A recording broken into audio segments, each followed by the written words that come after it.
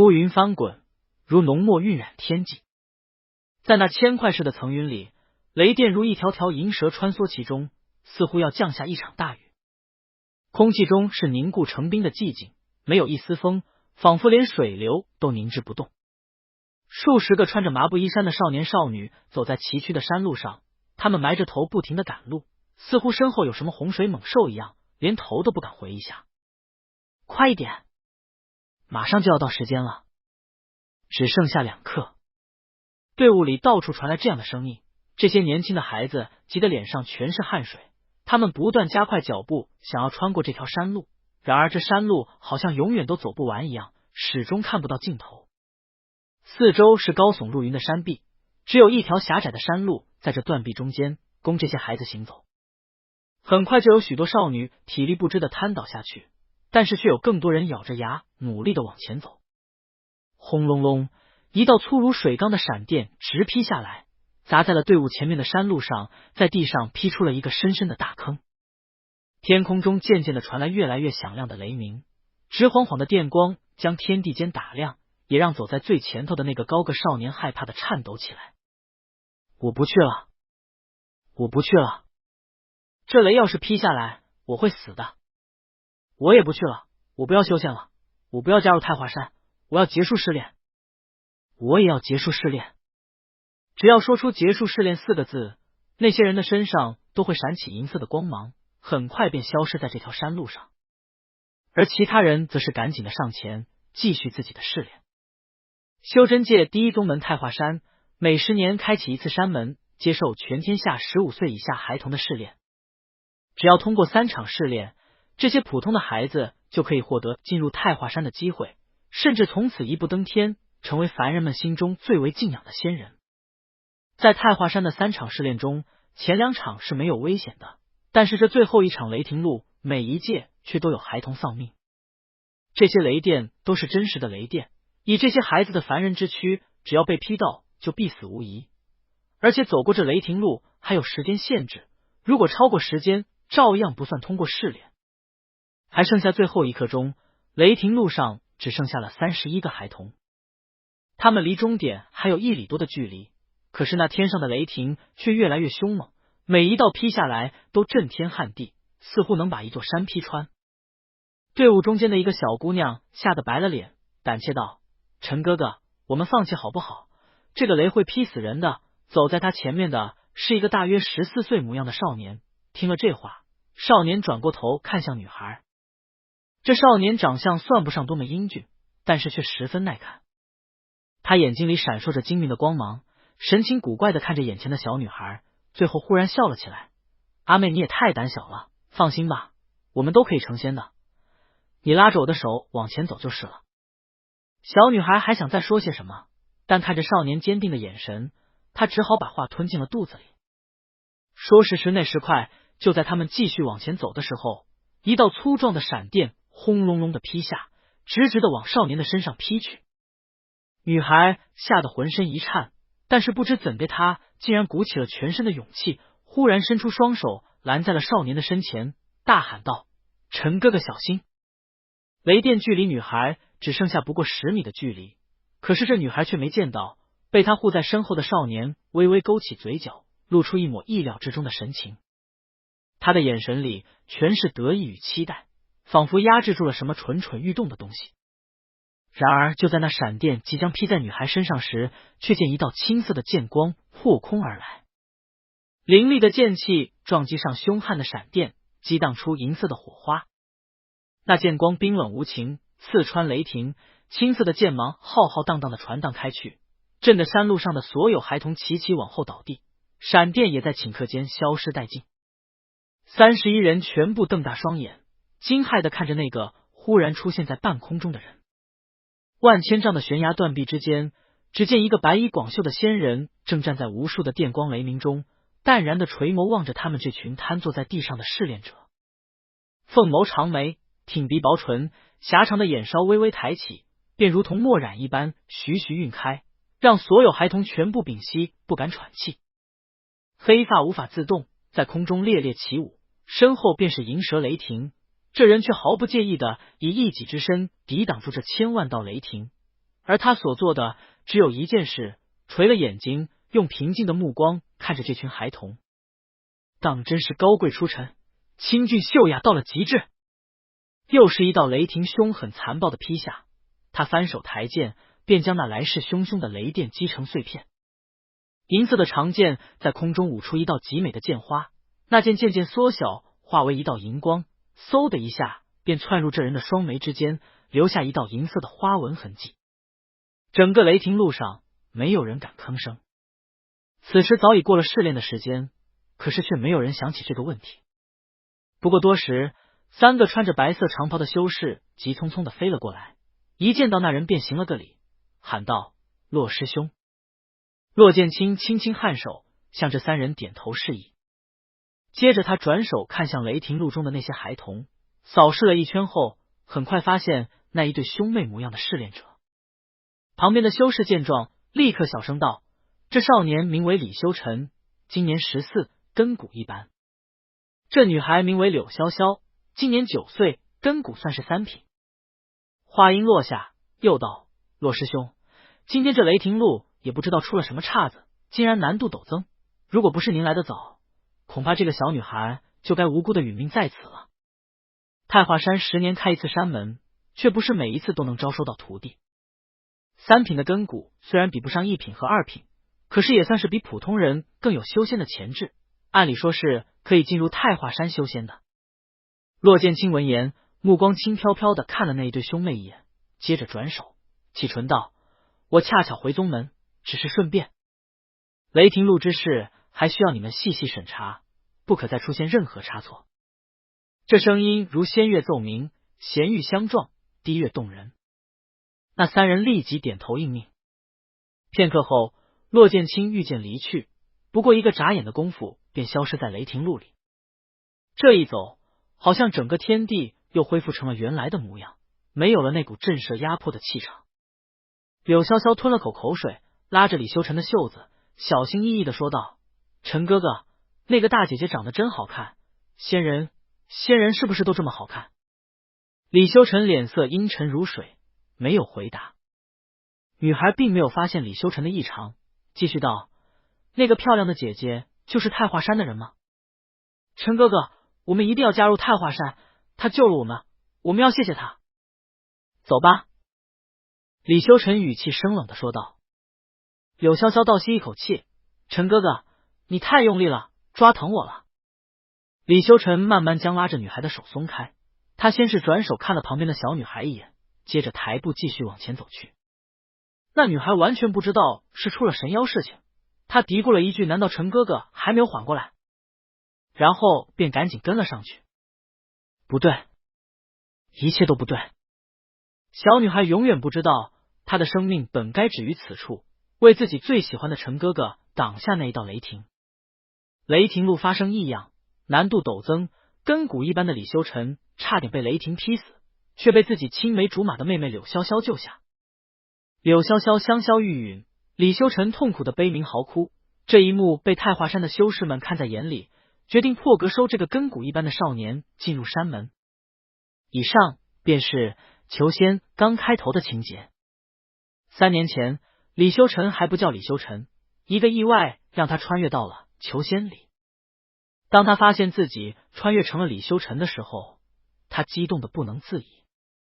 李修臣，求仙主角，拥有超级无敌金手指，简直就是位面之子。3年来，他按照自己记忆里的情节老老实实的生活，然后带着邻居家的妹妹柳潇潇来参加太华山的试炼。他早就准备好了要牺牲这个小女孩，让自己进入山门。可是为什么现在这一切都不对了？到底是哪里出现了问题？为什么骆剑清现在就出现了？此时此刻，那个被误认为大姐姐的白衣仙人也早已飞离了雷霆路，真正踏入了太华山的山门。四周的师兄弟们热情的与他打招呼，他便一个个温柔的应下，一张俊美的脸庞上带着和煦的笑意，姣好如女子一般，面如春花，灿烂柔和。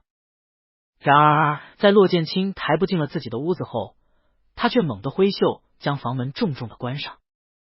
脸上的笑意顷刻间消失得一干二净。骆剑清眸色冰冷的转手看向不远处的书桌，他眸子一眯，一本厚厚的书籍便快速的飞入他的手中。在那书籍的封面上，赫然写着2个遒劲苍莽的大字：裘仙，骆剑清，太华山玉霄峰首徒，修真界第一人的关门大弟子。因嫉恨师弟李修尘而背叛师门，成为一代魔头。多年后，骆剑清被李修尘率众追杀，经过整整10天10夜的鏖战，死于李修尘剑下，可谓是死得其所，大快人心。但是现在，骆剑清轻笑着勾起唇角，用淡然的目光望着那书籍上的那金光闪烁的裘仙2字。我骆剑清回来了。1天后，便有小师弟跑来告诉骆剑清，雷霆路的失误纯粹是一个意外。作为修真界的第一宗门，太华山每10年就要向天下广收一次弟子。10年对修真者来说不过是一次闭关，这样的收徒活动自然不可能直接由宗门内的长老操办，而是全部交给了年轻一辈的弟子们。骆剑清是太华山首徒，也是太华山第7峰玉霄峰的唯一弟子。10年前他也曾经操持过一次，但这次正好他出外游历，这个任务便落到了太华山的3师姐魏琼英身上。然而偏偏就是在雷霆路出了点岔子。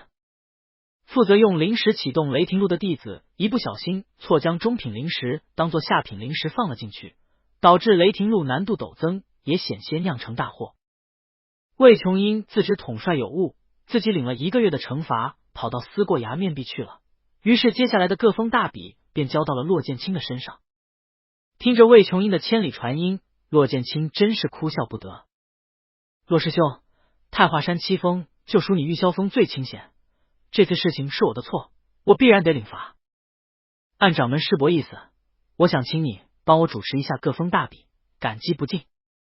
魏琼英，请人帮忙，还有先说一句说你最清闲的。看样子魏琼英和上辈子一样，仍旧只会修炼，不会做人啊。骆剑清没有拒绝这样的事情，实际上上辈子这个峰大比就是由他来操办的。他眼睁睁的看着那个根骨一般的小子仿佛有神相助，短短10天内实力就有了极大的进步，最后一举成为各峰大比的第2名，也直接跨入玉霄峰，成为玉霄峰的第2个弟子。3天前，骆剑清在兽群的尸体中醒了过来，浑身的骨头仿佛要碾碎了一般，头有1000斤重，一身白袍上沾满了淋漓厚重的鲜血，周围是成百上千的妖兽尸体。骆剑清当时便以为自己是到了地狱，但是当他发现体内的灵力自行运转起来后，他喜出望外，同时忽然想起了这个地方——万寿岭。多年前他经常喜欢来万寿岭杀妖，甚至一杀就是2、3年。在万寿岭杀妖是不受任何管制的，妖修也可以来这里捕杀人修，这里是3不管地带，也经常有人修和妖修来这里解决自己的私人恩怨。在这里杀戮不会有任何人管束。醒来后，骆剑清并没有立即起身，反而坐在那兽群尸体中思考着自己上辈子的事情。他已经知道自己回到了18年前，那时候李修尘还没有进入太华山，也没有成为他的师弟，而且现在正是李修尘即将进入山门的重要时期。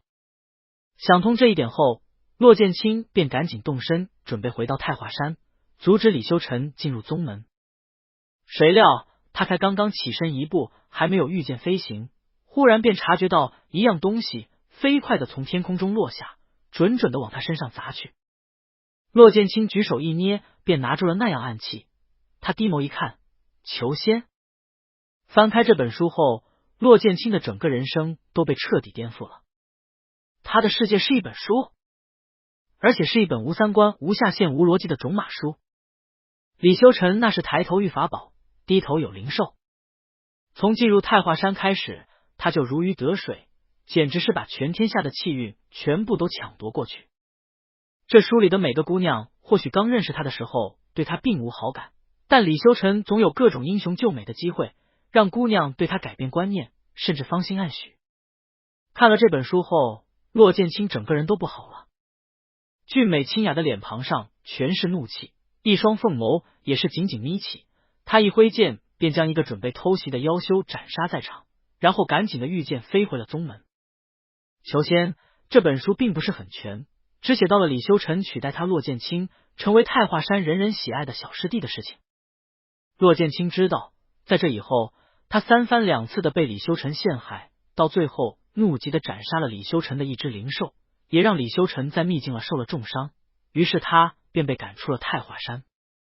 明明是在秘境里寻宝，李修臣和他大打出手，才会出了这样的事情，最后居然变成了他偷袭李修臣。从万寿岭回太华山的一路上，骆剑清将那本《求仙》看了整整12遍。上辈子被贯穿心脏的感觉还残留在他的记忆里，而这辈子他绝对不允许再发生这样的事情。在来到雷霆路之前，骆剑清甚至有想过直接在这里一剑杀了他李修臣，但是这只是想想，有许多师弟师妹正在雷霆路外看着，他绝对不可以做出这样反常的事情。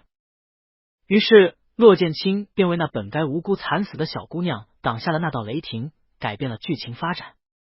然而，骆师兄，这是今年新收弟子的名录，您请看一下。骆剑清垂眸看着那数十个名字，在看到李修臣3个字的时候，嘴角微微抽搐。他笑着抬眸看向这个小师弟，语气温和的问道：“这个李修臣，我记得跟骨一般，他也进入山门了？”看着这张白皙清雅的脸庞和那淡然如风的笑容，小师弟情不自禁的吞了口口水，抖着嗓子的说道：“李修臣虽然根骨不好，但是他过了雷霆路。骆师兄，您出手阻止了那道雷霆后，雷霆路就赶紧关闭了，所以这一届一共收了24位师弟师妹，几乎把所有留到最后的试炼者全部收了。”骆剑清眉头一挑，没有再多说。那小师弟用崇敬仰慕的眼神一直盯着他，等到离开骆剑清的房间时，还三番两次的回头，说什么等3天后各封大比的时候，他会来请骆剑清前去主持。这些骆剑清一一应下，等到这师弟离开后，他唇边的笑意却倏地消失。重重的叹了一口气后，骆剑清起身离开了玉霄峰，半天后才回来，手里头还多了一样东西。3天后，各封大比准时开启。24个新入门的弟子站在擂台下，用好奇的眼光四处打量着。这24个弟子里，不过只有8个女孩子，其中柳潇潇长得最为娇俏，也引人注目。不过柳潇潇一直拉着他身旁的那个少年说话，一点都没注意到旁人的眼光。如果说这少年十分优秀也就算了，偏偏李修臣跟骨一般，长相也十分平凡。就这件事让不少人都注意起他来，想要看看这小子哪来这么好的艳福，可以让一个跟骨3品的新人女弟子如此喜欢。陈哥哥，你的那套拳法练好了吗？我好像有点没掌握好，今天会不会出事啊？李修臣漫不经心的点头，看着对方敷衍的态度，柳潇潇难过的皱了小脸。陈哥哥，你不是说只要我们进入太华山就可以成为仙人，成为仙人后我的爹娘就可以过好日子吗？可是昨天那个师兄说了，我们不可以随便回家的。李修臣没好气的说道，你早晚可以回家。李修臣说话时连一点余光都没分给柳潇潇，让这才不足10岁的小丫头委屈到不行。柳潇潇不知道他的陈哥哥到底怎么了，明明在雷霆路前，陈哥哥一直对他特别照顾，在过去的3年里也经常的关心他，爱护他。可是如今李修臣却总是这副不想理他的模样。他是为了让爹娘过好日子才跟着李修臣来的，这里也没他认识的人。一时间各种酸涩的感情涌上心头，毕竟只是一个8、9岁的小丫头。柳潇潇眨巴着眼睛，眼泪都快下来了。然而当他一抬手忽然看见那个白衣翩跹的美人时，他惊喜的睁大双眼，大声呼喊出来，大姐姐！陈哥哥你快看，是那个救了我们的大姐姐。柳潇潇的声音并不小，在场的弟子们大多也是练气期以上，耳力极好，一下子就听清了他的话。大姐姐。这小丫头说骆师兄是大姐姐。哈哈哈哈，也是，咱们骆师兄这么风姿卓然，那可是36州无数少女的梦中情人。我进太华山的第一天也以为骆师兄是哪个喜欢穿男装的师姐呢，真是太好看了。听到这句话时，骆剑清也是倏地愣住，他诧异的低手看向台下的小姑娘，只见后者正紧紧抱着他家陈哥哥的手臂，高兴的不断朝他挥手。只有1米多点的身高，瘦瘦的，这个小豆芽菜似的丫头居然叫他大姐姐。一旁的黑衣青年嘿嘿一笑，凑到骆剑清的耳边说道：“师兄，这小丫头眼光挺好啊。”骆剑清垂目睨了他一眼，黑衣青年立刻无辜地摊摊手，噤声不谈。骆剑清再淡定地扫视了全场一圈，那些小声说话的师弟师妹也赶紧地闭上了嘴。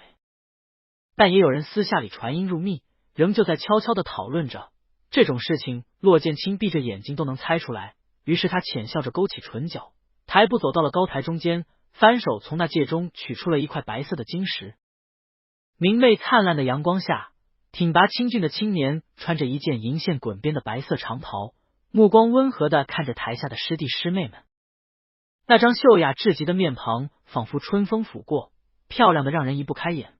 偏偏这人强大压迫的气场让人不敢造次，只能悄悄地仰望崇敬。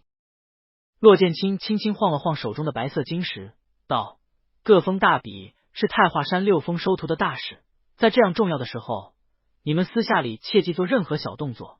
如果这传音识亮了，休怪我剑下无情，送你们去见你们最温柔的魏师姐。”一旁的黑衣青年：“哈哈，师兄你也太假公济私了吧，传音都不可以，还最温柔的魏师姐？魏师姐要是温柔，那我简直就是天底下最痴情的男人了。”骆剑清转手看向自家师弟，认真道：“四师弟，这话我会替你转告给三师妹的。”谢子卓一脸惊恐：“骆师兄，你欺负人！”骆剑清淡笑不语。这些只是个小插曲，片刻后，在骆剑清的宣布下，各封大比正式开始。24个新人弟子按照之前抽签的顺序依次上台比斗，向太华山6峰的师兄师姐展现自己过去这10天来的修炼成果。胜利者可以到下一轮继续参赛，如果天赋好，甚至可能被长老直接收为关门弟子。太华山收的弟子必须没有任何的修为，即使是大家族的少爷小姐，最多也只可以学会一些防身术，不可以有一点灵力。于是这次的各封大比基本是看每个弟子的天赋和个人在这10天内的努力，非常公平。不过毕竟这些弟子没有什么修为，所以这样的比斗也没什么看头。大部分女弟子都悄悄地将目光转向高台，看向那个白衣卓然的大师兄。骆剑清倒是十分淡定，他把玩着手中的传音石，唇边带笑，神色平静地看着擂台中的情况。过了许久，终于轮到那位根骨一般走了狗屎运的李修尘上台了。骆剑清手中的动作忽然停下，一旁的谢子卓敏锐地察觉到骆剑清的异常，他转眸看了李修尘一眼，低笑道：“看样子师兄对这个全场根骨最差的小子也很有兴趣。”骆剑清挑起一眉：“你觉得他能赢吗？”谢子卓哈哈一笑：“他要是能赢，我就闭关1年。”骆剑清摆摆手：“不用那么惨，你去撕过牙陪你魏师姐就好。”谢子卓睁大双眼：“骆师兄，你欺负人！”骆剑清扬唇轻笑，似乎十分轻松。然而连谢子卓都没发现，骆剑清的目光一直凝视在那李修尘的身上，看着这个平凡无奇的小子一脸阴沉的走上擂台，用复杂的眼神注视着对面的对手。骆剑清慢慢收敛了笑意，清澈透亮的眸子里闪过一抹暗光。没有了那样东西，李修尘，你要怎么办呢？一天下来，24个新人弟子轮番上台比武，而且个个都没有什么灵力基础，这样的比试毫无意思。大多数的正式弟子都百无聊赖的看着，甚至当李修尘上场时，很多人根本没有看他一眼。也只有骆剑清的目光一直凝聚在这个长相平凡的少年身上。上辈子骆剑清一直不懂，这么一个根骨一般的少年是怎样在各封大比中力压群雄，获得第2名的。即使其他弟子也都没有灵力，可是其中有不少出生家族的新人弟子，他们从小就有学习一些武斗技巧，实力远超常人。然而偏偏只有骆剑清一个人在10天内居然达到了炼气期。在36周中，人修一共分为9个境界，即炼气、筑基、金丹、元婴、出窍、合体、渡劫、大成和化神。每个大境界里又各自有3个小境界，即初期、中期和后期。唯独在炼气期直接分为9个阶段，从炼气1层到炼气9层。上辈子全场一共23位弟子，除去已死的柳潇潇，竟然只有资质最差的李修尘达到了炼气期。而且李修尘还出生贫苦，没有其他家族子弟从小优渥的修炼环境，这简直是天方夜谭。如今在看了求仙之后，骆剑清终于明白了原因。之前怎么说来着？李修尘根本就是位面之子。抬头看仙药，低头遇灵兽，说的就是他了。李修尘和其他新人弟子暂时被分到太华山外门进行10天修炼。在求仙上是这么说的，由于青梅竹马的惨死，李修尘决定发愤图强，每天都努力修炼。然而他的天赋实在太低，修炼了8天比别人修炼1天都差。于是在即将开始各封大比的前一天晚上，他来到后山散心，然后一脚就踩到了一颗丹药——融灵丹。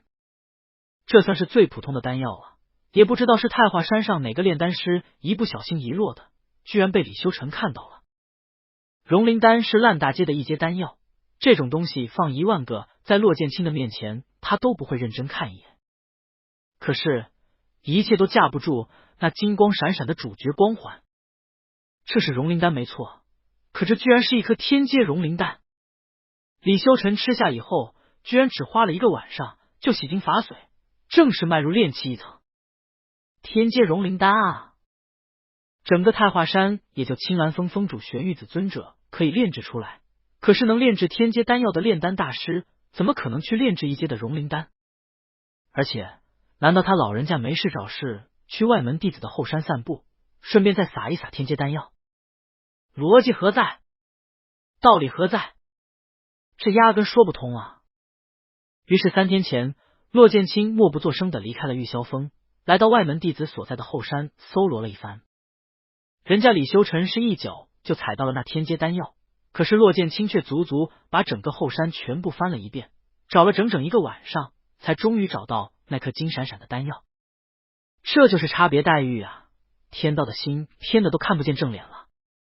用灵石查看了一下放在那戒里的天阶融灵丹，骆剑清薄唇微勾，绽放出一抹淡然飘沉的笑容来，眉如远黛轻轻舒展，凤眸微弯好似月牙。场下许多女弟子纷纷倾倒芳心，然而骆剑清却一直凝视着擂台上的情景，没有分心一下。所以说，没有了融灵丹，身为一个凡人的你该如何赢过你的对手呢？骆剑清修长如玉的手指在玄铁桌案上轻轻敲击，眸子微眯，笑意深沉。而在擂台上，李修尘可是郁闷的满心浮躁，差点就想再穿回去把那什么求仙再看一遍了。求仙可是出名的超级种马金手指纹，李修尘上辈子看了足足10遍，把里头的一些细节翻来覆去的看，就差背下来了。他明明记得他是来到太华山的第9天到后山散步，然后一脚踩到了天阶融灵丹，于是一举炼气的。可是昨天他在太华山外门弟子的后山走了1个晚上，别说什么天阶丹药了，连根毛都没看见。你说这郁闷不郁闷？你说这憋屈不憋屈？没有天阶融灵丹，他拿什么和这些出生家族的弟子比斗？他压根没有什么优秀的根骨啊！太华山新人弟子各封大比第10场，昌州徐华根骨4品，豫州李修尘根骨无。话音落下，那充当裁判的师兄就往后退了一步，给新人们留了比斗的空间。看着对面那位身材魁梧的徐华，李修尘脸庞抽搐，他还没人家1个胳膊粗，这打什么打？这完全是要挨打。高台之上，看着这差距极大的2人，一身黑衣的谢子卓嘿嘿一笑，凑到了骆剑清的耳边，小声嘀咕道：“师兄，不是我说，你说这可能赢吗？”那个徐华根骨4品，而且已经快要到炼气1层了，但是这个李修尘直接就没有根骨，还身材矮小，他要能赢，这天道也未免太不公了吧。骆剑清转手看向谢子卓，清俊秀雅的眉眼轻轻笑弯，似笑非笑的看着这个吊儿郎当的师弟。你真觉得他肯定输？谢子卓理所当然道：那是必然，要是这都能赢，我明天就去撕过牙陪魏师姐去。骆剑清故作诧异的挑了眉：你真要赌这么大？谢子卓神秘兮兮的说道：就赌这个。不过骆师兄，如果你输了的话，我要你每日用的玉牛书。谢子卓看着自家师兄那副你不会是个变态吧的眼神，立即摆摆手，给自己澄清道：不是我要的，是小师妹啊。师兄你也知道，小师妹从小就倾心于你，我最近求她给我炼制一枚难度很高的3品丹药，她就开口了，除非是你亲自和她要，否则她绝对不炼。我想这绝对不可能啊，于是我和她讨价还价，她才愿意用你的玉牛书来交换。骆剑清，小师妹怎么可能要我的玉牛书？谢子卓瞪大双眼，不敢置信的说道：怎么不可能了？这要不是玉霄峰的禁制，太多小师妹上不去，你信不信他半夜都能爬上玉霄峰偷窥你？谢子卓还在滔滔不绝的说着，明明是在说自家猥琐痴汉的小师妹，可是他却没有一点鄙视的意思，反而相当自豪的感慨道：小师妹真是性情中人，我要是有她一半的大胆，我早就天天往苍霜峰去了。这话听得骆剑清无声一笑，心中却有苦涩的情绪渐渐弥漫开来。小师妹从小就和他亲近，及笄礼上还曾经放言此生唯他不嫁，可是到最后小师妹却嫁给了李修臣，成为他的结发妻子。那样一个骄傲任性的小师妹，恐怕永远都没想到她的丈夫以后还会娶9个女人。听说后来小师妹十分大度的与其他姐妹们一起照顾李修臣，可是骆剑清却无法想象那样的场景。那是在烈日青天之下，手持一枚天阶丹药，骄傲的和他说：骆剑清，我可是青兰峰的嫡传大弟子，和我在一起，你这辈子拥有享用不完的丹药，你可别后悔的人。那申红衣灼灼如火，到最后竟然会喜欢上李修臣，因为英雄救美，因为身中玉毒。天道哪里是不公？天道的公平是只对李修臣一个人。白皙俊雅的脸庞上慢慢笼上一层悲意，仅在一瞬间便消失殆尽。骆剑清用复杂的目光注视着李修臣，不知怎的，竟然随口说道：好，如果他输了，我把我的玉牛书给你。谢子卓还在苦口婆心的劝着，时不时的把魏琼英拉进来，说什么去陪魏师姐是一件相当可怕的事情，骆师兄你用玉牛书和我换这个绝对不亏。当听到骆剑清居然同意时，他激动的不能自已，兴奋的看向擂台，却见下一秒高个大汉徐华突然捂住肚子，啊，好痛！裁判师兄，可否等我1刻钟？虽然他早就猜到天道的心偏到大陆另一端了，但是能不耐别这么偏啊？李修臣的第一场比斗以对方肚子疼而结束，不战而胜。李修臣的第2场比斗，对方刚刚出招却忽然闪了腰，不战而胜。李修臣的第3场比斗对上了柳潇潇，柳潇潇刚刚出手打中李修臣的手臂，李修臣便痛嚎一声，吓得柳潇潇赶紧收招，胆怯的询问陈哥哥你没事吧，接着被李修臣出招制服。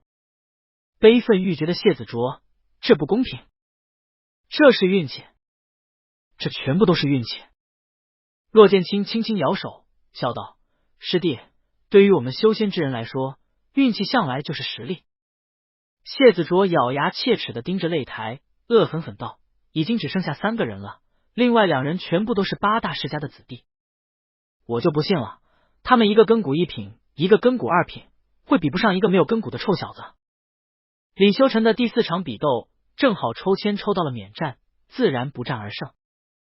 擂台下全部是嘀嘀咕咕的声音，不少人伸手对着李修臣的方向指指点点，小丫头柳潇潇也不停揉着自己疼痛的胸口，再也没有贴着他的陈哥哥坐。李修臣的那一掌狠狠打在了他的身上，他虽然年龄小，只知道依赖自己熟悉的李修臣，可是他却也不是不懂事。李修臣那一掌其实并没有那么痛，但他却很难过，一张俏丽的小脸蛋上全是伤心的神色。和上辈子的结果没有一点不同，李修臣再次成为了各峰大比的第2名，注定成为内门弟子。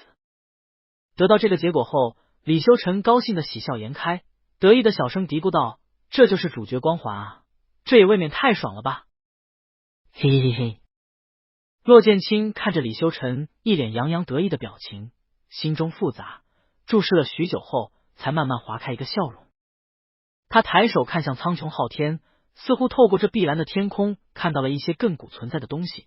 精致漂亮的脸庞上只有温和的笑意。这次依旧是第2名，但是却已经有些东西不一样了。上辈子李修臣得了第2名后，场下的弟子们只有清一色的赞叹。没有根骨的新人师弟在擂台上大放光彩，甚至成为唯一一个练气成功的弟子，这样励志的事情让人忍不住的欣赏。而且很多人也知道，这位师弟刚刚失去了自己的青梅竹马，对他抱有同情。可是如今呢？这小子也太走运了吧！是啊，这小子挺心狠手辣的，他刚才可是把他认识的那个小丫头都给打下擂台了。第2名可以进入内门，也不知道他以后有没有这样的狗屎运了。骆剑清将这些嘀嘀咕咕的话语都收入耳中，淡笑不语。站在他身旁的谢子卓早已郁闷的瘫在椅子上，没精打采道：“天道不公，天道真是太不公了。这种运气我谢子卓平生闻所未闻，天道不公。”骆剑清轻笑一声，语气平静的说道：“师弟，天道从未公平过。”谢子卓原本只是随口说说，谁料居然得到了骆剑清的回答。他抬起头看向自家师兄，在看到那张脸的时候，也不免失神一瞬，接着却见骆剑清苦涩的笑了一下，道：“天道不公，那便让他公平。师弟，我们修仙修的是自己，从来不是天道，这一点你可明白？”微微正神了片刻后，谢子卓恭敬的颔首，再也没有了刚才随便轻浮的模样。是。各封大比就此结束。大比的前6名都直接成为内门弟子，其余只能是外门弟子。而前3名可以挑选自己想要拜入的山门，从第1名开始依次选择。第1名的那位弟子出生世家，根骨异品，他直接挑选了太华山掌门所在的苍霜峰，被苍霜峰道场的那位嫡传弟子领走。接下来便是李修臣。骆剑清站在高台中央，一张俊脸安宁冷静，语气淡淡的说道：“在过去的10天内，应该有门内弟子向你说过我们太华山的基本情况。如今既然你已成为各封大比的第2名，那太华山6峰任你挑选，你要选择哪一个？”和第1名的那位弟子不同，骆剑清话音落下后，全场没有人吭声一句。6峰派过来接应新弟子的师兄师姐们齐齐哑声，用古怪的眼神看着场上的李修臣。他们并不怎么喜欢这个没实力的师弟，谁不想自家实力提高？把这小子领回去算什么？看看他以后还能不能有今天这么好的运气吗？这种情况和上辈子截然不同，那时候所有人都争着吵着要李修臣，可如今他却无人问津。骆剑清面不改色的望着李修臣，神色不悲不喜，仿若双天之上的神明，气势绝尘压迫。然而和上辈子一模一样的是，李修臣微微拱手，郑重道：“师兄，听闻太华山一共有7峰，为什么您说让我从6峰中选择一个呢？”这话一落地，全场一片哗然。骆剑清心中早已冰冷刺骨，但他却温柔的笑道：“我所在的玉霄峰从不收徒，只有我一人，所以你便从其他6峰中进行选择吧。”听了这话，李修臣的眼中闪过一抹惊喜的神色，他故作淡定的继续说道：“师兄，我想进玉霄峰。玄灵子尊者独步天下，以一己之力与妖修抗衡，是我辈修仙之人的楷模。不瞒师兄，我十分仰慕尊者，我来太华山就是为了拜入玄灵子尊者门下，即使是做一个杂役弟子，我也心甘情愿。”上辈子这时候，骆剑清气的体内灵力暴动，一个拂袖差点将这小子摔死。他这一生修养极好，耐心极高，唯一的逆鳞便是那个人。李修臣恰恰碰到了他的逆鳞，他便忍不住的发作，使得李修臣受了伤。然后那个从不离开山门的人居然亲自出了玉霄峰，将李修臣带回去治疗，并且用淡漠的声音告诉他：“剑清，从此以后他便是你的师弟了。上辈子他被李修臣陷害无数，只有一件事李修臣没有说错，他恨李修臣。他恨李修臣也成为了那个人的弟子，分走了独属于他的地位。往事如浮云从眼前一晃而过，骆剑清低手看向李修臣，却见后者有点害怕的看着自己，但眼神中又有着隐隐的期待，似乎在等待着什么。然而这一次，骆剑清却是重重的叹了一口气，藏在宽袖下的指甲紧紧掐入掌心，温和的笑道：“玉霄峰从不收任何弟子，师弟再选一个吧。”李修臣一下子愣住，他一直在等骆剑清对他出手，然后玄灵子便会出来为骆剑清打圆场，同时将他带回玉霄峰收入门下。怎么这次骆剑清一直没对他出手？难道他穿到书中来，真的改变了这么多东西？等了片刻，李修臣一直神色未定，迟迟没有说话。他不说话，骆剑清便也不说话，耐心十足的等着。一旁的谢子卓倒是不耐烦了：“你拿不定主意就往一边去，第3名的那个小姑娘，我看你根骨不错，你要不要和师兄我去浩明峰啊？我们浩明峰可是太华山风景最美的地方了，最适合你这样可爱的小姑娘了。”一直等到前6名的其他5位弟子都选好了自己要去的山门，李修臣都站在原地没有动弹。当柳潇潇被青兰峰的人收入门下时，他还犹豫了一会儿，对李修臣说道：“陈哥哥，青兰峰很好的，你要不要和我一起去青兰峰？”回答他的是李修臣斩钉截铁的话语：“我想拜入玄灵子尊者门下。”听到这话，骆剑清唇边笑意更深，没有回答。终于，另外23位弟子全部都选择了自己要去的山门，唯独剩下李修臣迟迟没有做出决断。他抬手看着骆剑清，骆剑清便也低头看他。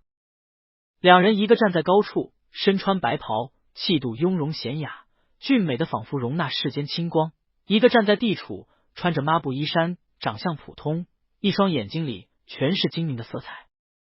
许久后，骆剑清淡笑道：“这位师弟，你去浩明峰吧，那里的功法更为适合你。”李修臣仍旧坚定的摇手：“不，师兄，我来太华山就是要拜入玉霄峰，拜入玄灵子尊者门下。”一句句的玄灵子尊者让骆剑清慢慢的笑弯了眸子，他的掌心早已被自己掐出血印，但是他却始终没有表露出一分。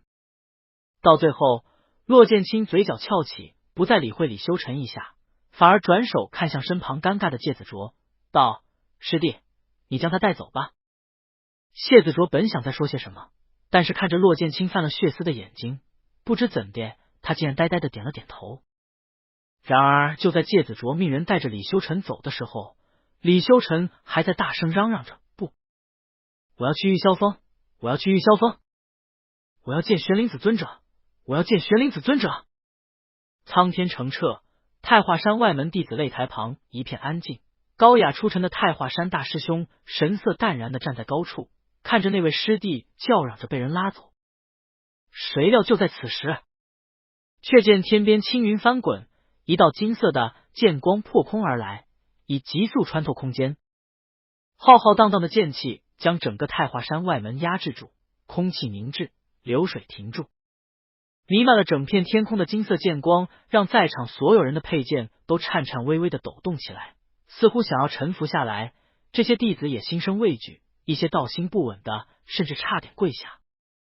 只听一道悠长低沉的声音穿过无限距离，仿佛从远古而来，夹杂着一丝若有若无的叹息，在天空中轻轻响起：“剑清。”这无边无际的灵力充斥整片空间，强大的好似凝聚成海，压迫的每一个在场弟子都抬不起头来。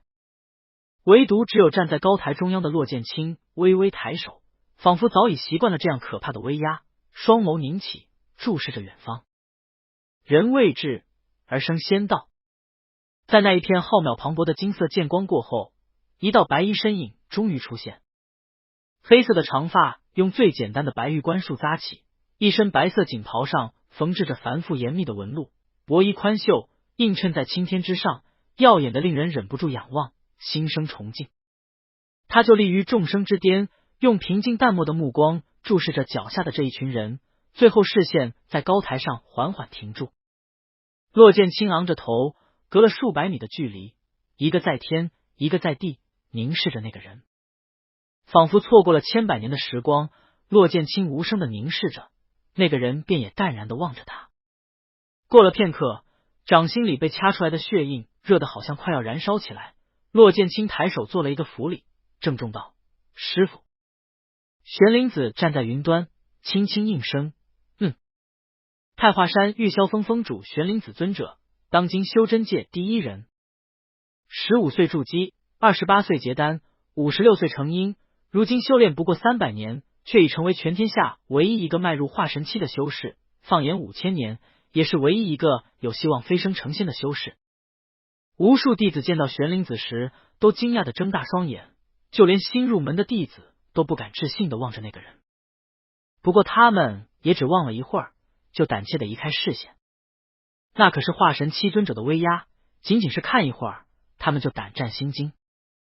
而在这群弟子之中，最为激动的莫过于李修尘了。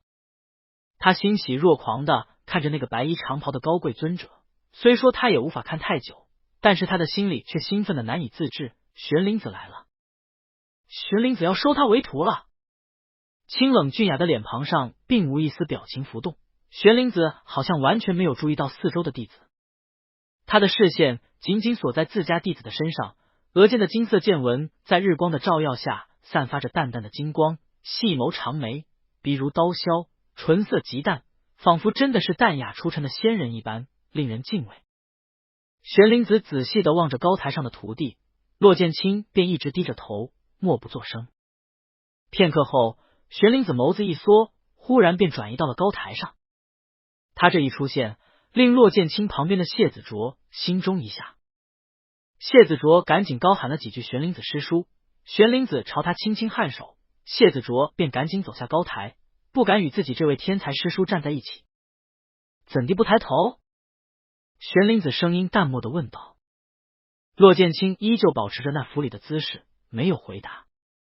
清俊的双眉凝聚成结，玄灵子垂眸望着自家这位顽拗的徒弟，低声又问：“为师刚出关，就听说你正在筹办这一届新入门弟子的各峰大比，你的飞剑已经炼制成型，不想看看？”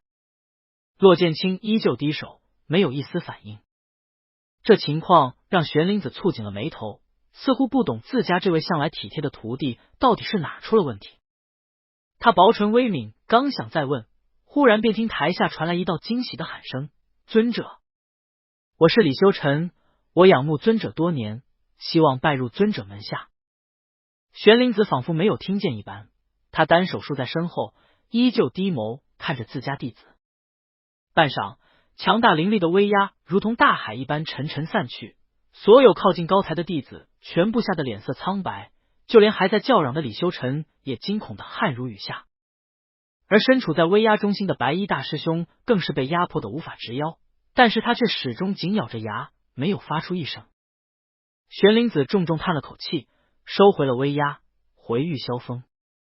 骆剑清忽然惊讶的抬手看向对方，诧异的问道：“师傅。”这时玄灵子才发现，不知何时自己这位向来恪守本领的徒儿已经眼睛通红，那张清雅端美至极的脸庞上全是密密麻麻的细汗，碎发被汗水打湿，沾染在那张脸庞上，少了几分仙气，反而多了一种惊魂夺魄的美丽。对此没有一丝反应，玄灵子神色淡漠的颔首：“回去给你看你的新飞剑。”骆剑清大喜过望，立即应声：“是。”说着，骆剑清便将各峰大比的后续事务交给了旁边的弟子，准备和自家师傅回去。谁料就在此刻，那李修尘竟然跑到了高台边上，仰头高声道：“玄灵子尊者，弟子想拜入玉霄峰，拜入您的门下。”此话一落地，全场又是一片诡异的寂静。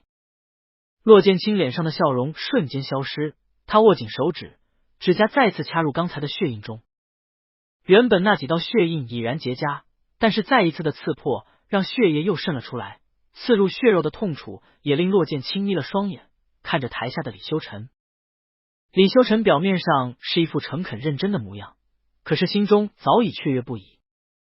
拜入玄灵子门下，进了玉霄峰后，他就可以得到这位修真界第一人的悉心指导。他将会20岁筑基，40岁结丹，这些他可能不如玄灵子，可是他厚积薄发呀。先天不足没事，他有金手指，这第一步先找一位好师傅，以后才能越走越远。太好了，虽然这次骆剑清有点奇怪，可是玄灵子还是来了，他照样能拜入玉霄峰。欣喜之下，李修臣并没有注意到高台上的事情。只见玄灵子穿着一身清冷的白袍，额前的金色剑纹熠熠生辉，他低眸望了那李修臣一眼，接着转手看向自家徒儿，神色冷淡，语气平静的问道：剑清，玉霄峰开始收徒了？忽然听到这话，骆剑清身上陡然一轻，心中那滔天的恨意也倏地消散。他惊讶的看着那个人，一切理智在此刻也消失得一干二净。灰灰日光下，那人用一如既往的淡漠眼神望着自己，说出了这样一句话，那埋藏在心底，过了2辈子都没有磨灭的苦涩与酸楚，忽然好像减轻了几分。骆剑清轻轻开口，等说话时才发现自己的声音早已沙哑。师傅，没有。那便走吧。是。这一切发生的太快，李修臣错愕的望着这师徒2人，久久没有回神。等他反应过来的时候，那2人早已随着一道金光消失在这外山之上，只留下站在高台下一脸期待的李修臣和许许多多望着他的师兄弟们。玉霄峰不收徒，这都多少年的规矩了，这个新来的师弟怎么就这么想不开？听说当年玄灵子师叔就是玉霄峰唯一的弟子，现在玉霄峰都有了大师兄了，他以为他还能进去？玉霄峰收徒的规矩那么高，这个人完全没资格呀。玄灵子师叔是超品的根骨，骆师兄也是。这人好像根本没有根骨吧？他怎么可能被玄灵子师叔看入眼里？李修臣睁大眼睛，一脸茫然的看着那2人消失的方向。等他被人带到浩明峰后，他才在自己被分配到的房间里，仿佛没了魂似的呢喃道：不可能，不可能，不可能，怎么会这样？怎么会这样？到底是哪里出了问题？哪里？咦？骆剑清。想到这里，李修臣整个人如遭雷劈，过了片刻才大骂出声：对，那个小丫头应该被雷劈死的，为什么骆剑清忽然出现了？还有今天，为什么骆剑清没有出手伤我？骆剑清，骆剑清，难道他也是传来的？他妈的骆剑清，你到底是谁？李修臣的骂声，骆剑清并没有听见。他随着玄灵子一路回了玉霄峰，不过多时便看见了2间简陋朴素的竹屋。竹屋四周是一片茂密的竹林，青色的翠竹在风中轻轻摇曳，掀起哗哗的声响。回到竹屋后，玄灵子便从那戒中取出了那柄长剑。此剑长3尺7寸，重312斤，用你先前带回来的万年玄铁、千年雷晶和低阶4品雷霆丹一起炼成。此剑快在速度，并可引万丈雷霆与你一起抗敌，算是一柄地阶法宝了。说着，玄灵子单手执剑递给自家徒儿：剑清，从此以后他便是你的本命法宝，为他取一个名字。青色的剑芒微微闪烁，凌厉尖锐的剑锋仿佛能刺破空气，却被玄灵子用灵力暂时封住。这剑身轻轻颤抖，仿佛不肯屈服于这小小的竹屋。玄灵子便一直握住剑柄，等待徒儿的结果。然而骆剑清却一直注视着这柄剑，迟迟没有回应。上辈子他把这柄剑叫做追鹰。师傅诧异的问他为何取了这样一个名字，他说此剑快在速度，可追音速，所以为追鹰。那时候师傅轻轻颔首，没有再多问，可是只有他一个人知道这个名字的含义。太华山玉霄峰峰主，道号玄灵子，本名无音。追鹰，追鹰，追的到底是音速还是无音？望着这柄剑，骆剑清心中渐渐发疼。片刻后，他接过这柄剑。原本还在叫嚣着的长剑移到骆剑清的手中，竟然忽然乖巧下来，剑身上有一道青光流过，长剑也发出一道低吟。玄灵子满意的看着这幅场景，明白此剑已经认主。然而他还没再多想，便听自家徒儿低声道：师傅，他叫双福。玄灵子浑身一震，抬手看向骆剑清，半晌后才问道：“为何？”骆剑清轻声一笑，道：“雷惊电散，血溅双符。既然这柄剑可引万丈雷霆，那便叫双符吧。”骆剑清话音刚落，长剑也微微一颤，似乎在应和他的话。骆剑清笑着看着这柄剑，接着便打算转身出门去竹林中试剑。谁料就在他刚转身的时候，却听玄灵子清雅淡漠的声音在身后响起：“剑清，你的手怎么了？”下一刻，一只冰冷的手忽然拉住了骆剑清的手腕，将他拽了回来。翠竹随风晃动，细叶婆婆索索。玉霄峰在整个太华山的最中央，被其他6峰包围住，占据了一条地阶灵脉的最顶级位置。光是1级禁制，玉霄峰上便有9981个，2级禁制有36个，正好对应玄天大陆的36州，而3级禁制则有9个，象征99归一。甚至在山巅，还有太华山历届太上长老联手设置的一座封天大阵，可困住大成期以下的所有修士。如果说太华山是天下修真者的圣地，那玉霄峰便是太华山的根基所在。玉霄峰已经连续13代只收1个徒弟了，一共有2个原因。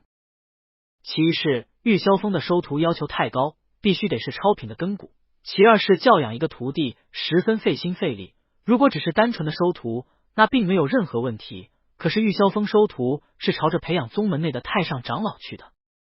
玄灵子修炼不过316年，如今是天下唯一一个化神期的修士。骆剑清17岁筑基，32岁结丹，也已经是这一代的人中龙凤，相信绝对有迈入化神期的那一天。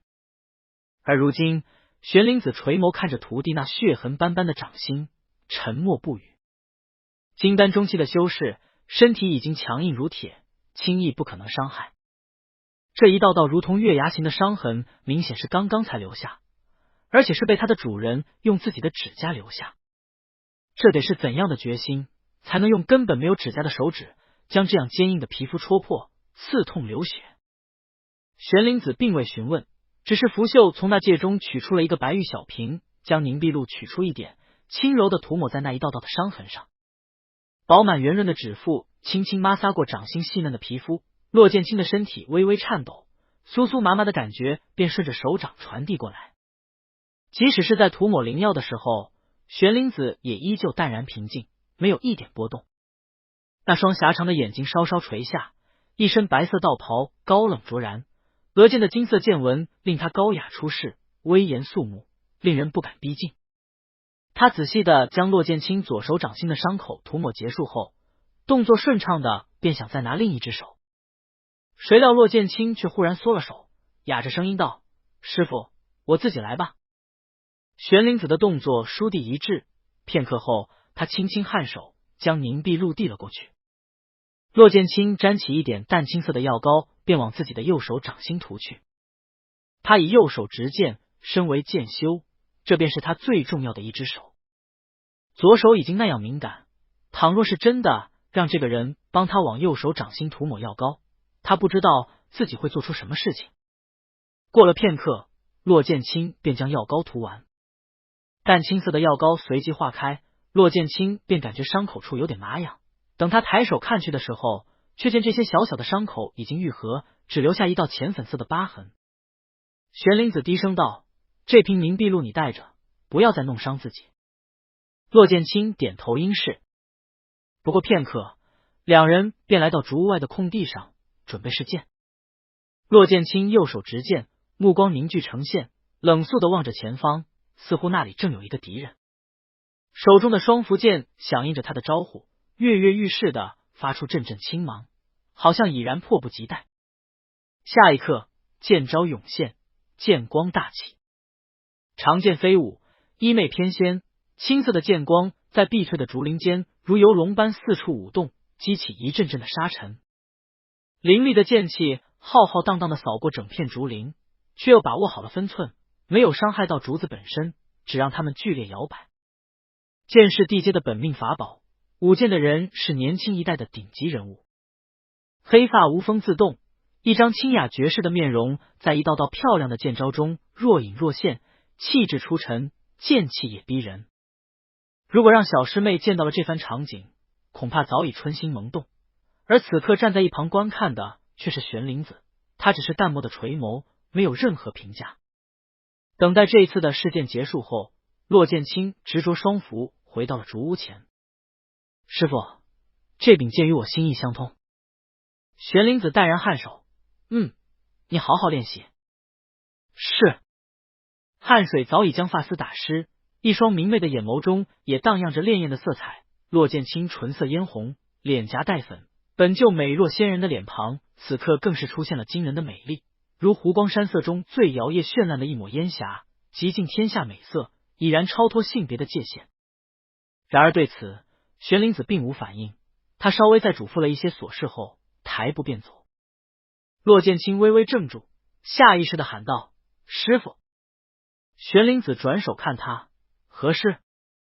骆剑清抿唇许久，道：“师傅，您这一次打算闭关多久？”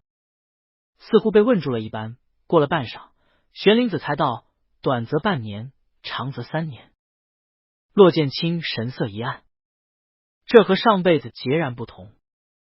上辈子，当这个人收下李修尘后，竟然再也没有闭过关。整整18年，他花费了大量的时间，悉心教导李修尘，让那个没有根骨的小子20岁筑基，甚至拥有了越阶抗敌的能力。上辈子他已经是金丹后期大圆满，只差一步就可以迈入元婴。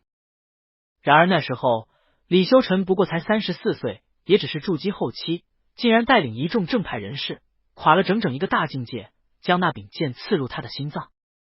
李修尘在，这个人从不闭关，宁愿修为停滞在化神初期18年。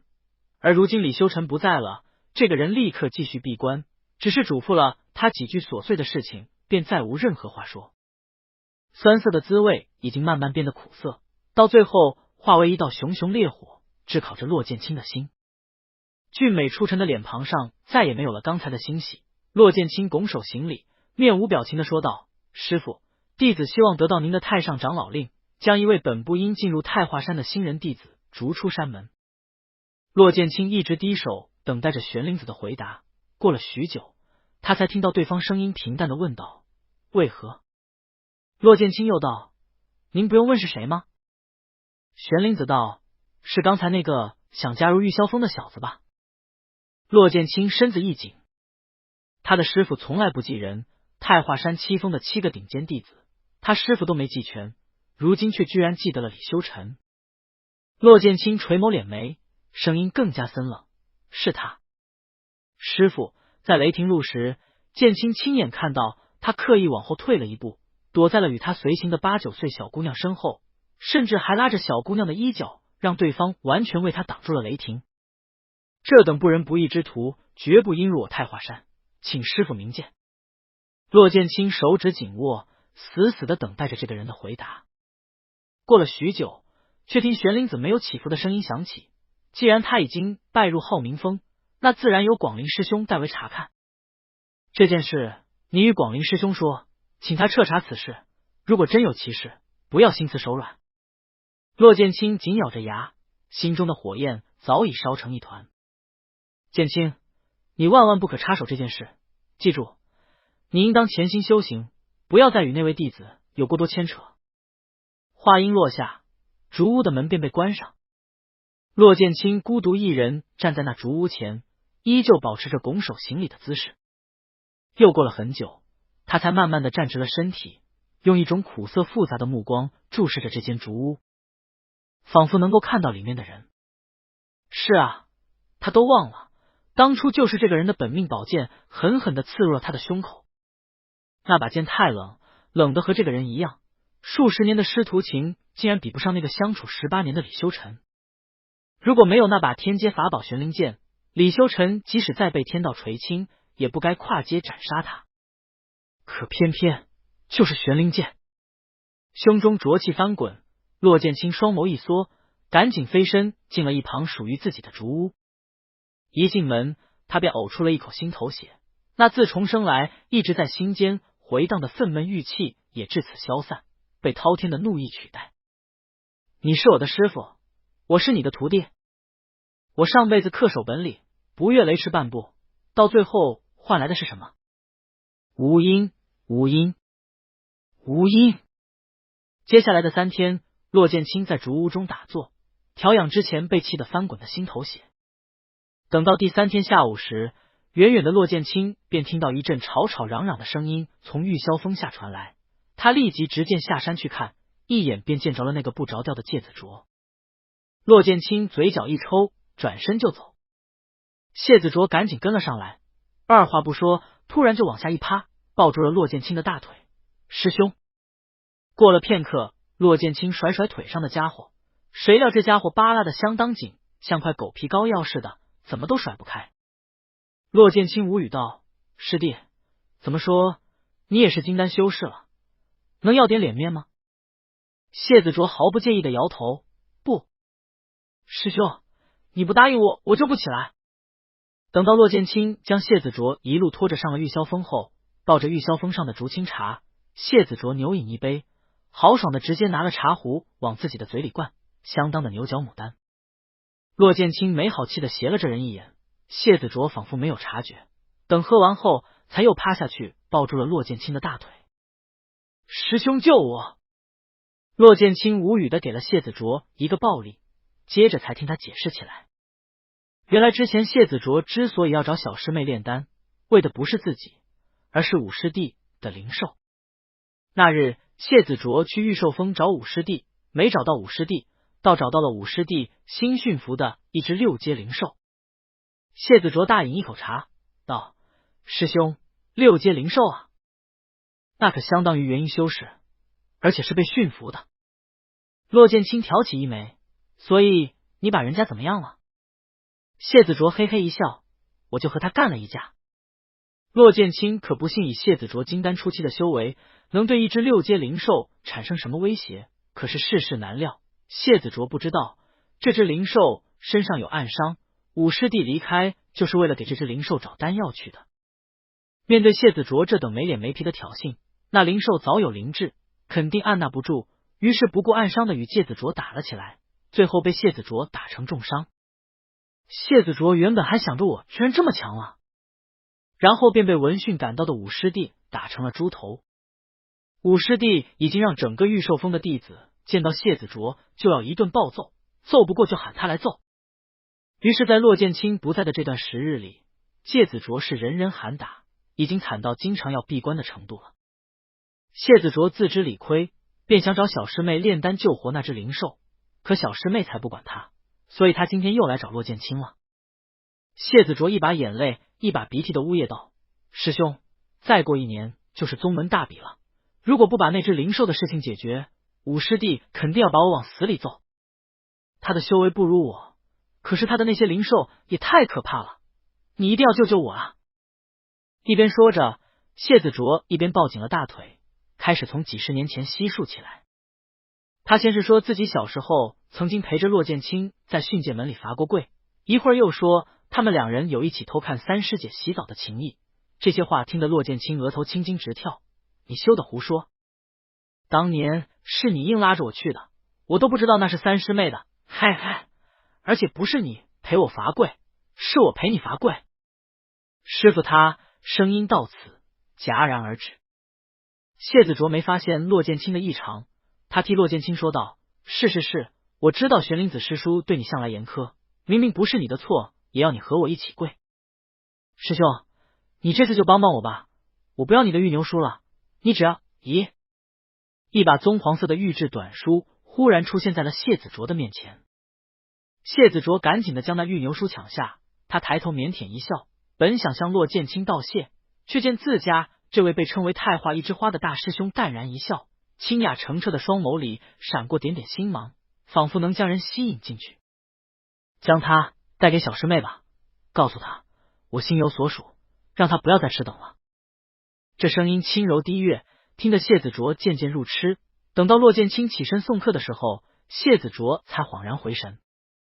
他用复杂深邃的目光望着自家师兄，到最后还是忍不住说道：师兄，33年的情谊，小师妹不会对你忘情的。你就算是用这样的借口，他也绝对不会信。骆剑清忍不住低笑出声，看得谢子卓又呆了一瞬。和上辈子一样，所有人都以为他的心有所属只是个借口，可是却没人知道他没有说谎。不过谢子卓的话倒是提醒了骆剑清，他凝眉问道：我记得2个月后就是新入弟子的第一次历练了，这一次是派小师妹领队？谢子卓重重点头：是，师兄，是小师妹。这件事已经过去太久，但是稍一提醒，骆剑清便回想起来。谢子卓说小师妹不会对他忘情，可小师妹最后仍旧嫁给了李修尘，成为了他的第一个妻子。因为就是在这次历练中，小师妹与李修尘一起掉入了某位元婴大能的遗迹里，最后被狱毒所侵，不得已的与李修尘发生了那样的关系。以李修尘的品性和自己对小师妹的了解，谢子卓都能想到，那个不过才炼气3层的小子是怎样在他金丹初期的小师妹神志不清的情况下对他进行侵犯的。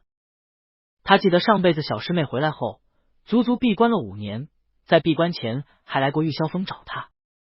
小师妹在峰底等了整整10日，他因为想让小师妹断了心思，便狠心没去理会。那时候的小师妹刚刚失身，羞辱她的人正是玉霄峰上的李修尘，可他为了自己仍旧来到仇人所在的地方苦苦吃等。想到这，骆剑清便心痛难忍，他绝不会再给那个恶徒凌辱他的小师妹的机会。即使之后小师妹屡次被李修尘所救，最终无可奈何的决定嫁给对方，可他也不允许李修尘在那样的情况下强上他的师妹。求仙，这书写的毫无下限，甚至把那秘境中的情况都写得一清二楚。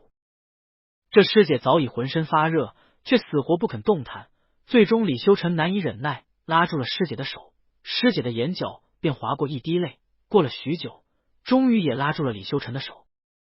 之前刚见面时候的傲气在狱毒下消散得一干二净，李修尘翻身压住了这位傲慢任性的师姐，撕开了她的衣衫，下面的描写更是难以启齿。眼睛已然通红，这件事骆剑清早有准备，他尽量平缓了心境，转手对谢子卓说道：我会向掌门师伯请命，2个月后的历练由我来带队，你让小师妹不要着急，慢慢为你炼丹。谢子卓一愣：师兄，带领新人历练这种小事不需要交给你的。骆剑清重重摇手：这次我去。谢子卓一头雾水的点头。等到谢子卓即将离开的时候，骆剑清神色淡漠的看着他，语气平静的说道：那个李修尘到了浩明峰后如何了？一提起这个名字，谢子卓便脸色一黑，道：还能如何？根骨那么差，好像至今没有进入炼气期。骆剑清了然的颔首，最后小声道：师弟，我不喜欢他。谢子卓忽然一愣，接着嘿嘿一笑：我明白了，师兄，你就放心好了。很快，谢子卓便化为一道银光，消失在了天际。至于之前所说的逐出师门的事情，骆剑清完全没有与谢子卓提，因为他知道，就凭他空口白话，根本不会有人信。而且那位柳潇潇自己都不知道发生了什么事，恐怕也会支持他的陈哥哥。这种打草惊蛇的事情，骆剑清不会去做。看着玉霄峰下一片郁葱繁茂的丛林，骆剑清眉头微蹙，最终长叹一声。2个月后，他便要带领新人弟子进行试炼了。在这段时间内，他得潜心修炼，至少得将浑身不停乱窜的灵力给处理得当，境界不能再跌。运转功法，吸纳天地灵气，按照全身脉络筋骨的走向行走一个小周天，再走一个大周天，诸如此类，往复9981次，便是正常修真者的一次普通修行。从重生那一天起，骆剑清在赶路回太华山的时候，便发现自己无法再像往常一样吸收天地灵气了。如果将天地灵气比喻成天真懵懂却拥有强大力量的孩童，那么以前他们很乐意与超品根骨的骆剑清玩耍，而如今却避之不及。任凭骆剑清怎样运转功法，他的周身3丈内都没有一点天地灵气。骆剑清修习的是玉霄峰不外传的绝世功法9连本心路，这是整个太华山的最高机密，据说当年太华山的开山祖师修习的便是这本心法，并且最后凭借它飞升成仙。九莲本心路绝对没有任何问题，然而这些灵气就是不愿净体。骆剑清端坐在蒲团上思索了许久，最终仍旧没有得出一个答案。他在刚重生的时候已经稳固了金丹中期，而如今他却已经跌到了金丹中期的起点，若是再这样下去，恐怕1年内就能跌回金丹初期。在自己的竹屋内打坐了1个月后，骆剑清起身看向浩瀚青天，忽然想到，难道是天道不再容我？天道自然不可能回应他，然而体内再也无法增长，并且还在缓慢下跌的境界，却已经给了骆剑清答案。不过骆剑清倒也不恼，他本就已经恨透了这不公的天道，虽然知道自己的世界只是一本书，但是修真之人修的是本心，修的是自我，就算是一本书又如何？他骆剑清依旧是骆剑清，绝不是那书上写着的徒有一番相貌，其实乌黑善妒的人。嗨，善妒还是有点的。没有再想太多，距离新人弟子的第一次历练已经不远，骆剑清稍微收拾了一点必备的物品，放入了纳戒，接着便打算去找负责历练的长老拿令牌。拿了太华山的领队令牌后，骆剑清刚从苍霜峰下来，远远的便瞧见一团火光从天边飞来。他下意识的转身就走，可是还没走2步，便听一道委屈的哼声在自己背后响起：“师兄，你见到我有必要转身就跑吗？”骆剑清干笑2声，最后还是无奈的转身看向了自家小师妹。穿着一身火红色的纱裙，巴掌大的小脸，圆圆的杏眼，纤细的柳叶眉紧紧蹙起，长得极其娇媚，但是骄纵任性的性格却让这位小师妹全然没有一点属于女性的温婉，反而昂扬恣意的如同悬空骄阳，绽放出万千光芒。太华山7峰的7位大弟子，即为修真界年轻一代中著名的太华山7子。在这其中，虽说骆剑清不是年龄最大的，但是却修为最高，于是被尊为大师兄。其他6人目前全部是金丹初期的修为，放在外界都可以开山立派了，可是在太华山却仍旧只是弟子辈。骆剑清长叹一声道：“师妹，我是没有看到你。”穆天星才不信，瘪了嘴道：“师兄，你以前都叫我名字的，从不叫我师妹。”正说着，穆天星又上前一步，逼得骆剑清往后退了一步。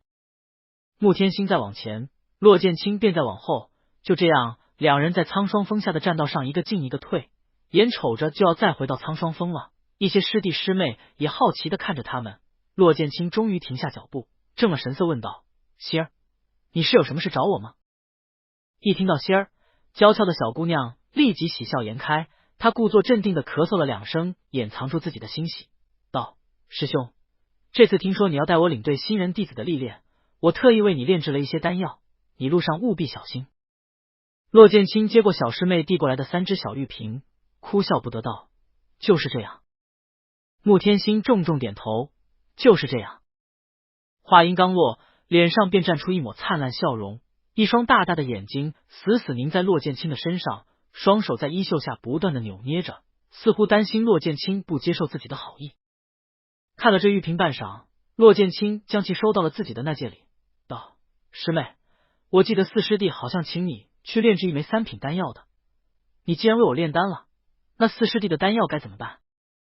穆天星毫不在意的摆摆手，霸道淡定的说道：“让谢子卓那家伙慢慢等着。”骆剑清顿时失笑：“师妹。”下一刻，穆天星又温柔的笑了起来，全然没有刚才那副小霸王的模样。2人在苍霜峰的山道上又聊了一会儿，穆天星也急着回去炼制一炉丹药，所以便没有多留。临走时还依依不舍的看了骆剑清许久，3步2回头。等走到山路尽头时，红衣少女忽然停住了脚步，转身看向骆剑清，大声道：“师兄，你说我是不是上辈子欠你的？我喜欢你是我的事，你不喜欢我是你的事，你以后莫要再拿有喜欢的人当借口拒绝我了，那样伤了我的心。”话音才落，那抹鲜艳的红色便以极快的速度飞空而去，只留下骆剑清瞠目结舌的站在原地，久久没有反应。陡峭崎岖的山路间，骆剑清抬眸望着那抹红色离开的地方许久，最后轻轻摇手。他从那戒中取出那3瓶丹药，2瓶是2品丹药，1瓶居然是3品丹药。即使是青蓝峰的嫡传大弟子，炼制3品丹药对小师妹来说也不是一件容易的事情。能在1个月的时间内得到这么多的上品丹药，小师妹恐怕很久没休息好了吧。想起刚才那双泛着血丝的眼睛，骆剑清无言叹息。不是你欠了我，上辈子是我欠了你。呢喃的声音淹没在空气中，无人能听见。一道青光忽然升起，从苍霜峰直直的飞往玉霄峰。骆剑清又回到了自己的竹屋，他继续闭关打坐，寻找被天道不容的解决办法。或许他无法给小师妹回应，但是他至少能保证，师妹，我不会让人欺负了你。1月时光匆匆而过，骆剑清将双符剑收回自己的眉间，额间便又出现了一道青色剑纹。他将太华山玉霄峰的白色校服换下，穿上了一件简素轻便的青色锦袍，然后抬步出门。在离开玉霄峰时，骆剑清回首看向山巅的一座竹屋，过了许久，他才收回视线，飞身便走。这次新入门的弟子一共24位，可谓是100年内最多的一次。历练是每个新人弟子都必须经历的，这次的领队师兄是骆剑清，同时宗门又派了4位筑基期的弟子随着骆剑清一起带领新人弟子历练。已经有12位师弟师妹被那4位筑基期的师弟师妹带走，等骆剑清抵达传送阵时，剩余的12位弟子全部眨巴着一双大眼睛，直溜溜的看着他，那目光中包含着好奇、崇敬、仰慕和感激。咦，感激？骆剑清转回头一看，只见小丫头柳潇潇朝他不停的挥手，对他做着口型，谢谢姐姐。你就是不说出声，他也能看得出你在说什么的好吗？骆剑清垂眸看着这12位新人弟子，直接忽视了小丫头柳潇潇火辣辣的视线。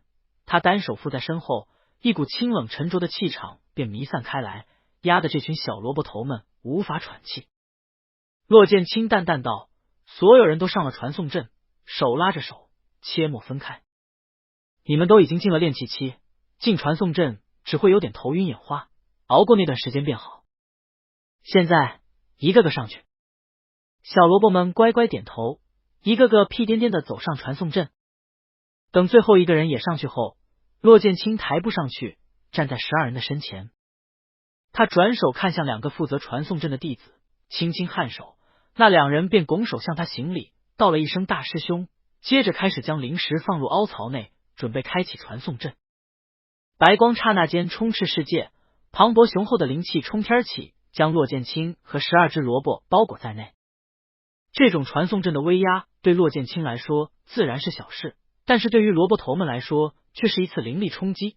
眼看着有只小萝卜快要忍受不了了，骆剑清无奈的摇头，拂袖为那只萝卜挡去了一点灵力。下一秒，却见小萝卜眼泪汪汪的看着他，感动的直点头。骆剑清，我只是顺手。小萝卜努力的点头，谢谢师兄，谢谢师兄。看着这小萝卜一脸感动的模样，骆剑清心里感到有趣，却又觉得有点温暖。传送阵开启的速度不快，但是就在他们13人真的要被传送出去时，却见天边闪过一道金色的剑光。骆剑清只听到自己的脑海里响起一道传音：剑清，为师不是和你说你要潜心修行的吗？那声音一如既往的冷淡，但是不知怎的，骆剑清居然听出了一点急迫。这声音在自己心中响起的时候，骆剑清先是浑身一震，接着便慢慢平复了心情。他传音过去：师父，作为太华山大师兄，我理当带领新人弟子进行历练。过了许久，玄灵子声音低沉：剑清，你真要离去？骆剑清咬了牙道：师父，传送阵已开启。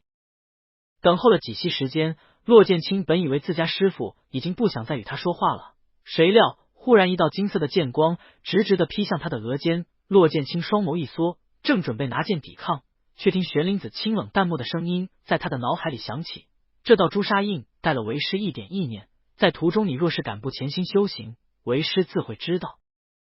当骆剑清带着那12只小萝卜来到凉州夷天城时，已经是烈日当空。12位穿着统一的炼气期修士，再加上一个俊美无愁的金丹期修士，这样的阵容实在太过强大，一路走来吸引了不少人的注意。城内不可飞行，于是骆剑清等人便从飞行法宝上下来，抬步走进了倚天城。刚一进城，骆剑清便见着了那4位筑基期的师弟师妹和其他12个新人弟子。那4位弟子见到骆剑清时，纷纷行礼，喊道：“大师兄。”12个新人弟子也立刻行礼：“大师兄。”骆剑清微微颔首，目光平和的扫视了一圈，在见到李修尘时，并无任何反应，只是平静的转移了视线，接着便带领这群人来到了倚天城内的据点，与倚天派安排的人马交接。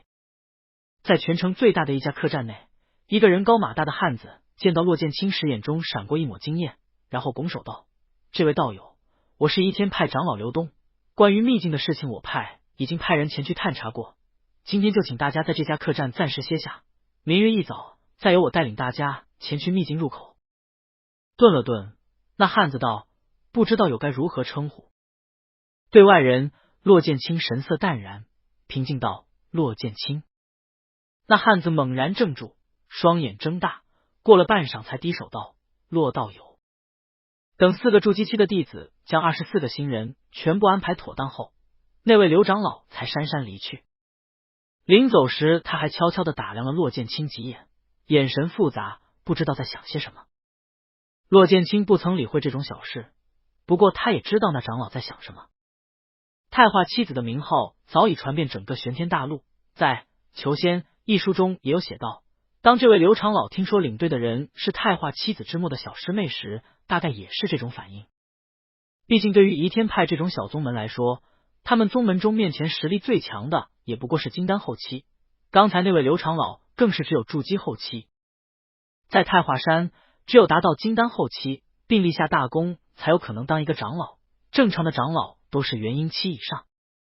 七峰中，玉霄峰的玄灵子尊者是世上唯一的化神期修士，其他6峰中，5峰峰主是大成期，只有青蓝峰的玉清子尊者是渡劫期。太华山位于整个玄天大陆的正中央，一座玉霄峰直冲云霄，可谓是俯瞰众生。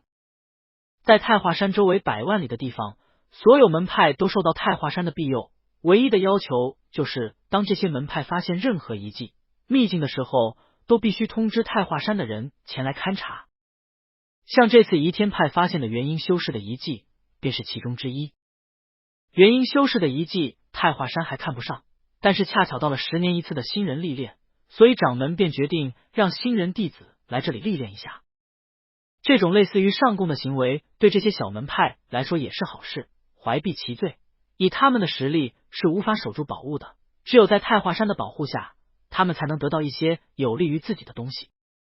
当天晚上，骆剑清打坐修炼结束后，招来了一个筑基期弟子。那弟子是浩明峰的人，也可以说是谢子卓的亲信。他进了骆剑清的房间后，立即识趣的说道：“师兄，解师兄吩咐我来告诉您，您不喜欢的东西他也不喜欢，所以这段时间内您不喜欢的东西他都处理得很好。”说完还嘿嘿的笑了一声。骆剑清挑起一眉：“怎么处理了？”那弟子四处看了眼，骆剑清淡然的挥手布置下了一个结界，隔开周围人的探视。于是那弟子便解释道：“我们浩明峰的人都不喜欢那个李修尘，你也知道的，距离下次宗门大比只剩下不到1年了。上次浩明峰排名倒数第2，只比他们专注炼丹的青蓝峰高上一点。我们全峰上下都卯足了劲，想要努力往上爬呢，谁想到居然还来了个没有根骨，只有狗屎运，并且还眼高于天的新人。有竞争才有动力，宗门大比给各峰排名是理所当然。”只听这弟子继续说道：“而且让我们感到奇怪的是，这李修尘来了浩明峰后，他不好好修炼也就算了，居然还3天2头的往后山跑。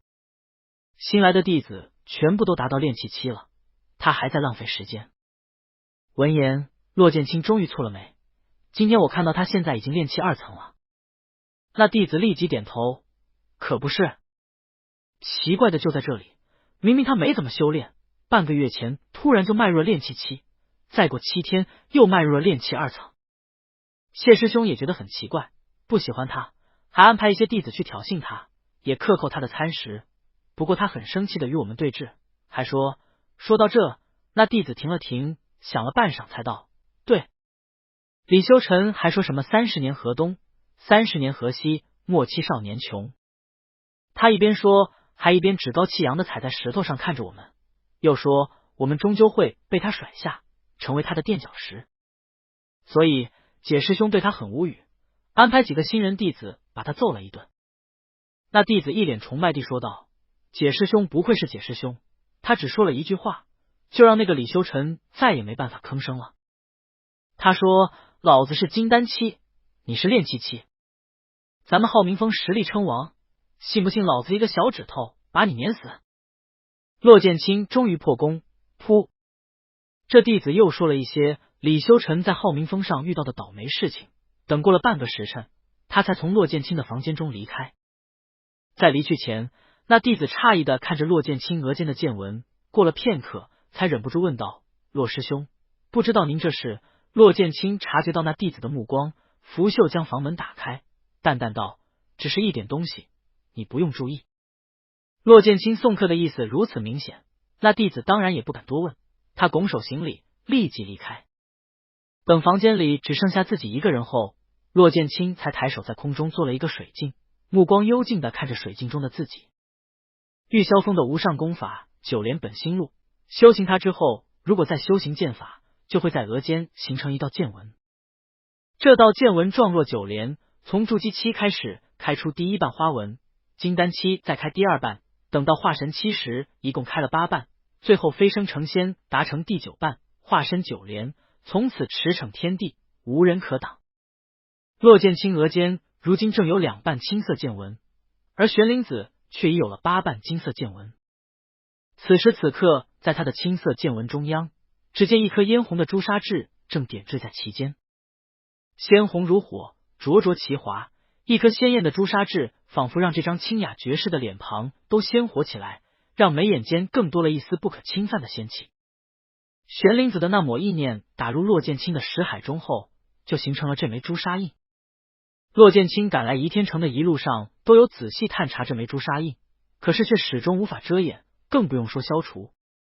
那个人是化神期修士，他自己虽说天赋异禀，可如今也不过金丹期，两者之间隔了5个大境界，即使是对方的一抹意念，他也无法抵抗。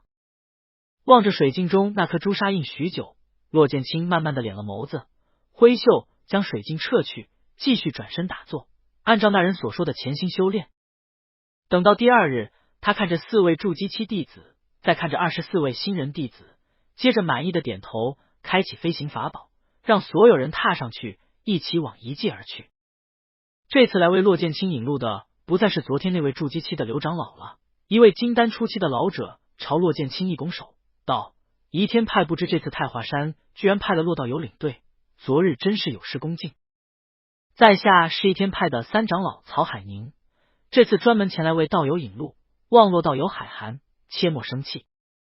夷天派换人引路的事情，裘仙上道也没说，不过骆剑清并不在意，他与那曹长老说了2句后，便回到了自己的房间，开了一层结界，继续打坐修炼。这样飞行法宝是6师弟前几年送给骆剑清的，外形是一艘宝船，共有81间房，飞行速度比金丹期修士要慢了1倍，但是十分舒适，非常适合用来搭载这么一群小萝卜头。等到接近遗迹的时候，骆剑清便收了法宝，与其他弟子一起在陆地上行走。修士们的脚力自然非常人可以比及，然而那遗迹是在夷天山脉的深处，走了一整日，众人也没看到遗迹的踪影。那曹长老担心骆剑清误会，立即拱手道：“骆道友，这遗迹在夷天深处，十分隐秘，还需要再行1日才可抵达。”骆剑清了然的颔首，以他和这位曹长老的脚力，自然是不一会儿就能抵达。可是这群小萝卜头就不一样了，他们中最高的不过才炼气4层，更有10几个刚刚达到炼气1层的修炼新人，能坚持走到现在已经不错了，无法强求。晚上，一行众人在山林草地间席地坐下，众人一共分了2个火堆，骆剑清1人1个，其他所有人1个。虽说那曹海宁和骆剑清一样都是金丹期修士，可是他也知道，这位太化妻子之手在筑基期就杀死过一位金丹初期的魔修，实力远非他可以匹敌。曹长老远远的看着骆剑清，感慨道：“骆道友真是刻苦，一路上一直在修炼。”一个筑基期弟子哈哈一笑：“曹长老你就不知道了，大师兄是我们太华山著名的修炼狂人。师兄当年被玄灵子师叔带回太华山时，不过才是个婴儿。那时候二师兄可是早已达到筑基期，年龄比大师兄大了一轮。可是如今呢？大师兄已经达到金丹中期，二师兄也不过才金丹初期。”曹长老骇然道：“骆道友竟然如此强悍！”另一个筑基期弟子解释道：“应该说是玄灵子师叔对大师兄十分严苛。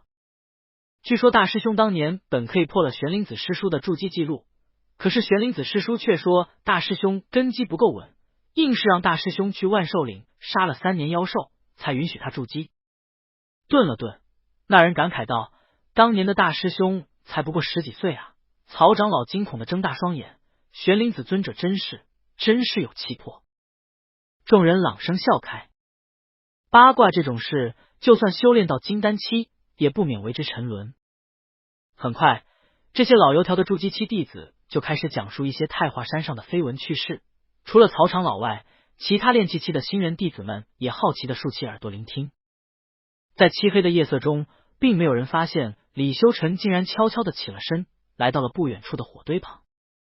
骆剑清给自己布置了一层结界，金丹期以下的修士都不可靠近，可是并没有布置上隔音结界。只见李修尘用古怪的目光上下打量着骆剑清，最后小声说道：“电视机。”骆剑清依旧闭目修炼。李修尘再道：“电脑、魂斗罗、互联网。”骆剑清神色淡淡，一张屹立的脸庞在火光的映衬下更有惊心动魄的美丽。李修尘不依不挠的再问道：“哥们，2008年奥运会棒子组合，港岛4大天王。”李修尘足足说了3分钟，骆剑清都没抬眸一下。等到他刚想再说时，却见骆剑清忽然睁开双眼，用冰冷的目光注视着他。李修尘浑身一抖，正欲开口，却见骆剑清大袖一甩，李修尘整个人便哀嚎一声，被甩出了足足10米的距离，撞在一棵大树上，发出滔天巨响。骆剑清起身拂去了身上的尘埃，眸色冷然道：“闭嘴，回到你自己的位置上去。”李修尘咬着牙起身，等他回到自己的位置上时，骆剑清早已又坐了下来，继续打坐。这时候，李修尘一边忍痛，一边用危险愤怒的眼神盯着骆剑清，小声嘀咕道：“30年河东，30年河西，你也就现在得意一下了，等以后啊！”其他弟子们惊骇的看见李修尘往后倒飞3、4米，又撞上了一棵数百年的老树，脸上莫名其妙的多了一个鞋印，鼻血也慢慢流了下来，这次是彻彻底底的撞晕了。所有人都不明白到底发生了什么事，唯独那位金丹初期的曹长老擦了擦汗，颤抖着手指，暗自想到：这实力果然太惊人了，动作快如闪电，连他也没有看清楚骆剑清是怎样踹人的，骆剑清居然又回到了自己的位置打坐了。天下人诚不欺我，太化七子之首，真不愧是太化七子之首。1天以后，众人终于接近了那遗迹地址。李修尘愤愤不平地跟在队伍最后，脸上还有一个鞋印，那鞋印他怎么也洗不掉，只能顶着一个鞋印愤恨地低头走着。不过多时，只见一个金丹中期的修士踏空而来，他先是与曹长老点头相视一眼，接着转手看向人群中间那位风姿卓然的青衣修士，拱手道：“骆道友，移天派二长老赵玉峰率领30炼气期弟子，12筑基期弟子在此恭候多时了。”那移天派的二长老说自己带来了30位炼气期的弟子，12位筑基期的弟子，看上去人数比太华山这边多出不少，但事实上一旦真的要比试起来，恐怕那12位筑基期弟子加起来也打不过太华山4位筑基期弟子。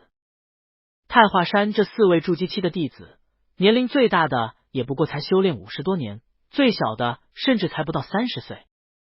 而移天派那边最年轻的筑基期弟子也已经60多岁了，而且大部分弟子都是靠吃丹药硬生生突破筑基的，根基很虚。仪天派那边的筑基12人，只有一个中期，其余全部是初期。而太华山这边只有一个筑基初期和一个筑基中期，另外2人全部是筑基后期。大宗门的底蕴是这些普通门派不敢揣摩的，所以昨天那位刘长老听说领队的居然是骆剑清后，他赶忙的向宗门上禀告。最后仪天派便派出了金丹初期的曹海宁亲自给骆剑清接引。既然双方人马汇聚了，那第一件事便是整合统一，准备进入遗迹。仪天派那边的弟子们看到骆剑清一行人时，都忍不住的睁大眼，仔细的看着他们每一个人。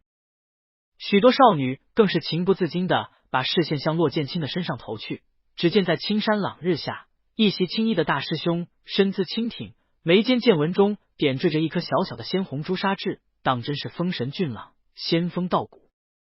那位应该就是太华山的师兄了吧？一定是筑基期的师兄。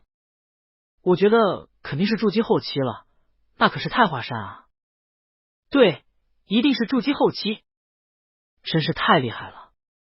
虽说这些话大部分只是传音，骆剑清等人并不能听见，可是看着这些少女的眼神，以及他们对自家师兄指指点点的模样，那4位筑基期弟子了然一笑，互相嘿嘿了一声。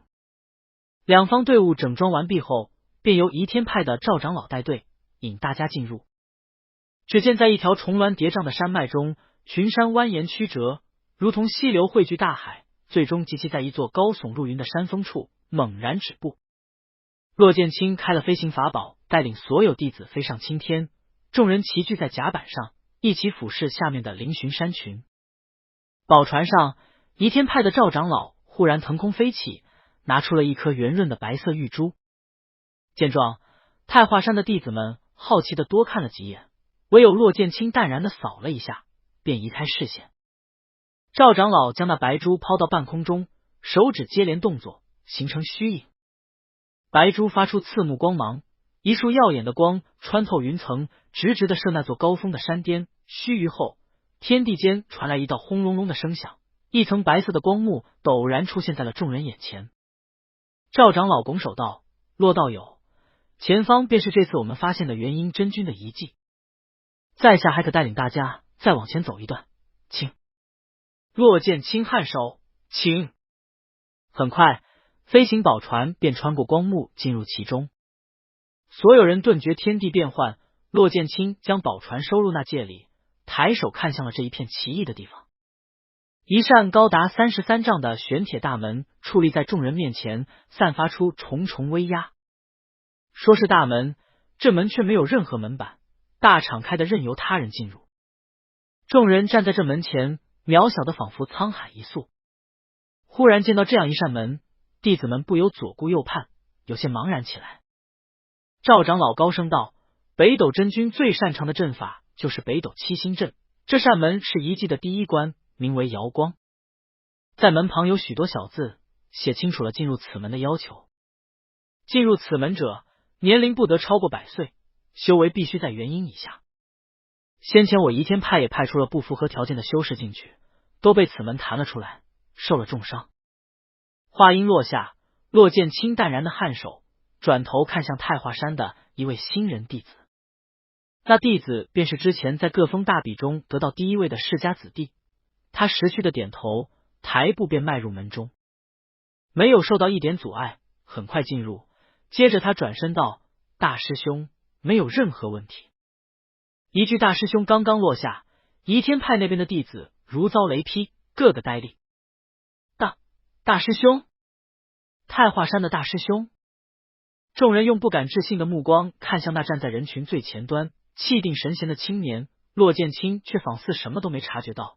他安排着太华山的每一位弟子都进入其中，等到只剩下他一人时，他才道：“赵长老，请。”赵玉峰原本也觉得十分尴尬，这是他们仪天派发现的遗迹，可是他们必须得让太华山的弟子先进入。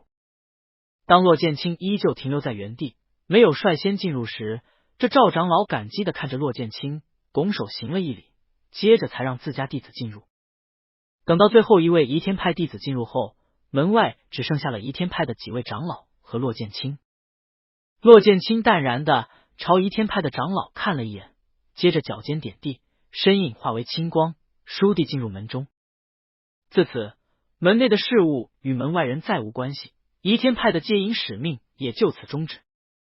进入这北斗真君的遗迹后，倚天派那边年龄最大的筑基弟子胆怯地走了过来，与骆剑清接洽。骆剑清声音温和地说道：“你们便与太华山弟子走在一起，不用担心。”那人立即松了口气。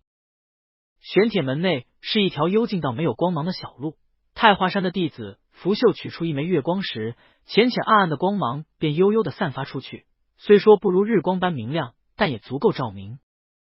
众人便这样走了半个时辰，小路越加宽敞，越走越听到一阵阵哗啦啦的水声。等到真正出了小路时，连骆剑清都不免怔住。好大一条河！江，是江水，这不是河。只见一条汹涌澎湃的浑浊江水从远处而来，气势雄浑地冲荡在山壁之间。那江水颜色暗黄，但是浪涛却十分凶悍，以骆剑清的眼力都看不出这江水到底蔓延到哪里，只能看出这江水绝对不止100里。100里长度，已然是开辟了一个小空间。开辟空间是合体7大能才能做到的事情，显然不是北斗真君的手笔，他绝对是得到了什么宝物，才可以为自己制造出这样逆天的元婴遗迹。骆剑清凝眸望了一眼，很快便看到一块青色石碑立在江水中央。那石碑距离岸边至少1里长度，只有筑基期以上才能看见上面的字。太华山的一个弟子高声念道：“浩荡江水，何以为舟？”很快有炼气期弟子喊道：“这里有船。”这里有很多船。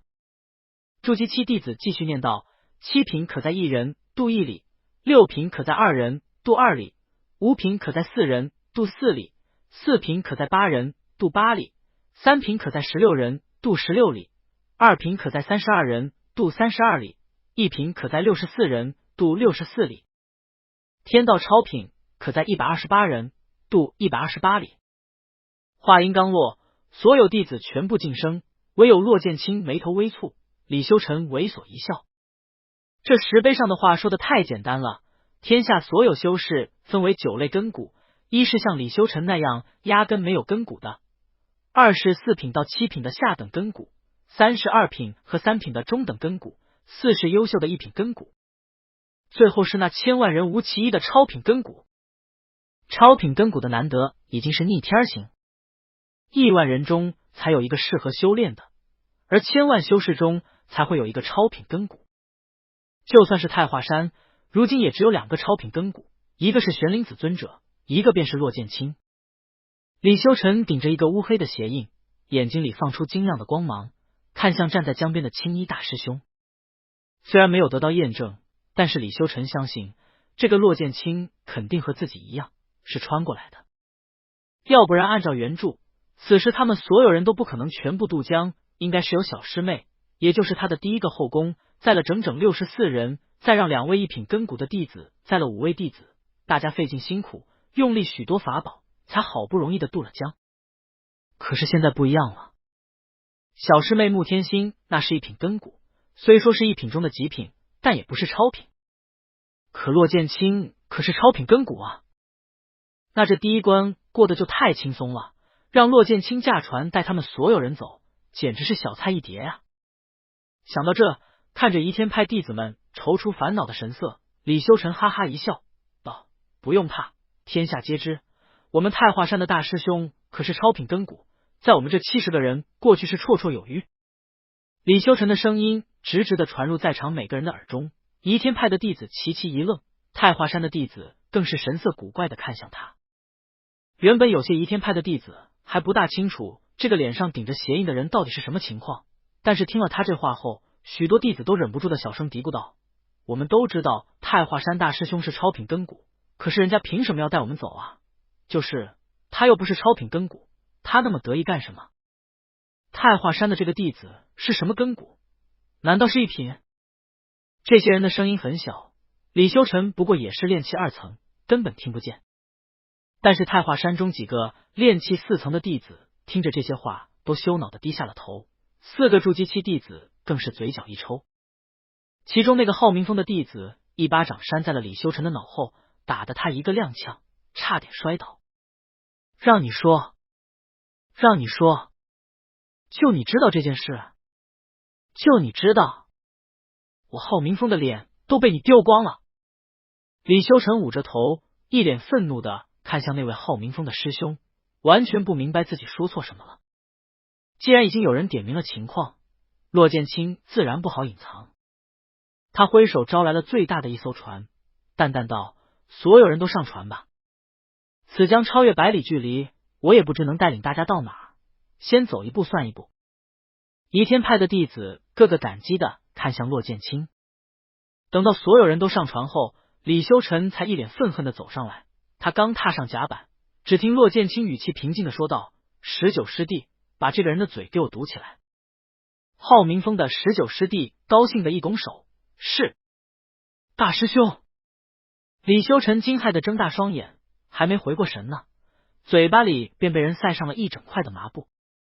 这麻布不知道是从哪儿扯下来的，居然还有一点臭味。李修成刚想伸手将麻布拿下，却见骆剑清垂眸看了他一眼，他再想抬手就浑身僵硬，哪儿都动不了了。李修成，骆剑清转身道：处理了点宗门内的小事情，让你们见笑了。倚天派弟子们赶紧摇头，装作没看见李修成，道：无妨，骆道有请。虽说他们都很感谢李修成开了这个口，让他们可以坐上船，但是如果他们是太华山的弟子，肯定要被这个傻逼气死。所有人都登船后，骆剑清走到船头，看向那颗巨大的宝珠，他双眸一眯，抬手便附在上面，将灵力传输过去。只见刹那间白光乍现，整艘船忽然顿了一下，下一刻大船轰然向前，破风而行，以不可抵挡的速度乘风破浪。整整128里的长度，骆剑清一直神情淡静，连眉头都没有皱一下。到岸后，他脚尖轻点，第一个下了船，青色的衣袍在空中划出一个好看的弧度。别说太华山的弟子们了，连倚天派的弟子都心生仰慕，眼中全是崇敬。等到众人往前再走了几百米后，才有人忽然想起来，咦，刚才那个太华山弟子好像被定住了身形，他没跟过来啊。只见骆剑清淡笑着勾唇，低声道：竟然忘了。众人，你真是忘了吗？骆剑清一个拂袖，一抹流光便飞回了江边。等过了几刻钟，众人便见那顶着一个鞋印的李修成凄惨的赶了过来。他头也不抬的站在队伍最后，一句话都不说，仿佛真的学乖了一样。骆剑清只是看了他一眼，便收回视线，带领众人继续往前走去。李修成不说，他就真的不明白了。当船停下时，骆剑清是第一个飞身出去的，这并不符合他的性格。一切只是因为在小船停岸的那一刻，一抹白色的玉光忽然飞来，骆剑清便飞身出去接下，拿住了自己这一关的奖励。这个奖励即使对于骆剑清来说也是一个宝物，这是一枚白玉令。裘仙上有说，小师妹得到的一品白玉令捏碎后，可以令使用者转移64里的距离，是逃命法宝。而如今骆剑清得到的这一颗是超品白玉令，可瞬移128里。上辈子那枚一品白玉令最后是被李修成得到了的，原因无他，小师妹在这个遗迹里没有获得任何好处，而是将自己所得到的东西全部给了李修成，只希望他能够保证不要将那一晚的事情说出去。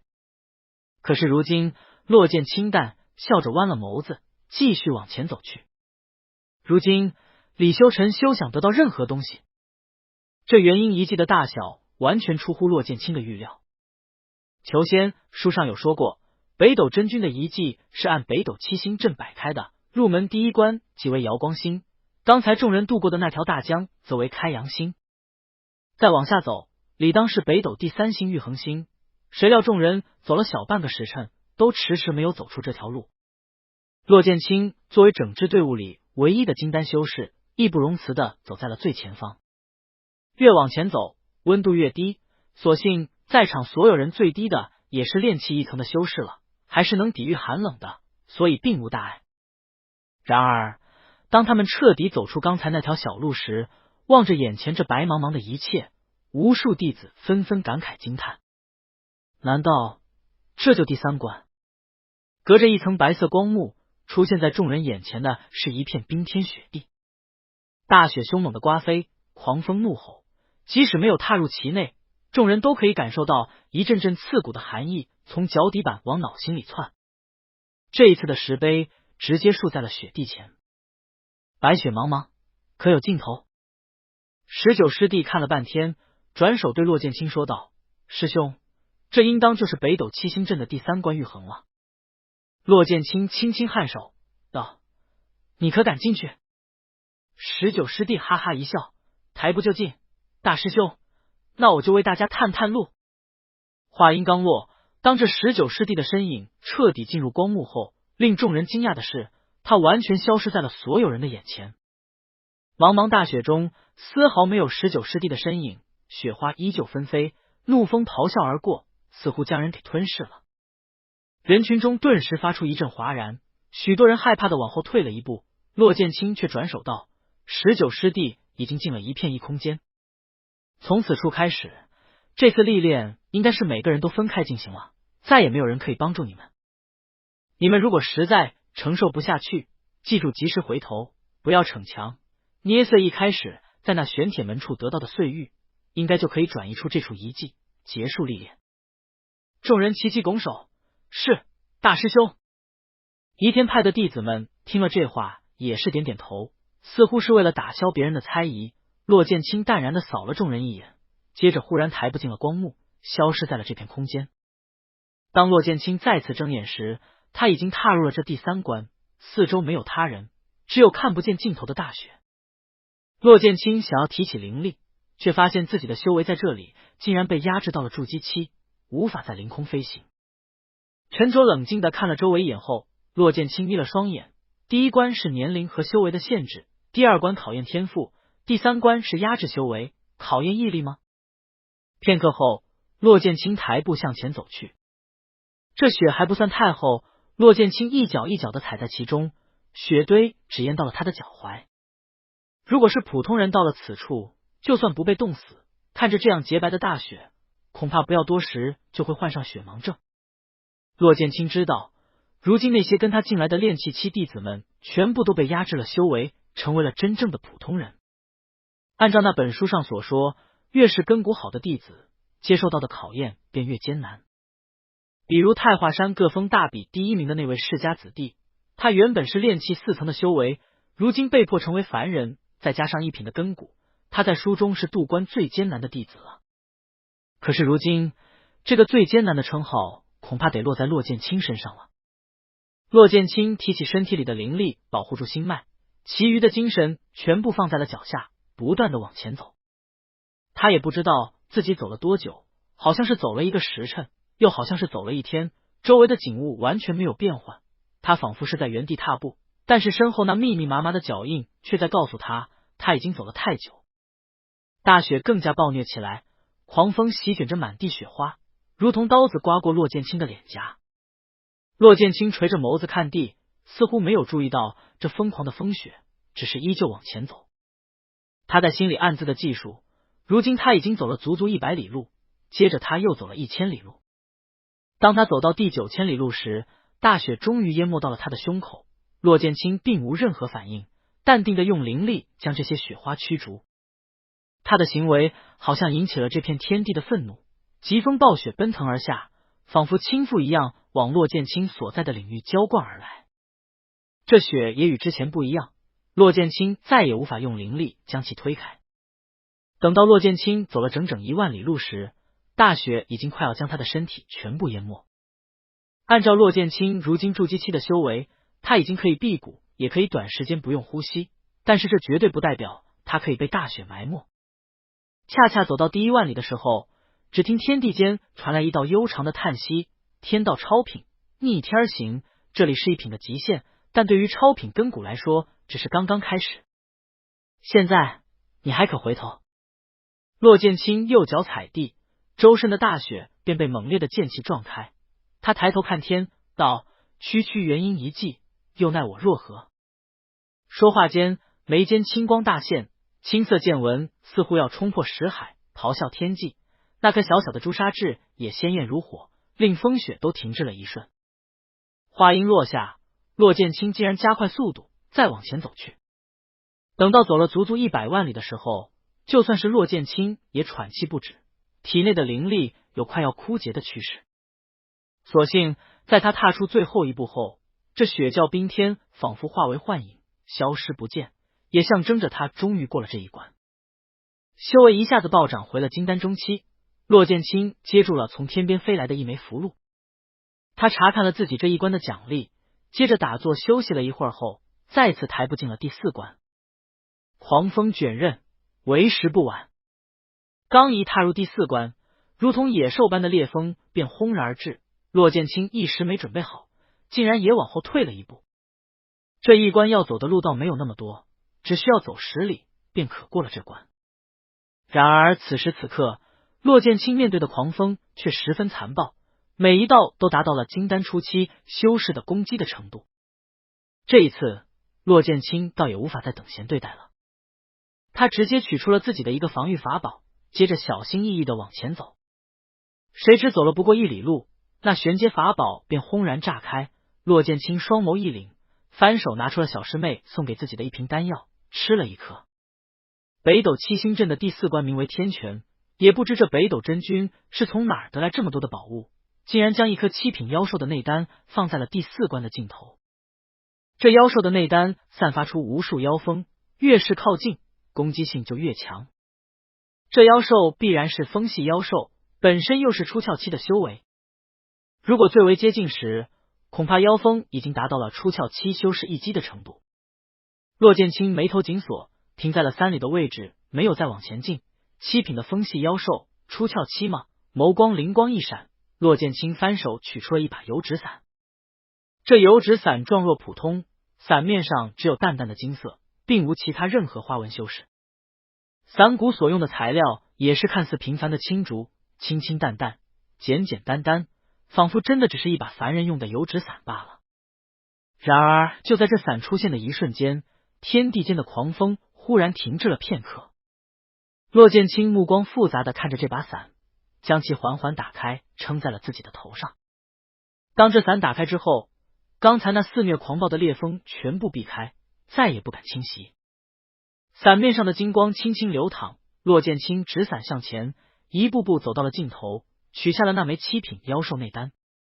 在他取下内丹后的一瞬间，狂风消失不见，骆剑清轻叹一声，动作温柔的收起了这把伞，却没发现自己眉间的那颗朱砂痣微微亮了一下，接着又再次沉默。青竹伞是他结丹时那个人送给他的礼物。天下众人皆知，玄灵子尊者除了实力顶尖外，还擅长炼丹、驯兽和炼器，仿佛没有他不会的东西。就算是他送给徒弟的结丹贺礼，也是一把极品地阶法宝，可以抵挡合体期修士的全力一击。不过骆剑清记得当初师傅是这样说的，这把伞是可消耗的法宝，它只可以为你抵挡合体期修士的一击，自此便会化为乌有，不到必要时刻千万不要拿出。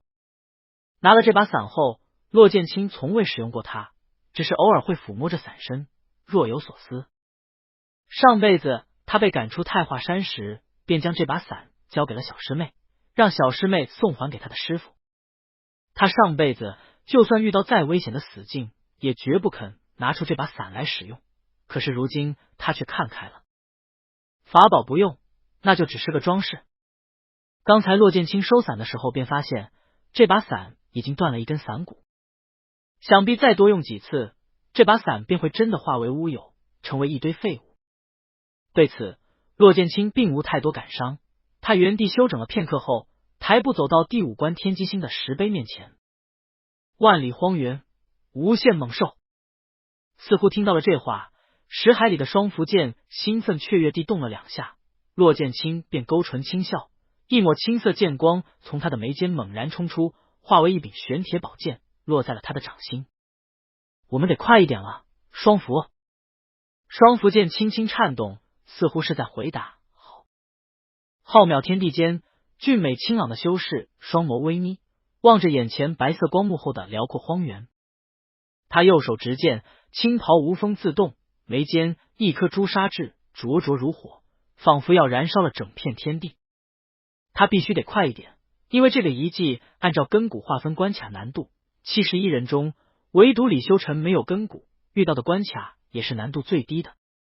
李修成注定会很快到达终点，那他必须抢在李修成的前面，断绝了他一切的机缘。下一秒，骆剑清化为一道青光，窜进了这万里荒原，开始厮杀。进入这个遗迹前，骆剑清并没想到会遇到如此凶险的情境。在他得到的那本求仙中，一路都是以李修成的视角来看待这个遗迹。众所周知，李修成是71个修士中唯一没有根骨的，他又因为各种莫名其妙的原因达到了炼气期，所以这遗迹对于他来说相当轻松，没有太多难关。比如说这万丈荒原，李修成碰到的最厉害的妖兽也不过是一阶、二阶的，二阶妖兽甚至只碰到了一只。可是到了骆剑清这，他刚踏入荒原，便被9头4阶的烈火兽围住了。4阶妖兽相当于筑基期的人修，9头这样的妖兽忽然涌上来，骆剑清也是一愣，费了一番功夫才将其全部杀退。然而他刚刚才停住了剑，还没喘口气，便见18头4阶疾风巨蛇又从四面八方围堵了过来。越往荒原里头走，这妖兽就越加可怕。到最后，足足81头4阶妖兽同时前仆后继的冲向骆剑清，他额间青光大现，手中的双符剑也发出一道清亮的银声。一人一剑化作虚影，飞速的游走在众兽之间，每一剑都带下一颗血淋淋的头颅，出手狠辣果断，带着在万兽岭历练多年而形成的狠劲。81头相当于筑基期的妖兽全部死在了双符剑下。可是骆剑清并没有放松，他眉头微蹙，看向不远的前方。只见一头高达10丈的火木金猿正向他走来，这是一只刚刚踏入5阶的妖兽，相当于人类的金丹初期。骆剑清细目一眯，刹那间手中剑光一闪，火木金猿的头颅便滚落下来。接着是金丹中期的火木金猿，金丹后期直到元婴初期。这个北斗真君不简单，这绝对不是一个正常元婴修士的遗迹。青色的长袍在空中猎猎舞动，骆剑清的额上已经渗出了汗水，但是面对这只足足跨了他一个大境界的6阶妖兽，他并未畏惧，甚至直截了当的提剑上前。一双白玉般的手指不断的捏掐，做着繁复的手诀。短短数息时间，骆剑清的手已经形成虚影，同时双符剑上也是光芒大作。天空中隐隐有乌云聚集，这乌云跨越了遗迹结界的限制，出现在了万丈荒原上。千云翻滚，渐渐的有微风拂过荒原，顿时是飞沙走石。这风越来越大，到最后已经呼啸着咆哮而过，吹起骆剑清的衣袍，令那黑发不断飞舞。与此同时，天空中的阴云沉闷压抑的笼罩在荒原之上，空气逐渐凝滞。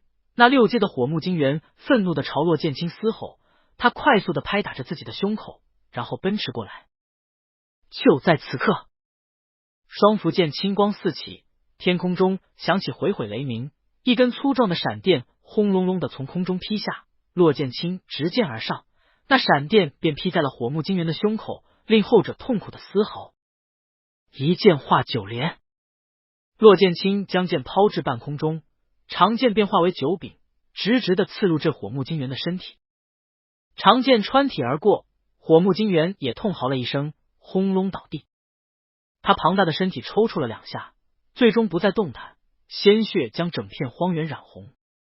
双符剑兴奋地发出一道剑吟，如同顽皮的孩童，在空中飞了一圈，才回到骆剑清的身旁。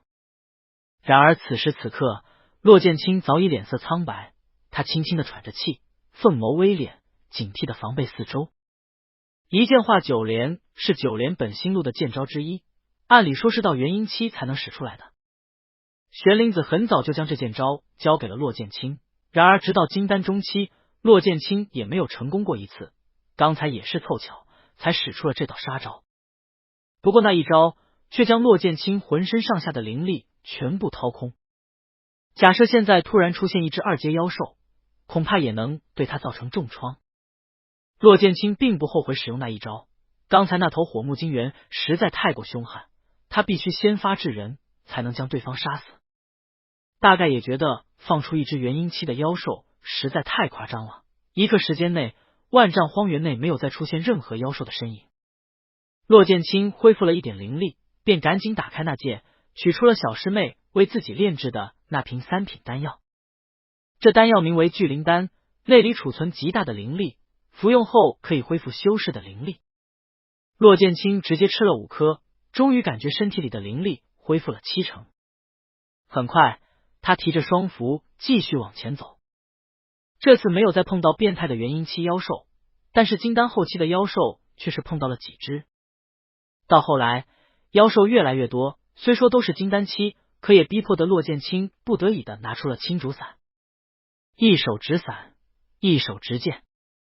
伞外的众妖兽不可侵犯一点，伞内的青衣修士却不断的宰割生命，剑光一起，便是一颗头颅。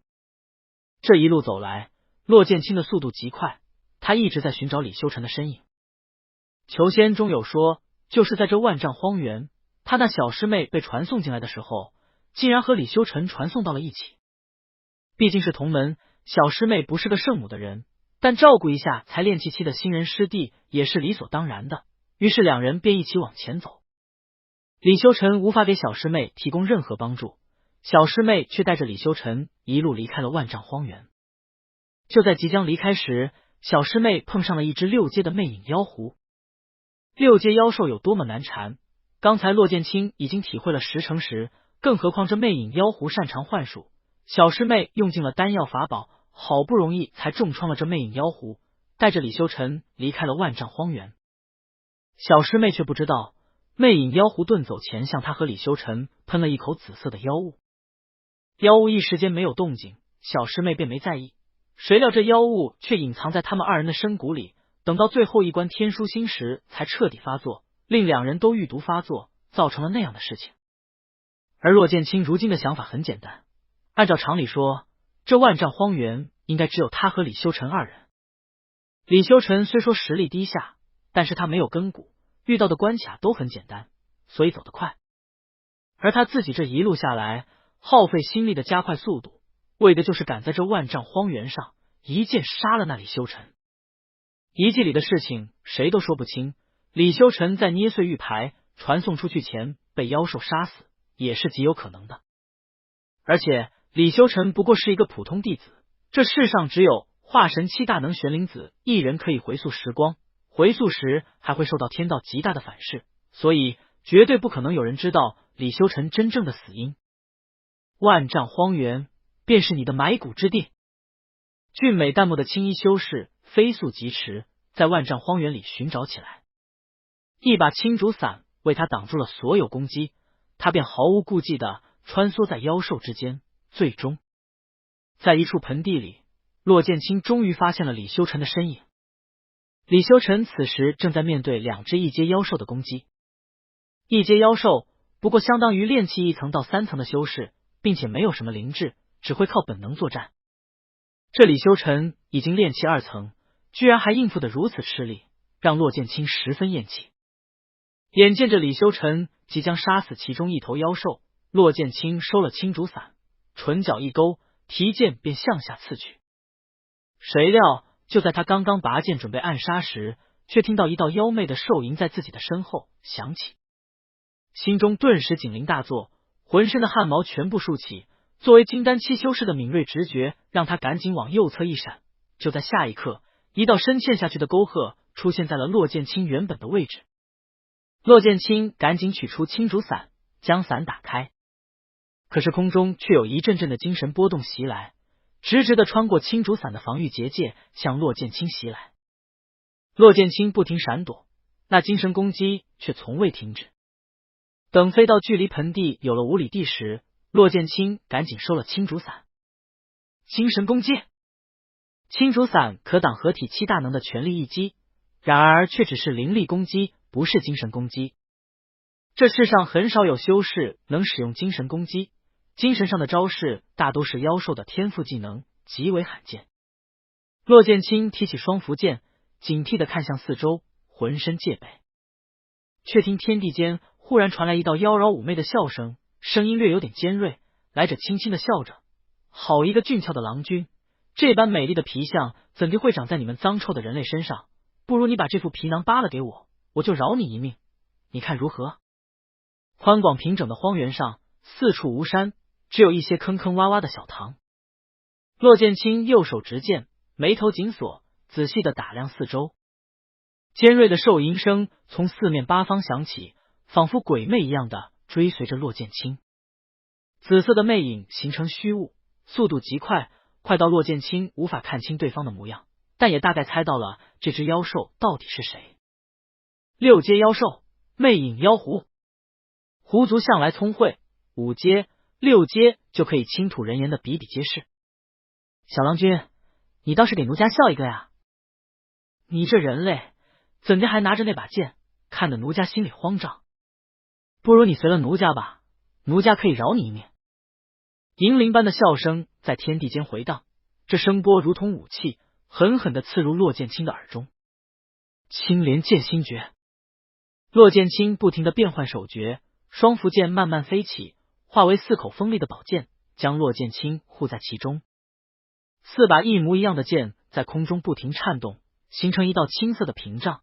那妖狐每一次的精神攻击都撞击在了这青色屏障上，青色的光幕不停的晃动。第一次的攻击已经是艰难的抵抗，等到第二次时，则早已摇摇晃晃的，好像要崩溃。骆剑清双眸一凛，翻手取出了聚灵丹，一次性吃了10颗。顿时，他身上灵力陡增，光幕又强大了几分。与此同时，骆剑清一直警惕的观察四周，想要找出对方的踪迹。郎君，你若不从了奴家，奴家心中伤心。紫色的身影慢慢的凝聚成形，幻化在骆剑清的身前。那是一只1人高的紫色妖狐，硕大的紫色尾巴在他的身后不断摇晃。他还没能够化形，可是眼睛里的狐媚模样却已经快要溢出来。那双眼睛死死的盯在骆剑清的脸上，用露骨的目光划过他的身体，仿佛已经将他的衣服扒下。你们人类就是如此冥顽不明，既然如此，每一个字都是强大的精神攻击。骆剑清惊骇的发现，即使对方主动现了身，他也无法攻击，只能被动的防御。却见那妖狐掩了大嘴，笑道：“既然如此，那么你就把这身皮囊扒下来给我吧。”话音刚落，妖狐忽然化作一道紫光，冲向了骆剑清。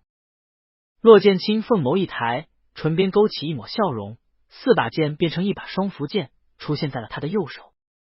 剑影雷霆，银色的闪电轰隆隆的从天空中劈下，双符剑中蕴藏的千年雷晶将天地间的雷电之力全部招引过来。骆剑清右手一划，雷霆便朝着魅影妖狐的身上轰去。妖狐也是一愣，匆忙的接下，受了点伤。你这小子敬酒不吃吃罚酒。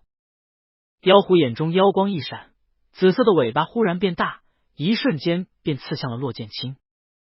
银色长剑与紫色尾巴在空中不断的撞击搏斗，骆剑清艰难的迎接着对方的尾巴攻击，那尾巴在空中形成密密麻麻的攻势，让他无暇应对。砰砰砰！妖狐似乎并不擅长灵力攻击，虽说他已经达到了元婴期，但是具体实力却与骆剑清相当。两者缠斗了足足半个时辰，骆剑清已经快要将一整瓶的聚灵丹吃光。就在他将最后1颗聚灵丹吞下时，却见妖狐的尾巴忽然一甩，尾尖直直的往他身上刺来。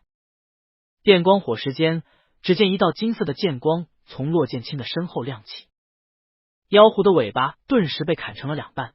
他狼狈的哀嚎，还未动作，却见一道金光闪过，妖狐被彻底的砍成2截，一颗圆滚滚的白色内丹从他的身体里滚出。骆剑清浑身一僵，不敢置信的顿在原地。只听一道淡然的声音从他身后响起：“剑清。”过了半晌，骆剑清缓慢的转过身，终于见到了那个人。白衣卓然，眉目清冷，那人眉间是8瓣的金莲剑纹，即使身处这样荒僻的地方，也气质灼灼，不被尘埃所染。他就这样垂着眸子望着自己，接着缓慢的朝自己伸手，语气中带了丝急促：“剑清，为师差点来晚了。”骆剑清情不自禁的将手附了上去，冰冷的温度和记忆里的没有任何差别。骆剑清喃喃道：“师傅。”玄灵子目光平和的看着自己的弟子，顷刻后勾起唇角，露出一抹极淡的笑容，道：“你没事就好。那妖狐是元婴期，你比他差了太多，假若为师再晚来一点，你恐怕性命不保。”话音刚落，玄灵子手间一个用力，将骆剑清拽入了自己的怀中，如同莲花一般清冷的气息顿时充斥鼻尖。骆剑清正然的感受着这个怀抱，只听对方在自己的耳边轻声低喃着：“剑清，你若有事，让为师如何是好？”骆剑清手指微微颤抖，不由自主的拥住了对方。他贪婪的吮吸着这怀抱间熟悉的味道，只听对方低低的说着：“这遗迹很不寻常，今日为师先带你出去，等太华山的人再来仔细检查一番，才可以知道这遗迹到底出了什么差错。剑清，为师不允许你再做这等凶险的事情了，你以后就留在太华山上潜心修炼，这样。”双符剑从玄灵子的心口穿过，冰冷的剑尖上没有一丝血液。刹那间，天地变幻，刚才的玄灵子尊者忽然变成了一只妖狐。紫色的妖狐喷出了血液，他一只爪子已经放在了骆剑清的后心，只差3寸距离就可以掏出他的心。妖狐不敢相信的问道：“为什么？我的幻境从来都是针对你们人类心里最渴望的东西。你修为比我低，不可能发现。为什么？”俊美淡漠的脸庞上没有一丝表情。骆剑清无情的拔了剑，左手穿过妖狐的丹田，将那枚紫色的内丹取了出来。你问我为什么会发现刚才那是幻境？左手还刺在妖狐的身体，骆剑清神色平静的低手，淡淡道：“因为那个人永远不会对我说这样的话。我就是死了，他也依旧会站在他的玉箫峰顶，不会为我动容一分。”话音刚落，骆剑清便取出了那枚紫色的内丹。妖狐愤恨的颤抖着身体，拼着最后一口气喷出了一团紫色的妖雾，却见骆剑清抬剑抵挡，充满雷霆的双符剑直接将妖雾阻挡在骆剑清的身外。小师妹上过的当，我可不会再上。既然你自己送上门了，那便用你的命为我上辈子的小师妹赔罪去吧。带着不甘和悔恨，那妖狐渐渐倒了下去。六阶魅影妖狐的尸体也是宝物，一身皮毛都可以制作成法宝。骆剑清挥袖将这妖狐的尸体收入那戒中。他仔细观察这颗紫色的妖丹，只见上面紫光流转，隐隐映出一种阴毒狠辣的气息。骆剑清心中觉着有点怪异，但最终还是将妖丹收入那戒里。倘若不是你求胜心切，你再与我缠斗一刻钟，我应当就无法抵挡了。看着地上那一滩血迹，骆剑清毫不留恋的抬起头，拔剑便走。虽说他刚刚才经历过一场生死缠斗，如今还没恢复实力，可是对付一个炼气2层的小子还是绰绰有余的。当骆剑清飞回刚才那盆地的时候，李修尘正坐在大石头上喘气。他似乎刚刚才将2头妖兽杀掉，并没有察觉到骆剑清的到来。骆剑清不给他一点休息的时间，二话不说，一道青色的剑光便飞速往下窜去，直取李修尘的头颅。金丹期修士的气息绝对不是李修尘可以察觉出来的，他依旧坐在大石头上休息，也没觉得空中有一把地阶宝剑正向他的头颅刺来。然而就在那剑快要刺入李修尘的头颅时，李修尘却忽然往旁边挪了一点。好痛！双符剑从李修尘的左肩一直刺穿了他的左臂，几乎废了他的手。骆剑清双眸一缩，瞬间便明白原因。天道！愤怒的声音让李修尘转头看去，在看到骆剑清的时候，他忽然一愣，接着赶紧往旁边一躲。这下子也顾不上手臂上钻心的疼痛了。李修尘急急道：“你想干什么？你想杀我？”骆剑清没有回答，双符剑化为一道青光，回到了他的右手。一张俊脸寒冷如雪，毫无感情的目光落在李修尘的身上，仿佛在看待一个死物。这下子李修臣陡然明白，你想杀了我，你想取代我当主角？骆剑清，这是不可能的。我是主角，你现在立刻放下剑，和我走到一起，我保准以后你可以和我一起飞升成仙。我不杀你，以后我不杀你可不可以？骆剑清并不理他，一道剑光飞速的刺向李修臣的心口。李修臣不停的向前奔跑，可是他哪里跑得过快如闪电的双符剑？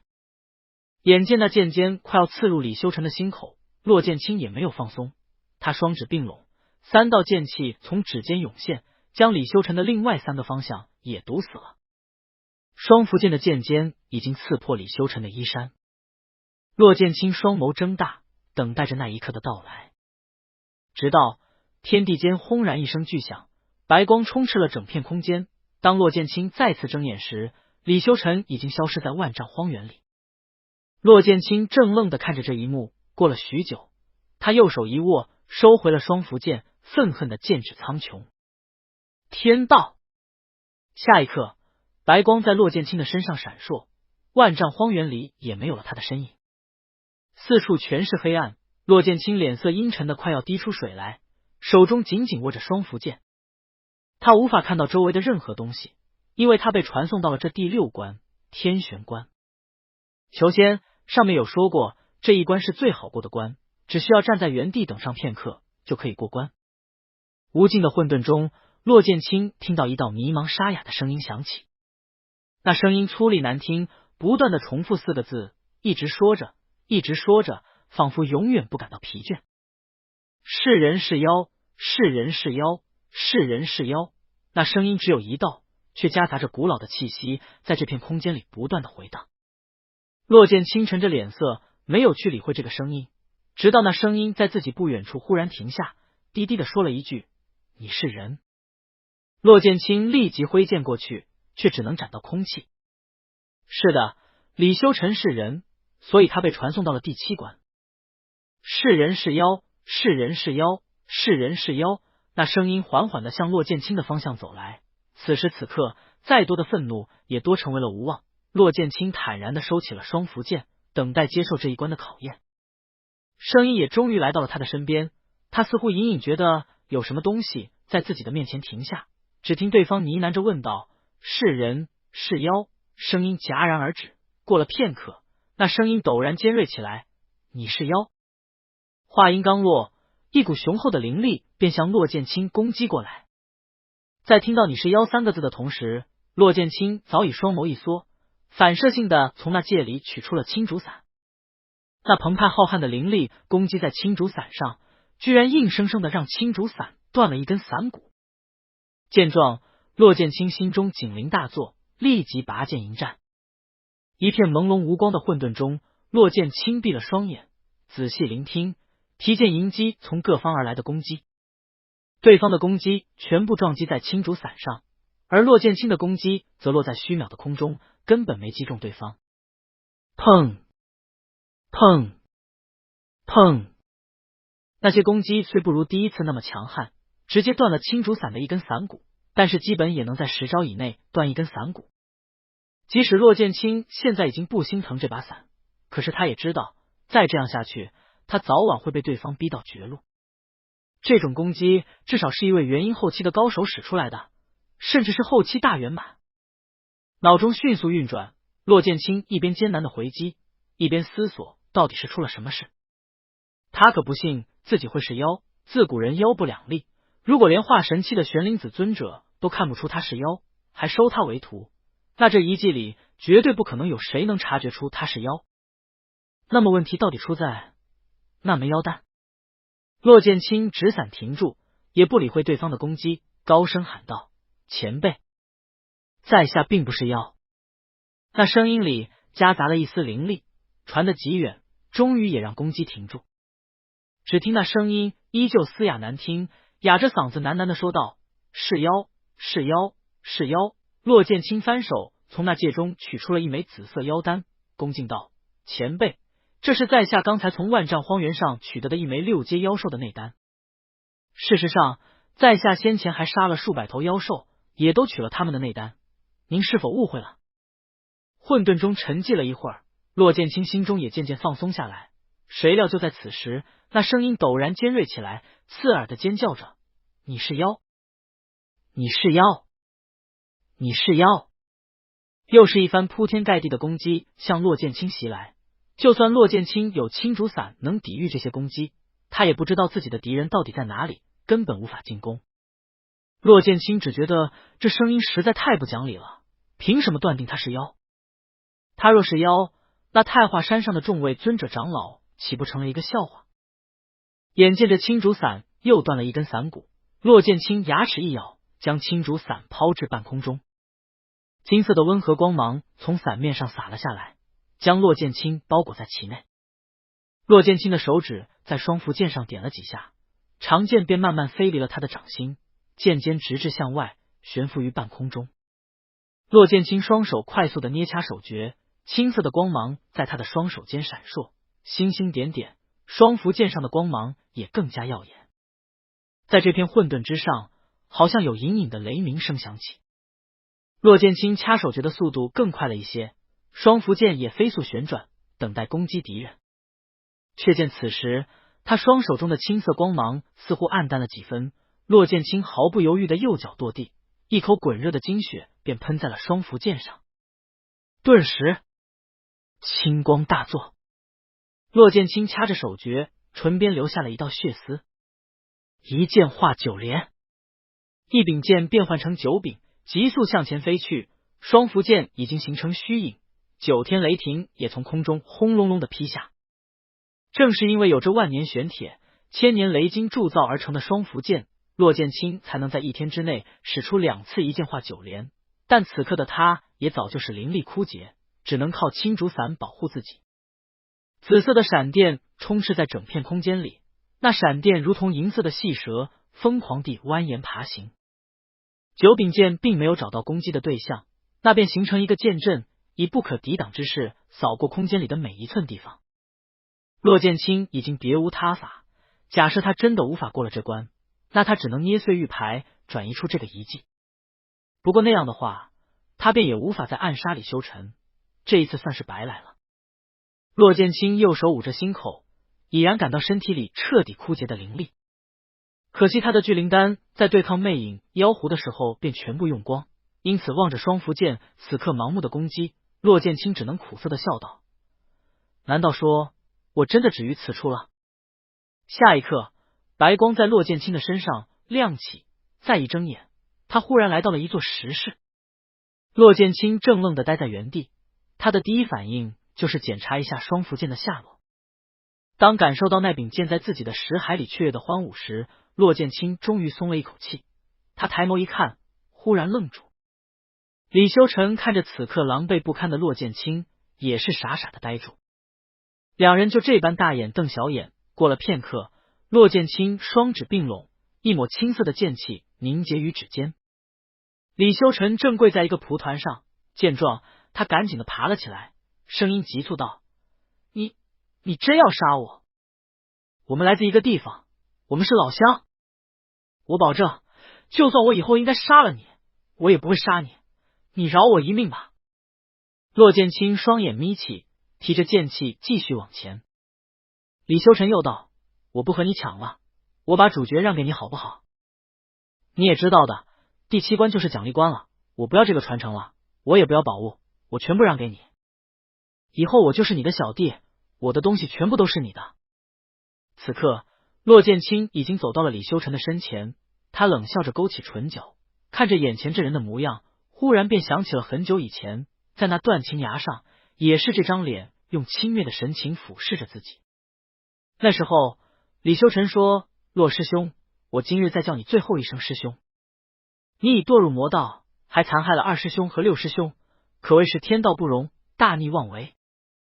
今日你若是愿意在这断情崖上了结自我，那么看在往日的师兄弟情谊上，我可以向众位道友请命，留你一条全尸。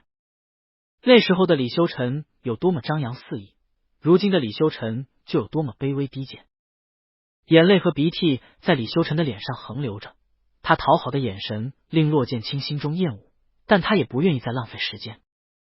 森冷的剑气慢慢提起，直指李修臣。李修臣早已吓得脸色苍白。这一次，骆剑清拿了青竹伞挡在自己的周围，阻止了外来的所有攻击。他神情淡漠地看着眼前的李修臣，然后缓缓提指，却忽然听到一道银铃般的笑声在自己的识海中响起：嘻嘻嘻嘻，你们人类还会自相残杀？小郎君，你可真坏，但是奴家喜欢，不如你就真把你自己送给奴家，如何？骆剑清双眸一睁，尖利刺骨的疼痛便从识海中传来。啊！他疼痛的捂着头跌倒在一旁，李修臣趁机躲开，跑到墙角。一枚紫色的妖丹从骆剑清的那戒中飞了出来，紫色妖雾弥漫开来，很快将青衣修士的身形包裹进去。李修臣瞠目结舌地看着这一幕，不明白发生了什么。他当然也不明白此刻骆剑清正在承受怎样的疼痛。识海里，双符剑发出害怕担忧的剑吟，一团白色的光芒正和外来侵入的紫色妖雾对抗。骆剑清痛苦的在地上打滚，灰尘沾染上了青色衣袍，发丝凌乱，一只眼睛仍旧清明，一只眼睛却已经被紫色包围。小郎君，不要挣扎了，你现在正好是油尽灯枯之时，不如从了奴家吧。休想！小郎君，你又何必逞强呢？你俊美无愁的脸庞上全是汗水。骆剑清痛苦的抱着头，紫色的那只眼睛里流淌出了鲜血。谁也不知道过了多久，李修臣便一直躲在旁边看着，他听着那团紫雾里传来骆剑清痛苦的喊声，他甚至有听到骆剑清疼的抽泣。等了许久许久，李修臣忽然见那紫雾散开了许多，但是他依旧躲在墙角不敢动弹，直到他听到了一道暧昧的低吟。那声音实在太过诱人，李修臣身子一僵，好奇的便走了过去。只见在那朦朦胧胧的紫雾中，一个清俊毅力的青年正倚靠在墙壁上，粗粗的喘着气，一双凤眸姣好明媚，双唇红的快要滴出血来，形容艳丽，美得不可方物。李修臣倒吸一口凉气，身为太华山大师兄和金丹修士的傲气在此刻消失得一干二净，那独属于骆剑清的美丽便彻底的绽放开来。李修臣一直知道骆剑清肯定是裘仙这本书里最好看的角色，即使是他以后娶到的那位人鱼族公主，恐怕也无法与这位反派相抗衡。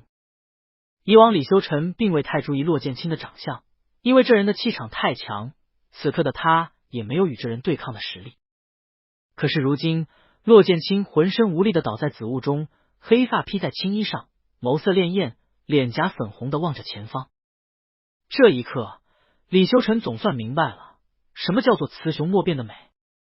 李修臣的手指渐渐颤抖起来，他下意识的便想往前一步，再看清楚一点，但是他还没动作，却见那紫雾仿佛有意识一般，忽然朝他窜来。李修臣觉得这紫雾特别眼熟，可是一时间也想不起来什么东西。只听骆剑清声嘶力竭的吼道：不！李修臣困惑的看向骆剑清，只见后者此刻双眸圆睁，目眦欲裂，眼中已经布满了血丝，痛苦的看着他和这团紫雾。正在疑惑时，李修臣忽然感到浑身一热，一股热流往身下窜去。轰的一声，理智好像被燃烧殆尽。李修臣粗粗的喘着气，身体颤抖的看着眼前那躺倒在墙角的俊美修士。骆剑清的双眸早已睁得不能更大，但是再愤怒的神情也无法减弱这张脸庞无与伦比的美丽。一滴汗从骆剑清饱满白皙的额头上滴下，顺着完美的脸线滑落到下颔处，最终淹没在令人遐想的衣衫里。李修臣情不自禁的吞了口口水，声音沙哑的呢喃着：真好看。骆剑清翻手便凝结出一抹剑气，向李修臣刺去。谁料那剑气竟然偏了一点点，在李修臣的脸上划出一道血痕，最终消失在墙壁中。天道！骆剑清颤抖着身体，压制住身体里极致的欲望，恨不得立即取出玉牌，遁出此地。刚才那妖狐趁着他灵力枯竭的时候，居然想夺舍他的身体。在那一番拉锯战中，骆剑清几乎是拼死才将妖狐的意识杀死，同时自己也中了妖丹中的玉毒。然而骆剑清绝对没想到，那妖狐居然在临死前还愤怒地将妖物引向了如今同在石室中的李修尘。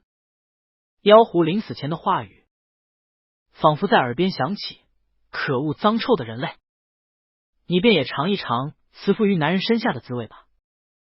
刚才那道剑气已经是骆剑清最后的手段了，他浑身灵力衰竭，没有半个时辰绝不可能恢复。他现在连睁开眼的力气都是玉毒刺激出来的，更不用说做其他事情。如果说妖物中的玉毒会让金丹期的小师妹无法自拔，那么妖丹中的玉毒已经可以让一位合体期的修士情难自已。此刻的骆剑清早已被疯狂的欲望吞噬，他的身体在叫嚣着别人的抚摸，可是他仅存的理智却让他眼睁睁地看着李修尘一步步地走向他，抽开了他的腰带，眼睛在他的脸庞和身体上打着转，然后缓缓低头。李修尘，我必杀你，我此生必然杀你。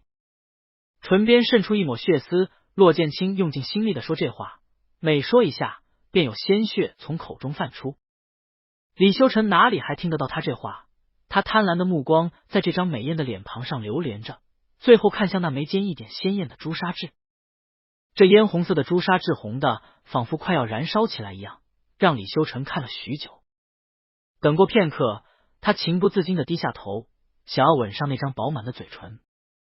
羞辱和愤慨的神情在骆剑清的脸上一一呈现，他已经感受到了李修尘这个恶人的呼吸，他的双眼睁得极大，他不愿意闭眼，他要永远记住这一切，要记住这个人给他带来的侮辱，以后定然10倍奉还。嘴唇与嘴唇间只剩下不足1寸的距离，李修尘呼气也喷洒在美艳动人的脸庞上。却见刹那间金光大作，砰！李修尘的身体被一下踹到了墙壁上，一道清冷的声音夹杂着难以忽视的愤怒和紧张害怕，在狭小的石室里轰然响起，如是圣音，你若再敢往前一步，我必将你碎尸万段，在所不惜。轰隆隆的声音在石室里响起，李修尘的身体和飞起的碎石一起撞击在墙壁上，墙壁并没有任何大碍，他自己却已经痛得不能自已，浑身上下的每一根骨头都好像被人碾碎了一样，肋骨至少断了4根，假设是普通人，恐怕现在早已死了。而且一股强大的威压狠狠地将李修尘踩在了脚底，让他趴在地上无法动弹。此时此刻，明明李修尘的胸腔内还沸腾叫嚣着欲望，可是他已然无法在意那些。他挣扎着抬起头，终于看清了来人。那人身姿清俊优雅，穿了一身白衣长袍，黑发卓然，金色的光芒在周身若隐若现，眉间一朵8瓣金莲绽放出万千光芒，灼灼不能直视。李修尘的牙齿在打颤，他已经认出了这个人是谁，但是他始终不敢相信，为什么这个人会出现在这里。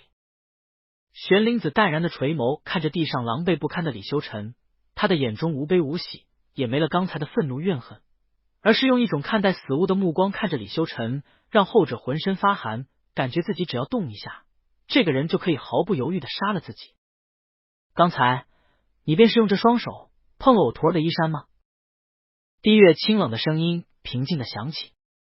李修尘此刻早已被疼痛和欲毒折腾得无法吭声，自然没有回答。然而玄灵子也并没有想要他的答案，他只是神色淡然地抬起手，刹那间一道金色的剑光闪过，凌厉的剑气直指李修尘的双手，瞬间将他的2掌击穿。啊呀！李修尘的双眼里疼得流出眼泪，鼻涕也在脸上横流，他恐惧地看着眼前高高在上的尊者。只听对方声音淡淡的又开口道：刚才你便是用这双眼睛看着我徒儿的身体吗？啊呀！血泪从李修尘的双眼中汩汩流出，即使天空中有明明雷声狰狞的响起，也没能阻止玄灵子的动作。玄灵子双指并拢，金色的剑气还在指尖流淌，一双狭长的凤眸安静地凝视在地上这具破败不堪的身体上。玄灵子道：刚才便是你李修尘想要对我徒儿再动手吗？指尖剑光大作，玄灵子眯起双眼，手指指向李修尘。只见李修尘此刻正捂着双眼在地上痛苦的打滚，他全然不明白，这个人理当是自己的师傅，怎么突然就要杀了自己，甚至连说出来的每一个字都夹杂着滔天的恨意。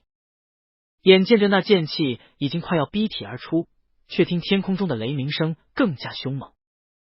顷刻间，一道银色的雷霆轰隆隆的从天空中劈下，竟然穿破空间，往玄灵子的身上劈来。那雷霆不是骆剑清以前召唤出来的程度，粗的超过了这座石室的大小，银蛇在雷霆周围不停游窜。这样的雷霆让人一看就生了害怕之意，这是足以灭杀一个渡劫期大能的雷劫。一道银色的雷霆下来后，玄灵子抬手阻挡，再是一道红色的雷霆，仿佛能毁天灭地。足足36道雷霆不要命的劈下，即使是玄灵子也脸色渐白，他翻手再挡住了一道紫色雷霆。天空中雷云翻滚，似乎还要再降下雷劫，却听玄灵子双眸一缩，怒道：我已舍弃到如此程度，你真以为你能阻止我吗？雷云沉默了一瞬，却迟迟没有散去，依旧盘旋在这座遗迹之外的天上。夷天山脉周围300里都可以看到这乌压压的阴云，千万凡人跪伏在地上，不停的祈祷祝愿，恳求老天不要降下天罚。而在夷天派内，3位金丹期的太上长老全部到齐，他们震惊的看着这蔓延数百里的雷云。二长老惊恐道：有渡劫期大能再度雷劫。大长老摇头，就算是当初的玄灵子尊者，据说也只碰到了81里半径的雷云和9981道雷劫。这世上难道还有谁能够超过太华山的尊者？应该是天降异象，妖界将乱。三长老忽然想到，师兄，会不会是那个北斗真君的遗迹？胡说，那不过是一个元婴大能的遗迹，怎么可能祭出这样的异象？一时间，各方凡人跪地祈愿，无数修士讨论不休。而在那遗迹里，玄灵子一张淡漠俊美的脸庞上没有表情波动，他沉默的抬手看天，到最终还是收了剑气，抬脚将那李修尘踢到了墙角，伸手从他的额头里吸出了一道白色的光芒。忘了这些事，今日我饶你一命。李修尘面色痛苦的挣扎了一会儿后，最终昏了过去。他脸庞通红，玉毒已经幻化成一条紫色的雾气，在他的身体里不停乱窜，可他却怎么也醒不过来，任凭着玉毒破坏他的身体。玄灵子并未再理会这个人，他转过身，神情淡静的看向自己的弟子，视线却在看到对方的时候忽然一怔。剑清！玄灵子赶紧上前拉住了骆剑清的手，将纯正的灵力传送过去。骆剑清双颊潮红，早已喘气不止，如今忽然得了灵力，他一下子有了动弹的力气，于是再也压制不住体内的玉毒，忽然就拉住了那个清凉的源头，翻身将对方压在了身下。玄灵子怔然的望着这一幕，骆剑清跨坐在他的身上，双眸低垂，目光迷离的望着他。那张以往喊着师傅的嘴唇，此刻红的滴血，红的诱人，一双姣好的眸子晶亮着泛着水光，衣衫凌乱不堪，露出了一截漂亮脆弱的锁骨。骆剑清缓缓的睁开眼，看着这个被自己压在身下的人。看到对方的脸时，他并没有一点惊讶，只是声音沙哑的笑了笑，低声呢喃道：又是幻境吗？幻境，幻境，暧昧的低吟从喉咙里响起，骆剑清情难自已，缓缓俯下身子，凑在身下人的脸前。他用复杂的目光凝视着身下人的脸庞，视线从冷淡的眉眼一直滑落到单薄的嘴唇，最终他忽然低手吻了上去。玄灵子双目微缩，湿热的气息从双唇紧贴的地方传来，骆剑清闭上双目，认真虔诚的吻着身下这人。他的嘴唇在对方的唇上撕磨着，轻轻的吮吸舔咬，原本想要撬开对方的牙齿，谁料对方却紧紧锁着牙关，并未打开丝毫。吻了许久，骆剑清抬起头，只见在他的身下，高贵的玄灵子尊者依旧面不变色，神色淡然的看着他，只有唇上那红肿的模样才可以显露出刚才所发生的事情。骆剑清并未羞恼，他的师父理当如此，永远不会为他动摇。绝世无双的太华山大师兄低低的笑着，他似乎是在笑，又似乎是在哭，到最后他控制不住身体里的欲毒，双手在自己的衣衫上磨蹭着，自己解决着自己的欲望。他的身下早已坚硬如铁，死死地抵在玄灵子的小腹，可他仍旧只是纠缠着自己，不肯再主动一下。早在之前，骆剑清的腰带便被李修尘扯去，而如今随着他的撕扯，他的衣袍早已凌乱，大片雪白的皮肤暴露在空气里，那皮肤上泛着一点暧昧的粉色，仿若世上最美丽的白玉，漂亮的让人无法呼吸。骆剑清坐在玄灵子的身上，情难自禁地抚摸着自己。他并没有注意到身下人的眸色越来越深，越来越深。玄灵子双眼一眯，忽然一个翻身，便将骆剑清压在了身下。他用复杂的目光注视着自己的徒弟，过了良久，才拉住了骆剑清的手。骆剑清茫然地看着他，眼中全是情欲。玄灵子神色平静，轻轻俯下身子，冰冷的嘴唇附在滚热的身体上，吻过刚才这个人摸过的每一寸皮肤，最终在骆剑清的左肩处停下。他细细的吻着，吮吸出一抹妖娆的红色，最终又抬头看向自己这个深陷情欲无法自拔的徒儿。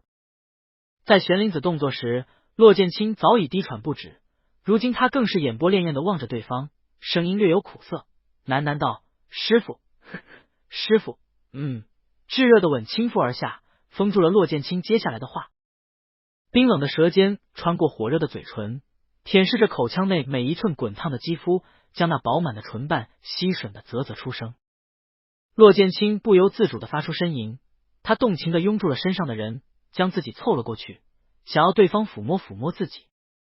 可是玄灵子却只是吻他，吻得尽情放肆，仿佛将压制了多年的感情全部都释放出来了一般。玄灵子的手抚向了骆剑清的发间，将那根青色的玉簪拔去。刹那间，3000青丝铺散开来，这张明媚动人的脸庞在黑发之间显得格外诱惑。玄灵子垂眸望着这一幕，亲吻变得更加温柔起来。他轻轻的吻着，吻了许久才结束。骆剑清身体颤抖的抱住他，将赤裸的上身凑过去，可是玄灵子却依旧目光沉静，毫不动容。片刻后，玄灵子低下头，再吻上了这张嘴唇。这一次，一道浅浅的红光在嘴唇相贴的地方亮起，骆剑清浑身一僵，整个人瘫软在了石板地上，任由对方亲吻自己。那红光越来越亮，随着时间推移，骆剑清皮肤上的热度渐渐褪去，白皙的皮肤也恢复成了如玉的颜色。玄灵子的眉间却是有红光闪烁，等到两人唇间的红光消失的一瞬间，玄灵子立刻松开了骆剑清，仿佛连1秒也不想多有。他将所有的玉毒都拿了过来后，便将自己昏睡过去的弟子轻轻放在了地上。玄灵子衣衫齐整，金贵清冷，连发丝都没一点凌乱，好像什么都没发生过。他认真的为骆剑清将每一件衣服都穿回去，神情冷淡的，仿佛真的只是在对待自己的徒儿，没有其他任何多余的感情。将这一切都做完后，他缓缓起身，看向石室里的蒲团。玄灵子双眸一眯，声音冰冷道：“既然已经看了这么久，为何还躲躲藏藏？你辱我徒儿名誉，污蔑他是妖类，连累他险些被那妖狐夺舍，你可准备好赔罪了？”玄灵子话音落下，石室内并无任何声响。只见玄灵子双指并拢，一道金色剑气穿破蒲团前的石桌，顿时一个晃晃悠悠的残魂便从石桌中现身。他身形虚渺，似乎下一刻就能溃散，但是嘴里仍旧不停地重复着是人是妖4个字。如果此刻骆剑清能够醒来，他恐怕一下子便能发现，这个声音正是在第6关中与他缠斗多时的那个。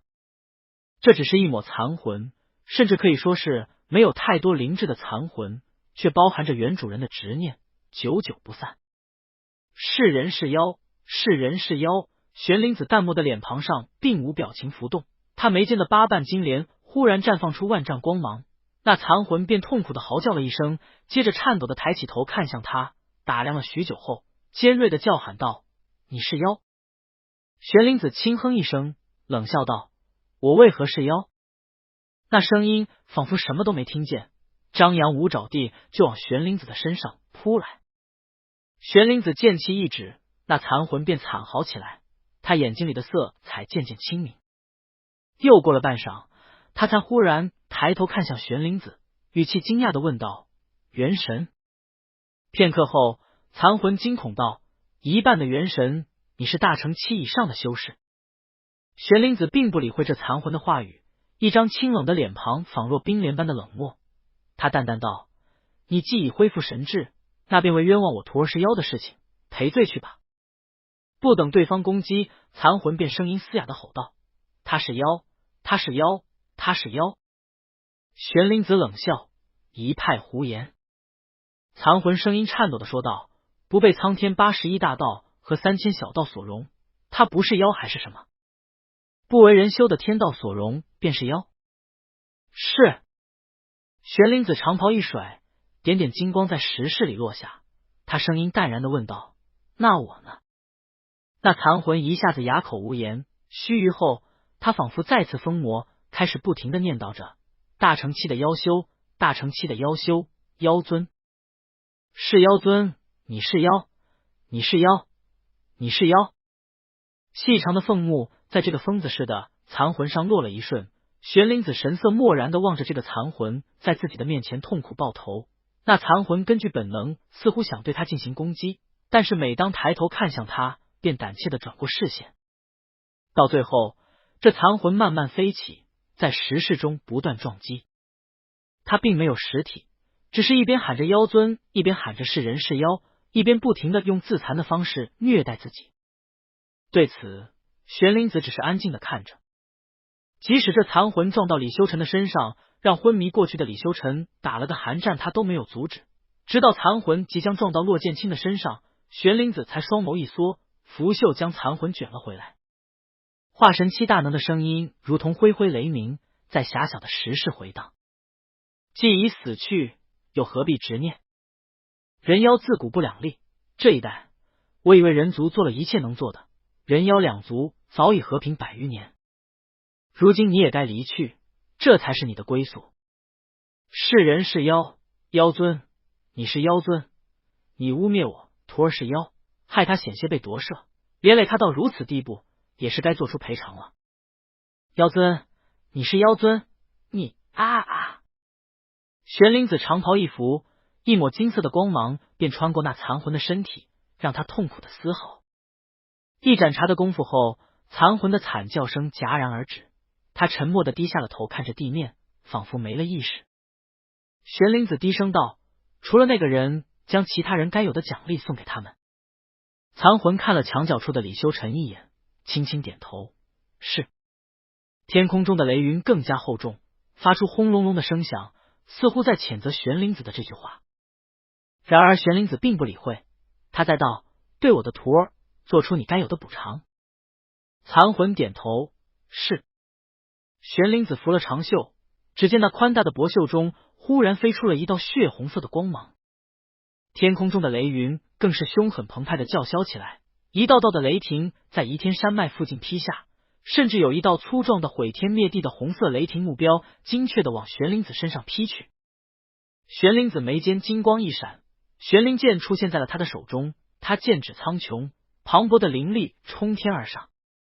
雷霆与金剑在半空中交汇，发出震天撼地的声响。那一刻，北斗真君遗迹附近的山峰全部夷为平地，强大的声波向四周扩散出去，将早就好奇的围在周围看热闹的修士们震飞。元婴期以下的修士齐齐吐了一口血，炼气期的更是重伤的晕了过去。雷云还在叫嚣，但是却不敢再劈下雷劫。而在石室里，残魂低头看着地面，骆剑清昏迷不醒，并没有人知道，当今世上最强大的修士踉跄了身子，重重的吐了一口血。那血中有金光闪烁，玄灵子将半个身体撑在了玄灵剑上，抬头看向残魂：“这是我徒儿的东西。”话音落下，那道血红色的光芒便飞向了残魂。残魂原本想接，可是还没伸手，便被那可怖的气息震慑住了，只能老老实实的站着，看到那道血红色的光芒停在了自己眼前。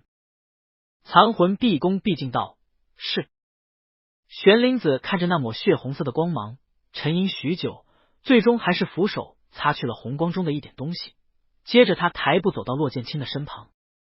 青年清俊秀美的脸庞上布满了汗水，但是却呼吸平稳，明显已经陷入了睡眠。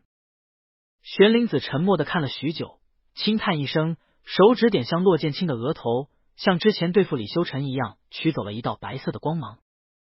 他的动作温柔至极，骆剑清只是闷哼了一声，便没其他反应。下一刻，玄灵子陡然消失，一道金色光芒穿破遗迹的结界，往太华山的方向飞去，最终消失在太华山的护山大阵里。太华山，苍霜峰。一座恢宏雄伟的大殿矗立在苍霜峰的峰顶，俯视整座山峰，散发出浩然正气。在这大殿中，一个头发花白的老者挺着腰背，正坐在一个蒲团上打坐。他的面前是整整4层的本命灯，第4层共有数十盏灯，第3层共有6盏灯，第2层只剩下了2盏灯，而在最顶上的一层，只有唯一一盏金色本命灯闪烁火光。太华山掌门浩星子闭紧双目，打坐修炼。就在这一瞬间，只见最顶上的金色本命灯忽然暗淡下去。浩星子睁开双眼，惊骇地望着这一幕，低声惊道：“玄灵子师弟！”话音刚落，浩星子化成一道白光，飞向太华山最中央的那座玉霄峰。而在距离太华山数百里远的移天山脉中，太华山和移天派的弟子们还在接受残酷的历练。万丈荒原里的妖兽多到数不胜数，太华山的修士们自幼便被师傅派去万兽岭厮杀，有丰富的实战经验。但移天派的弟子们就不同了，他们大多数根骨就不够，也没有多少实战经验，很多弟子早就捏碎玉牌离开了遗迹。所以真正出了万丈荒原的时候，太华山还剩下15人，移天派却只剩下了2人。一行17人在第6关中碰到了面。奇怪的是，在这一关里，他们等了许久，都只有一片黑暗，仿佛什么都不存在，让他们心生困惑。而在第7关天书关中，骆剑清手指微动，慢慢苏醒。刚刚与那妖狐经历过一番夺舍征战，骆剑清早已灵力枯竭，他连起身的力气都没有，只能睁开双眼，看到李修尘正躺在墙角，浑身都是血。骆剑清双眸一眯，还未反应，却忽然感受到一股奇异的气息。他转手看去，只见一道虚渺的影子正飘在蒲团前，低头不语。骆剑清睁大双眼，已然准备从那戒里取出青竹伞，只听残魂低声道：“历练结束，你失败了。”这声音刚落，李修尘的身上便闪起了白光，不过一眨眼的功夫，他就消失在了遗迹里。骆剑清怔愣地看着这一幕，似乎不明白到底发生了什么事情。他不过是与魅影妖狐缠斗了许久，接着就昏迷过去，怎么一睁眼，忽然冒出了一个残魂？李修尘似乎也受了重伤。骆剑清提起刚刚才恢复一点的灵力，戒备的提防四周。残魂沙哑的声音响起：“你度过了本君的遗迹，现在本君将自己的3样法宝交送于你。”顿了顿，残魂的脸上出现了一抹愤恨的神色：“人妖不两立，我必灭妖族。我北斗真君驰骋战场多年，一人灭杀过万头妖兽，人族与妖族之间，不是你死，就是我亡。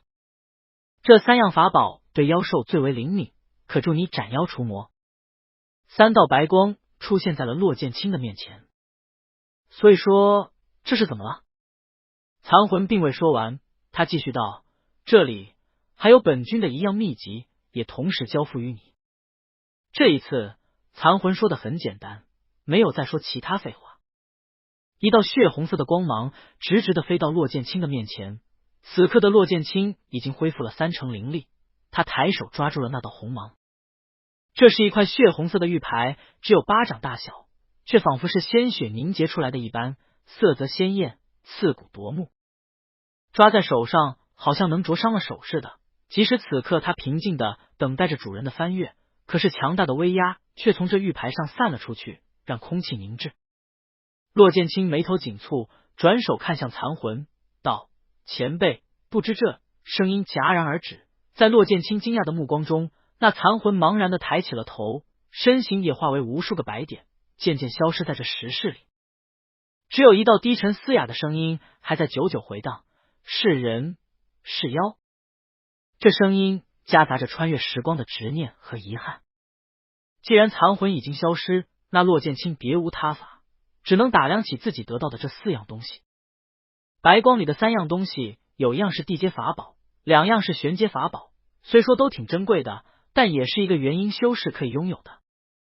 唯独这血红色的玉牌让骆剑清十分迷茫。这玉牌上散发的恐怖气息仿佛穿透远古，向他袭来。难道那北斗真君真有这么大的造化，既可以布下这恐怖的北斗七星阵，又可以得到如此可怕的玉牌？犹豫了许久，骆剑清还是散发出了一点灵石，刺入玉牌。一瞬间，震撼压迫的声音在他的耳边响起：夺悠悠之岁月，夺茫茫之大地，夺万物之生灵，夺天地之造化，夺人夺妖夺天道，此物名为九。声音忽然停住，片刻后，那声音又道：此物名为九夺天路。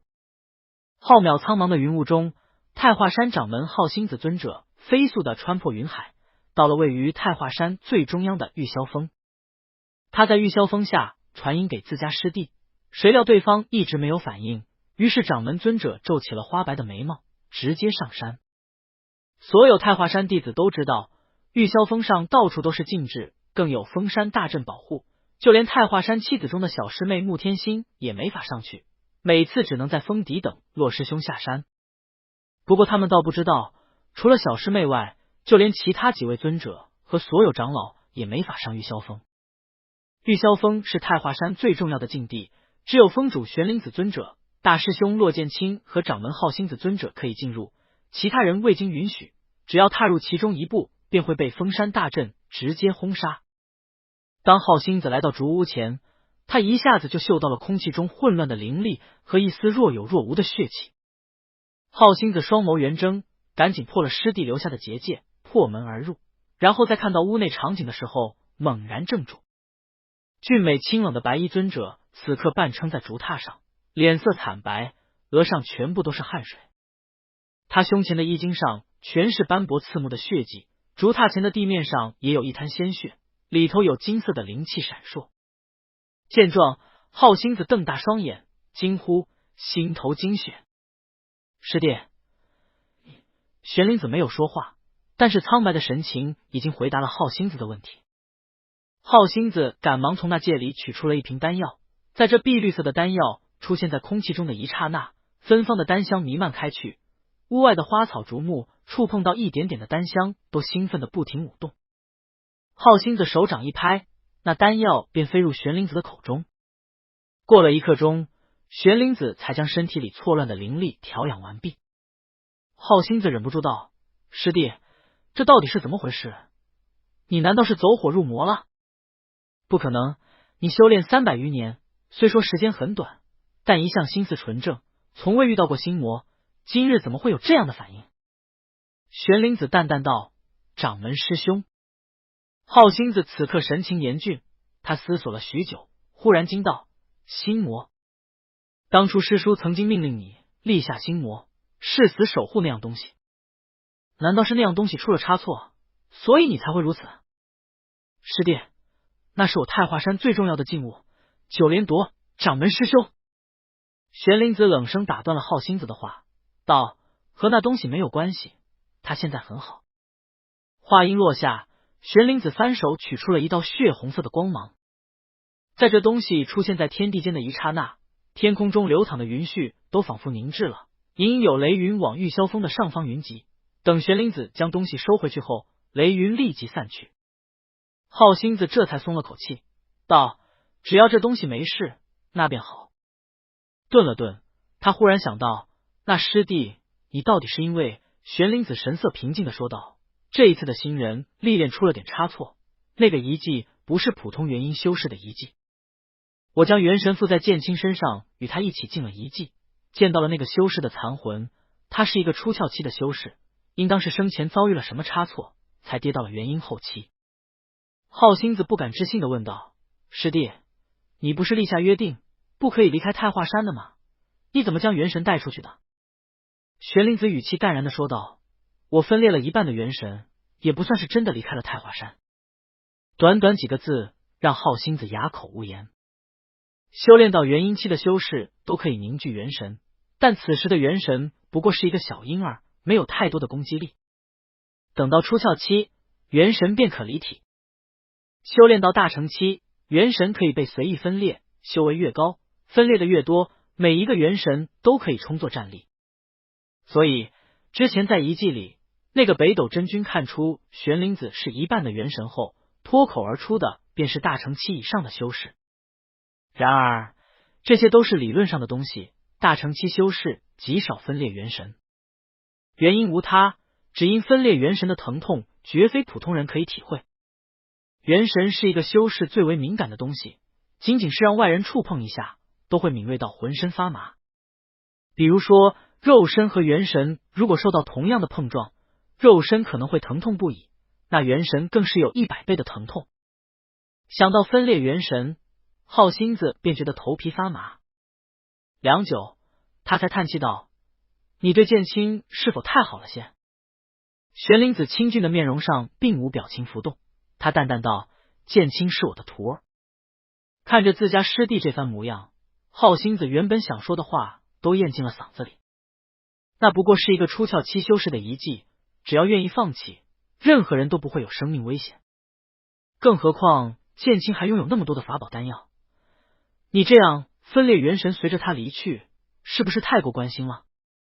毕竟是人家师徒间的事情，浩星子也不好多说。他在仔细问了一下玄灵子的身体问题后，留下一句：“我去找师妹为你炼制丹药，祝你早日恢复元神。”接着便化为一道白光，离开了玉霄峰。在浩星子离开后，玄灵子终于撑不住的往后一倒，又是一口鲜血喷出口中。那鲜血里照样带了点点金光，就算是玄灵子也不免昏死过去，面如金纸。与此同时，太华山苍霜殿最顶层的那盏金色本命灯也不断闪烁摇曳，等过了许久，火光才慢慢平稳下来，只是比之前暗淡了一分。而远在千百里外的夷天山脉上空，雷云早已散去，许多修士观察了许久，也没找到什么神奇珍宝，只得悻悻的离去。等又过了几刻时间，所有弟子都被传送出了遗迹。骆剑清早就将自己得到的那3样法宝和血红色的玉牌收回那戒里，被传送出来后，他往四周看了一眼，很快发现太华山弟子的踪影，于是飞身过去。骆师兄，太华山一共17位弟子进入第6关，都获得奖励。说话间，19师弟取出了一样白色的玉珠，道：“就是这个碧水珠。这碧水珠似乎可以下潜到水深50里的地方，也算是一样宝物了。”骆剑清赞赏的颔首，看了看四周，问道：“怎么只有你们20个人？”19师弟嘿嘿一笑，无奈道：“师兄，那万丈荒原实在是凶险，我们中有些人受了伤，直接捏碎玉牌就出来了。刚才我出来的时候才发现，原来那李修尘早就被传送出来了，还被夷天派的人带回去休养疗伤，所以我就让其他受伤的师兄弟也跟着去了夷天派养伤。”骆剑清轻轻挑眉，故作惊讶的问道：“大家都受伤了？那李修尘也受伤了？”19师弟摊摊手，叹气道：“是啊，不少人受伤了，据说他们夷天派还死了几个炼气期的弟子。不过师兄，你是没看到李修尘那个伤啊，据说可惨烈了，手也废了，眼睛也瞎了，也不知道他在万丈荒原里碰到了什么凶猛的妖兽，居然没要了他的命，把他搞到这般地步。”一边说着，骆剑清带领太华山的弟子一边来到了夷天派那边，准备与他们交接。19师弟总结道：“除非有青蓝峰的长老专门为李修尘疗伤炼丹，否则他这辈子恐怕都好不了了。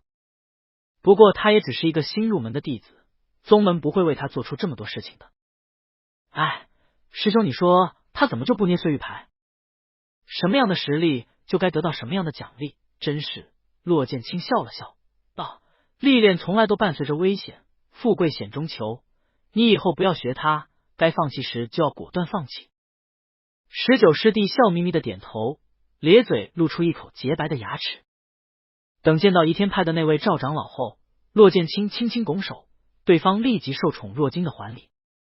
骆剑清笑道：“这次的遗迹真是辛苦贵派了，历练过程我将会如实禀报宗门，等宗门中的长老检查过后，会将发现遗迹的奖励送到移天派。顿了顿，骆剑清又道：不知我太华山停留在贵派中的弟子们现在怎么样了？赵长老恭敬道：除了一位炼气2层的道友似乎受伤严重了些，其他人都很好。不用说名字，骆剑清都能猜到受伤严重的是谁。虽说当时很快李修尘便被传送了出去，可是骆剑清亲眼看到李修尘惨烈的伤势的，那样的伤对于一个炼气期的修士来说是致命的。李修尘居然没死，已经让骆剑清非常意外。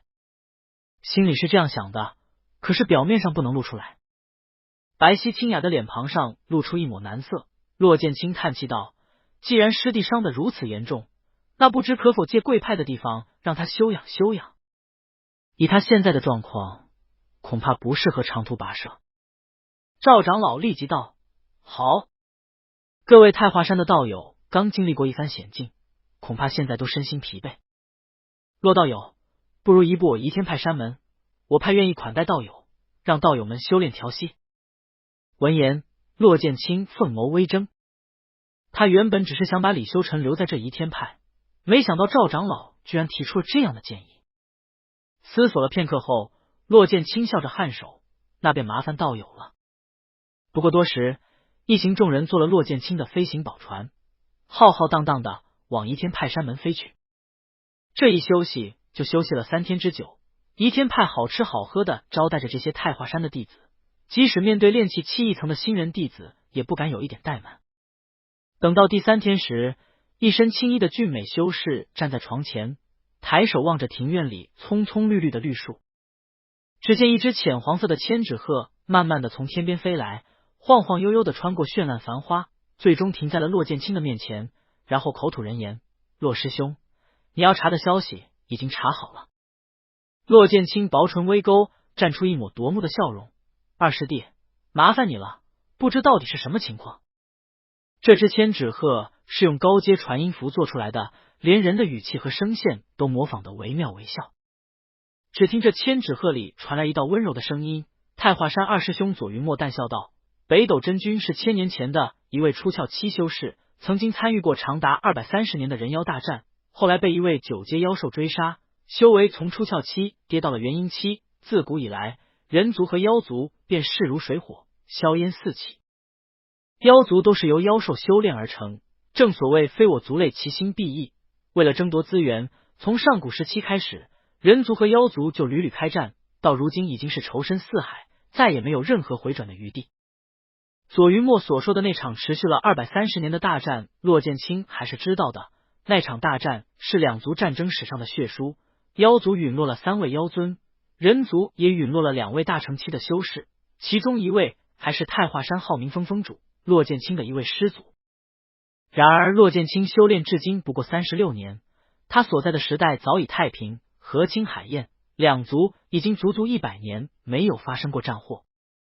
高阶妖兽都闭关不出，人族也不主动挑起纷争，只有合体期以下的修士和8阶以下的妖兽会在边境战争上厮杀斗争，却再也没有了战争。骆剑清经常去的万寿岭，便是人族与妖族设立的3不管地带。8阶以下的妖兽可以随意进入，合体期以下的修士也可以走进其中。在这里生死由命，富贵在天，2族可以任意发泄自己的恨意，肆意屠杀。左云墨轻笑的声音在安静的庭院里响起：师兄，北斗真君虽说实力不够，但是在那场战争中倒是屡建奇功，所以获得了不少宝物。你们这次去历练的遗迹就是他的本命法宝北斗七星阵，这是一个可以击杀元婴修士的地阶阵法，可惜现在遗迹已经关闭，否则你可以将它取过来，以后必有大用。闻言，骆剑清轻轻勾起唇角，问道：师弟，你什么时候算计得如此精妙了？左云墨无奈道：再过半年就是宗门大比了，师兄，我可不想被掌门师尊再训斥了。2人又说笑了一番后，那千纸鹤挥舞着翅膀，缓缓地往天空飞去，很快就消失在骆剑清的视野里。望着澄澈的天空，骆剑清慢慢地眯了双眼，接着拂袖转身回到了自己的屋子。回来后，骆剑清直接从那戒里取出了那块血红色的玉牌，仔细打量。九夺天路这个名字足够霸道，光是夺天2个字便让骆剑清心中凛然。北斗真君说这是他所得到的一门秘籍，可是骆剑清却觉得不可能。就算那个北斗真君在战争中获得了大量的财物，开辟了一个远超普通元婴修士的遗迹，他也不该获得这样逆天的功法。如果北斗真君真练了这个功法，想必也不会被妖兽追杀的跌了一个大境界，最后惨死。在与那只魅影妖狐进行夺舍征战后，骆剑清只记得自己疼痛不堪，接着记忆便丧失了一段。等他再醒来，就看到了浑身是血的李修尘。这2天，李修尘醒来后，虽说双眼瞎了，可是耳朵没聋，嘴没哑。骆剑清让人去探了他的口风，李修尘说只记得自己已经到了最后一关，不知道怎么就变成了这样。李修尘也丧失了记忆。骆剑清直觉这件事肯定不简单，他和李修尘恐怕是被哪位大能给抹去了记忆。想来想去，骆剑清只能想到这件事大概与北斗真君有关，却没有办法再进入遗迹查明真相。重生2个多月了，骆剑清非常明显的感受到自己体内的灵力在缓慢的流逝。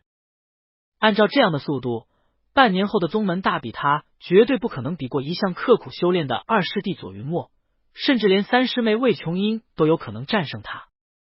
最重要的是，他的境界可能会往下跌。想到这，骆剑清紧紧攥住了手中的血红色玉牌。窗外时光流逝，夕阳慢慢落山，清月从东边升起。等到第2日的朝阳从大地上腾空跃出后，骆剑清沉默地走到窗前，凝视着那一轮灿烂蓬勃的圆日，最后长长的叹了一口气，又回到了榻前。这一次，骆剑清在屋子周围布下了结界，并且要求任何人都不可入内。他将一缕灵石探入玉牌里，不过片刻，那个震耳欲聋的声音便再次响起，在他脑海里念出了九夺天路上的秘法文字。骆剑清闭上双目，盘腿坐在软榻上，双手在空中掐起了手诀。一开始他的速度极慢，但是越到后来就速度越快，最后形成了一道道虚影。天地不仁，以万物为刍狗；岁月无痕，视众生如敝履。我辈修炼之人，修本心，修自我，修世间万物，唯不修天道。你修何物？骆剑清身上青光大放，这雷鸣一般的声音在他的脑海里轰隆响起。只见他忽然睁开双眼，抬手向上，目光穿破屋顶，直视天空。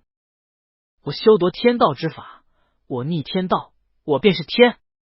话音刚落，只见骆剑清眉间的3瓣青莲光芒大作，一股古老的气息从地下慢慢的泛了上来，形成虚无的幻影，如同一条条细蛇缠上了骆剑清的身体。可是骆剑清却仿佛什么都没有察觉到，这些细蛇深入他的身体后，全部化作滚烫的灵气。灵气沸腾如岩浆，疯狂地冲撞着骆剑清身体里的每一寸经脉，让他痛苦地咬住了牙齿，却仍旧有血迹从唇角边流下。这血丝里包含着浩瀚的灵力，等到后来，骆剑清再也忍受不住的喷出了一口鲜血。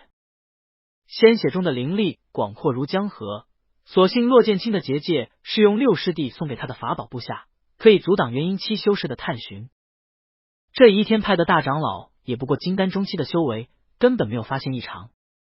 第一口心头精血只是开始，接下来随着细蛇的钻入，骆剑清呕出了一口又一口的鲜血，似乎要将浑身的血液全部呕尽。这些鲜血中包含的灵力疯狂地撞击结界，最后被结界一一挡下，慢慢消散在空气里，回归天道。骆剑清的境界在这一刻不断的下跌，金丹初期，筑基后期，筑基中期，最终直接跌落到了炼气期。当他将最后一口鲜血都呕出去后，骆剑清浑身一震，整个人虚弱的往后瘫倒，失去了意识。此时，一道叹息般的声音在他的脑海中低低的响起：九莲本心路，原来是玉霄峰后人吗？随着这声音落下，那道雷鸣之声再次响起：草木之灵，只争春秋，而欲随天，何不夺天？夺草木之灵意，夺春秋之规律。九夺天路，第一夺，夺春秋。这声音刚刚落下，只见在这小小的庭院内，所有花草树木都颤抖着摇晃起来。他们胆怯地晃动着自己的身体，似乎想要逃离出去，可是一股狂风刮过，虚幻的力量从他们的身体上刮过，席卷走了许许多多璀璨的光芒，最后没入洛剑清的身体里。一时间，洛剑清身子颤抖，毫无意识的又打坐起来。他的手指下意识的掐弄手诀，这些亮光便从他的周身经脉节点钻了进去。亮光滋润着渐渐干涸的经脉，让经脉恢复如初，接着来到洛剑清的丹田处，靠近了他丹田中央那枚金丹。这金丹早在洛剑清呕出浑身精血的时候就枯瘪了，如今对于这些亮光根本没有还手之力，只能任由对方钻入自己内部重新打磨。青色的光芒在洛剑清的身体上轻轻绽放，那股虚幻的力量早已飞出了院落的范围。他们肆无忌惮的在移天派内部扫荡，每碰到那些草木，草木都会害怕的颤抖身体，最终贡献出一点亮光。力量扫过太华山弟子们休息的院落，扫过正愤恨谩骂的李修尘，扫过移天派无数围在洛剑清院子外头的怀春少女，最后扫向了移天派掌门的灵药园。每一株灵药都在这股力量的扫荡下低了头，唯独一株三品灵药抖着身体与这股力量死命抗衡，但是到最后却还是贡献出了一抹亮光。这亮光比其他亮光都大上许多，而在亮光离体后，这灵药也没什么变化，反而更加恣意地伸展出了枝叶，迈向阳光。移天派的二长老惊恐道：“师兄，寒枝草不是畏惧阳光的吗？为什么你最心爱的这株三品寒枝草竟然主动把叶子伸到阳光底下？”闻言，大长老也是惊骇道：“不可能！这寒枝草被我温养多年，早就拥有了灵识，它不可能做这种伤害自己的事情。”诸如此类的怪事在移天派中不断出现。总是面向太阳的向日花忽然低下了头，面朝大地，明明是冬季才会开花的植物，忽然在春天结出了一个花骨朵，仿佛这些草木都舍弃了天道轮回，开始肆无忌惮地做着自己想做的事情。他们不再被天地间那股无形的规则束缚，于是在这种自我的争夺下，有的草木渐渐落败枯萎，而有的却更好的成长起来。这些洛剑清全不知情，他的意识慢慢苏醒，也察觉到自己身体里的力量渐渐恢复。那些光点从各个方向飞向他的身体，随之而来的，他的气息慢慢的增长起来，炼气期、筑基期、金丹初期、金丹中期。他又回到了金丹中期，除了经脉处钻骨的疼痛外，好像什么都没有发生。但是洛剑清看着地上那凝结成块的血液，却已然明白自己刚才到底舍弃了什么。一身灵力化为乌有。想要修炼九夺天路，就必须舍弃曾经修炼出来的灵力。现在洛剑清身体里的这些灵力，虽说和他以往的看上去没有差别，可是洛剑清却觉得已经完全不是曾经的模样。他现在感觉自己和这个世界格格不入，仿佛被世间万物排斥，唯独移天派内的一些花花草草正雀跃着欢呼他的醒来，似乎非常激动。这就是九夺天路第一夺，夺走草木春秋。洛剑清在自己的院子里修炼了3天，等稳定修为后，便与移天派辞别，操作着飞行宝船，带着自家师弟师妹回去。原本移天派的三长老还道，那位李道友似乎还没有恢复，洛道友不如再休息一段时间。洛剑清一身青袍站在苍穹之中，长发随风而动，眉如墨画，微笑道：“不必了，师门催得紧，多谢贵派款待。”三长老道：“既然如此，那在下也不多留。原本掌门师兄想亲自送道友离去，不过最近师兄院子里那株寒枝草竟然快要枯萎了，师兄正想法子拯救，一时抽不出空来。”闻言，洛剑清微微一愣，俊美的脸上飞快的闪过一丝尴尬。他身体里的灵力仿佛听到了三长老的声音，高兴得意的涌动了几下，似乎在向洛剑清邀功。洛剑清惭愧的颔首，还没开口，便听三长老又道：“不过奇怪的是，灵药园里的另外一株2阶灵药，在今天早晨居然晋级成功，变成了3阶灵药。骆道友，太华山开山千万年，历史悠久，见识繁多，你是否知道这到底是怎么回事？骆剑清轻轻摇手，我也不知。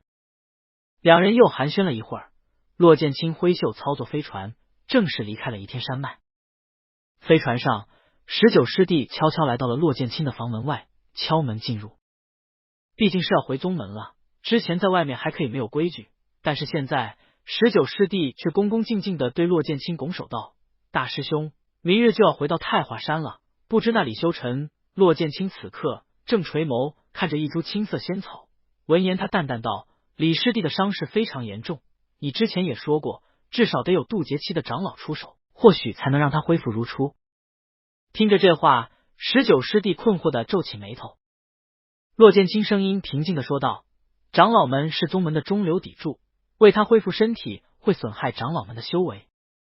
你把我的原话告诉掌门师伯，至于他老人家如何处理，就和我们没有关系了。”顿了顿，骆剑清转手看向19师弟，笑道：“李师弟伤势严重，也无法修炼，既然如此，那他的内门弟子的资源也是浪费。为了他的修养，在他恢复身体前，就让他搬到浩明峰外山吧。我想等你回去后，询问以下4师弟，他应该知道怎么做。”19师弟先是愣了愣，最后才嘿嘿一笑：“是，大师兄，我知道怎么做了。”看着19师弟远去的背影，骆剑清脸上的笑容渐渐消失。19师弟的想法他自然能猜到，无非就是把这个狂妄自大、名不副实的小子赶出浩明峰内山，他就心满意足了。可是对于骆剑清来说，他却希望李修尘死。上辈子临死前的一幕，至今还历历在目。骆剑清不敢忘，然而他如今已经稍微脱离了一点天道，自然也察觉到了。如果说天道降下3000意识，那至少有2000都聚集在李修尘的身上。他杀不了李修尘，至少现在绝对杀不了李修尘。而且李修尘的身上有大机缘、大气运，但是一个废人能怎么利用机缘呢？无非是为他人做嫁衣。骆剑清淡笑着勾起唇角。1日后，一行众人浩浩荡荡的回到了太华山。这些刚刚经历过历练的弟子都觉得自己已经脱胎换骨，得意的和没去遗迹的师兄弟说着遗迹里的事情，而骆剑清则是去苍霜峰将一枚玉牌交给了长老，里面记载了这次遗迹历练的大致经过。等到负责此事的长老确认后，骆剑清行了一礼，飞身回到了玉霄峰。就在他刚刚落定的一瞬间，只听一道清冷淡漠的声音从他身后响起：“违背师命，私自出山。”剑清，你何时变得如此目无尊长，胆大妄为？骆剑清身子一颤，僵硬的转身。只见在翠竹青山前，白衣长袍的尊者垂着凤目，目光冷然的看着他。望着对方无情冷漠的眼神，骆剑清心中渐渐冰冷，只感觉自己喉间发涩。他低下头，语气倔强的说道：“师父，徒儿一直有认真修炼，从不懈怠。新人历练向来是宗门中的大事，由我这个大师兄出门带领，是理所应当。还敢狡辩？”说话间，强大的气势瞬间释放出去，压迫的骆剑清抬不起头。听着这冰冷的声音，骆剑清心里发疼，咬牙道：“剑清不知自己错在何处。”过了许久，只听玄灵子淡淡道：“既然如此，那便让为师检验一下你的修炼成果。撑过10招，此事罢休，否则罚你在玉霄峰闭关1年，不许出山。”话音刚落，浩瀚剑气直直的向骆剑清刺去。骆剑清下意识的飞身后退，却仍旧被剑气刺下了一缕头发。他眉间青光一闪，双符剑便出现在了手中。只见玄灵子此刻以竹代剑，声音寒如冰霜：“为师将修为压至金丹初期。”骆剑清咬牙道：“是。”一白一青2道身影在竹林里翩飞起来，双符剑释放出阵阵雷蛇，却被一个普普通通的竹剑挡下。那竹剑并无任何出色之处，只因为使他的人是世间最强大的修士，于是他拔地而起，掀起一阵滔天剑势，压得双符剑也无力反抗。骆剑清狼狈地抵挡着玄灵子的攻击。这一次，玄灵子似乎是真的动怒，每一击都直指骆剑清的要害。虽说将修为压到了金丹初期，可是他的境界却早已将骆剑清甩开老远，仅仅是一丝剑意就足以碾压骆剑清。又是一道金色剑光划过，骆剑清赶紧避让，脸上却仍旧被划出一道血口。玄灵子并没有因此动容，剑招一次比一次强大。等到第9招时，他剑指骆剑清的胸膛，骆剑清提起双符剑便挡，整个人往旁边一侧，逐渐划破骆剑清的衣袖，露出了一块雪白的肌肤，上面一朵粉色的红痕鲜艳刺目，仿佛红花绽放，与白皙的皮肤相衬，极为艳丽。玄灵子双眸一缩，动作忽然停住。就是这个时候，骆剑清将浑身灵力灌注到双符剑中，顿时剑光大起，银色的雷霆在双符剑上翻滚沸腾。骆剑清拔剑刺向玄灵子，后者竟然没有抵抗，等到雷霆与剑气已经刺到脸前时，他才赶忙避开，被削断了一丝头发。骆剑清将双符剑收回眉间，道：“师父，弟子在第10招时将您击败。”玄灵子沉默不语。骆剑清诧异的抬眸，只见玄灵子正用复杂的目光注视着他破碎的袖口。骆剑清转头看到了那抹红痕，低声道：“这似乎是在遗迹里碰出来的痕迹，用凝碧露也没有消去，因为不是大事，所以没有管它。师父，您知道这是什么伤痕吗？”玄灵子白皙的脸庞上飞快闪过一抹红云，他神色一冷，拂袖将骆剑清击飞了3米远，接着声音冷淡的说道：“为师也不知这是何物，不过似乎不是什么大事，你勿要在意。既然你有好好修炼，那这次便闭关半年，等宗门大比时你再出去。”骆剑清闻言一怔，最终还是点头应下。一眨眼间，玄灵子便瞬移离开，仿佛连1秒都不愿意与自家徒儿多待。见着这一幕，骆剑清微微愣住，等过了许久才叹了口气，苦笑着自言自语道：“记得小师妹每次历练回去，玉清子尊者都关怀备至，恨不得求助小师妹，不让她再出外历险。”俊美脸庞上只有淡淡的笑意，骆剑清目光平和的望着禁闭的竹门，呢喃着：“无因，我这次九死一生，你一点也不过问，当真是毫不在意吗？”苦涩的声音在空气里渐渐消散，骆剑清穿过竹林，很快回到自己的竹屋中。半年时光匆匆而过，在一日清晨，一道浅黄色的身影出现在了玉霄峰的峰底。来者面容清秀，算不上极俊，但也眉目温柔。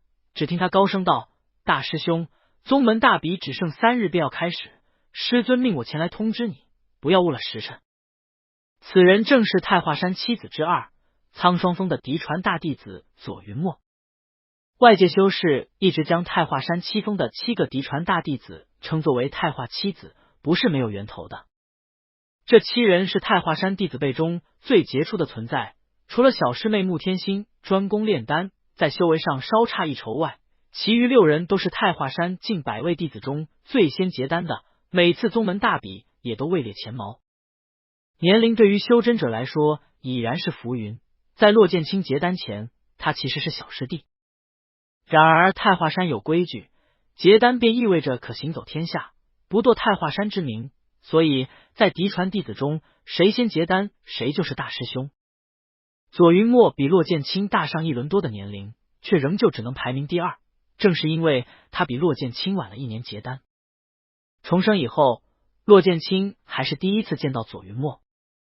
他的这位2师弟和3师妹魏琼英一样，是个修炼狂人，除了打理苍霜峰的相关事务外，左云墨恨不得将自己锁在山门里不出来，修炼个地老天荒。在太华7子中，根骨最频繁的便是左云墨了。大师兄骆剑清是万中无一的超品根骨，其余师兄妹都是1品中的极品，唯有左云墨算作1品中的上品。然而，这并不意味左云墨的实力就低。以往在宗门大比中，骆剑清唯一的对手就是左云墨。闭关半年，听到左云墨的声音，骆剑清便下了山，连衣着都没有打理。见着他这番急匆匆的模样，左云墨微微一笑，伸手帮自家师兄整理了一下衣衫，笑道：“师兄这都多大了，怎的还像小时候一样，总是毛毛躁躁的？”语气中全是无奈和宠溺，声音温柔如春风。猝不及防的被对方压了一头，骆剑清也是无奈，只得道：“怎么说我现在也是大师兄，师弟，你是否要给我一些面子？”左云墨清秀的面庞上露出一抹诧异的神色，最后故作伤感道：“记得小时候，师弟经常带着师兄在太华山中四处玩耍，那时候师兄你可最喜欢坐在我的肩头，让我带你腾云驾雾。这才过去30多载，师兄便忘了吗？”骆剑清面露惭色，直接转移了话题：“宗门大比的事情如何？”左云墨一一道来。半年的闭关时间早就过去，在前几天，骆剑清就注意到了时间，向玄灵子请示了自己出关的事情。玄灵子并没有反对，只是回了一句冷淡的“不要丢了玉霄峰的脸面”，便又继续闭关修炼。此时此刻，骆剑清与左云墨一起往太华山掌门所在的苍霜峰飞去。虽说自己才是大师兄，可是在处理宗门事务上，左云墨却更长袖善舞，游刃有余。他条理清晰的说明这次宗门大比的细节要务，每到重要事项时还会提醒骆剑清注意，却又语气恭敬，不会抢了属于大师兄的辈分。骆剑清点头听着，目光却不自觉的往左云墨的脸上瞄去。上辈子在他葬身的断情崖上，李修臣义正言辞的呵斥他残害同门。虽说当时已经堕入魔道，可是残害同门这种事，骆剑清却是绝对不可能做的。然而那时候，全天下都认为骆剑清杀了自己的2位师弟，就连他的师傅玄灵子都没站出来为他说话，因为那证据太过确凿了。自从骆剑清被逐出太华山后，不久他就堕入魔道。太华山掌门浩星子尊者颁布了太华令，全天下通缉这个不孝叛徒，令骆剑清度过了非常惨淡的一段时光。在太华令颁布3年后，有2个人找到了他，正是左云墨和他的6师弟修恒。3人在极北之地发生了一场大战，骆剑清就算再怎样天赋异禀，当时也因为逃亡而疲惫不堪，败于2位师弟手下。那时候修恒上前一步，痛心疾首道：“大师兄，你随我们回去，我一定会找掌门师伯讨要一个说法，我相信你绝不是那样的人。”然而左云墨却拦住了修恒，接着看向骆剑清。至死时，骆剑清都记得，那时候这位年龄大了他1轮的2师弟用一种复杂的眼神看着他，目光灼灼，仿佛能看穿他心中那师徒不伦的心思。左云墨爱笑，可那时他脸上却没一点笑意。骆剑清是在婴儿时就被玄灵子带回玉霄峰的，玄灵子尊者生性冷淡，不会照顾孩童，便让当时10多岁的左云墨照顾骆剑清长大。左云墨从一开始的毛手毛脚到后来的细致体贴，骆剑清的童年里充满这位温柔的兄长的影子。左云墨并未说错，骆剑清小时候确实喜欢与他玩耍，直到后来正式修炼才与他渐渐疏远。世界上最了解骆剑清的人不是玄灵子，甚至不是骆剑清自己，而是左云墨。在极北之地的狂风之中，左云墨拦住冲动的6师弟，与狼狈不堪的魔修骆剑清对视，到最后他才重重叹了一口气，道：“你已成为魔修，那自然与我等正道不两立。骆剑清，太华山你回不去了，你好自为之，你的人生还长。”接着左云墨便拦住了修恒，将骆剑清放走。3日后，骆剑清才知道他的2位师弟死于极北之地，连尸骨都没找到。世人皆说是他骆剑清利用了师弟的同门情谊，将2人害死。可是他们并不知道，在得知这个消息后，骆剑清自己却几乎崩溃，甚至不顾危险的返回了极北之地。最后却没找到2人的尸骨，只找到了左云墨本命剑上的一缕剑髓。本命灯已灭，这2人确实是死了，而且死无葬身之地。上辈子到最后时，骆剑清被同门其他师弟师妹嫌恶，唯有太华山7子中的其余6人对他没有任何怨言。5师弟火鱼冲对他形同陌路，却从不辱骂痛恨他。4师弟谢子卓更是屡次3番的为骆剑清解释，却被铁一般的证据阻拦。三师妹魏琼英从不过问这些事务，但是在骆剑清被赶出太华山后，却直接闭了死关。骆剑清直到死都没听说这位师妹出关，而小师妹更是悲痛欲绝，却被他的双修伴侣李修臣拦住。这次宗门大比上，四宗和其他门派都会派人前来观战。师尊令我和四师弟组织这次的招待事务，不过师兄你也知道，四师弟这半年一直被五师弟缠着决斗，恐怕没有那么多的时间。假若可以，师兄愿意来帮师弟的忙吗？闻言，骆剑清忽然一愣，从遥远的记忆中醒来。他转手看向左云墨，却见后者双眸微睁，然后抬手将骆剑清额前的一缕长发捋向耳后，无奈道：“师兄，近日可是发生了什么事？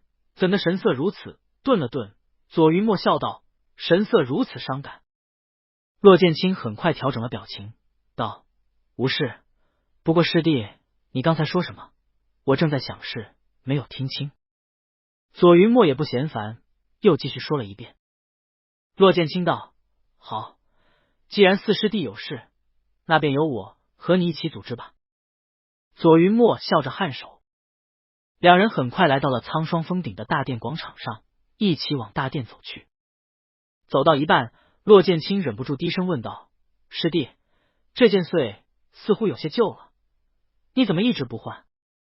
一阵风袭来，骆剑清的话淹没在了风声中，左云墨并未回答，似乎没有听清。但是等两人即将进入大殿前，骆剑清却听左云墨带笑的声音在自己耳边响起：“师兄，师弟一向是念旧的人。”骆剑清步伐一顿，左云墨却已经进了大殿。等又过了3刻钟，太化七子全部都聚集在了凌云殿中，等待匆匆来迟的浩星子尊者。就算在凌云殿中，五师弟也一直追着四师弟打，各种法宝齐齐上阵，还放出了几只5阶妖兽，一副今天不扒了你谢子卓的皮，老子就是你孙子的模样。谢子卓连连求饶：“师弟，师弟，那只是一头6阶妖兽，我可是你的亲师兄啊！妖兽诚可贵，师兄价更高。”红色短发的五师弟火鱼冲啐了一口，骂道：“放屁！你谢子卓连老子的妖兽的一根汗毛都比不上，谁是你师弟？老子是你仇人！”谢子卓哭天喊地，悲愤欲绝：“这都过去半年了，你是要记仇多久？”火鱼冲冷笑：“记到你什么时候给我抓到一只变异6阶妖兽为止。”到这时候，骆剑清才知道，原来五师弟的那头6阶妖兽是真的死了。可是上辈子他倒没听说过五师弟追杀四师弟整整半年的事情。只见小师妹拉了拉骆剑清的袖子，小声道：“大师兄，3品丹药不好炼，我给你炼完丹后试了好几次，都没把谢子卓那小子的3品丹药炼成功。等我好不容易炼出来了，听说那头妖兽已经死了。”小师妹却一点都不觉得乱，又加了根柴：“师兄，这是我之前给谢子卓炼的丹药，你拿着。既然谢子卓那家伙用不上了，那你就用着吧，以后等你收服灵兽了，这就是救灵兽的丹药。”谢子卓一边疲于奔命，一边怒道：“小师妹，那是我给你找来的材料。”穆天星呵呵一笑，给了个大白眼：“你的材料就是我的材料，送到我穆天星嘴里的东西还想让我吐出来？没门！”众人又胡闹了一段时间后，眼瞅着白胡子白眉毛的浩星子尊者已经要到大殿了，谢子卓居然还在和火鱼冲胡闹。骆剑清眉头微蹙，刚想出手阻拦下他们2个，谁料便见眼前剑光一闪，左云墨左手一个右手一个的把2人拎了回来。看着刚刚将双符剑取出来的骆剑清，左云墨微笑道：“不劳烦师兄了，这2人之后就由我关进训剑门吧。”谢子卓、火鱼冲，好，等进了训剑门，看你这个臭小子还往哪里跑！火鱼冲本还想和谢子卓较量一番，但是骆剑清却轻轻咳嗽了一声。火鱼冲小心翼翼的抬眼看了自家大师兄一眼，最后哑了火，不服气的嘟囔了一句：“以后再和你算账。”接着便乖乖的站在一旁。骆剑清在师兄弟中还是颇有威严的，毕竟修真界谁拳头大谁就是老大，太化妻子放在外界都是响当当的人物，可是一旦到了自家宗门，那就得被大师兄打得找不着北了。也就左云墨能与骆剑清抗衡一二，其他5人中，就连三师姐魏琼英都不是骆剑清的对手。很快，浩星子尊者腾云而来，走到凌云殿中央坐下，仿佛没有发现这些小辈中的动静。浩星子大致说了一下这次宗门大比的注意事项，接着让左云墨仔细介绍了一番，然后道：这一届的宗门大比，你们那24位新加入太华山的师弟师妹正好赶上了。各峰记得要叮嘱给新人弟子，不求胜利，但求切磋。此事与玉霄峰倒没有关联，云墨你要负责妥当。左云墨上前一步，颔首道：是，师尊。玉霄峰这些年来只有骆剑清一个弟子，每届宗门大比都人丁稀少，不像其他几峰那样热烈非凡。不过骆剑清却乐得清静，因为只凭他一人一剑也可以为玉霄峰争得头筹。他在炼气期时，炼气期的第1名就是玉霄峰的。等他到了筑基期，筑基期第1名也必然是玉霄峰获得。如今他彻底成了弟子辈中修为最高的存在，那宗门大比中的头名便非他莫属，就算是左云墨也休想抢得一分一毫。凌云殿中，白衣广袖的大师兄神色悠然，如同玉霄峰高居众峰之巅一般清冷而不可接近。骆剑清在腰间悬挂着一抹流苏长佩，上面是一块青绿色的细小玉珠，这便是玉霄峰的信物，是玉霄峰身份的象征。他便这样淡淡然地站着，却仿佛有一种与众不同的气质绽放出来。这不是极佳的外貌展现出来的，这便是骆剑清，是太华山独一无二的大师兄。浩星子尊者掌管太华山多年，交代事项的时候也略啰嗦了一些。除了左云墨外，其余各峰的嫡传大弟子早就魂飞天际，连骆剑清也只是身姿挺直的站着，心里却开始想起最近修炼上的一些问题。也不知过了多久，却听一道含笑的声音在他的耳旁响起：师兄，我要突破了。此话一落地，骆剑清陡然惊醒，诧异的看向一旁的左云墨，却见左云墨穿着一件属于苍霜峰的浅色校服，眉眼微弯，竟然当着他师尊的面对骆剑清小声娇耳道：此次宗门大比，我会尽了全力，希望师兄不要放水。骆剑清郑重颔首：我必严阵以待。那边浩星子尊者又说了1刻钟功夫后，大概也看出这些嫡传大弟子的漫不经心。白发老头郁闷的咳嗽了一声，接着道：之前说的事情，云墨会再仔细的叮嘱你们，但是接下来你们要打起12万分的精神，听好了我的话。众人立刻认真的看向浩星子，浩星子神色渐渐肃穆起来，语气严峻的说道：魔修在昌州出现了。大殿中顿时一片哗然。魏琼英脸色一冷，直接上前一步道：师伯，我愿前去灭敌。浩星子大袖一挥，那魔修这次是灭了一整个门派，杀了人家2位太上长老，修为最高的那位长老已经达到元婴期，你去只是送死。魏琼英一张冷艳的脸上全是寒意，听着浩星子的话，他咬紧牙齿说道：我必杀魔修。浩星子闻言叹了口气，没有再多说。魏琼英是在筑基期的时候才来到太华山的，并没有在太华山长大。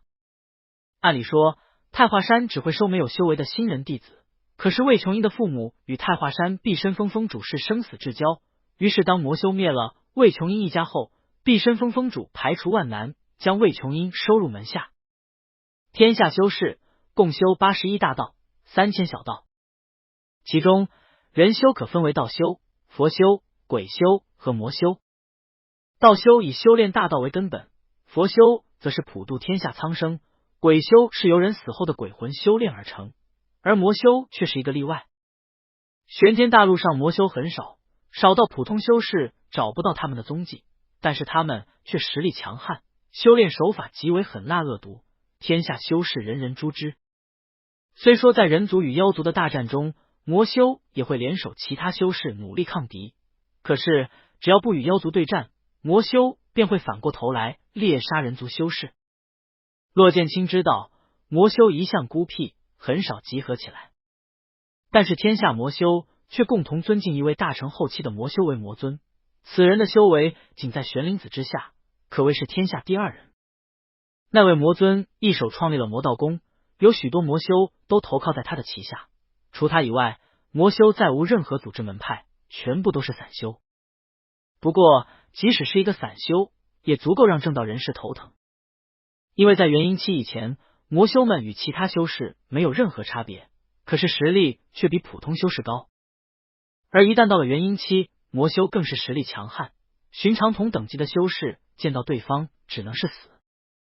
想到这，骆剑清上前一步问道：掌门师伯，那此次魔修出现是要派出长老解决吗？浩星子轻轻摇手道：那魔修只是元婴期而已，这一次太华山会派出一位合体期的长老，带领本次宗门大比各个境界比斗的前3名出外历练。顿了顿，浩星子道：云墨，将具体事情告诉给你的师兄弟们吧。左云墨笑道：是。半个时辰后，众人一起腾云而去，回到各峰处理各自事务，唯独骆剑清留在了苍霜峰，与左云墨一同打理这次宗门大比的接待事宜。虽然说是请骆剑清帮忙，但基本上也是左云墨在做大部分的事情。偌大的玉霄峰只有玄灵子师徒2人，即使顶着大师兄的名头，可骆剑清却不怎么擅长打理内务，反倒是左云墨经常帮掌门尊者处理事务，颇有心得。等到天色昏暗的时候，骆剑清先行离去，临走前他忍不住问道：师弟，这次昌州流焰谷因为那位魔修作怪而提前开启，你也要去？左云墨微微一笑，温柔的问道：师兄，你是不相信师弟能夺得金丹期弟子的前3名吗？骆剑清犹豫了片刻，摇手道：倘若真有魔修从中作梗，那你应当留在太华山协助掌门师伯。更何况你在这次流焰谷中没有得到任何的宝物，反而重伤养病了半年。后面的话骆剑清没有说出来，但是月光下担忧的神色却无法避免的浮现出来。眉如远黛轻轻蹙起，一双凤眸中如星光般璀璨。过了许久都没听到左云墨回答，骆剑清忍不住抬头，却见自家这位一向沉稳的二师弟却神色莫名的看着自己，半晌后才道：师兄，你不用担心，流焰谷之事我有保命的把握，就算不能获得机缘，如果能够协助师兄你夺得宝物，也算是有所收获了。骆剑清又劝了一番，左云墨却只是笑笑，没有吭声。等骆剑清飞向玉霄峰时，他却没见到左云墨脸上的笑意慢慢敛去，轻轻的叹了一声。一道青光飞速的向玉霄峰而去，骆剑清还没上山，便见到峰底有一人正等着。骆剑清了然的一笑，落在了那人跟前，挑眉问道：等了多久了？谢子卓立刻黑了脸，哼了一声：师兄，我可是等了你1刻钟功夫了。骆剑清拂袖将取出了一只白色玉瓶，道：是我这次和二师弟说话说晚了，这瓶3品丹药本来就是你找来材料炼制出来的，你还是收着吧，以后或许有大用。谢子卓却将丹药推拒了过去：不用了，这要是让小师妹看到，又要冲我发火，追着我满太华山的打了。顿了顿，谢子卓进入正题，他嘿嘿一笑，猥琐的缩了脖子，凑到骆剑清的耳边说道：师兄，这半年来我可是尽心尽力，没有让你失望。骆剑清挑了挑眉头，问道：怎么？你做什么了？谢子卓双手一拍，滔滔不绝的说了起来，这话得从半年前说起了。想当年师兄你一回来就闭关，把烂摊子全都交给我了。怎么说，那李修尘也是新人弟子中的第2名，是咱们浩明峰的内门弟子，出去时候还是个人样，回来时都变成那样了，我可是一个头有2个大。谢子卓的夸大其词，骆剑清早有体会，在他的话中，李修尘简直是死了10个来回，每天生活的是水深火热，简直比下18层地狱还惨。而他谢子卓倒是形象光辉，被无数弟子崇拜敬仰。骆剑清一脸好笑的听谢子卓说着，等到谢子卓说了足足小半个时辰后，他才问道：口渴吗？谢子卓：有点。骆剑清冷哼一声，呵斥道：那就给我说人话。谢子卓：师兄你欺负人。事实上，谢子卓虽然有点夸大了，可是李修成这半年来确实过得十分凄惨。首先是手掌，虽说已经基本痊愈，可是经脉却略有堵塞。其次是瞎了的眼睛，因为没有长老浪费修为来帮他治疗，所以李修成至今都有点瞎，一到晚上就看不清东西。最为重要的是，谢子卓一直非常致力于欺压这个新人弟子，把人家送去外门就不说了，还经常派人去挑衅李修成。每当得到李修成一句莫欺少年穷，早晚我会把你们踩在脚下后，他谢子卓就兴奋的亮了眼睛，让人上去一顿熊揍。打人也得有个名头，你瞧瞧，李修成目无师兄，成天骂人。不过说实话，虽说有谢子卓的从中作梗，可是李修成在浩明峰着实人缘不好。自从瞎了眼后，李修成的脾气既更加暴躁，对待没有修为的师仆态度恶劣，面对其他师兄弟也没有好脾气。曾经有位筑基期的弟子从他面前走过，没注意到他，只是随口对同伴说了一句晚上光线太暗看不大清楚山路，我们快点走吧。那李修成居然愤怒的摔了拐杖，让对方一头雾水，忽然就被恶心了一下。修真界以实力称霸，一个炼气期的弟子眼睛居然翻到天上去了，那可相当惹人讨厌。说到这里，谢子卓也是不大明白，他也真是奇怪。谢子卓不懂，骆剑清却有点明白。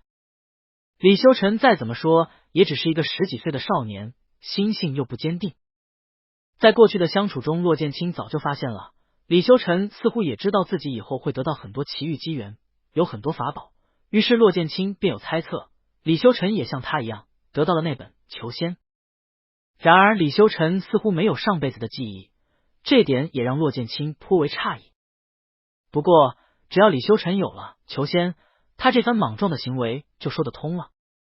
因为李修成知道天道在帮他，他也知道自己是这本求仙中的主角，然后又没什么毅力和头脑，所以当事情不往他已知的方向处发展后，他便乱了阵脚，无法行动。比如在那本书中，李修成是玉霄峰的弟子，是其他峰弟子敬仰的对象，完全不需要到浩明峰和其他弟子相处，所以没有了参考，李修成的一些行为自然就是他的本心所指，令人十分厌恶。不过有一点倒是让骆剑清眉头紧锁，他达到炼气4层了。谢子卓郁闷不已，是我派去的人都说他没怎么修炼，但是莫名其妙的就有炼气4层了。师兄，你说他也不是超品根骨，他压根就没根骨啊，他怎么就修炼这么快呢？骆剑清沉默不语，等过了片刻，师兄弟在玉霄峰下道别。谢子卓扬言一定要搞清楚这李修成是怎么回事，以后还要继续欺压这个眼睛朝天的新人弟子。而骆剑清却是轻轻一笑，将更多的情绪藏在了心底。当骆剑清回到玉霄峰时，两座竹屋在月光下宛若玉器，清冷寂静。玄灵子的房门紧紧锁着，对于自家弟子的晚归似乎没有任何意见。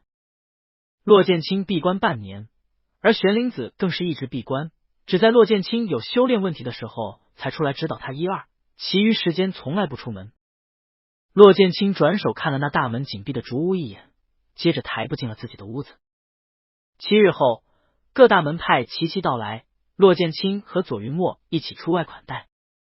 这些门派的目的一共有3个，其一是与太华山商量对付魔修的事情，其二是讨论如何应对此次流焰谷提前开启的事件，而这最后一个便是3天后太华山的宗门大比。玄天大陆第一宗门太华山每7年举办一次宗门大比。作为独一无二的道修第一宗，太华山从不害怕暴露自己的实力，反而让自家精锐的年轻弟子尽情展现自己高超的水平，彰显堂堂太华的无上尊耀。以往每届宗门大比，大陆上的各大势力都会到场祝贺，这一次更是风起云涌，得到邀请的小势力都派出了自家掌门或者大长老带队参加。至于那4宗、8大世家和16门派，更是直接派出了一位渡劫期的长老前来道贺。骆剑清与左云墨身为年轻一代的翘楚，肩负了接待来客的任务。等到这些外界修士都正式入住太华山后，浩星子尊者立刻将众人聚集起来，商量此次讨伐魔修、前往流焰谷的事情。这种高层的事情，普通弟子自然无法参与。不过骆剑清倒是坐在凌云殿中，平静的聆听这些合体期、出窍期大能的争论。他是代表玉霄峰来到这里的，玄灵子向来不怎么过问这些繁杂的事物，更何况那只是一个元婴期的魔修，根本不值得他关心。不过那位魔修的事情也没让这群前辈讨论多久，他们更加关心的是流焰谷的情况。流焰谷每50年开启一次，据说是数万年前一次两族大战时，某只天阶火系妖尊陨落在昌州，由此才形成了流焰谷。流焰谷中的火焰数千年都没熄灭过，只有元婴期以下的修士才可以进入其中探秘，获得大机缘。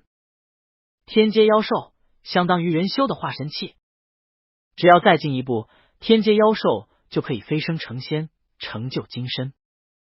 流焰谷对修士的重要性可想而知。这次流焰谷提前开启，自然让不少势力都相当眼红。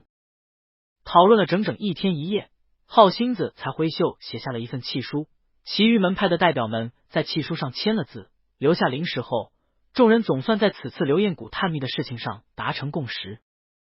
等这些门派的掌门、长老们离开后，骆剑清独自留了下来。只听浩星子尊者说道：“剑清，此次流焰谷提前开启，对你来说也是一件好事。否则以你的修为，当24年后流焰谷再开启，你早已到了元婴期，无法再进入。”骆剑清颔首，剑清明白。浩星子说：“不过此番流焰谷开启的时机也算是不巧，我太华山年轻一辈还在成长，正处于青黄不接的时候。你作为大师兄，需要带领师弟师妹们谨慎行事，性命为重。”浩星子又嘱咐了一番后，便将骆剑清放了回去。如浩星子所说的一样，太华山目前确实是青黄不接，金丹以下的弟子中，修为最高的就是金丹中期的骆剑清。骆剑清这一代的弟子实力高强，但修炼时间却不够长，偏偏流焰谷又在此刻开启了，所以只能派他们上。回到玉霄峰后，骆剑清没有再回竹屋修炼，反而翻手取出双符剑，在竹林中演练起来。淡白色的长袍在空中轻轻飘动，浅青的花纹如同翠竹，清雅别致。双符剑上闪烁着点点剑光，那青色的剑芒上似乎有雷蛇游动，在月光下宛若成了宝玉，散发着耀然的光辉。骆剑清的每一招都控制得极为精妙，剑气让竹林中的绿竹不断摇晃，竹叶也如同花瓣纷纷落下，但是却不会伤了任何一根竹子。如果有人仔细观察，恐怕还会发现，这些剑气恰恰控制在能让竹子摇摆的程度，竹身上连一丝伤痕都无法找到。骆剑清神色淡淡，举剑便舞，练习了足足1个时辰。等到他将九连本心录上的某个剑招刚刚收回的时候，却听身后传来一道清冷的声音：“你的心不静，所以你的剑道也不够纯粹。剑清，2日后的宗门大比，你便是准备以这样的实力向天下人展示太华山玉霄峰的剑法的吗？”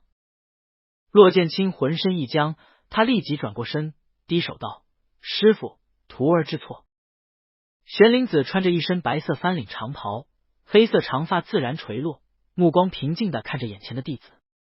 他认真地凝视了许久，最后忽然上前一步，拿住了骆剑清手中的剑。骆剑清下意识地握紧剑柄，只听玄灵子满意地说道：“不错，还知道保住你的剑。”骆剑清不明白地抬手，他刚想开口，声音却忽然凝在了嗓子里。太近了，似乎是刚刚沐浴过一般。玄灵子长发翩然，并未用任何玉冠和发带束扎起来，十分随意。曜黑的长发落在那双冷厉的凤目旁，衬得这张脸庞更加高冷出尘，如同月色一般冰冷淡漠。太华山的弟子向来爱闹，曾经就有弟子在背后开玩笑的说道：“玉霄峰有禁制是应该的，玄灵子尊者那是何等的尊贵，听说4宗里飞花宗的太上长老便一直暗恋于他。更不用说咱们的大师兄了，这要是没了禁制，别说小师姐，他会不会每晚上山夜袭，恐怕很多外界的女修都按捺不住了吧。”玉霄峰的出色不仅仅在于这师徒2人的实力，也在于他们的方方面面。他们就仿佛是没有任何缺点的美玉，无瑕无疵，完美到令人心悦诚服。骆剑清一时看呆了，玄灵子手掌中用上了一些灵力，便将这把双符剑握入手中。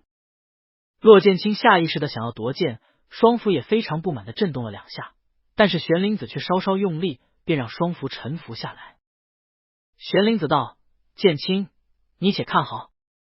混沌初开声一连，连开9半化9连。话音落下，玄灵子提剑便起，浩荡剑气奔腾而去。月光下，黑发白衣的尊者轻轻舞剑，他的每一招都仿佛计算到了分毫，旁观者只能情不自禁的发出感叹，真是赏心悦目。那剑气比骆剑清之前舞出的强大了上百倍，可是竹林中却没有任何竹枝摇晃，连竹叶都安静的沉寂在枝头。最后苍茫剑气化为金光，直逼站在一旁的骆剑清，在距离骆剑清的眼前1寸处停下。玄灵子将剑地还给骆剑清，问道：剑清，你可看清楚了？骆剑清颔首：是，看清楚了。玄灵子说：那便再舞一遍。没有一点犹豫，骆剑清举剑便起。等到一盏茶功夫后，他收剑看向自家师傅，却见后者微蹙了眉头，接着忽然上前一步，拉住了骆剑清的手。骆剑清浑身僵住，带着一丝淡淡的清香，玄灵子在他的耳边轻轻说着：你太急了。话音刚落，玄灵子便握住了骆剑清的手，缓慢地舞动着这一剑。炙热的温度透过皮肤相触的地方传递过来，顺着血管流遍全身。当玄灵子将手撤去时，骆剑清忽然感觉心中少了一点什么，他正然的抬手看向自家师傅，却猛然发现，似乎今晚这个人非常温柔。玄灵子轻声道：还有2日，你也不用着急。你可知道今天是什么日子？骆剑清微微怔住，摇手道：弟子不知。玄灵子慢慢勾起唇角，露出一抹柔和的笑容：今日是你的生辰。骆剑清忽然愣住。36年前，我于洛水河畔捡到你。超品根骨一旦降世，必然伴随天生异象。你的父母在那时将你遗弃在洛水旁，我便暗地里给了他们一些银两，将你带了回来。如今已经过去了36年，我前几日算到今年便是你父母的大限。剑清，你可想回去看一看？骆剑清微笑道：不用了，师傅。既然你已经为我与他们已经斩断尘缘，那一切生死便再无瓜葛。玄灵子望着眼前俊美漂亮的青年，双眸微微垂下，道：你的天生异象是天降神雷，18000里的洛水渐渐澄清，于是那时我为你取名骆剑清。36年来，你真从未想过去看一看你本该拥有的生活。骆剑清灿然一笑，声音也不由得柔了几分：师傅，剑清有你便足够了。一句话让玄灵子忽然哑声，他望着如水月色下这个极俊极美的青年，手指竟然忍不住的颤动起来，浑身的灵力也有了一丝紊乱的迹象。看着这张清美绝世的脸庞，他的心中滚烫的仿佛燃起了滔天大火，道心也渐有不稳。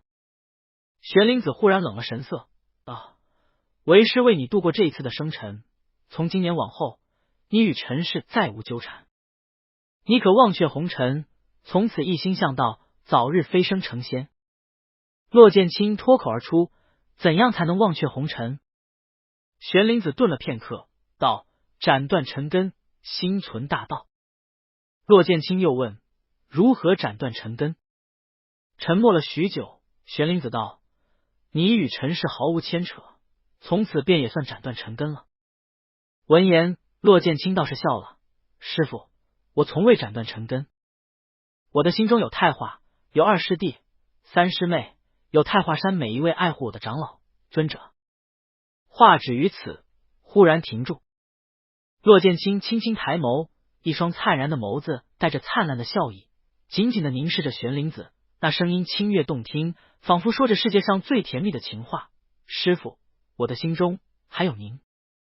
玄灵子没有回答，一张脸庞上仍旧只有冷淡的颜色，骆剑清却一直笑着望着他。许久，玄灵子拂袖道：我等并不是你的尘根，当你达到那个境界后，自然会明白。话音落下，玄灵子便飞身进了自己的竹屋，接着骆剑清只感到一阵狂风卷过，自己便被卷入了竹屋里。玄灵子拿着一支玉簪，轻轻插入骆剑清的发间，他的手指在骆剑清的头发中轻轻搔弄，让骆剑清心头微颤。这是由碧神玉髓制成的，里面储存了为师6成力量的一击。剑清，当你用完后，它只会成为最普通的装饰物，再无其他作用，你要谨慎使用。骆剑清笑弯了眸子，是。接下来，骆剑清为玄灵子梳着头发，帮他束起了玉冠。说是庆祝生辰，可是一整个晚上，师徒二人都没有说太多的话，两人坐在棋盘旁，你一子我一子地下着。等到天色将亮的时刻，玉箫峰峰底传来了左云墨的声音，他来唤骆剑清一起去处理宗门大比的事务。骆剑清立即起身，走到大门前，却忍不住的转身问道：“师傅，弟子想知道您斩断尘根了吗？”玄灵子背对着大门，直视棋盘。过了许久，就在骆剑清以为自己永远得不到答案后，他只听玄灵子仿佛叹息一样的声音响起：“为师没有。”骆剑清行礼离开，竹屋内顿时又恢复了平静。玄灵子端坐在竹榻上，垂眸望着那一方棋盘。等过了很久，他伸出手，慢慢的抚摸过刚才骆剑清落下的每一颗棋子。他的动作极为温柔，缱绻留念。等抚摸到最后一颗棋子的时候，玄灵子身子一震，仿佛被烫到一样的收回了手。剑清，当骆剑清确认将全部事务安排好后，已经是宗门大比的前夜。临到宗门大比快要开始了，左云墨也依旧没有突破境界，他只能无奈的对骆剑清笑道：“真是可惜了，师兄，只差那么一丝，我应当就能突破到金丹中期，到时候与你进行比斗，那才是尽兴。”骆剑清闻言却轻笑出声：“师弟，你就算是达到金丹中期，也别想挑战师兄的威严。”左云墨挑了挑眉，也不知是谁，小时候总喜欢坐在我的肩头，每天都师弟。左云墨微微一笑，将食指抵在唇间，做了个虚的动作。骆剑清完全没了脾气，只能想着等到明天，一定要在比斗台上让这位目无尊长的二师弟知道大师兄3个字到底该怎么写。当天晚上，骆剑清向玄灵子说明了第二天的事务，确认玄灵子不会前去观赛后，他心中有些失落，但也觉得理所当然。宗门大比只不过是弟子间的比斗，就算是他和左云墨的比斗，也只是金丹期修士的程度，怎么可能入得了玄灵子的眼？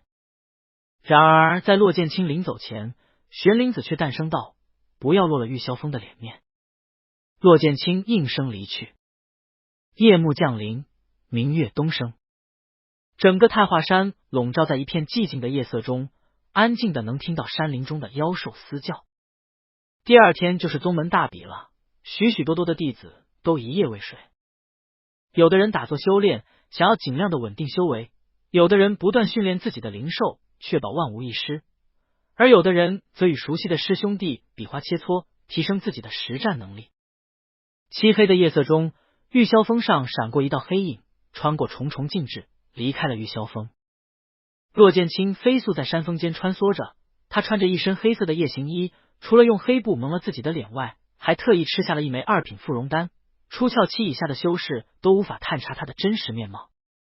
骆剑清并不担心玄灵子怀疑他的去向，他小时候经常与太化七子中的其他6人偷偷摸摸半夜出去玩耍。一开始玄灵子还罚他思过，后来有次罚得狠了些，骆剑清跪在训诫门，死活不肯认错，居然晕了过去，玄灵子便再也不管这些事。从小生活在太华山，骆剑清早已对这里了如指掌。他抄小道到了浩明峰后，并没有往内门弟子的住处走去，反而走到了外门弟子的居所。此刻里面正有不少人在暗自训练，骆剑清没有关注他们，找了一会儿就找到了自己想要找的那个人。明明第二天就要开始宗门大比了，明明自己的实力压根不可能撑过第一场，可是李修尘依旧板着脸坐在庭院里，一不修炼，二不切磋，就是面色古怪的拿着一把匕首不停比划，不知道心里在想些什么。上辈子李修臣进入太华山后，就得到了玄灵子的悉心指导。虽说李修臣没有根骨，可玄灵子也硬是让李修臣在1年时间内达到了炼气6层。要知道，24位新人弟子中，只有2人达到了炼气6层，其中一个还是一品根骨。那个人的仔细认真让骆剑清十分嫉妒。上辈子刘彦谷也提前开启了炼气期的弟子，一共分为初期、中期和后期3个组别，分别进行比斗，最后3个冠军可以前去刘彦谷。这辈子也没有差别，唯一的变化就是李修臣只有炼气4层。其实这炼气4层也非常夸张了，李修臣压根没怎么训练，也没有玄灵子这个好师傅，居然还能达到炼气4层的修为。用谢子卓的话来说，那就是李修臣那小子绝对有猫腻。骆剑清也不知道李修臣是怎么修炼的，毕竟谢子卓一直派人盯着李修臣，却完全没找到李修臣刻苦修炼的影子。不过骆剑清也不在意这件事，甚至今天晚上他来到这里，目的也不是为了刺探李修臣。想到这，骆剑清隐去了身形，将气息收敛。一盏茶后，李修臣将匕首收回了腰间，他刚一回头，忽然便看到一个黑衣蒙面人正站在他的面前。李修臣惊恐的睁大双眼，刚想开口，声音却被对方封住。只听一道沙哑的声音在庭院里响起：“你这小子看上去挺顺眼的，本座很喜欢你，赐予你这件法宝，祝你通过明天太华山的宗门大比。你也不用谢本座，等以后有缘再会，你自然会知道本座是谁。”过了许久，李修臣浑身力竭的瘫了下去，地上却多了一把长刀。李修臣还沉浸在刚才恐怖的氛围里，别说那人蒙了脸，就算对方没有蒙脸，李修臣在晚上也看不清对方的长相。等身体终于颤抖结束后，李修臣爬也似的到了那把长刀跟前，将它拿了起来。天助我也！这就是天助我也！我果然是主角！哈哈！庭院外，骆剑清将脸上的黑布扯去，嗤笑了一声，接着飞身离开。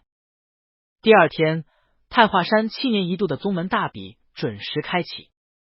如今的太华山一共有炼气期弟子数百人，筑基期弟子上百人，金丹期弟子10人。其中太华七子个个是金丹期，还有3位师弟也都勤奋苦修，达到了金丹期的修为。比斗台全部设立在苍霜峰凌云殿前的广场上，而外来的门派长老们则可以坐在凌云殿前观赏这一场年轻一代的武斗盛事。这一次，太华七峰的峰主来了3人，掌门浩星子更是坐在众人中央，主导这一场比斗。负责宗门大比的是4位出窍期的长老，还有20多位元婴期长老会分布在赛场四周，一旦发生意外，他们就可以及时救人。修真之人的切磋向来都伴随着生命危险，一旦全力以赴，那必然是至死方休。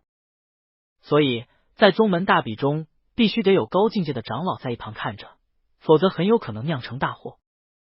最先开始比斗的是炼气期，先是炼气1层到3层的弟子。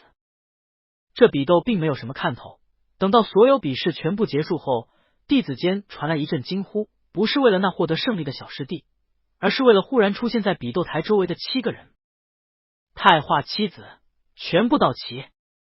小师姐穆天心一身火红的衣衫如同烈火，六师兄修恒身材遒劲，高大威猛，五师兄火鱼冲一头红发，性格暴烈，四师兄谢子卓一身黑衣，五善风流，三师姐魏琼英抱剑旁观，神情冰冷，二师兄左云墨温柔微笑，亲切随和。而在走在7人最前头的那人，更是仿佛将天地间的光华都吸引过去，耀眼的如同星辰。他额间一抹青色3瓣莲花，身着白色轻边校服，俊美无愁，眉眼如画，一举一动都极尽美感，脸上并无太多表情，清冷出尘的气质却让他一下子便与旁人分隔开来，也让凌云殿前的大能们忽然想起一个名字：骆剑清。太华山玉霄峰骆剑清，就算是合体期的大能，也早对这个名字如雷贯耳。这是太华山玉霄峰唯一的弟子，这也是修真界第一人玄灵子尊者的关门弟子。这就是骆剑清吗？真不愧是太华山，只是一个金丹中期的小辈，竟让我感受到一股冲天的剑意。浩星子掌门，今日玄灵子尊者没有前来观赛吗？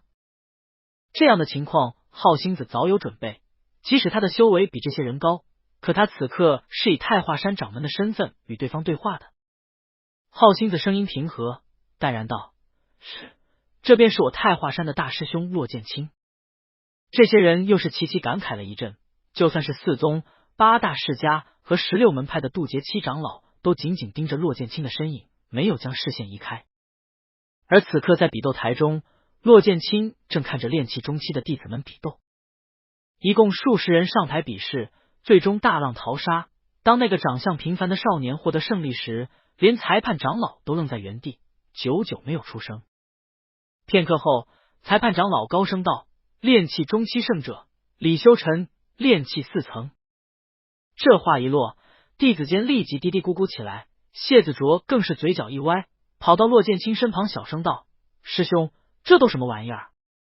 又是他赢了，又是他！6次幸运的轮空，只打了2场，最后居然还击败一个炼气6层的弟子，你信吗？”“我不信，他那个刀肯定有问题，威力那么大。”说着，谢子卓就想起身去看看具体情况，骆剑清却把他拉了回来，好生劝道：“四师弟，这位师弟也受了很重的伤，他的那把刀确实是件宝物，可是既然裁判长老没有叫停，那便是允许的。”谢子卓没好气的说道：“天道不公。”骆剑清低声一笑：“师弟，你就不用嫉妒别人的好运气了。”谢子卓气的眼睛都绿了：“我嫉妒他？”骆剑清伸手在谢子卓的后脑上结结实实的拍了一掌，让这个话痨的家伙委屈的闭了嘴，口中还嘟囔着：“明明师兄你也很讨厌他，今天这是怎么了？”骆剑清闻言淡笑不语。那边李修尘激动的庆祝欢呼，却没有几个弟子来为他祝贺，连小丫头柳潇潇都站在清安峰的弟子中间，只是看着李修尘，却没有上前祝福他。见状，骆剑清淡笑着眯了眸子，继续看起了下一场的比斗。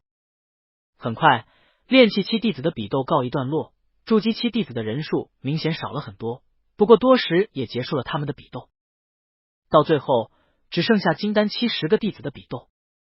全场所有的目光都集中在5座比斗台上，骆剑清飞身上台，看着对面那个红衣灼灼的娇俏女子，轻轻拂袖，笑道：“小师妹，今日我可不能客气了。”骆剑清的第一场比斗不过1炷香时间就结束。穆天星主攻炼丹，虽说是太化七子之一，可却是这一代弟子中第9个结丹的，实力并不高。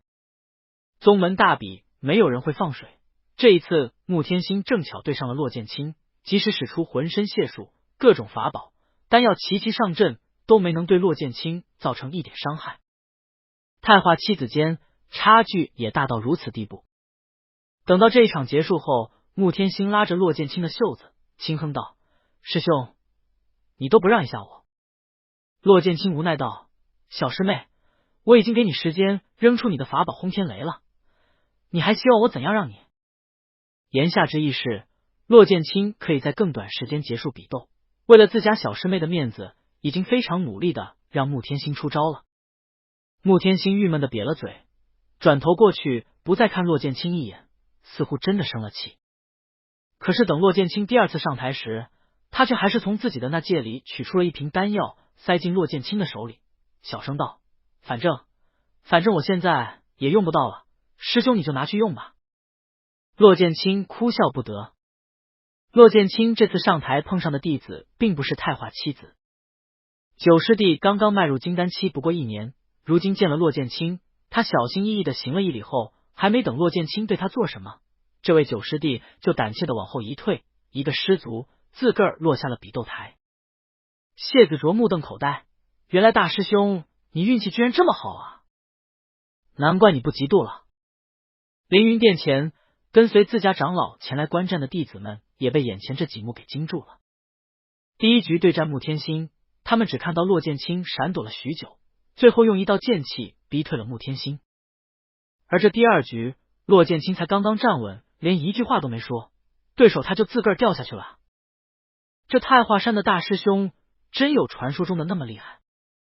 我师父向来说，运气也是实力的一种。你瞧他们太华山的那位二师兄，不就轮空了吗？我本来都准备好观看一场激烈振奋的比斗了，怎么现在居然2轮比赛一过，场上只剩下了骆剑清、魏琼英和幸运轮空的左云墨。太华山这一次的随机顺序真是相当糟糕，每一次双方的实力差距都非常大，别说是那些外边的修士了，连太华山自家的弟子们都一头雾水，没看几眼就决出了胜负。眼瞅着外界修士们的议论声越来越响亮，太华山的弟子们不满地哼了一声，开始为自家师兄师姐呐喊助威起来。魏师姐加油！魏师姐，快点拔出你的剑给他们看看，左师兄一定会赢。没错，这半决赛的一场，骆剑清竟然轮空了。骆剑清无奈地走到台下，等待左云墨与魏琼英这一局比完。外派弟子那边的目光总是往骆剑清这里瞄来，除了一开始的敬仰与惊艳外，这些眼神中又多了一丝说不清道不明的意味。骆剑清并不在意，他抬手看向比斗台。这一局当真是风云涌动，与过往的比斗大为不同。魏琼英第一次拔出了剑，左云墨却仍旧将剑封在剑鞘里，微笑着看着魏琼英。两人的身影在比斗台中化为虚无，足足斗了有小半个时辰，魏琼英嘴角映血，真正的败了下来。左云墨拱手笑道：“师妹，抱歉了。”魏琼英也同样拱手，冷着脸下台疗伤。这一下，终于让那些外界弟子都静了声，屏住呼吸的看着比斗台上的左云墨和台下的骆剑清。没有让他们失望，骆剑清很快脚尖点地，轻巧的飘上了比斗台，笑道：“师弟，在师弟师妹的心里，你现在已经是大英雄了。”左云墨清秀脸庞上露出惭愧的笑意，他一边摇手，一边将长剑从剑鞘中缓缓拔出，说道：“师兄，为了这一战，我已经准备了7年，你可要接好了。”话音刚落，铺天盖地的剑影便向骆剑清劈去。那剑影密密麻麻的封锁住了骆剑清的每一个出路，观众席中传来一道道惊呼，唯独站在剑影中央的骆剑清依旧淡然勾唇，没有一丝畏惧。青阳剑诀第一式，骄阳剑。左云墨不断捏着手诀，他手中的青云剑便飞快地刺向骆剑清。在他身后，一轮火红色的圆日缓缓升起，滚烫炽热地炙烤着这片大地，绽放出万丈光芒。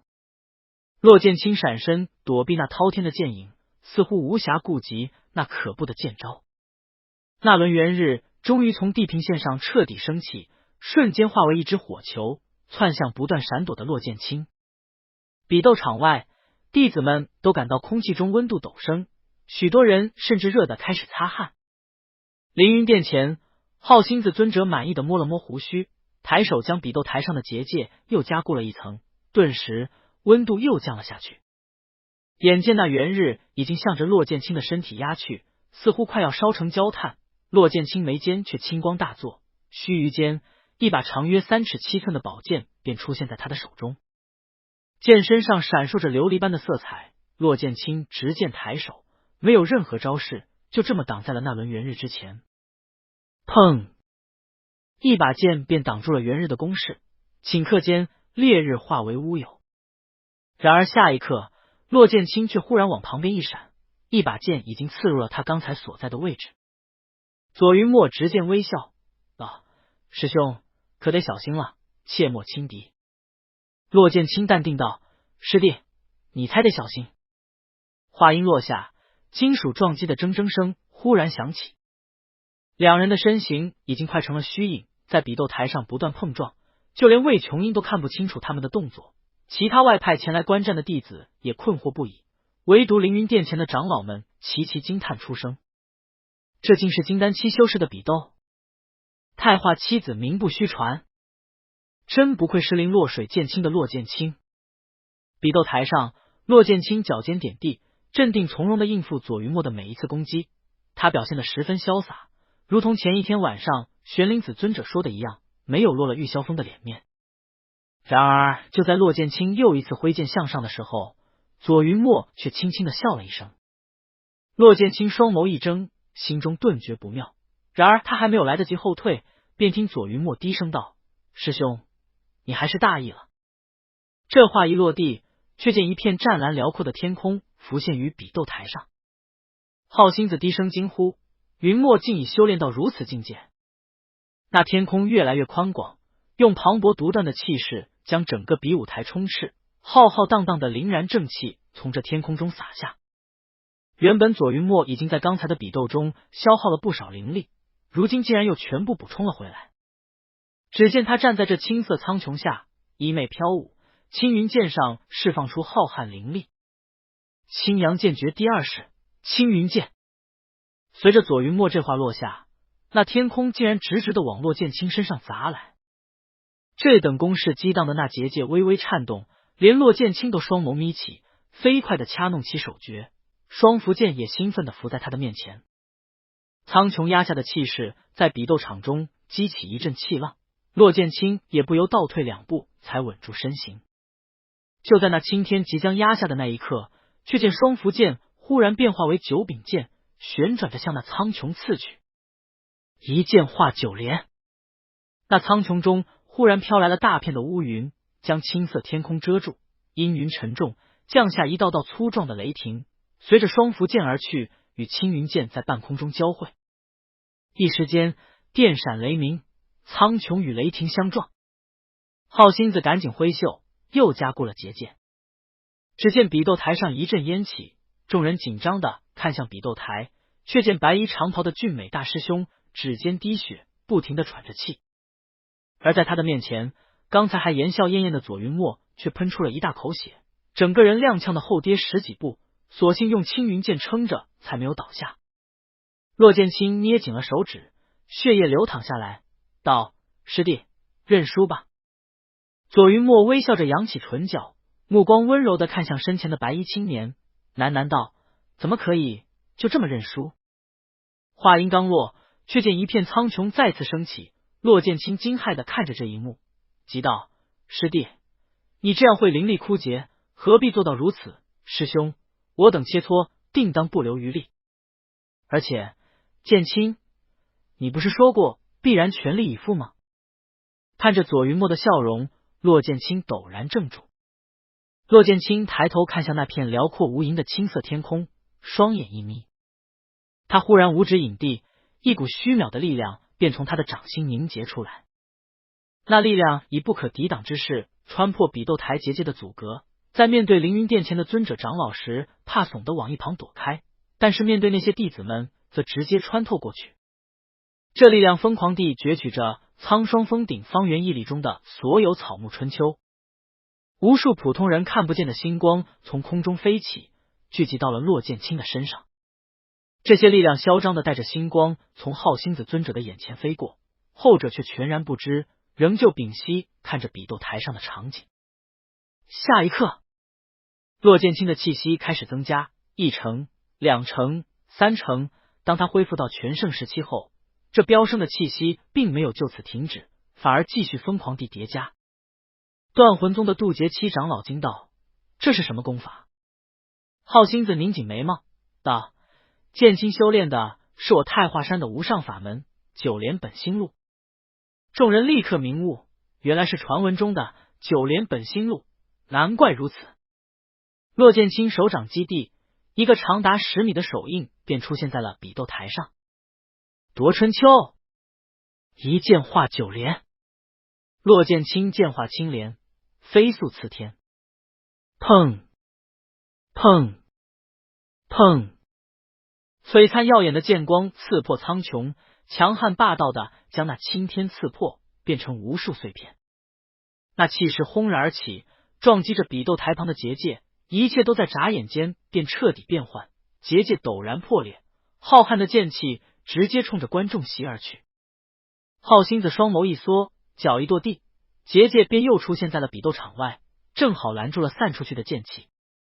轰隆隆的巨响过后，比斗场内骆剑清脸色苍白，而左云墨更是倒飞出去，整个人昏死过去，浑身是血。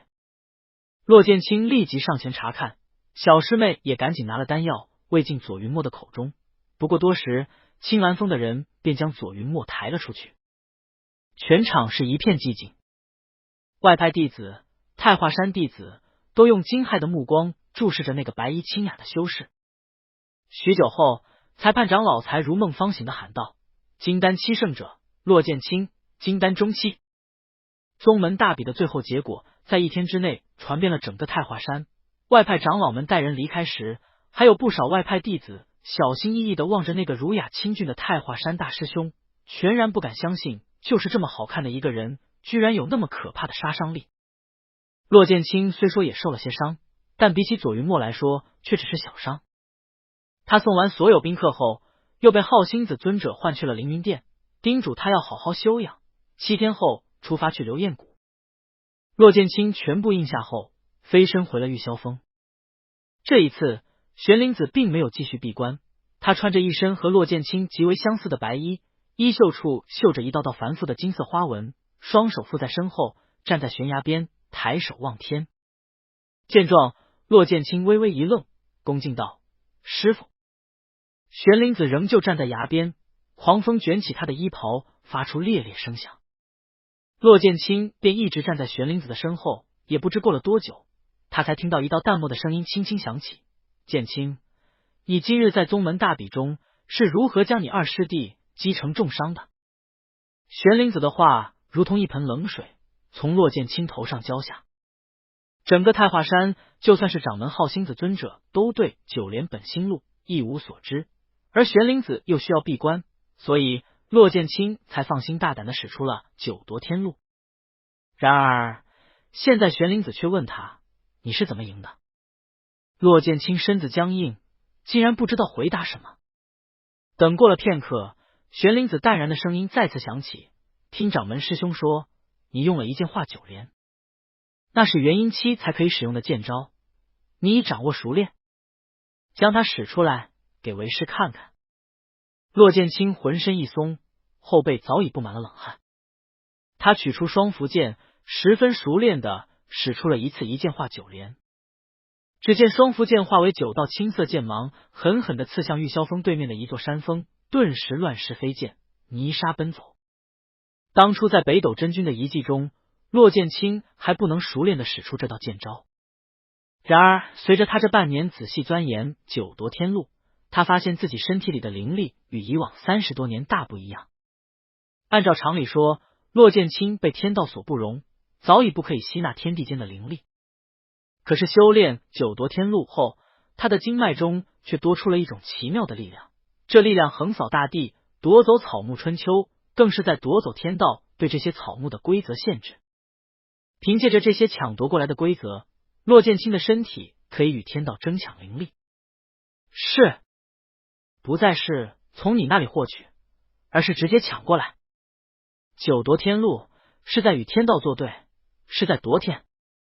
半年的时间让骆剑清已经完全掌控了九夺天路的第一夺，但是这第二夺他却始终无法参透，每次运转功法到最后便会突然终止。不过第一夺已经让骆剑清可以跨境界的使出元婴期的杀招一剑化九莲，而且力无虚发。玄灵子见状，满意地点点头，又指点了几下后，便又回到了自己的竹屋闭关。骆剑清执剑站在月光下，神情复杂的看着那紧闭大门的竹屋。慢慢的，他的眸色渐渐暗了下去。骆剑清双眸一眯，抬步回到了自己的屋子中，继续闭关。7天后，骆剑清收到了掌门尊者的传音，准备出发去流焰谷。这一次左云墨没能前去，他当日透支灵力的使出了第2次的青云剑，再加上受到骆剑清的重创，虽说左云墨的身体已经好了大概，但是为了保险起见，浩星子没有再允许自家弟子前往流焰谷冒险。当日清晨，骆剑清将简单的行李收入了自己的那戒中，当他抬步出门时，还未将门关上，忽然便见到一道颀长的身影站在自己的屋前。骆剑清心中一顿，望着那不知何时出了关的玄灵子。师徒2人站在竹屋前，没有一人开口。微风卷过竹林中翠绿的细叶，发出簌簌声响，仿若奏着一首轻快的乐曲。又过了许久，骆剑清忍不住上前一步，道：“师傅，掌门师伯已经发来传音，我和其他师弟师妹将在单长老的带领下前往昌州，进入流焰谷。”玄灵子仿佛什么都没有听到，等骆剑清又重复一遍后，他才轻声问道：“剑清，你的九莲本心路修炼的如何了？”骆剑清微微怔住，玄灵子转手看向他，一双清冷的细目中飞快地闪烁过一道亮光。玄灵子镇定道：“对于修真者来说，剑招只是其次，更为重要的是你的功法，还有你与你的剑是否心意相通。流焰谷不是个普通的地方，既然你要前去，为师今日送你一样礼物，算作是给你的历险法宝。”骆剑清惊道：“师傅！”玄灵子忽然挥袖，抬手揽住了骆剑清的腰身，化身成一道流光，飞出玉霄峰。他将骆剑清轻轻放在了玉霄峰旁的侧峰峰顶，而自己却站在玉霄峰与侧峰之间。白衣广袖的尊者脚踩凌空，一步步的走向了两峰中间的位置。骆剑清茫然的看着玄灵子的动作，他自然知道什么是历险法宝。以往小师妹出外历险时，玉清子尊者都会非常心疼他，给出一大堆的高级法宝和丹药，只求这位小祖宗一定要平安归来。但是在过去，骆剑清历险过无数次，从未得到过任何法宝。就算玄灵子不说，骆剑清也明白，他的师父注重修真者自身的修为，不喜欢仰仗外物。可是现在，玄灵子说要送他一样法宝。在骆剑清困惑不已的时候，玄灵子已经走到了两峰中央。狂暴的蓝风从两峰之间呼啸而过，将玄灵子乌黑偏长的头发吹起，他的长袍也在空中猎猎作舞。却见玄灵子忽然转手看向骆剑清，清俊淡漠的脸庞上露出一抹清雅至极的笑容。玄灵子传音过去：“为师为你奏上一曲，祝你早日突破。”话音刚落，哗然琴声陡然响起。铮！骆剑清惊骇的睁大双眼，不敢置信的望着眼前这一幕。玄灵子单手一拨，浩瀚磅礴的灵力便轰然而去，从玉霄峰和侧峰中间奔腾驰骋，仿佛击中了一根无形的琴弦。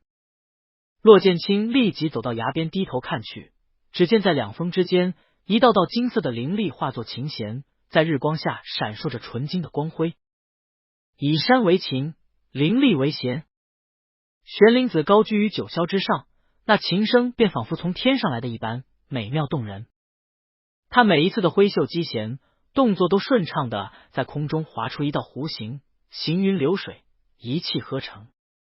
这首曲子骆剑清从未听过，但是每一道乐音却轰隆隆的击在他的心口，伴随着玄妙可怕的境界，为骆剑清洗涤经脉，也让他的心思慢慢澄清起来。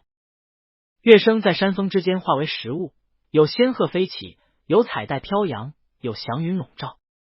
奇妙的琴声在整个太华山中轻轻回荡，所有弟子们都放下了手中的事物，仔细聆听这首陌生的音律。正在突破境界的修士恍然大悟，甚至有人直接晋级境界。就连太华山中最喜欢闭关炼丹的玉清子尊者都从自己的洞府里飞出，惊讶的看向玉霄峰的方向。是谁这么大的福气，竟然让玄灵子师弟亲自为他奏响玉霄琴？此时此刻，骆剑清闭上了双眼，感受着那种玄妙的境界。他听到了大地上花开花败的声音，他听到了溪流中鱼虾嬉戏的对话，他听到了每一阵风吹过树叶的冲撞，他也听到了每一道生灵成长繁衍的叹息。郁郁黄花无非般若，翠翠青竹皆是法身。九夺天路第二夺，夺生灵法意。骆剑清忽然神思清明，终于窥探到了那属于第二夺的无上境界。下一刻，最后一道清雅的乐音轰然而上，直窜云霄，数不尽的金光散播在整个太华山境内。无数妖兽兴奋地从洞府中跑了出来，沐浴这片金色灵光。许多仙草也喜悦地摇摆身体，在金光入体后，他们周身的灵力更加充实。而处于金光最中央的骆剑清则更是感受到自己的身体里一片清凉，温润的灵力从他浑身上下的每一个穴窍中涌了进去，轻轻抚摸着他的经脉，让他舒坦惬意。当这首曲子结束后，骆剑清睁开双眼，看向了悬于空中的玄灵子。后者一个拂袖，山峰间的凌厉琴弦便倏地消失。玄灵子抬步走向骆剑清，看上去只走了几步，却直接走到了骆剑清的身前。那双浅色的眸子里有金光闪过，就算是玄灵子，此刻也神色略白，额上有细汗浮现。骆剑清抬眸望着他，他便低手看着骆剑清。片刻后，玄灵子的手指温柔地点在了骆剑清的眉间。骆剑清只感觉眉心一烫，他还没来得及反应，玄灵子便又极快地转过身，将双手附在身后，淡淡道：“这一缕意念会跟随着你进入流焰谷，剑清，你若不加紧修炼，为师自会知道。”骆剑清心神微颤，他嘴唇翕动，许多话涌到了嗓子里，到最后还是全部都咽了回去。骆剑清行了一礼，接着飞身离开。就在他离开后不久，一直背对着他的玄灵子却忽然踉跄了一步，差点跌下悬崖。一道流光从天边划过，玉清子尊者笑着说道：“师弟，你今日怎么想起来抚琴？师弟，你这是怎么了？”玄灵子摆了摆手，玉清子却直接使出了千万条灵力细丝，探上了玄灵子的身遭。下一秒，玉清子睁大双眼，一半元神。早就听浩星子师兄说，上次剑清去历险时，你竟然将自己的元神割裂一半，跟着他进去，受了重伤。师弟，这才过了不足1年，你竟然又割裂了自己的元神，你这……师姐，你不必再说了。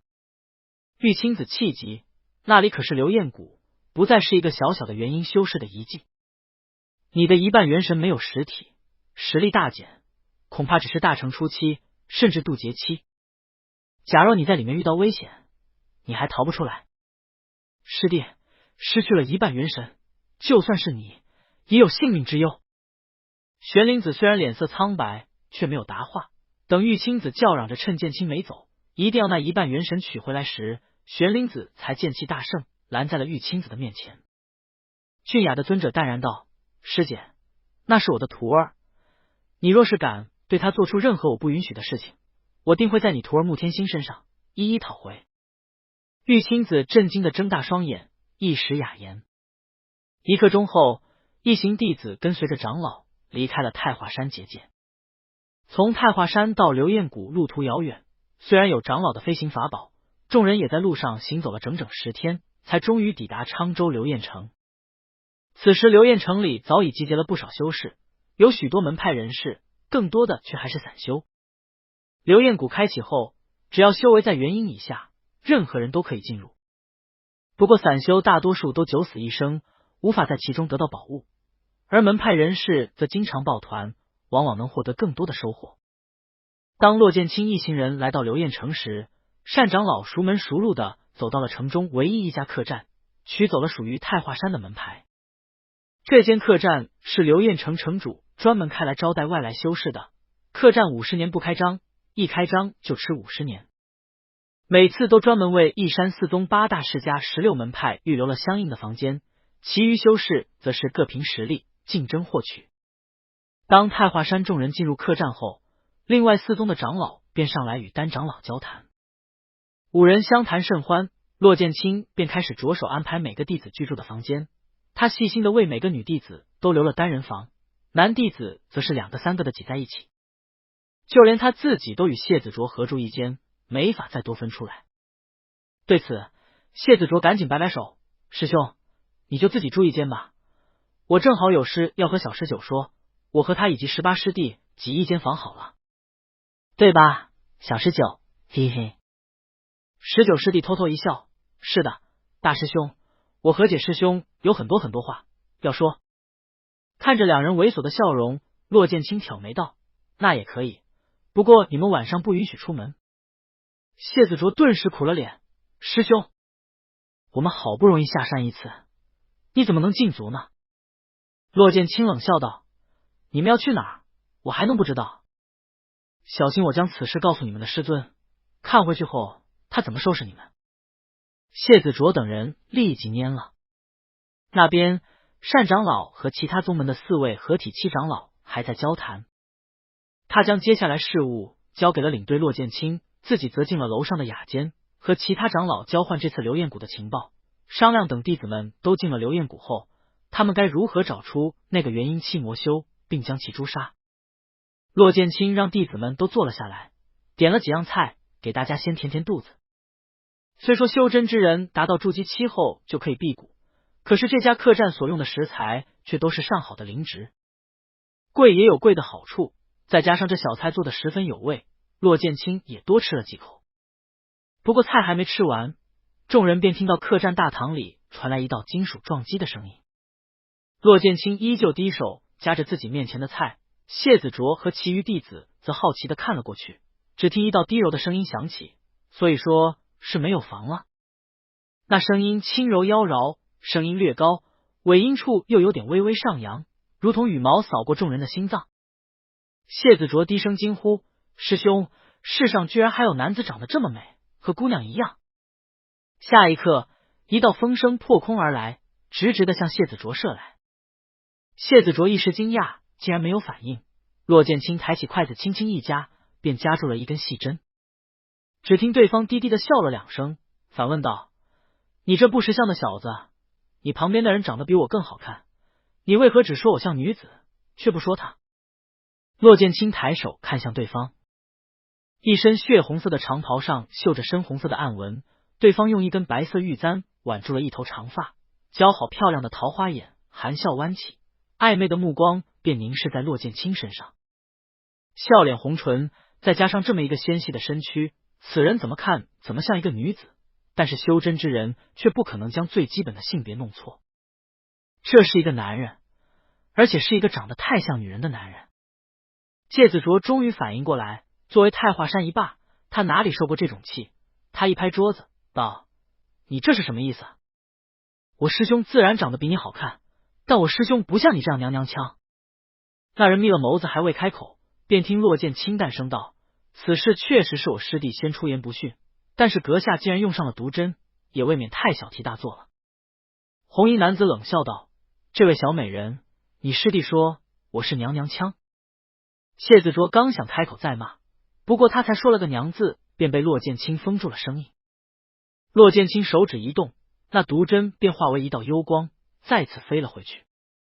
红衣男人抬袖收回了毒针，只听洛剑清拱手道：我代师弟向你道歉，不过阁下，请你也解释一下这枚毒针到底是什么意思。虽说你已达到金丹后期，但我太华山还没有任人欺负的说法。那人声音古怪的问道：太华山的人？洛剑清敛了眸子：阁下有何高见？听了这话，对方不怒反笑，他用一双妖媚的眸子上下打量着洛剑清。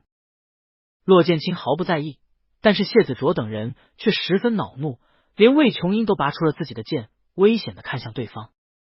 红衣男子哈哈一笑道：你这番样貌，看样子就是传说中太华山的大师兄玄灵子尊者的关门弟子洛剑清了。洛剑清并不理他，反问道：敢问阁下姓名？莫秋。洛剑清一愣，红衣男人将身体倚在了桌子旁，说道：莫家莫秋。洛剑清转手看向魏琼英，魏琼英却轻轻摇头：我们魏家和莫家一直没什么交集，师兄，我对莫家人并不熟悉。八大世家排名在一山四宗之下，分别是白云苍漠、雀鱼未更。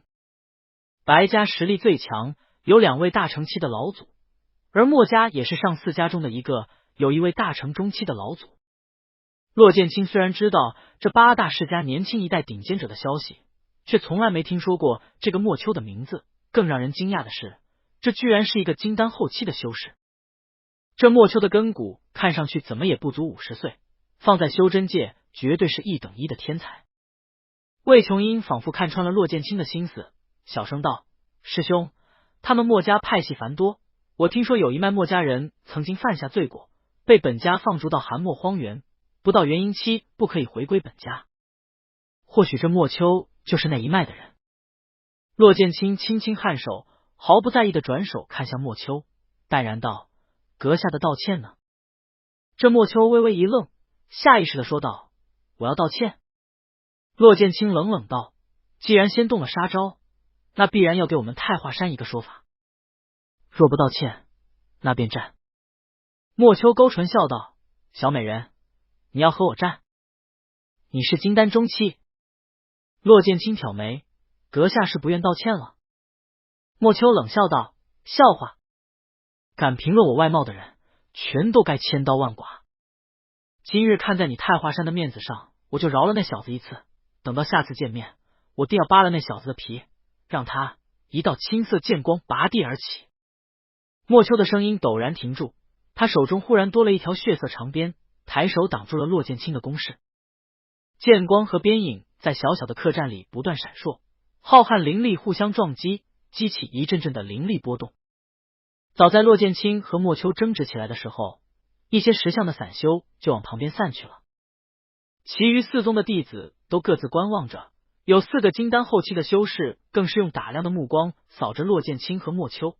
如今看到他们打起来了，4人更是眯了双眼，仔细看着。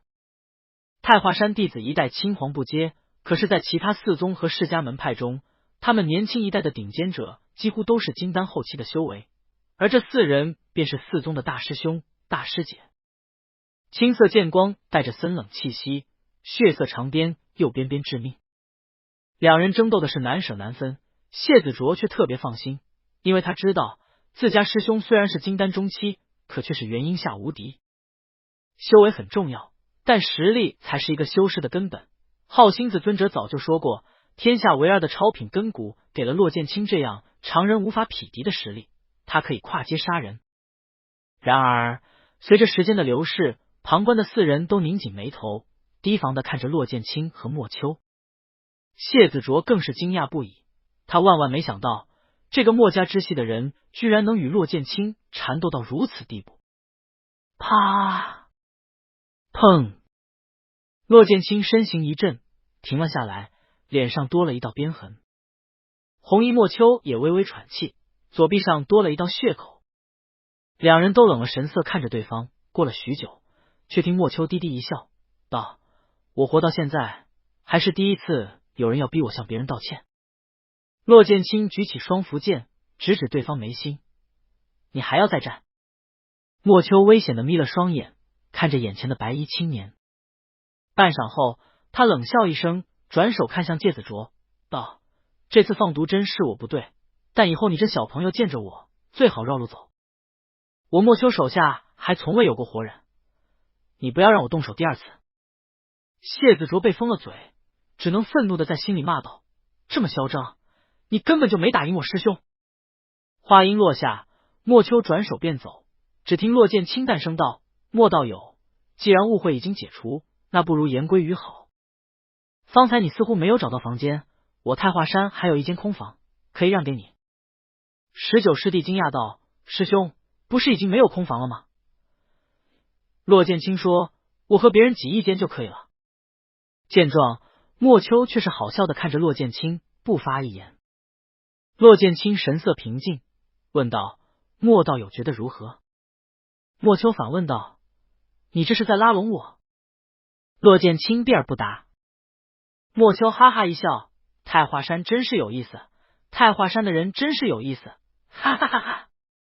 好，我同意了你的邀请，不过你也不用和别人挤一间了，我和你住一间就可以了。”闻言，骆剑清眼中闪过一道暗光，没有吭声。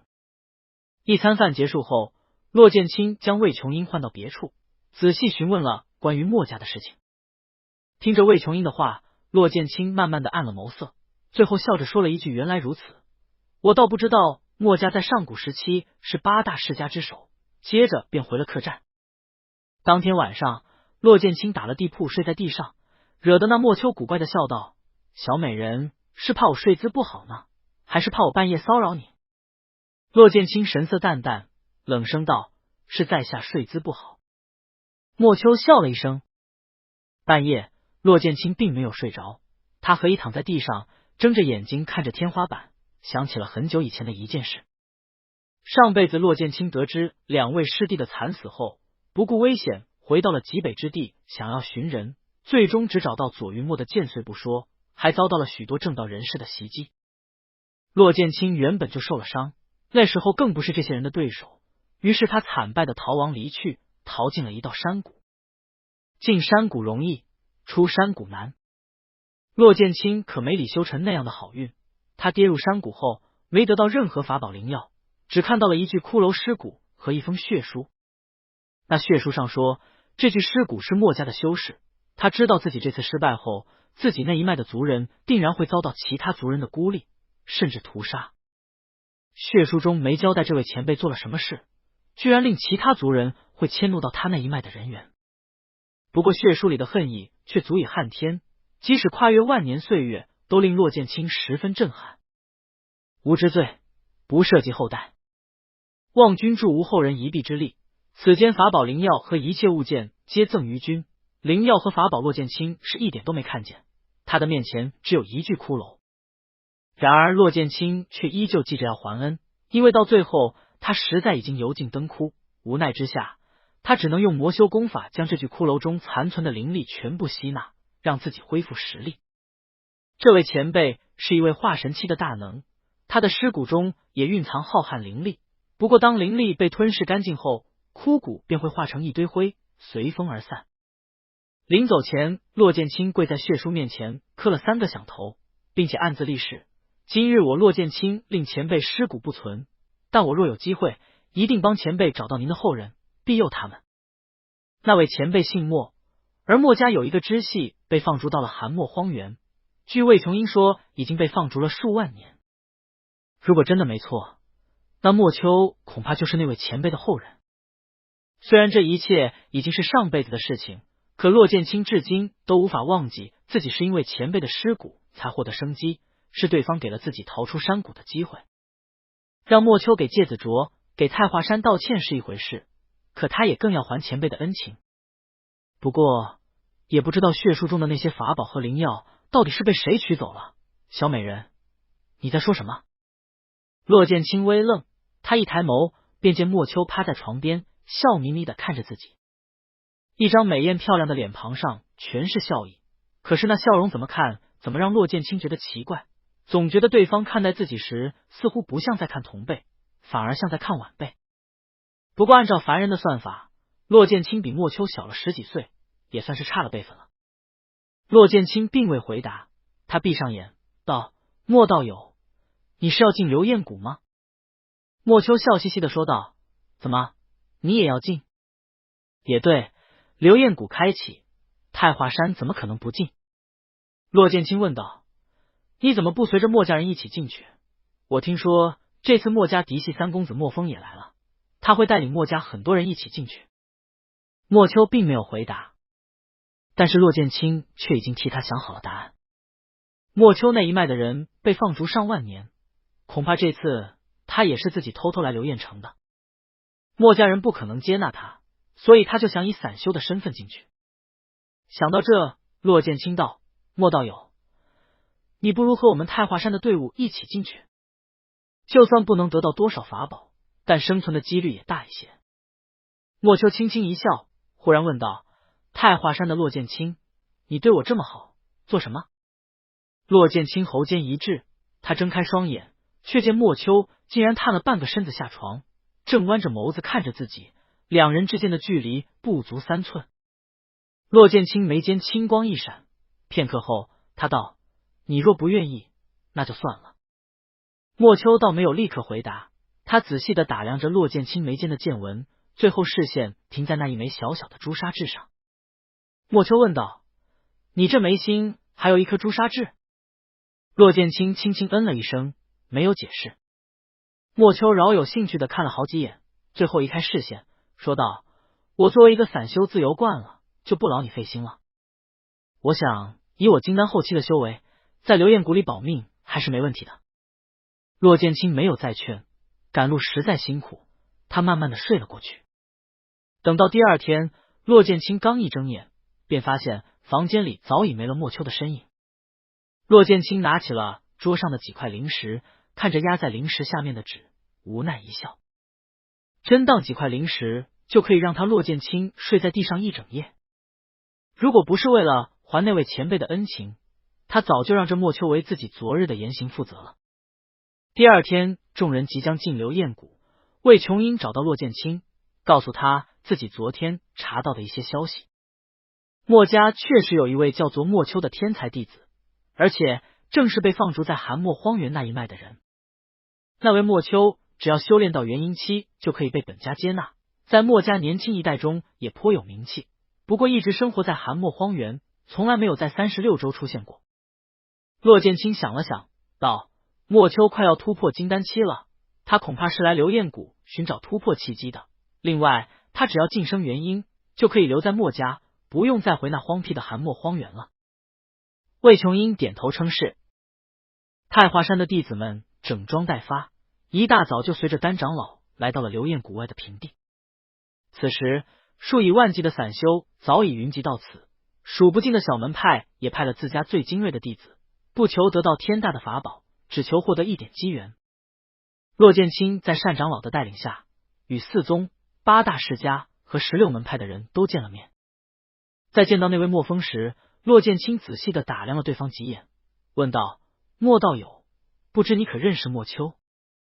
墨风一身肌肉，凝眉道：墨秋是我们墨家在韩墨荒原那一脉的子弟，之前我也听说了他与骆道友发生冲突的事情，在此我为他向太华山道歉。不过我也不认识墨秋，他此前一直生活在韩墨荒原，这一次恐怕是第一次来36州。骆剑清点点头。一个时辰后，流燕谷大门处的缝隙终于开启了1人宽的缝隙。骆剑清不动声色地看了太华山弟子中的李修臣一眼，接着双眸一眯，飞身向那大门而去。与此同时，在场所有修士都用最快的速度飞向大门，谁都想第一个进入流燕谷。骆剑清的速度是众人中最快的，他嗖的一下便窜入了大门之中，令单长老得意的摸了摸胡须。一旁的断魂宗长老不满的说道：你们太华山刚才站得近，所以才第一个进去。看着吧，第二个进去的肯定是我们断魂宗。话还没说完，一道血红色的身影便飞入门中。断魂宗长老嘴巴一张，目瞪口呆。一旁太华山的单长老也是愣了一会儿，接着才哈哈笑道：这玄天大陆真是深藏不露啊！刘老头，刚才那人我可知道，是我们太华山首徒骆剑清的手下败将，昨天才在客栈里向我太华山道歉过的墨秋。你瞧瞧，你们断魂宗连一个散修都比不过。断魂宗长老嘴角一抽，差点没气晕过去。流燕谷正式开启，万千修士竞相入内，只为争得无上机缘。流燕谷位于昌州北部，占了偌大昌州1/10的地界。就算是使用地阶飞行法宝，想要环绕流燕谷一圈，也至少需要10日的时间，所以在这流燕谷里，经常走上一天也见不到一个人。骆剑清在流燕谷外就和太华山的弟子说了一个地标，所有人一进入流燕谷就往那个地方走，必须聚集在一起。如果有谁胆敢违抗命令，轻则被关到训诫门受罚，重则直接赶出太华。于是当骆剑清第一个赶到目的地后，大概等了半日功夫，就见到了魏琼英。3日之内，所有弟子全部抵达，连李修臣也一脸不情愿的过来了。骆剑清的目光在李修臣的脸上看了一眼，接着他环视一周，道：我太华山这次一共派了9人进入流燕谷。据我所知，如今进入流燕谷的人里，有10人已经达到金丹后期，断魂宗的严肃更是有半步元婴的修为。所以筑基期的弟子在注意危险的前提下寻找机缘。至于炼气期的弟子，骆剑清的声音停了停，笑着看向一旁的魏琼英和谢子卓，3师妹4师弟，炼气期修士在流燕谷中死亡率很高，不如我们3人一人带着一个弟子，保护他们的性命。至于机缘法宝，就看他们的造化了。魏琼英应声表示同意。谢子卓却嘴角一抽：大师兄，不带这样的，我是代替2师兄来这莫名其妙的流燕谷的，我可一点都不想来。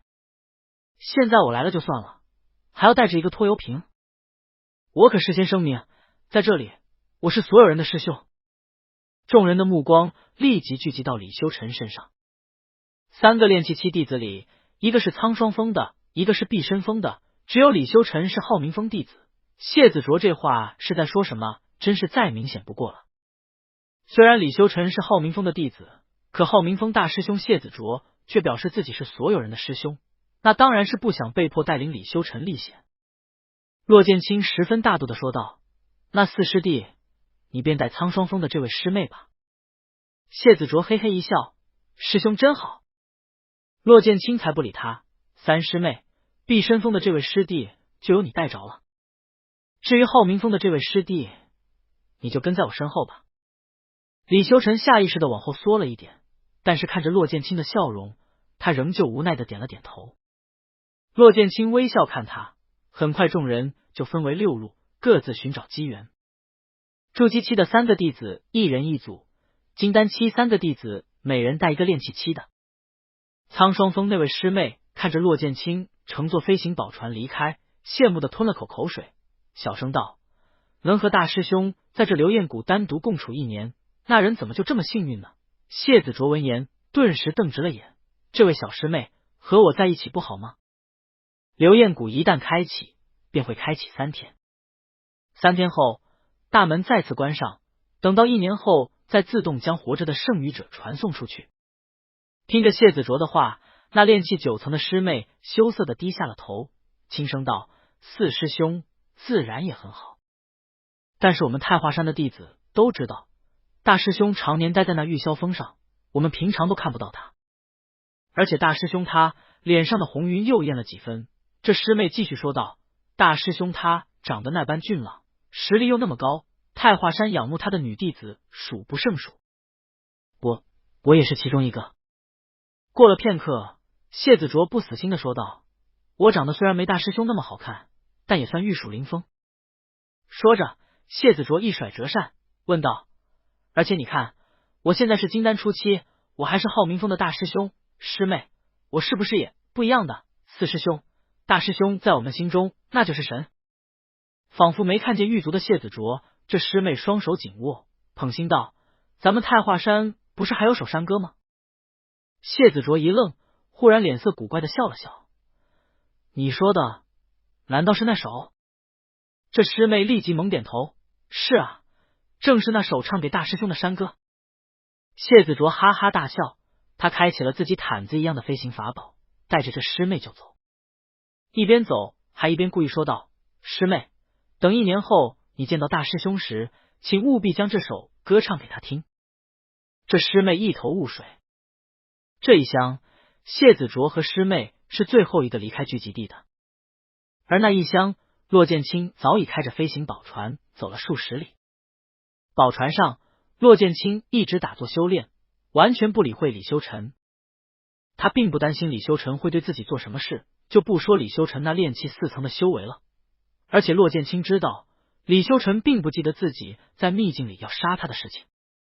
李修臣的记忆被某位大能抹去了，他虽然对骆剑清的身份感到怀疑，却并不知道什么。于是骆剑清便老神在在的刻苦修炼，等进入第2层的时候，李修臣才敲开他的门，说道：“大师兄，我们已经进入第2次层区域了。”骆剑清睁开双眼，微笑看他，问道：“这位李师弟，那你觉得我们应该停下了吗？”被这么一问，李修臣困惑的反问道：“大师兄，什么叫应该停下？”骆剑清说：“我也是第一次进流焰谷，虽然知道这流焰谷里有不少机缘，可机缘不是那么好找的。大部分进入流焰谷的人都在寻找焰果，焰果中蕴含当年那位天阶火系妖尊的纯正灵力，据说还蕴含一丝火系法则。我们人修是修大道，而妖兽则是修炼法则。流焰谷里焰果很多，可是地方太广，可能数百里范围里也找不到一颗焰果。”说到这，骆剑清淡然抬眸看着李修臣，问道：“李师弟，你觉得我们在第2层救下去，能找到焰果吗？”流焰谷是一个漏勺形的险地，最边缘一圈是第1层，往内进入一共有9层。最中间据说有一条火焰河，火光滔天，所以在流焰谷中越往里层，火焰便越盛，威压就越强，但是相对的焰果就越多。李修臣道：“第二层应该也确实没有什么焰果，而且地界又广。师兄，不如我们在第4层停下吧。骆剑清挑眉道：哦，为何？李修臣说，第4层处于中间位置，但又不是特别靠里，在这里，我觉得我们遇到的敌人应该不算特别强悍，但又能得到焰果。骆剑清笑了笑，点头应下。等李修臣走前，他小眼睛一转，忍不住的问了一句：师兄，你真的不知道什么是电视界？骆剑清诧异道：这是什么妖兽吗？李修臣摇了摇头，直接离开。走在宝船的走廊里，李修臣还小声嘀咕着，看样子真的不是穿过来的。难道说我穿进来后，蝴蝶翅膀居然扇得那么大，让剧情改变这么恐怖？不过早晚有一天还是得按剧情走。怎么说他也是一个前期 BOSS 啊。李修臣的话骆剑清并不能全部听懂，但是他却能听出来对方并没有对自己的身份产生怀疑，而且话语中甚至还有一丝下意识的杀气。这抹杀气是针对谁的，别人不知道，但骆剑清一想起上辈子那冰凉的一剑，便明白于心。一个炼气4层的修士居然想杀了金丹中期的修士，说出去简直是天方夜谭，但是李修臣的语气却坚决肯定，毫不怀疑，因为他是那本求仙的主角。骆剑清翻手取出了书，将最后这几章又看了一遍。这本书就一直写到流焰谷结束，李修臣收获颇丰，回到太华山。明明只是一个炼气7修士，可李修臣却多次化险为夷，而且到处碰到天灵地宝，最后还找到了一颗燃烧着火焰的血色果实。那颗血色果实就是骆剑清此次的目标。这并不是焰果，里面却蕴含巨大能量，李修臣不过吸收了其中一小部分，就从炼气6层晋升到了炼气8层。而且书中说，李修臣还将这颗果实藏了起来，似乎以后会有大用。血色果实，骆剑清志在必得，不仅仅是为了夺走李修臣的机缘宝物，更是为了助自己早日进阶，距离那个人更进一步。若我也是化神期修为，那无因，你会如何应对？整整3日时间，骆剑清一直闭关修炼，冲击九夺天路第2层。九夺天路第1夺，夺草木春秋。这是让世间草木都脱离天道的控制。为何柳絮一定是在春天飘扬？为何百花一到秋日便全部肃杀？这都是天道规则，可夺走草木春秋后，这些草木就可以各凭实力，到时候是晋升境界还是沦为野草，全看他们各自实力。至于那些被夺走的规则，骆剑清有感觉，当他修炼到某个境界后，恐怕可以制定规则。天道制定出了规则，命令天下共守，那凭什么他不能制定规则？而这九夺天路第2夺，夺生灵法义，夺走的便是众生之间的不平等。天道有司，皮肤生来只有1日寿命，而龙族妖兽一出生就有8阶实力。世间万物理当平等，没有谁会比谁更高，人族与妖族也从未有过高低贵贱之分，就算是脏水里的小虫，那也是一条生命。真正的天道理当众生平等。夺生灵法义，即是夺走每个生灵间不平等的规则。骆剑清坐在石榻上，手中不停掐弄手诀，一股无形的力量便慢慢散发出来。虚幻的力量在小小的船舱里幻化为长带，在空中轻轻飘舞。这力量似乎有灵性，非常顽皮的在房间里嬉戏。然而随着骆剑清的口诀响起，他们却渐渐乖巧下来。骆剑清眉间青光大作，3瓣青莲绽放出万丈光芒。修炼九莲本心路的修士会随着修为增加，眉心浮现莲花纹路。骆剑清原本很担心自己弃九莲本心路改修九夺天路后，这眉间的剑纹该如何掩饰。可是令他没想到的是，修炼九夺天路后，他眉间竟然还是有3瓣青莲，只不过这青莲显得更为活泼一些，纹路上隐隐也有灵光闪烁。骆剑清双眸紧闭，手指间慢慢出现了青色的灵光，而在灵光周围，虚无的力量也旋转起来，形成一道小型漩涡。这漩涡越来越大，越来越大，到最终突破了船舱的限制，疯狂地往外扩张。郁郁黄花无非般若，翠翠青竹皆是法身。天道有常，何为常？常于众生平等，常于万物有恒。九夺天路，第二夺，夺生灵法意。刹那间，一股可怕的灵压轰然爆发，以骆剑清为中心，向四周均匀的散去。那威压第一个碰上的便是站在船头的李修臣，无形力量形成一道残茧，将李修臣包裹于内。然而就在力量想要剥夺走李修臣身上的天道规则时，李修臣身上却闪烁起了无数的灵光。那力量顿了一下，接着无奈的松开了李修臣，走之前还非常不屑的用一道长带朝李修臣甩了两下。这一切事情李修臣全然不知，他还站在船头，一脸好奇的打量着流焰谷中的景色。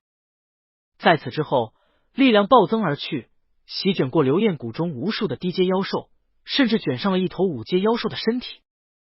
五阶妖兽相当于人类金丹期修士，天生灵智的五阶妖兽甚至能口吐人言。这五阶妖兽是唯一一个察觉到无形力量的生灵，它疯狂地挣扎，然后一展茶时间后，一抹璀璨的星光从妖兽身上飞去，迅速的没入了骆剑清的身体。骆剑清双眉紧蹙，身上的青光越来越盛，他的气息猛然暴增，直接达到了金丹中期大圆满的境界，只差一丝就可跨越到金丹后期。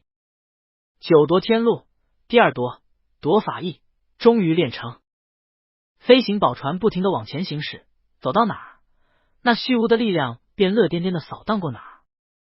他所过之处是一毛不拔，将所有生灵和草木身上的天道规则吸收的一干二净，每天还虎视眈眈的盯着李修臣。要不是忌惮李修臣身上那浓郁到100里外都能看见光芒的天道规则，否则这力量早就一拥而上，将李修臣吞噬干净。于是在这段时间内，不少刚刚来到流焰谷的修士都惊讶的发现，许多妖兽和灵植都做出了违反常理的事情。按理说，生来3阶的暗杀狂蛇居然只有2阶；按理说，永远无法晋升4阶的黑火雌花竟然成功晋升4阶。难道说是流焰谷的地理环境和其他地方不同？众人无法解释。7天时间后，骆剑清和李修臣来到了流焰谷第4层。骆剑清将飞行宝船收回那界，两人踏上了滚烫的沙石，一步步的走在流焰谷中。李修臣对骆剑清的态度是既忌惮又依赖。他的修为太低，有骆剑清这棵大树靠着，真是十分方便。但是他又记得当日在他进入北斗真君遗迹时，骆剑清曾经命人堵住了他的嘴，还定住了他的身体，害他丢尽了脸。可是这几日相处下来，李修臣却惊讶的发现，骆剑清仿佛不记得那些事了。李修臣有小心翼翼的询问骆剑清，可骆剑清却更加诧异的反问道：“原来当初那师弟是你？”李修臣恍然大悟，原来骆剑清根本没记住他啊。也对，他当初以为骆剑清也是穿来的，所以才故意试探了几下，没想到居然被骆剑清踹了好几脚。而后来在北斗真君的遗迹里，他也可能说错了话，骆剑清才以大师兄的名义对他进行惩罚。其实仔细想来，骆剑清对他还是不错的，至少比那个谢子卓好上很多。想到这，李修臣看待骆剑清的目光都有点不对了。他这些日子在浩明峰被许多人欺压，慢慢的也学会了一点点隐忍。谢子卓的10次挑衅，李修臣能忍下来2次，进步很大。李修臣道：“大师兄，不如我们在这里先休息一下吧。”骆剑清笑道：“好，可以。你瞧，这太华山的大师兄可比那个芥子卓好说话多了。”骆剑清表现得淡定沉着，仿佛对流焰谷里的法宝机缘没什么渴求，只是不断的修炼。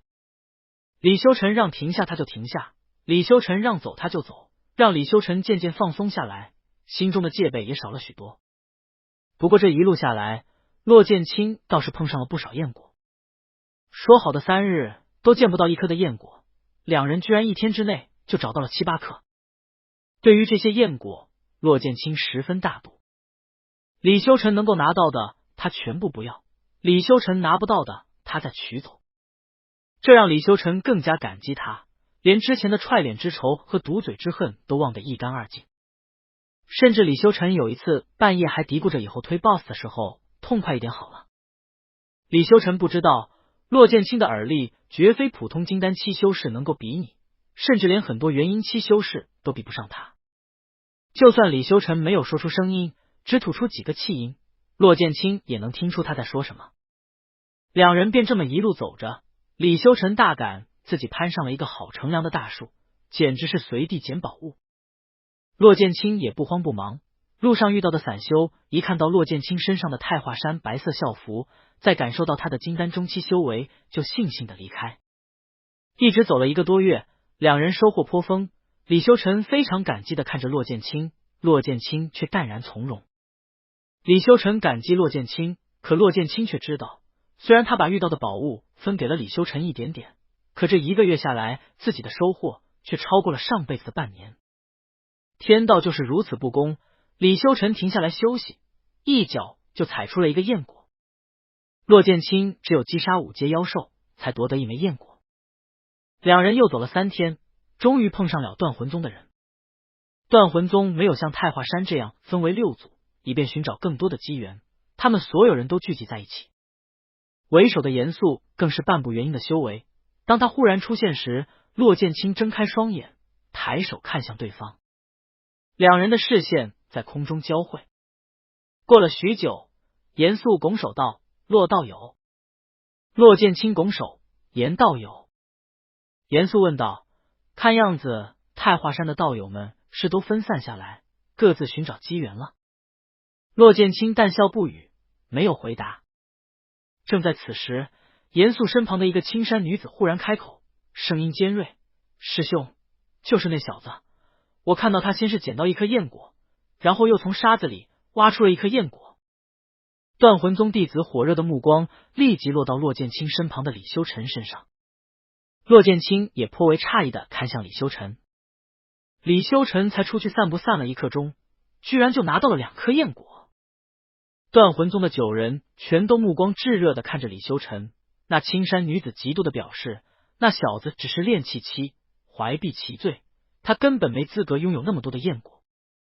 然而严肃却挥手阻止了那女修接下来的话，他上前一步问道：“骆道友，敢问一句，2位身上如今有多少焰果？”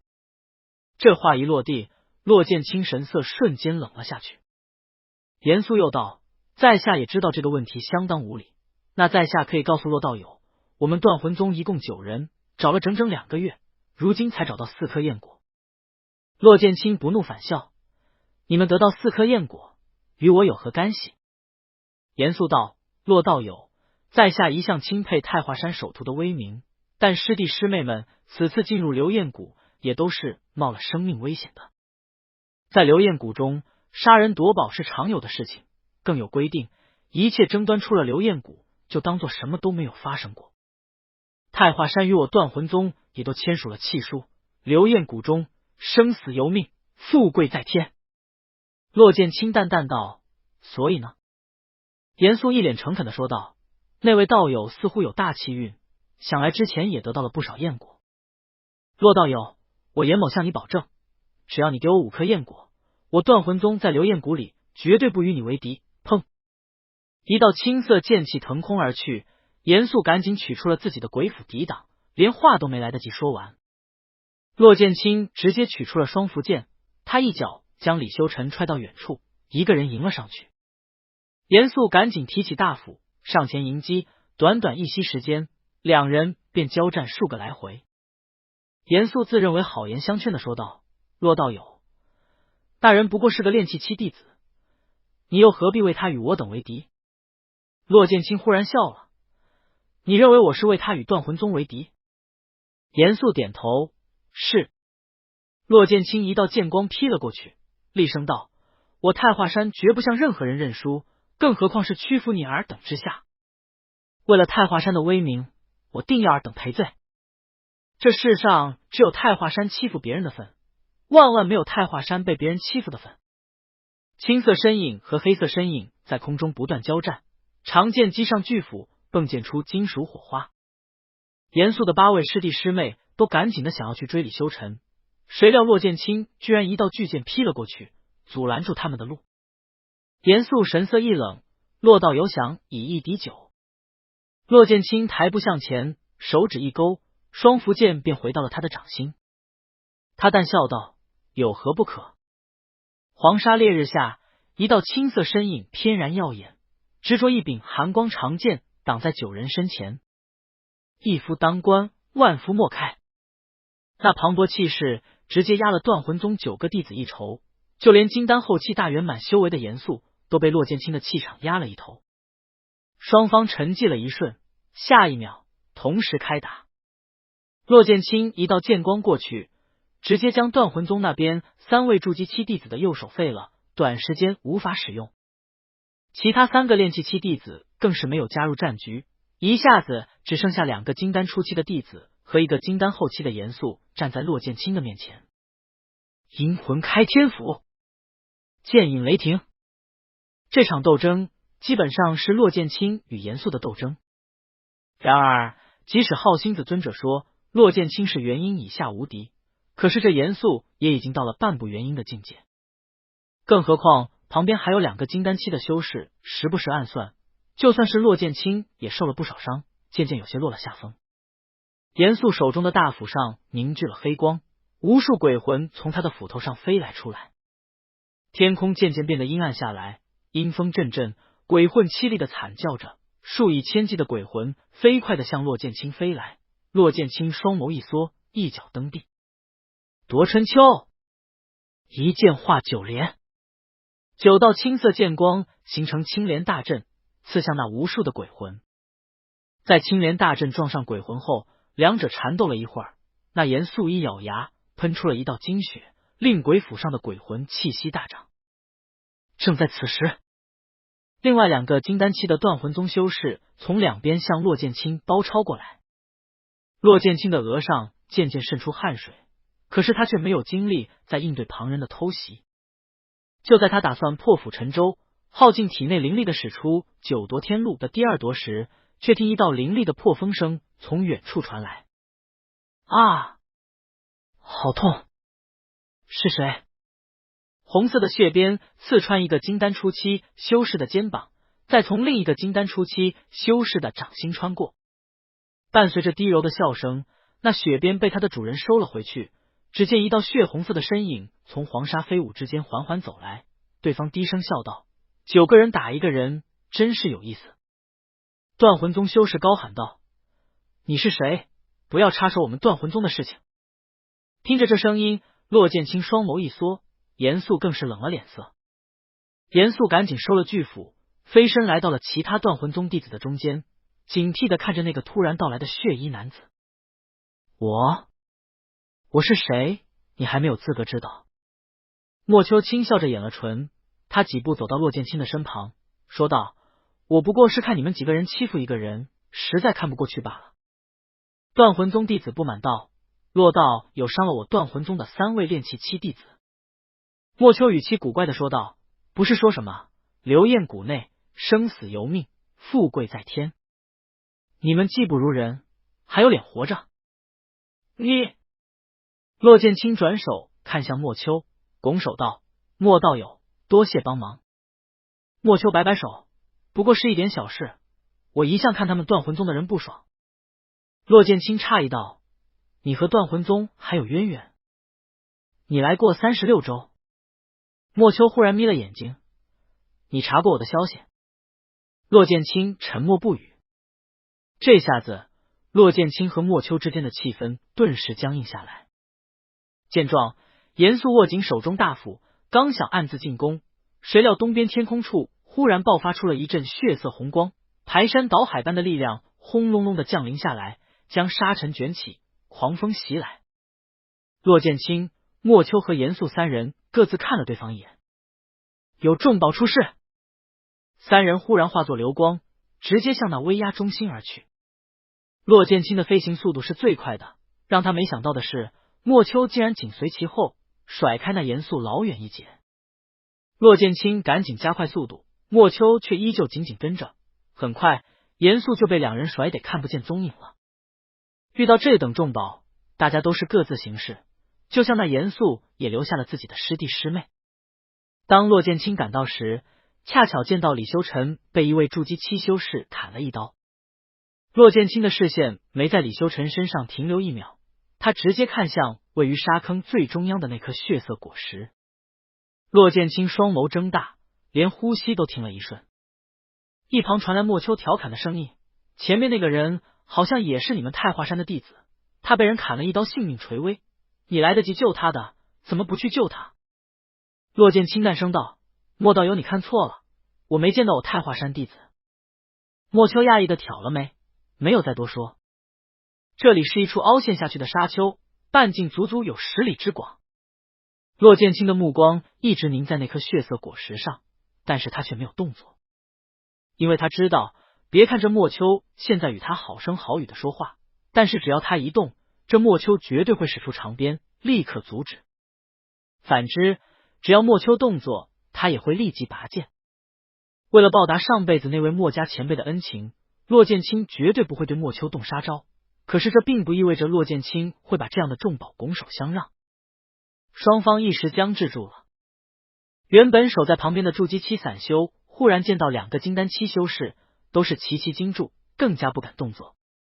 不过多时，严肃也飞了过来，他震惊的看着那颗血色果实，惊呼：莫非是7品以上的灵药？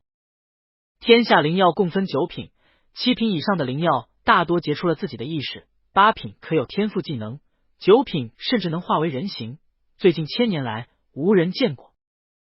令人奇怪的是，这血色果实虽然有可怕的威压，可是却似乎没有意识。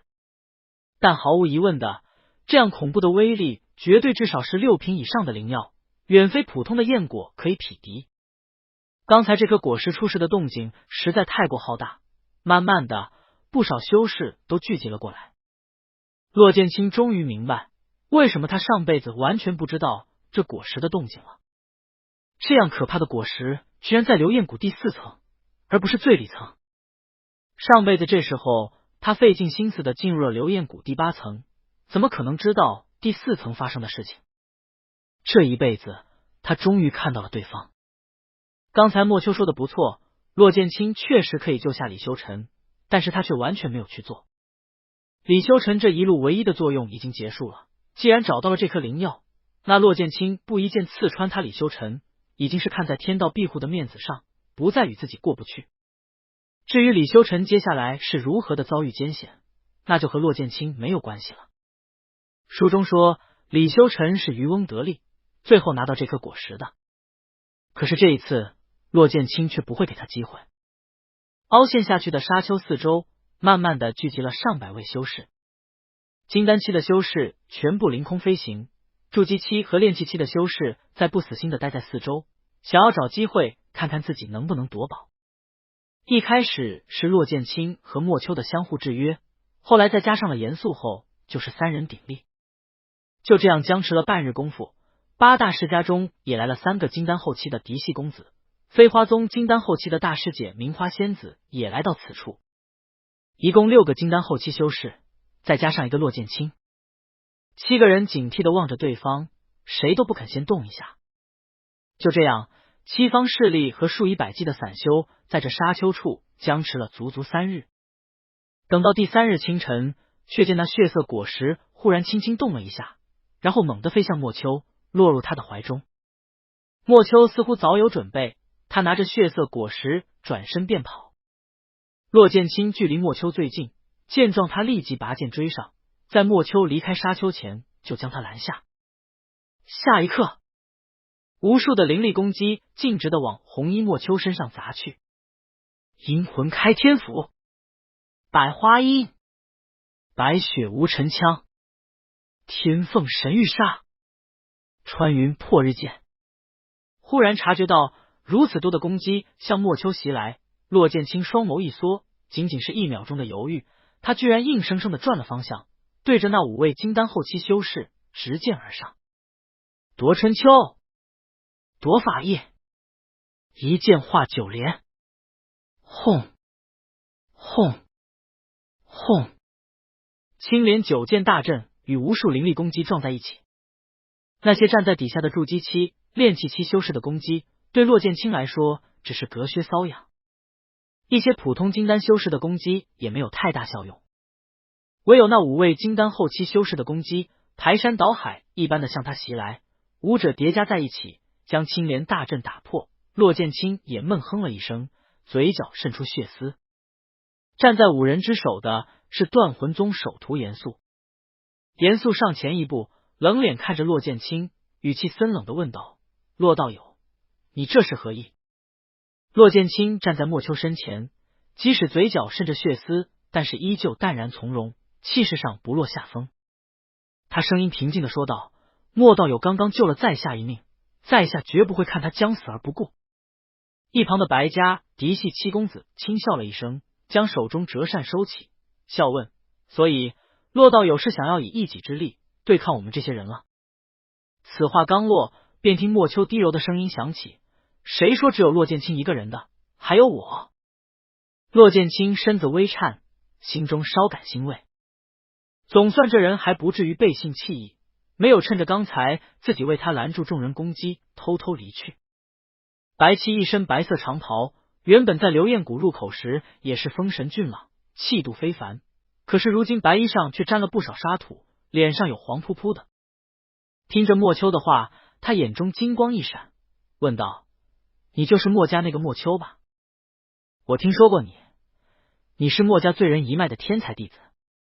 我白家与莫家世代交好，我婶婶便是莫家嫡系大小姐。你能在寒漠荒原修炼到如此境界，实属不易。趁现在赶紧将血果交出来，我可担保现在就帮你进入莫家。”说完话，一阵狂风从沙丘上刮过，没人回答着白七。白七脸色一变，问道：“你听到我说的话了吗？你这是什么表情？”骆剑清好奇的转身看去，只见莫秋冷笑着翻了个白眼，道：“听人放屁的表情。”白七恼羞成怒：“你！”大战一触即发。白七首先抬起了手中的白色长枪，枪指莫秋。那枪头如玉座一般，在烈日下反射出绚烂光彩，磅礴灵力汇集在枪尖一点，白七腾空飞起，尖锐一枪直刺莫秋。一场可怕的暴风雪在白七身后凝聚，那冰天雪地一出现，便让整个沙丘都降了好几度，恐怖的威压令筑基期以下的修士瑟瑟发抖。这便是白家的白雪七枪第2枪，白雪无尘枪。站在白七身旁的名花仙子趁机扶起了一把看似默默无闻的古琴，那双雪白的柔仪在琴弦上轻轻浮动，古朴琴弦微微颤抖，一股又一股的能量便慢慢凝聚，每一波都比上一波更强。当名花仙子抚到第9个音时，她美目一抬，手指一挥：“百花开时我不开，此花开后百花杀。”百花音。方才这些人对莫秋做出袭击时，都是匆匆忙忙使出了绝招，却没有用出自己的5成力量，所以骆剑清便暂且接下了。可是当这2人忽然发动攻击后，那汹涌滚动的灵力却在无声暗示着这2人的绝招到底有多么可怕。见状，严肃和其余2人都想在动作，谁料一道青色身影却忽然落到他们面前。俊美无双的青衣修士微微一笑，手中的双符剑发出一道喜战的剑影。骆剑清道：“3位，你们的对手可是在下？”严肃眯了双眼，毫不犹豫地祭出了自己的鬼斧。另外2位世家子弟也是一个拉弓，一个取剑，脚尖蹬地，直接向骆剑清飞来。两边战场同时开启。原本众人看到骆剑清居然接下了严肃5人的绝招时，还觉得有点可能，毕竟这可是太华山首徒。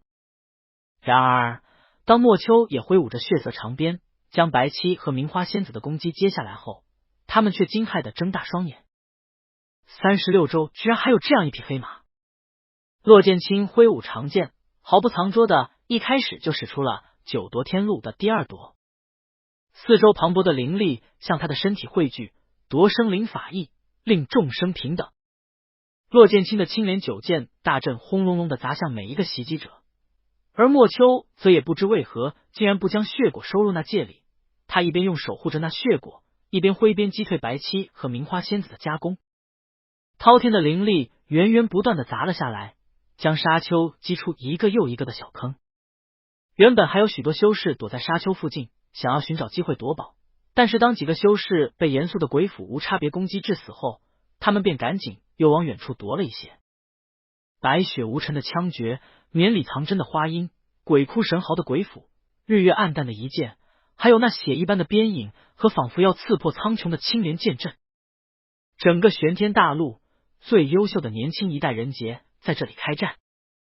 这一战足足打了一天一夜，双方的那界里都有恢复灵力的丹药，于是战争便无休止的进行下去。旁观者丝毫不敢掉以轻心，一直在仔细观战，寻找契机。谁都没敢相信，两边战场上竟然是骆剑清这一边落入下风，一直被动的反击，而那个名不经传的莫秋那边却已经占据了上风，开始压着白七打，连名花仙子也渐显狼狈。当白七口吐鲜血，整个人倒飞出去后，名花仙子也喷了一口热血，琴弦断了一根。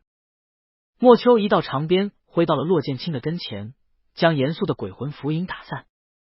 莫秋郑重道：“骆剑清，我来晚了。”骆剑清脸色微白，淡笑道：“不迟。”话音落下，两人便联手抗敌。一个是只有金丹中期的太华山首徒，一个是刘彦谷之前从未有过名气的墨家醉子。两人联起手后，严肃三人果然遭遇大敌。对抗了数百个回合后，庚家的子弟先断了弓弦，云家的姑娘也口吐鲜血，骆剑清和莫秋的身上也全是血口。两人疲惫不堪的飞在半空中，看着不远处同样狼狈不已的严肃。见状，严肃嘴角一抽，他拧着眉头思索了一会儿后，厉声道：“走！”竟然是直接逃了。围观众人发出一道惊呼。这一战绝对会扬名整个流燕谷，扬名昌州，扬名玄天大陆36州。在严肃的一声下，白气和名花仙子也决定转身走人，其余的云家姑娘和庚家公子犹豫了一瞬，也悄悄转身。骆剑清稍稍松了口气，准备看向一旁的莫秋，谁料他才刚刚移了视线，浑身的汗毛便忽然竖了起来。在莫秋漂亮的桃花眼里，骆剑清忽然看到一阵铺天盖地的灵力攻击。认输是假，寻机偷袭是真，一剑化九连，无相谢影鞭。骆剑清和莫秋同时发动攻击，然而两人依旧躲闪不及的倒飞出去。骆剑清被击飞在一处温暖的沙土上，他执起双符剑便引出雷霆，刚想一战，忽然便感觉自己的身体往下陷落了几分。骆剑清，快出来！莫秋撕心裂肺的声音从一旁传来。骆剑清也双目圆睁，天哪，是鬼流沙！好大一片鬼流沙！就在刚才那处沙丘旁，竟然暗藏着这么可怕的鬼流沙。鬼流沙是流燕谷的特殊险境，从外表上看，鬼流沙和普通的黄沙没有任何分别，可是只要有人踩入其中，沙土便会流动起来，就算是金丹后期的修士也绝对没有飞出来的可能。它不会吞噬你的灵力，但就会吞噬你的身体，让你无力逃脱。严肃等人都飞在空中，小心翼翼地看着处在鬼流沙中央的骆剑清。他们一旦落在鬼流沙里，也绝对是被吞噬的份，根本无法逃生。于是他们便在一旁看着，准备等骆剑清彻底被吞没，再杀了莫秋夺宝。见到骆剑清的下半身已经被黄沙淹没，名花仙子蹙起黛眉，轻叹一声：“他是太华山首徒，我等见死不救，日后倘若太华山怪罪下来，如何逃得了干系？”白七道：“仙子，这流燕谷中向来生死由命，又不是我们杀了他，是鬼流沙吞了他。”名花仙子还是不忍心的移开视线，轻声说了一句：“可是骆道友的师傅是传闻中的玄灵子尊者。”众人齐齐一震，许久后严肃道：“然而流燕谷的规矩是所有宗门制定下来的，想来就是玄灵子尊者也不敢违背。”此刻的骆剑清自然听不到他们的话语，他不断的使出自己的法宝和剑招，却仍旧无法脱困。谁都知道，鬼流沙一旦沾上，必然会被吞没。骆剑清心中大急，但是脸上却十分淡定。旁人看到这么一张古井无波的俊脸，都情不自禁地发出一道叹息。如此一个金才艳艳的年轻修士，就要陨落于此？什么超品根骨？什么元婴以下无敌？什么太华山首徒、玉霄峰传人？在每个天才成长起来以前，都有可能遭遇险境，从而陨落。天才终究只是天才，实力才是修真界行走保命的根本。骆剑清白皙的额上渐渐有细汗渗出，他自己都没发现，他额间那颗嫣红的朱砂痣越来越鲜艳，鲜艳的仿佛下一秒就能燃烧起来一样。就在那鬼流沙即将吞没到骆剑清的肩膀时，朱砂痣如火一般的轰然烧起。然而下一刻，骆剑清一只手忽然抓住了骆剑清留在鬼流沙外的手臂。骆剑清惊讶地看向对方，只见一个明媚动人的红衣修士飞在半空中，拉住了他的手，淡笑道：“难道这区区鬼流沙还想击杀你骆剑清？我想玄灵子的弟子绝不可能就这么轻易的死去。骆剑清，你给我上来！”莫秋的坦然一笑，是在场所有修士看到的最后东西。短短数息时间，两个惊天动地的天才人杰纷纷被庞大的鬼流沙吞噬。当两人的身影都消失后，这片鬼流沙又恢复了正常模样，仿佛只是一片普通的黄沙。可是所有人都知道，这里到底是多么可怕的一处险境。名花仙子叹息道：“血果也被那莫秋带进鬼流沙了。罢了罢了，也算是给他们的陪葬吧。”话音落下，名花仙子转手便走。云家姑娘犹豫了片刻，也毅然决然的离去。白七恼怒的在四周查看了许久，愤然飞走。庚家公子叹了口气，转身离开。最后走的是严肃，他一身鬼气，不断的用灵石去探查那片鬼流沙。令他遗憾的是，鬼流沙岿然不动，却挡住了他所有的灵石探寻，里面仿佛独成一片空间。严肃恼怒的一斧头劈向了鬼流沙，接着转身离去。沙丘旁又是一片寂静，数百修士在旁边守了3天3夜，确认实在没有任何动静后，他们纷纷遗憾的走开。却没有人知道，当鬼流沙淹没了骆剑清和莫秋的头顶后，他们身体里的灵力飞快的消耗起来。用灵力开路，两人不断的向下滑落。这里是一段黑色的通道，谁都不知道尽头在哪儿，只能努力的消耗灵力，不停前行。可是这段路似乎一直没有尽头。骆剑清毕竟是金丹中期的修为，很快他便耗尽了灵力，整个人昏厥过去。而莫秋则是赶紧拉住了他的手，血色灵力不停燃烧，直到灵力消耗殆尽的那一刻，莫秋冷笑一声：“就凭你也想吞了本尊？”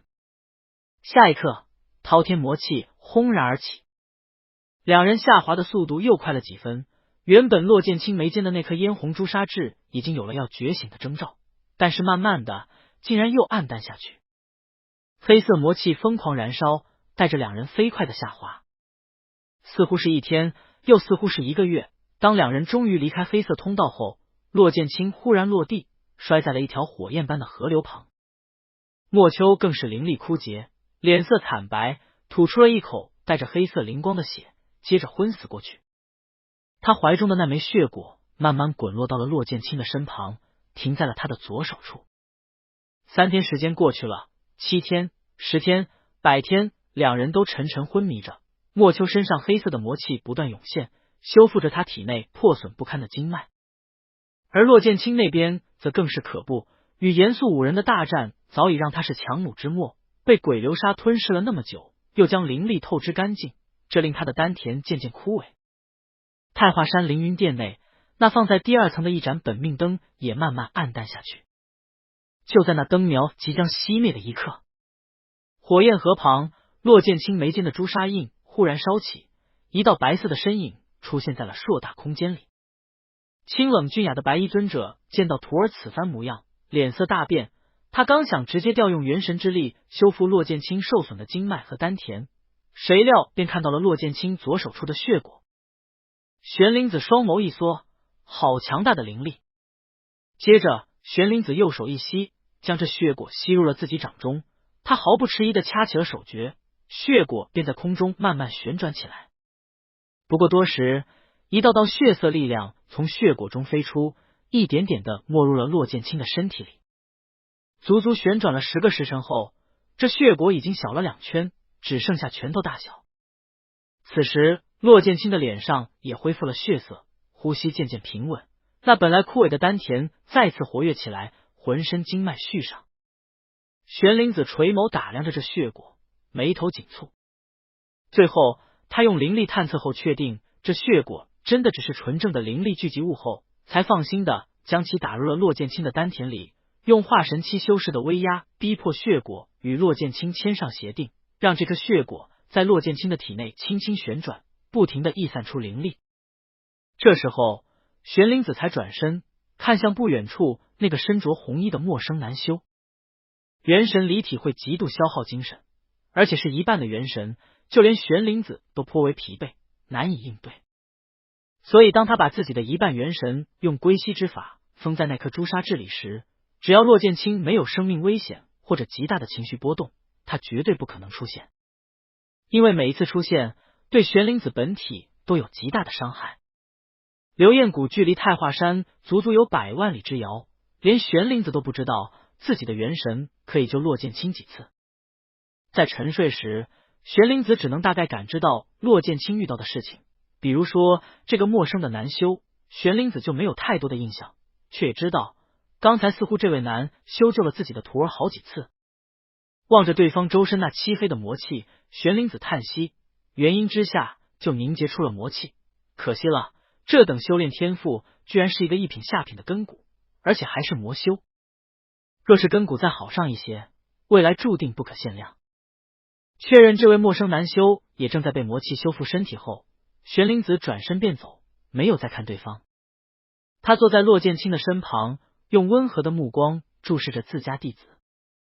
3天3夜后，骆剑清轻哼了一声，渐渐醒来。与此同时，玄灵子的身影化为一道流光，飞入了骆剑清的眉间，再次化作一颗嫣红的朱砂痣。骆剑清醒来时，只感觉自己仿佛死过一回似的，浑身骨头都被碾碎了，抬起胳膊时，每一条经脉都疼得令他抽搐。足足缓了半个时辰，那种疼痛感才好了许多。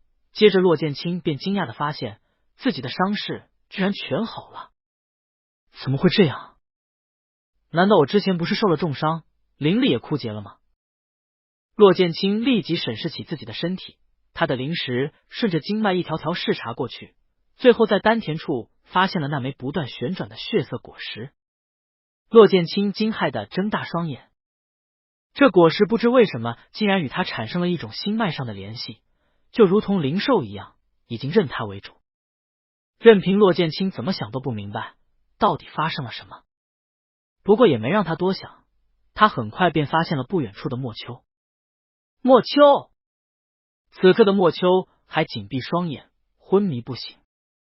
漆黑的魔气不断修复着他的身体，如同一个半透明的黑色蚕茧，将莫秋的身体包围在其中，看得骆剑清惊骇不已。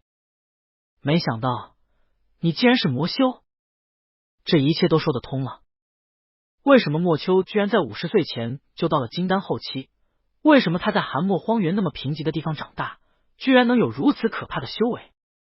一切真是因为他是魔修。骆剑清心中复杂不已，不知道该如何面对这个人。自古以来，除非人族与妖族进行大战，否则魔修与其他修士向来不两立。魔修修炼的功法霸道强大，可夺走任何生灵的灵力。他们修炼的是魔功，就像当初骆剑清夺走了那位墨家前辈尸骨里蕴藏的灵力一样，只要实力强悍，魔修连生者体内的灵力都可以掠夺。魔修向来性情桀骜，恣意霸道。骆剑清不知道莫秋的手上沾了多少鲜血，然后他却知道是这个人在自己陷入鬼流沙的时候义无反顾地抓住了自己的手。这是朋友，不是敌人。就算莫秋是魔修，以后他也会在战场上杀了对方，而不是在这里。想到这，骆剑清开始坐在一旁打坐修炼，恢复灵力。过了10日，莫秋身上蚕茧一样的魔气慢慢消失，但是他却仍旧未醒。于是骆剑清便将其抱到了一处早就准备好的山洞里，拿出了自己那戒里剩余下来的各种灵药丹药，为其疗伤。这段日子里，骆剑清大部分的时间都在不断修炼，想要利用丹田里的那颗血果冲破金丹后期。除此以外，他观察了四周的地形。这里是一处非常奇怪的山谷，山谷不大，放眼看去不过2-3里的地界，高不可攀的悬崖将这里包围住，四处的崖壁光滑可见，最顶上的山崖也形成一道穹顶，令这山谷变成一间由石崖做成的大屋子。山谷中间有一条缓缓流淌的火焰河，这火焰河不知道是有什么火焰形成的，连骆剑清都不可逼近，一旦靠近10丈范围，便会被那凶猛的金色火焰逼退。很明显，仅凭借金丹中期的骆剑清，他绝对不可能逃出升天。又是1个月过去了，当骆剑清取出了自己最后一枚地阶3品通天丹时，他刚刚将丹药的一半药力打入莫秋体内，便听见莫秋闷哼一声，忽然吐出了一口黑色血液。骆剑清道：“莫秋，莫秋！”一身红衣的莫秋缓缓睁开眼睛，目光没有焦距的看着骆剑清。在这古怪的山谷里独自生活了几个月，眼见莫秋终于醒来了，骆剑清自然喜上眉梢。他说：“莫道友，你先不要动，我们被鬼流沙吞了以后，莫名其妙的就来到了这个地方。我找了数月也没找到出口，等你醒来后，我们在一起行动，或许有逃出去的可能。”莫秋轻轻的喘着气，似乎在运转自己身体里的灵力。过了片刻，他抬眸看向骆剑清，说道：“好，骆剑清，我大概还需要100日时间才能恢复到巅峰期，到时候我便与你。”声音戛然而止，莫秋一双桃花眼忽然睁大，他震惊的看着骆剑清，声音拔高，不可置信的喊道：“你抢了我的血灵果！”骆剑清一愣：“什么？骆剑清，你居然抢了我的血灵果！你居然抢了我的血灵果！”说着，莫秋一只手紧紧的抓住了骆剑清的手臂，死死攥紧。骆剑清眉头一蹙，瞬间明白过来：“莫道友，其实这一切我也不大明白。在我醒来的时候，那颗血色果实就……骆剑清，你夺我血灵果，还与其结下契约，这血灵果我势必要夺回来。”话音刚落，莫秋不顾受伤的身体，手中忽然就出现了一条血色长鞭，直直的向骆剑清劈来。他的长鞭利索果断，没有丝毫犹豫，鞭上夹杂着滔天魔气和莫秋残余的灵力，竟是一道鱼死网破的杀招，似乎要一边将骆剑清击杀。骆剑清双指并拢，凝聚出青色剑气，直接缠住了那血色长鞭。“莫道友，你现在伤重在身，这血灵果的事情我也不明白，你先不要着急。”莫秋二话不说，手腕一动，便将长鞭收了回来。他单手撑在石床上，嘴角渐渐有血丝渗了出来。他冷笑道：“还有什么好说的？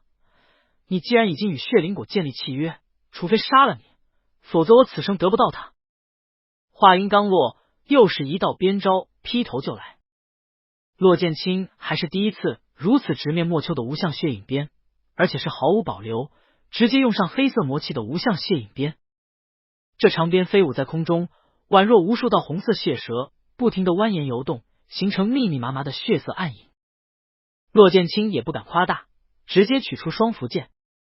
银色窄剑与血色长鞭在山洞中撞击起来，一道剑光过去，石棱被拦腰斩断；一道鞭影过后，撞出碎石乱飞。10几个来回过后，莫秋的血鞭渐渐落了下风。骆剑清一道雷霆剑劈过去，冰冷的长剑直刺莫秋喉咙。对此，莫秋默默的擦了唇边的鲜血，冷笑道：“你信不信？我现在有81种方法，让你粉身碎骨，永生永世不得超生。”这声音冷漠冰寒，带着从深渊中爬出来的杀意。骆剑清仍旧举剑望他，过了片刻，才道：“莫秋，我醒来时，这血灵果就在我体内了，我也不知道怎么回事。或许他自己主动到了我这，然后放屁。他要亲近，也只可能亲近我。你知道什么是血灵果吗？”骆剑清问。血灵果是什么？当初在那沙丘附近，无论是断魂宗的严肃，还是飞花宗的明花仙子，就算是其他8大世家的人，都没有一个人认出来那血色果实是什么。骆剑清一直以为这血色果实是燕果的变异种，在求仙书中也一直没有说这是什么，李修臣一直称呼它为血果。莫秋此刻脸色惨白，好不容易恢复了一些的灵力，又被他刚才的打斗消耗殆尽。莫秋冷冷道：你知道我不是道修吗？沉默了片刻，骆剑清说道：你是魔修？是，我是魔修。莫秋非常爽快地承认了，这血灵果是我们魔修独特的产物。魔修的修炼之道是杀戮之道，我平生见过的所有魔修中，手上没有鲜血的不足10人。放眼整个天下，杀无辜生灵的魔修占9成9，杀仇敌与该死之人的魔修不足100人。骆剑清忍不住问道：莫秋，你杀过人修吗？而且你才修炼多少年？你能见到多少魔修？莫秋抬起妖娆的眸子，目光冰冷地看着骆剑清。两人就这般对视着，中间隔了一把见血封喉的双符剑。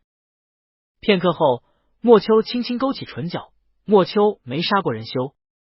不知怎的，骆剑清心里竟然忽然松了一口气。只听莫秋又说道：魔修之道太过血腥，所以天下魔修大多在合体期就遇到瓶颈，此生难以晋级。所以魔修有一种修炼之法，叫做血灵大法。魔修将自己一身灵力全部凝聚到血液里，浇灌一株血灵树。越是强大的魔修，血灵树的培育时间就越长，受到的苦楚就越多。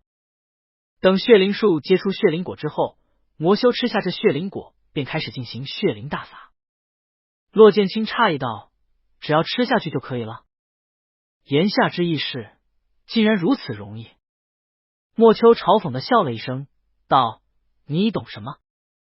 血灵果成熟之时，就是魔修浑身灵力和血液耗尽之时。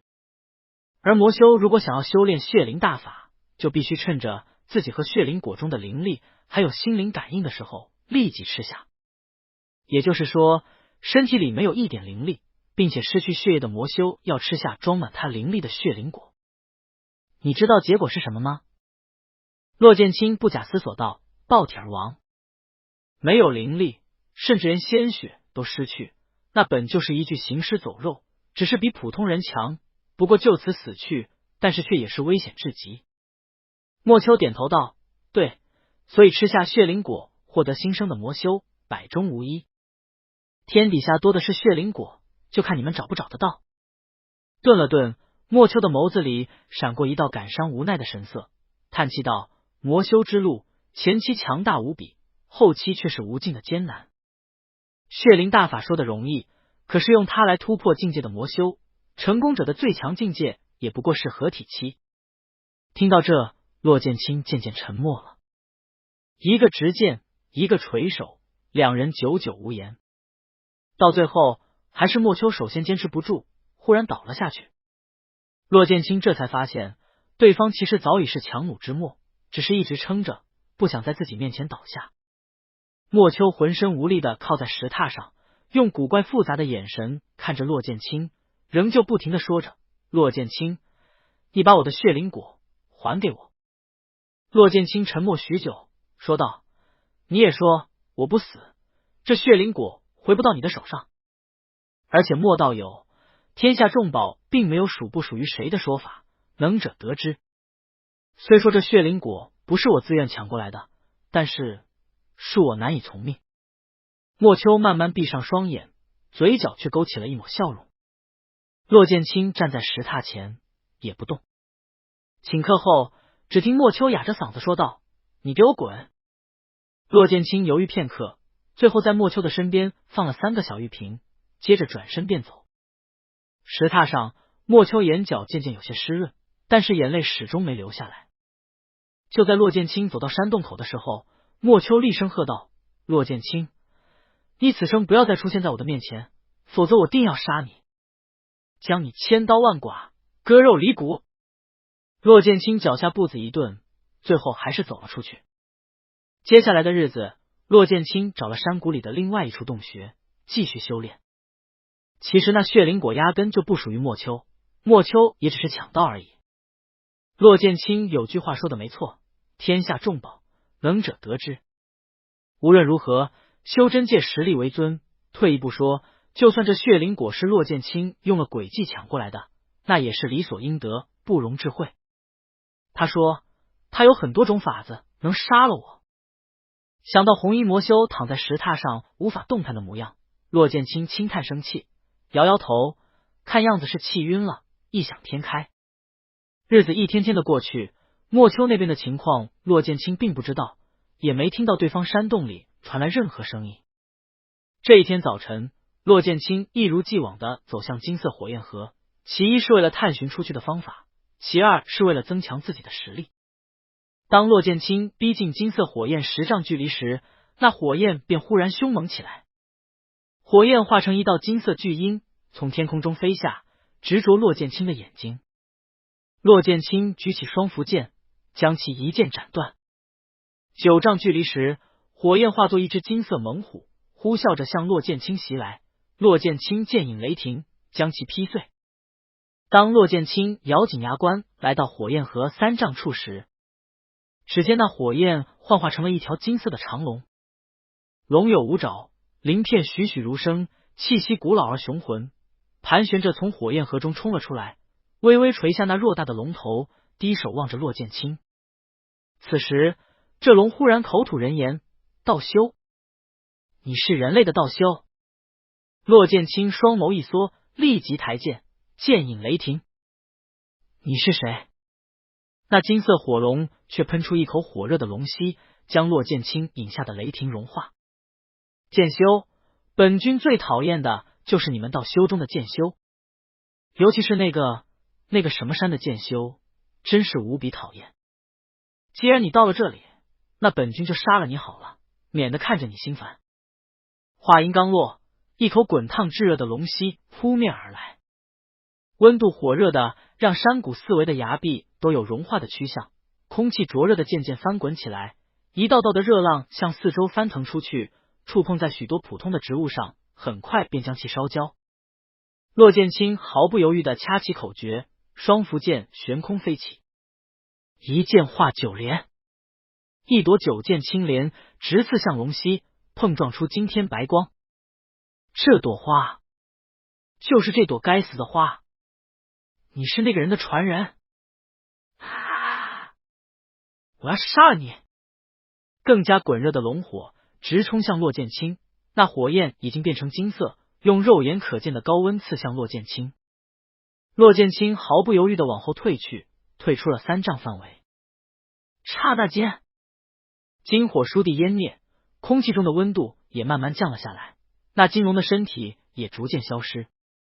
在即将消失前，金色火焰愤怒的咆哮道：那一天快来了，你就要死了，你就要死了！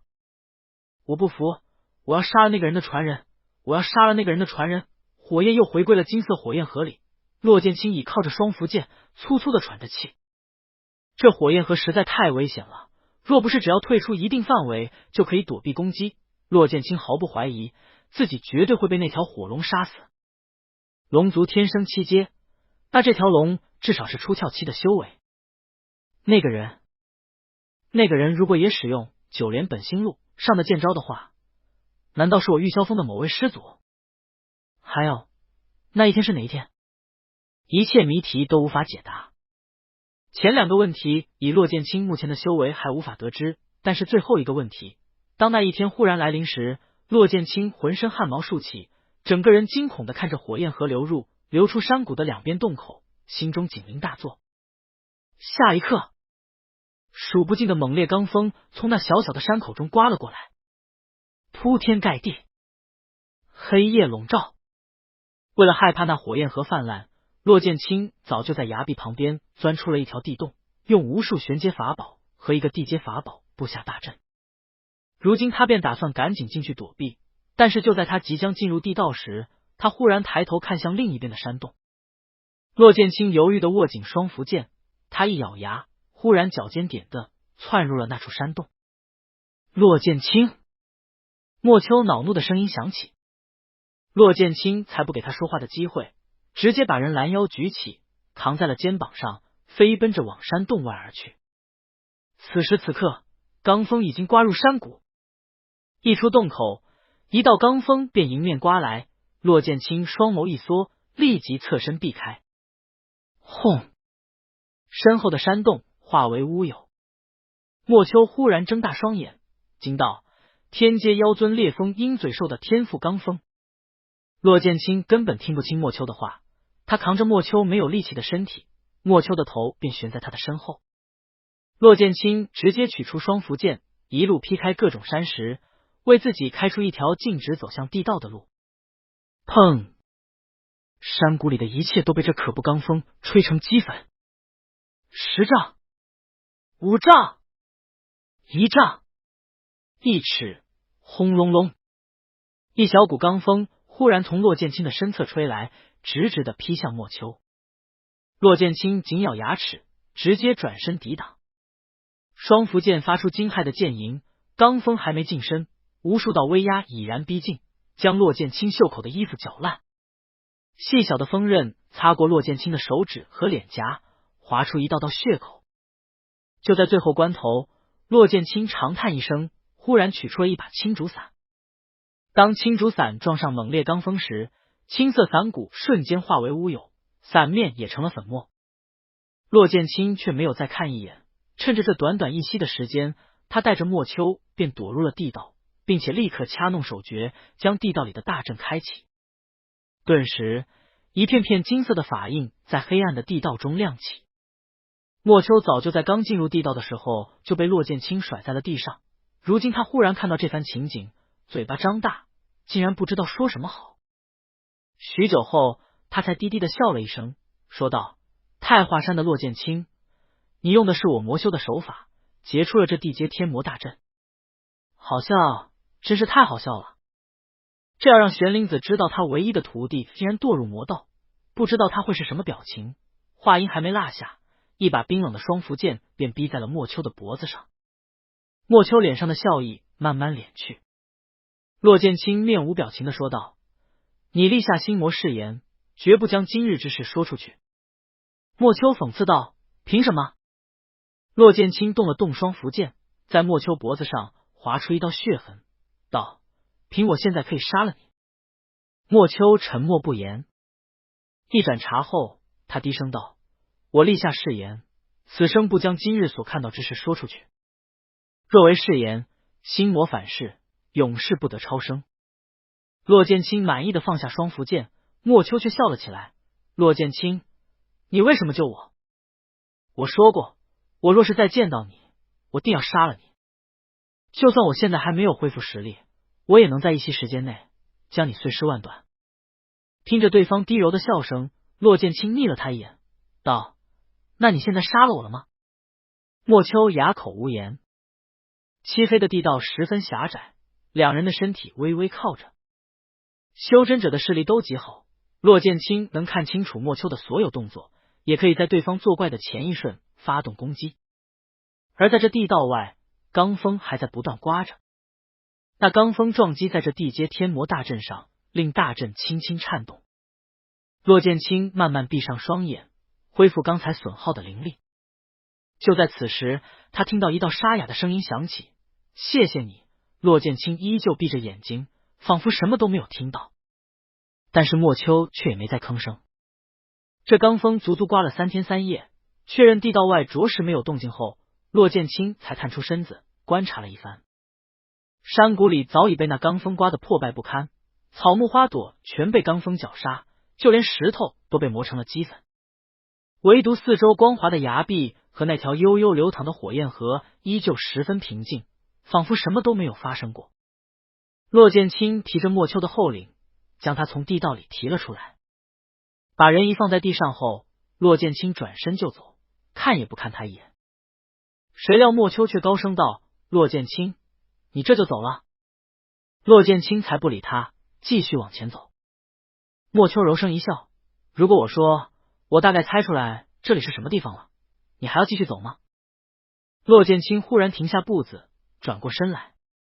莫秋脸上的笑意渐渐散去，严肃道：“我猜这里应当是流焰谷第9层。流焰谷一共9层，骆剑清上辈子只去到第8层。等到第9层时，他被一道无形的火焰结界挡在外面。骆剑清花了大半年的功夫，想要闯入其中，为的就是夺得更多焰果，让玄灵子为自己骄傲。然而一切都没有作用。1年后，他从流焰谷里出去，他的师弟李修尘居然获得了上百颗焰果。众人都说，这李道友真不愧是玄灵子尊者的徒弟。想到这，骆剑清喉咙略涩，道：“如果这是第9层，那这里为什么没有焰果？”莫秋没有回答他，反而说道：“我伤重未愈，这还是第1次出山洞。骆剑清，一切都是你的过错。你若是早把我带出来，还用得着现在才知道这里是哪里？”骆剑清一剑鞘抽在了莫秋脸上，说人话。莫秋惊骇的睁大双眼，他不敢置信的捂住脸，道：“你居然敢抽我的脸！”骆剑清反问道：“莫道友，道修与魔修自古不两立，我不杀你，就已经是看在望日的情分，网开一面了。”你足足别扭了1炷香时间，就在骆剑清再次抬起剑鞘的时候，莫秋愤怒的瞪了骆剑清一眼，道：“你看到那条火焰河没有？那并不是河，更不是火焰，那些都是血。当年那头火系天阶妖尊在此陨落，化为了这么一座流焰谷，他的心头血便留在了这第9层，化为这条火焰河。刚才那罡风是另一头天阶妖尊的天赋技能，世人都以为这头火系妖尊是被我们人修杀死的，而事实上，据我所知，他是和另外一头妖尊互相残杀，最终两者一起陨落于此。”骆剑清问道：“那按你的说法，另一个妖尊既然能杀了这火系妖尊，为什么这里只是流焰谷，没有形成什么罡风谷？”莫秋嗤笑一声，看向骆剑清：“那就要问问你们太华山玉霄峰的先祖了。每隔1000年就来这边扫刮一次，再多的法宝也得被他们扫刮干净。要不是这条火焰河他们搬不走，指不定早就被他们吸干了。世人都说什么太华山是正道之首，这全是放屁。你们玉霄峰的人最奸诈狡猾了，个个还道貌岸然，自以为啊，你竟然还敢抽我！”骆剑清施施然的收了双符剑，道：“一派胡言！你才修炼50年不足，你怎么知道那些事？竟敢污蔑我的师祖莫秋！今日我便饶你一命，以后我若发现你再敢胡言，我必再抽。”莫秋咬牙道：“好，你真好，骆剑清，你给我记着了。”话是这样说，但是在接下来的日子里，骆剑清却与着莫秋一起打了个山洞，在内修炼。当初骆剑清留给莫秋的丹药，莫秋居然一点没用。见状，骆剑清直接将丹药收了回来。莫秋讽刺道：“虚伪的太华山人！”骆剑清一个拂袖，直接将莫秋拉到自己跟前。莫秋灵力还未恢复，见状他便想保护住自己的脸，谁料骆剑清的剑鞘居然迟迟没有下来。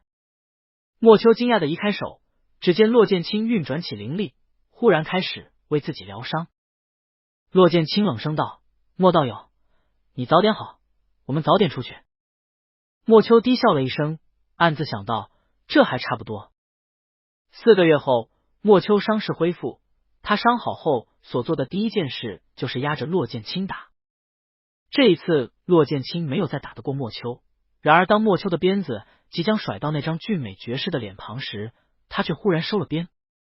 莫秋轻笑着用鞭柄抬起骆剑清的脸庞，道：“啧啧，小美人这张脸我可舍不得打。”趁机骆剑清又是一剑鞘抽了过去。“莫秋，你……”骆剑清，莫道友还请自重。说话间，骆剑清眉间的朱砂痣闪烁了2下。半年后，又是一阵疯狂的罡风袭来，两人也没想到居然会再碰到罡风，狼狈不堪的躲进了地下洞穴。这一次是由莫秋来控制这地阶天魔大阵，他控制的极为巧妙，那玄妙的手法令骆剑清眼花缭乱。在地道里，莫秋道：几个月前流燕谷的大门就开启了，我们并没有出去。莫家的人大概以为我死了，不知道太华山的人怎么样。有人在等你吗？见你没回来的话，那人一定心疼紧张极了吧。眼前忽然浮现出一道白衣翩然的身影，骆剑清垂了眸子，心中微微抽疼了一下。片刻后，他说道：没有人在等我，但是我的本命灯放置在太华山中，他们知道我没死。莫秋看着骆剑清失落的神色，沉默的抿了唇。山谷中没有春夏秋冬，也没有日月盈仄，每半年都会准时刮起一阵罡风。骆剑清和莫秋早有准备，每次都直接躲进地洞。在被困山谷的第2年，骆剑清就凭借血灵果中磅礴浩瀚的灵力，进阶到了金丹后期。对此，莫秋皮笑肉不笑的说道：恭喜恭喜。骆剑清心情大好，也不理会他话语里的讽刺意味。就这样，时光渐渐流逝，骆剑清每日都会逼近火焰河，想要依靠火焰河的威压磨练自己。可是他每一次都打不过那3丈处的金色火龙，只能狼狈回来。奇怪的是，莫秋也曾经无聊的走到火焰河旁，可是他走过去的时候，却没有任何火焰妖兽来攻击他。骆剑清诧异道：莫秋，为什么你没有遭受到攻击？莫秋面无表情的开玩笑道：我的境界比那头愚蠢的火系天阶妖尊高上太多，他生前我就能用境界逼死他，他都死了，还敢在我面前提境界？骆剑清无语道：不吹会死吗？莫道友。莫秋嗤笑一声，没有回答。在这山谷中，骆剑清潜心修习9夺天路，不知是否是因为每天都去感受火焰河中的境界和威压，骆剑清的修为增长得极快。他的身体就如同一块干渴的海绵，疯狂地汲取血灵果中的灵力。第3年时，骆剑清结成元婴。这个结婴时间早已打破玄灵子的记录，但是骆剑清却没有感到多高兴。他沉默地看着奔腾流淌的火焰河，直到莫秋低笑着说道：不错呀，还未修炼40年就结婴了，而且结的还是如此完美的元婴。骆剑清，我的血灵果好用不好用？骆剑清低声道：莫秋，我们真的出不去了。莫秋忽然静了声，良久，他从那戒中取出了一只玉做的小船。这小船精巧夺目，只可容纳3人乘坐，但是却散发着一股冰凉寒冷的气息，刚一出现在山谷中，便让那火焰河停滞了一瞬，似乎也在畏惧着他。莫秋道：此物名为寒玉天方船，天阶法宝。之前我发现，每当罡风刮过之后，火焰河都会有1刻钟时间非常平静。只要我们能趁着这1刻钟时间抢先出谷，那或许就可以逃出升天。骆剑清惊讶地看着这只小船，许久才问道：你是不是早就可以出去了？莫秋乐的一笑道：怎么，你觉得我能自己出去？骆剑清重重点头：是。你不畏惧火焰河，你也拥有天阶法宝，甚至你根本不需要等那所谓的1刻钟时间，只要没有罡风，你想走就走。莫秋却挑起了眉头道：太华山的骆剑清，你想太多了。万一我要是刚出山谷就遇见什么比罡风更可怕的东西了呢？你现在可是元婴期，我等的就是一个打手。好了，再过3日便是那罡风再来的日子了，我们做好准备，罡风一过，立刻出谷。骆剑清目光幽深的看着莫秋，最后忽然从那戒里取出了一块白色玉牌。他将自己一滴血滴了上去，然后一掌把玉牌拍到莫秋的跟前，说道：莫道友，在下感谢你的出谷之恩，等待之情。这块玉牌是我之前在一处遗迹里得到的宝物，刚才我已经解除了上面的契约，它现在是无主之物。用这块玉牌，你可以瞬间挪移到万里之外的地方，可以助你逃命。莫秋也不矫情，直接接下了这玉牌。他笑着打量了2眼，然后忽然拂袖取出了一只小铃铛。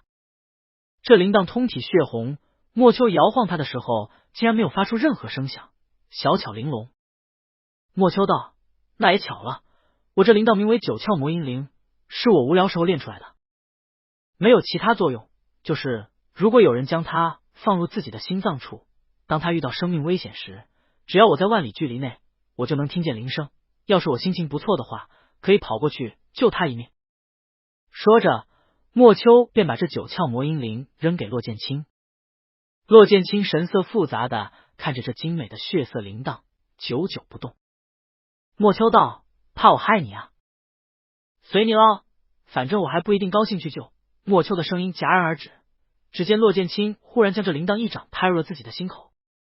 铃铛入体的一瞬间，骆剑清眉间朱砂痣一闪，莫秋双眸圆睁，只见一身青衣的清雅修士微微一笑，瞬间如春朝月华，声音也宛若仙音：“莫秋，之前你曾经说过，即使你无法动弹，你也有很多方式将我千刀万剐。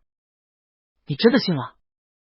骆剑清唇边笑意更盛，光华灼灼，尽夺日月，俊美到不可方物。是，我信了。你的秘密太多，你知道这里是流焰谷第9层，你也知道所谓的风系妖尊和火系妖尊。虽然你出生在寒漠荒原那等贫瘠的地方，但你却拥有我从未有过的天阶法宝，还能在元婴前凝结出魔气。顿了顿，骆剑清笑道：“既然你往日里没有杀我，那我相信你以后也不会杀我，至少你不会用这只9窍魔音铃来杀我。我想这3年在流焰谷第9层的情谊，足以让我相信你，足以让我们成为生死好友。”莫秋脸上颜色多变，到最后他却笑了：“你要和我成为生死好友？”骆剑清点头：“是。”莫秋又道：“我是魔修。”骆剑清微笑：“我知道。”莫秋挑眉：“你既然知道，那还和我成为生死好友？你不怕被正道之人谴责？”骆剑清摇摇手道：“谁说正道之人就全是善良之辈？又是谁说正道就是正确的，魔道就是错误的？世上从无绝对的对错之分，就是我的师尊一生都肯定犯下过错误，而那魔道宫里的魔尊也应当做过不愧对于本心的事情。与你交友的是我骆剑清，不是太华山首徒，更不是所谓的正道。莫秋，我只是骆剑清。”听着骆剑清的话，莫秋面露古怪，但是到最后他却忽然笑开：“就冲你刚才的话，我交了你这个生死好友。”两人齐齐笑开。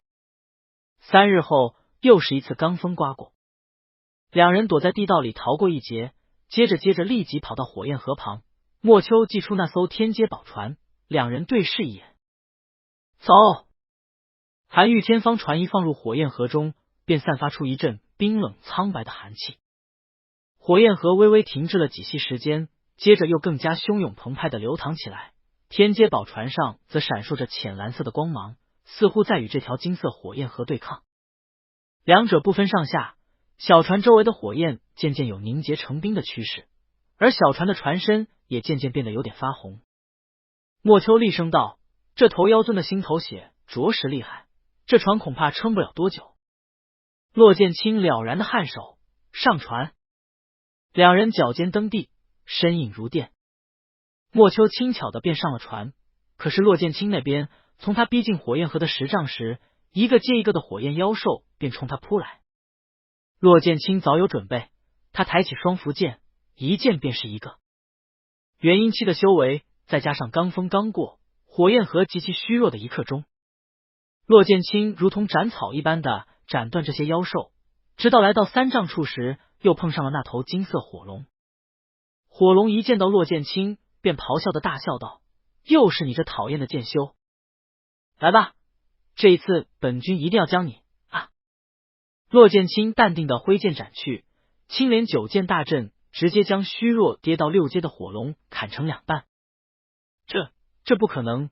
骆剑清才不理会这头狂妄自大的火龙，他再往前1丈，一头懒洋洋的金色麒麟兽没好气的看着他，口吐人言：“本君无空理会你这等低贱的人类，你滚吧！”时间紧迫，骆剑清并没有在意对方语气中的轻蔑和无礼，他继续往前。就在他即将踏上寒玉天方船时，却见一道隐隐绰绰的金色身影浮现出来，一个高大威猛的短发壮汉，手中执着一把巨斧，恶狠狠地看着他。骆剑清双眸一缩，高阶妖尊。眼看那人形妖兽手持巨斧向自己砍来，骆剑清毫不迟疑地掐起手诀，准备使出自己的绝招。然而就在此时，只见骆剑清眉间的朱砂痣闪过一道红光，那妖兽竟然迟疑了一分，接着身形消散，重新化为火焰。一切发生的太快，令骆剑清没有明白到底发生了何事。不过他也没时间去想这些，莫秋一直在喊快，时间不多了。于是骆剑清立即飞身上船，韩愈天方船飞速往火焰河的出口驶去。这山谷只有这两个看似出口的地方，一个是火焰河的入流口，一个是火焰河的出流口。按照莫秋所说，这火焰河是那天阶妖尊的心头血，那火焰河的上流是什么，就十分恐怖了。所以两人一致决定往下游走。然而每半年一次的罡风，大多数却是从出流口的洞穴刮过来的，于是这次的选择也只是冒险，两人都不知道洞穴后面会是什么。韩愈天方船以极快的速度穿过火焰河，光线一暗，便进入了山洞。这山洞奇长无比，周围是一片漆黑，宝船不停地往前行驶，足足过了一天一夜都没有离开黑暗洞穴。骆剑清蹙眉道：“莫秋，这是怎么回事？你知道吗？”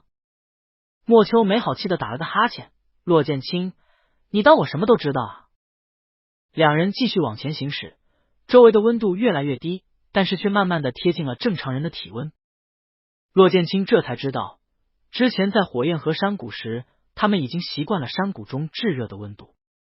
事实上，那山谷中的温度足以将一个炼气期的弟子烤焦，如今他们感受到的才是正常的温度。小船还在继续前进，温度却越来越低。当温度降到0度以下时，船下的河水渐渐出现了浮冰。骆剑清毫不迟疑的用剑气开路，莫秋便继续操纵宝船，两人配合默契。然而那温度却越加降低。等低到了河水中全是冰层时，骆剑清转手看向莫秋，莫秋也看向他。两人齐齐点头，接着莫秋收了韩愈天方船，一起徒步前行。在这种陌生黑暗的地方，飞行是最糟糕的选择。金丹期修士可以凌空飞行不错，可是这也令他们成为了一个活靶子，速度越快，越无法仔细的感知周边的危险。骆剑清上辈子被追杀多年，对这种细节深有体会。不过让他没想到的是，莫秋竟然也如此经验丰富，小心翼翼。仿佛听到了骆剑清心里的话，莫秋嗤笑一声：“想杀我的人，比你认识的人还多。”二人并肩前行，全部拿出了自己的本命法宝。似乎真的是没了危险，只不过水结成冰而已。慢慢的，骆剑清和莫秋都稍微放松了警惕。又走了10里距离后，莫秋调侃道：“这洞穴还真是深，到如今都没有走出来，也不知道是有多长。”骆剑清笑道：“长归长，只要没有危险就好。”话音还没落下，骆剑清忽然感到一阵微弱的风从自己耳边刮过，他忽然停住脚步，问道：“莫秋，你感受到风了吗？”莫秋也忽然顿住，警惕的观察四周，回答：“没有。”刚刚放下的心再次提了起来。当骆剑清又走了100米后，忽然一道轻柔的风从他的颊边刮过，细碎的飞发微微荡起。骆剑清睁大双眼，惊道：“有风！”话一落地，一道青色的剑光便向这微风吹来处飞去。剑光凌厉，刺入无尽黑暗中，仿佛被吞噬了一般，没有动静。暗处的危机永远比明面上的危机更为恐怖。骆剑清二人并无畏惧，反而加快速度的向前走去。越往前走，那风便越多，从微风变成大风，从大风变为狂风。当那铺天盖地的罡风轰轰烈烈的吹来时，骆剑清举剑抵抗，莫秋挥起长鞭。一开始的罡风还在两人能够抵挡的范围，但是越往前走，那罡风便越加强劲。等到走了10里时，一道猛烈罡风刺穿骆剑清的肩膀，他闷哼一声，嘴角渗出血丝。莫秋急道：“小心！”骆剑清立即从那戒中取出一个玄阶防御法宝，挡在身前。那法宝刚刚迎上罡风，便化为齑粉，但是却也抵挡了一些攻击。莫秋道：“抓紧速度，我们冲出去。”骆剑清立即点头。两人再不迟疑，直接将自己最好的法宝全部拿出来，抵挡这可怖的罡风，一起往前飞去。1里、2里、3里，当看到那微弱的亮光时，骆剑清的身上早已有4、5道伤口，莫秋的身上也好不到哪里去。这罡风已经凶残到了相当于出窍期修士全力一击的程度，骆剑清那戒里的法宝几乎全部毁坏，连莫秋也不再拿出法宝。两人硬扛着恐怖罡风，直直飞向洞口。1000米、100米、10米、3米。就在此时，一道凄厉可怕的罡风从两人的身后追来，骆剑清立即加快速度，想要冲出洞口。谁知那罡风竟然卷上了他的衣角，凶猛的气息在骆剑清的背部刮出一块淋漓的血肉，令他喷出一口鲜血。砰！嗨嗨！骆剑清被人一脚踹出了洞口，背后火辣辣的疼痛和身体里几近枯竭的灵力，让骆剑清无法抵挡的落入了一片浩瀚的河水中。但是他却立即回头，高声喊道：“莫秋！莫秋！”只听那黑漆漆的洞口里传来一道沉闷的声音。莫秋哑着嗓子道：“不用担心，这罡风还不能将我怎么样。我有一块天阶法宝，可让我一人传送回家。”骆剑清，我家很远，以后再见可能需要很长时间。身体早已痛得无法忍耐，但是骆剑清却高喊道：“莫秋，你莫要骗我！你刚才把我踹出洞口后，你是不是已经快要……放屁！老子真的能走，你怎么就不信了？算了，和你废话那么多干什么？老子走了！”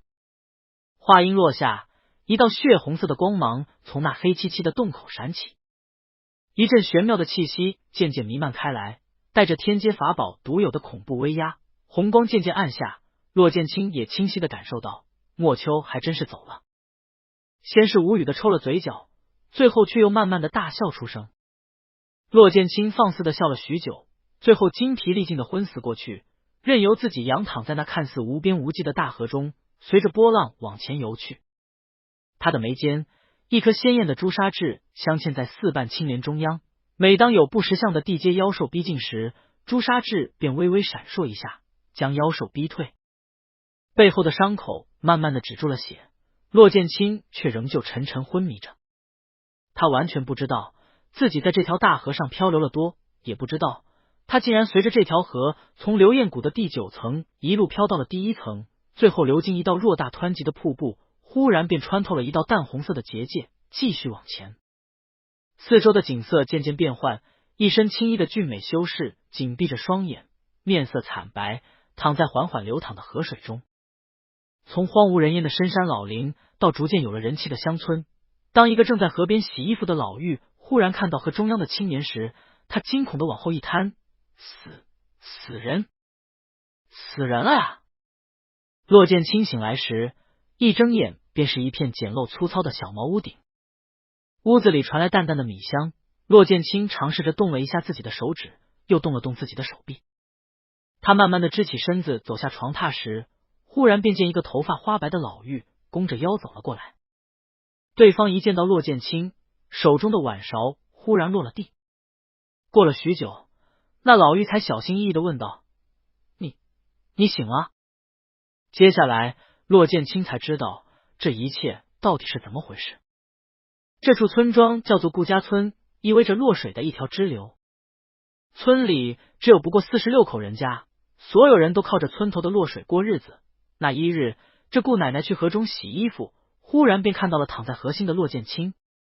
顾奶奶自然以为骆剑清已经死了，谁知道村里人将他救上来后，却发现他居然还在呼吸。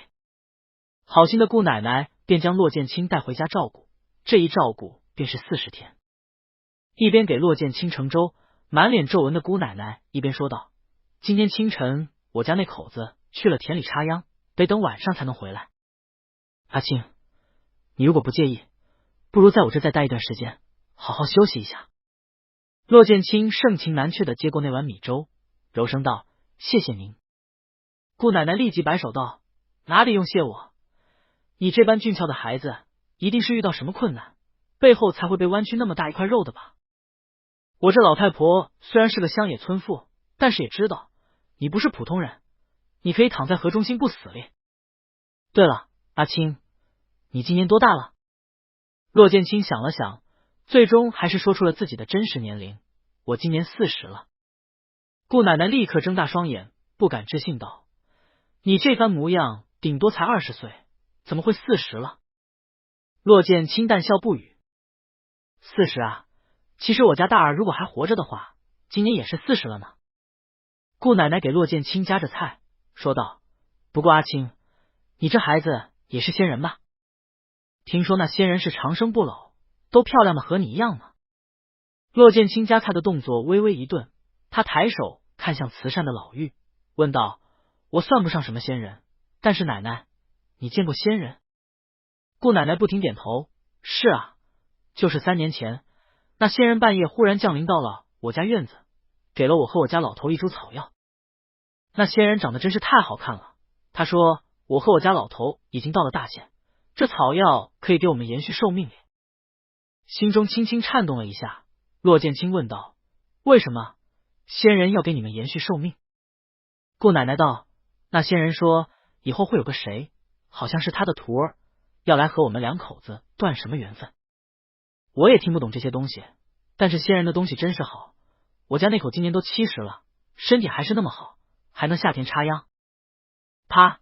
骆剑清手中的筷子忽然掉落在桌上，他缓缓地转过头，用一种复杂深邃的目光注视着眼前皱纹满脸的老太太。他的目光从那双含笑温和的眼睛上划过，看过那一道道沟壑般的纹路，最后看着这张沧桑的脸，骆剑清抿住了嘴唇，久久没有吭声。这一次，骆剑清留下来了。虽说体内灵力才恢复了30%，虽说背后的伤还没有痊愈，但是只要骆剑清想走，他随时都可以走。然而他留下来了。当天晚上，顾爷爷回了家，顾奶奶特意烧了一大桌的菜，惹得老爷爷无奈的直笑，道：“人家阿青今天才醒，哪里吃得了你这大鱼大肉？你应该做点清淡的，清淡的。”顾奶奶一拍额头：“你瞧我这记性都给忘了。”骆剑清沉默的看着这一桌好菜，心中五味杂陈。顾奶奶一边吃菜一边说道：“老头子你知道吗？阿青这孩子今年都40了咧。”顾爷爷睁大眼睛直直的看着骆剑清，40，那岂不是和我家大儿一样大？顾奶奶笑眯眯的点头。晕黄的灯光在狭窄的农舍里轻轻摇曳，骆剑清盘腿坐在床榻上打坐修炼。他刚刚突破元婴期，要不是为了赶紧离开那山谷，他早该巩固境界。但是如今他却一直无法静下心来。他听到了隔壁屋子里顾爷爷的呼声，也听到了顾奶奶的呼吸声，他听到了这小小茅屋外蛙叫的声响，也听到了不远处那浩荡落水滚滚流淌的水流声。骆剑清终于起了身，走到庭院里，抬头望天。正巧是一个满月，那月光清凉如水，缓缓地洒在大地上。青衣修士清俊秀雅的脸庞上全是困惑的神色，一双星辰般的眸子里充满了茫然和疑惑。他站在顾家村中，却仿佛站在了人声鼎沸的都城里，又仿佛站在了中年冷冷清清的玉箫峰巅。骆剑清沉默地闭上双眼，感受这样难得寂静的夜色。第二日清晨，当顾奶奶起床时，忽然看到庭院里的骆剑清，他猛地一愣，惊道：“阿青，你怎么这么早就起来了？外头凉，你快进来，你穿的这么少，哪里能承受得住？”骆剑清笑着拿过顾奶奶手中的水挑，道：“我帮您做饭。”青年灿然的一笑让顾奶奶微微愣住，过了片刻，她才点头，高兴道：“好。”当天清晨，骆剑清陪顾奶奶一起烧了菜。上午时，顾爷爷准备下田，骆剑清便道：“我陪您一块去吧。”顾爷爷也是一愣，最后高兴道：“好。”没有用一点灵力，没有用一点法术，骆剑清亲手捧起了脆弱的秧苗，一点点地插入湿润的泥土中。顾爷爷哈哈大笑，不断的指导骆剑清哪儿有做的不对，哪儿应该再插得正一点。一天下来，骆剑清那张白皙漂亮的脸庞上也沾上了泥浆。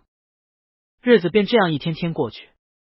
顾家村忽然来了个外人，真是一件稀奇的事情，而且这外人居然还长得如此俊俏。一下子，无数姑娘的芳心全部送了出去，连村里最美的姑娘也情难自禁的送给骆剑清一朵红花，接着羞涩的红了脸，赶紧跑开。骆剑清一手提着水挑，低下头看着那手中的红花，花儿如此娇嫩，如同姑娘的脸蛋般，是青春与岁月。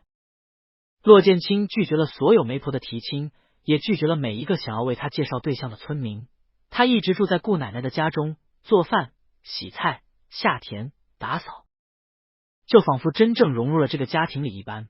他认真的做着每一件事，然而即使穿着粗布麻衣，他仍旧如同仙人一般清冷凛然，金贵雅致。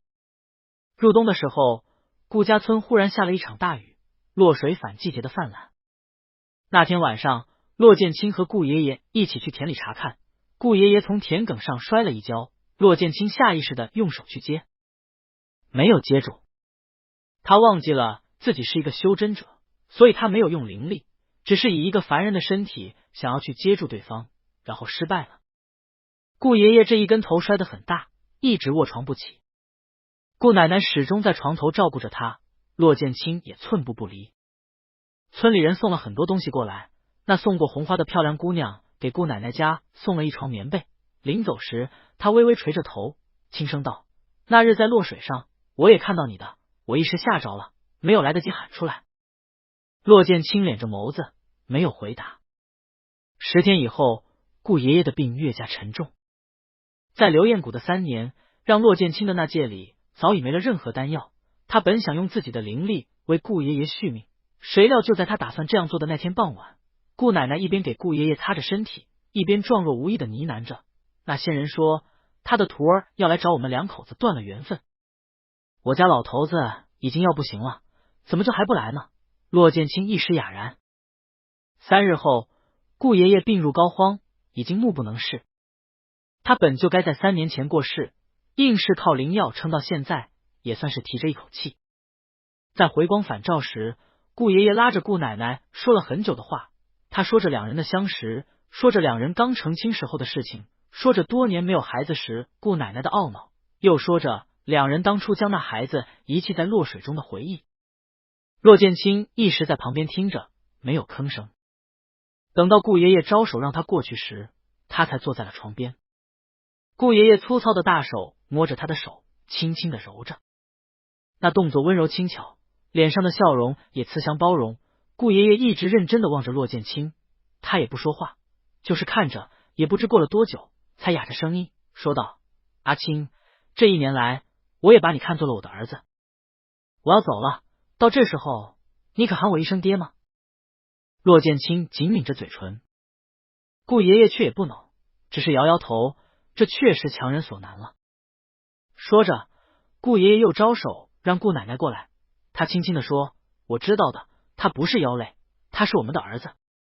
阿西，那日我向你提亲，采了你最喜欢的杜鹃花，插在你的鬓间，那日的烟霞真是好美，但是我记得你比她更美。”顾奶奶温柔的笑着：“等到下辈子，我还插着那朵杜鹃花等你，你见了她就知道是我。”顾爷爷轻轻颔首。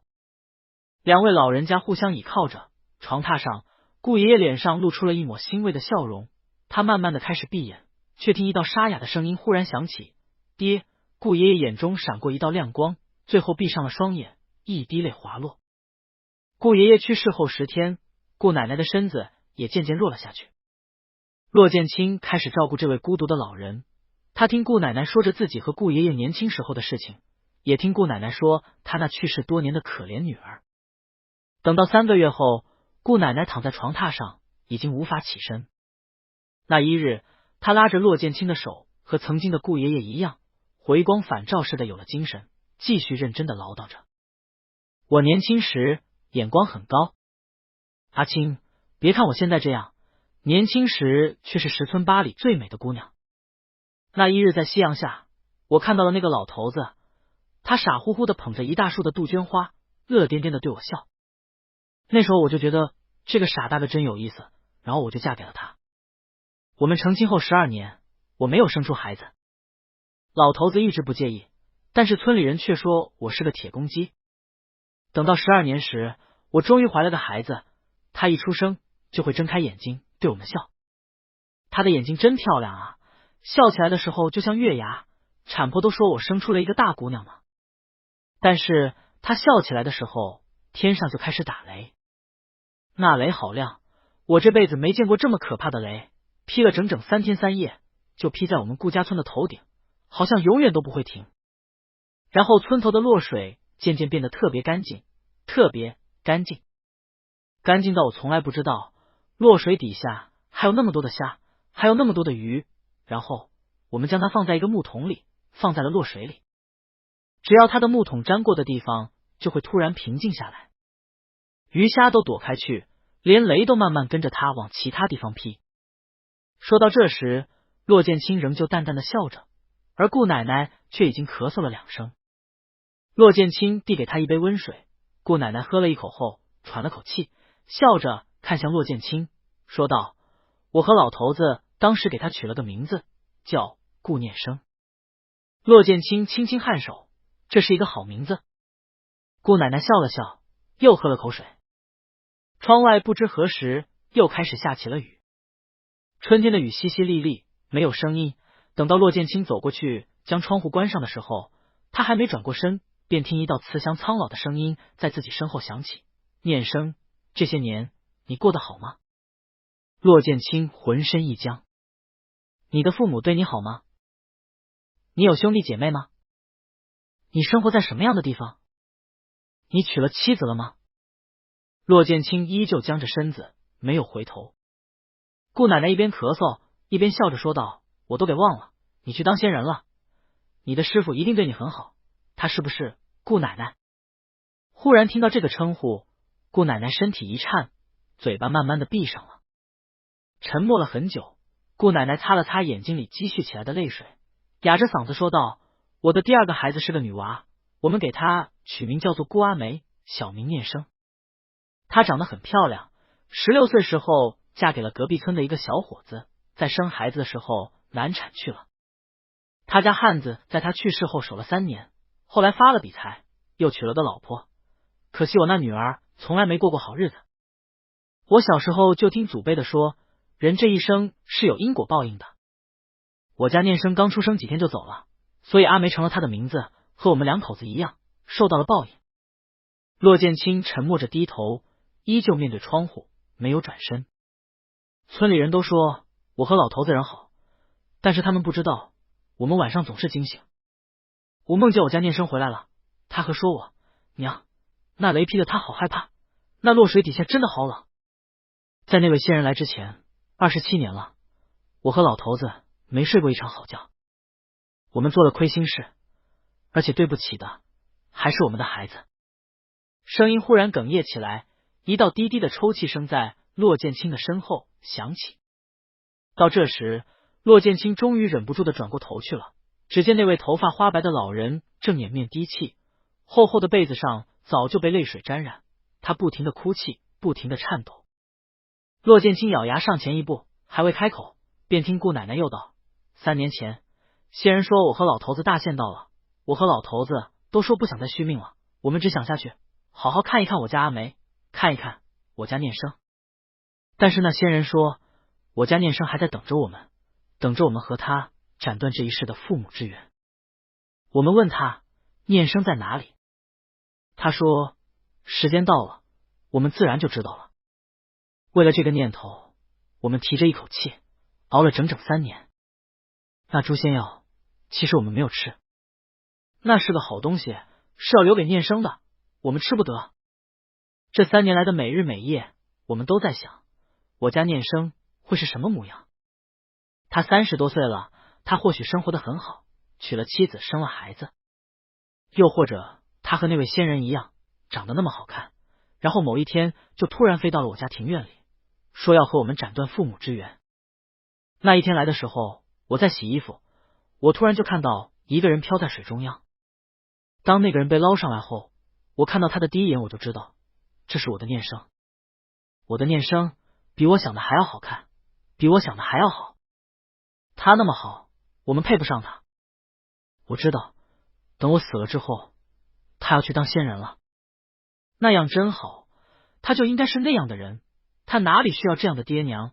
这一世的父母之源又算什么东西呢？娘，骆剑清声音哽咽。顾奶奶忽然抬起头，茫然的看着眼前俊美的青年。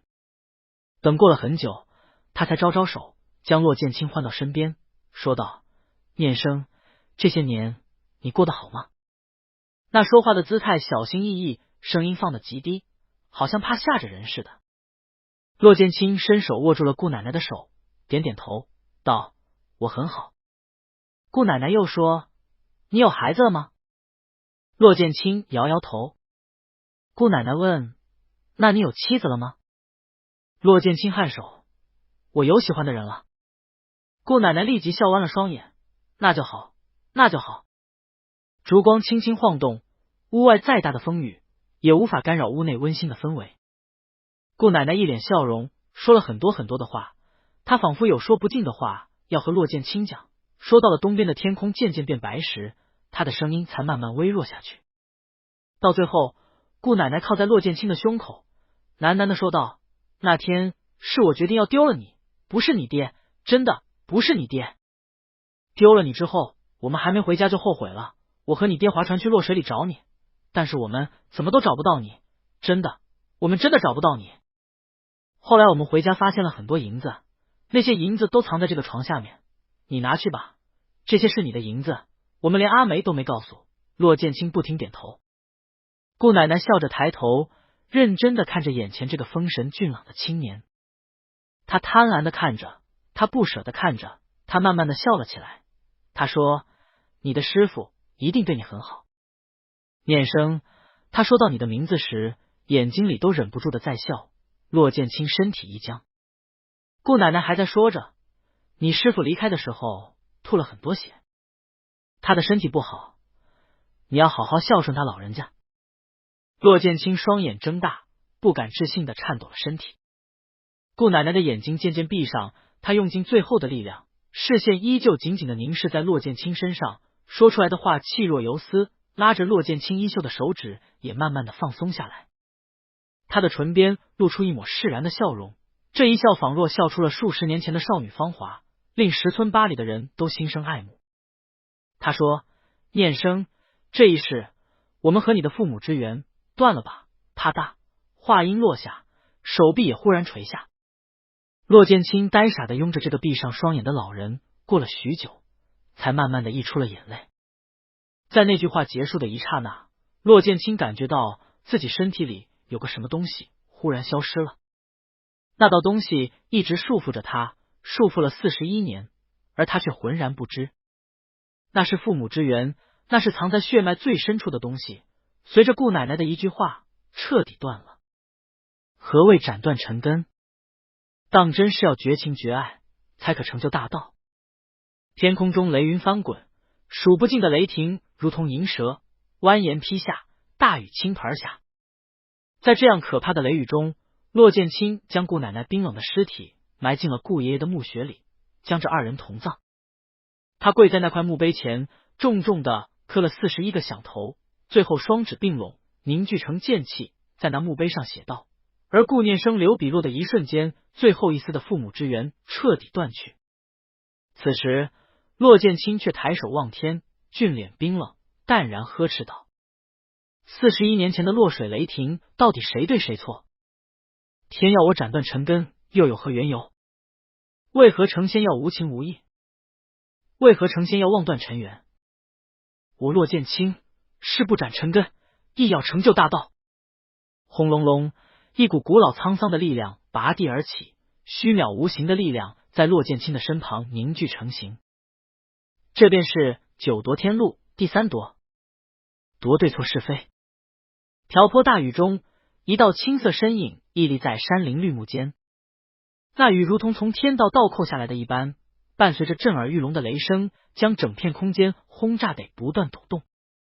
骆剑清站在这样一场可怖的雷雨中，沉默地望着，这雨如同41年前的一样，雷霆不停劈下，豆大的雨滴溅在18000里的落水中，落水丝毫不见浑浊，反而越加清澈。水中鱼虾游动，两岸青山相连，蜿蜒曲折，在朦朦胧胧的雨幕中变成一道道泼墨青山。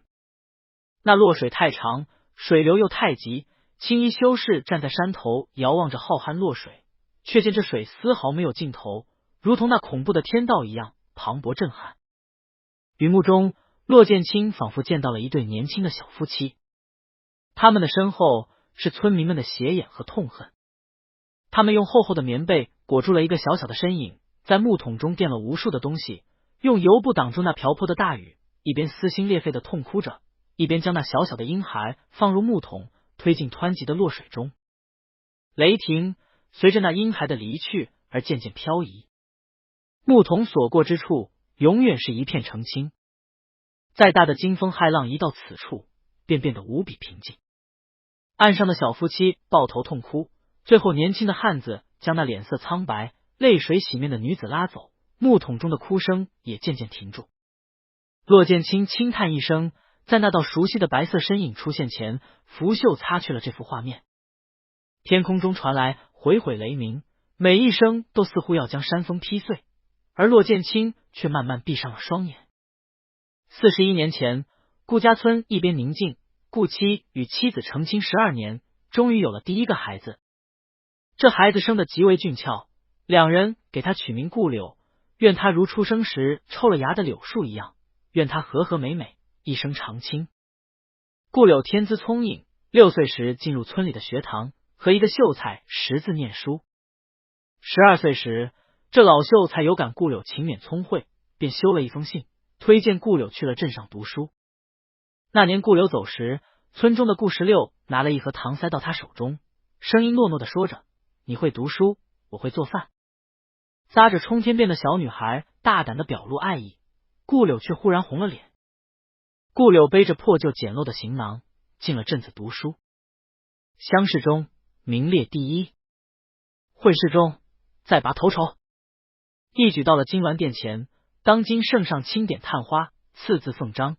顾柳衣锦还乡，一行人马走到顾家村时，还未进村，便闻到一阵甜糯的饭香。随行钦差问道：“顾探花，你这家乡倒是有好吃的？”顾柳微微一愣，还未回答，便见村头一间屋子里跑出来一位青涩俏丽的姑娘，双手绞在裙兜里，看上去十分腼腆，说出来的话却无比大胆：“顾柳，你读书回来了，我也会做饭了。”顾柳红了脸，两人1年后结亲。虽说只是名中探花，但10年内顾柳却接连掰倒了朝中数位位高权重的贪官。在外，他是铁血手腕的御史，每年一次死谏，磕得金銮殿上鲜血斑驳，连圣上都奈他无法。在内，他却是一个温柔细致的丈夫，二人从未有过孩子，但他对顾家村的小16体贴备至。这样一对伉俪夫妻被天下传闻。顾柳40岁时跨入内阁，于战场上监军，16便在家中整日以泪洗面。顾柳50岁时，他人子孙满堂，偌大顾府里却只有夫妻2人牵着手散步。顾柳60岁时，一朝丞相，掌管内阁大权，其作风铁硬，朝中贪官恶吏无不惊惶，风声鹤唳。顾柳70岁时，新皇登基，昏庸新帝一道令下，斩了铁血中的老丞相，令京城痛哭3日。顾16早已头发苍白，那一日，他抱着老伴的骨灰坛，一个人轻轻地埋入土中。他坐在碑前看了整整3日，最终忽然离去。等再回来时，已经抱了一个小小的饭盒，打开一看，却是满满一盒晶亮甜糯的大米。你会读书，我会做饭。一口一口的将这饭吃完后，顾16一头撞在了那石碑上，撞得头破血流，彻底断了气。一切定格成图画。又是41年前，顾家村的顾妻和妻子生了个孩子。那一年柳树没有抽芽，全部因为大旱而枯死，于是两人给孩子取名为顾月。只愿以后的日子能越来越好，也愿这孩子可以越来越好。顾苑从小顽皮，最不喜读书，每日调皮的令父母十分头疼。这一次，顾家村排名第16的姑娘胎死腹中，顾苑跟着父母后面去探望了这位刚刚失去孩子的远房表婶。她躲在众人身后，依旧玩着自己竹子做的玩具。7岁的顾苑力大无比，父母见他如此好玩，便让他跟着村里退役的老兵学招式。12岁时，顾苑应召入伍，临行前他仍旧贪玩的拿了好几块糖走。村子里除了父母外，根本没有人来送他，只有几个小姑娘每次看到那张俊美的脸蛋时都春心萌动，接着又被父母勒令回去。那顾家阿苑就是个小白脸，以后没出息的，早晚死在沙场上。顾苑吃糖砸吧的嘴忽然停了下来，愣愣的望着说这话的婶婶的背影。13岁时，顾苑第一次上了战场，在战火中他屡立奇功。17岁时升至千夫长，于一次大战中救了将军的命。将军见他长相俊朗，又身手敏捷，对他十分器用，一直提拔他。终于，顾苑20岁时，我军大败敌方，胜利之军班师回朝。顾苑英勇骁战，在庆功宴上被当今圣上点名嘉奖。然而顾苑从不喜这种场合，他私下跑到小花园里消消酒气，忽然便见到了一位使着长剑的英武女子。那女子正在舞剑，忽然见到顾苑，喝道：“你这无耻之徒，谁允许你进来的？”顾苑一身痞气，笑道：“难道这庭院外还竖了个牌子，只许你这等小女子进来，不许我这等英雄进来？”那女子冷笑一声：“你还是英雄。”顾苑扬手，当今圣上钦点。女子眼中闪过一道幽光，她提剑嗤笑道：“那大英雄可敢接我这小女子一剑？有何不敢？”两人在庭院中你来我往，最终那女子终于败下阵来，被顾苑擒住手腕。他扭捏了一会儿后，终于无奈叹气道：“你这军痞怎的和我爹说的一样，空有一身力气，整日里没个形象。”3年后，顾苑与将军的独生女英娘成亲，圣上亲赐大婚，祝福二人和和美美。两人第2年便生了个大胖儿子，5年抱了3个儿子。等到第10年时，英娘怎么说也不肯再生了，痞子顾苑也奈何他无法，只得老老实实的去教自家那6个不成器的儿子好好习武。顾苑30岁时，老丈人战死沙场。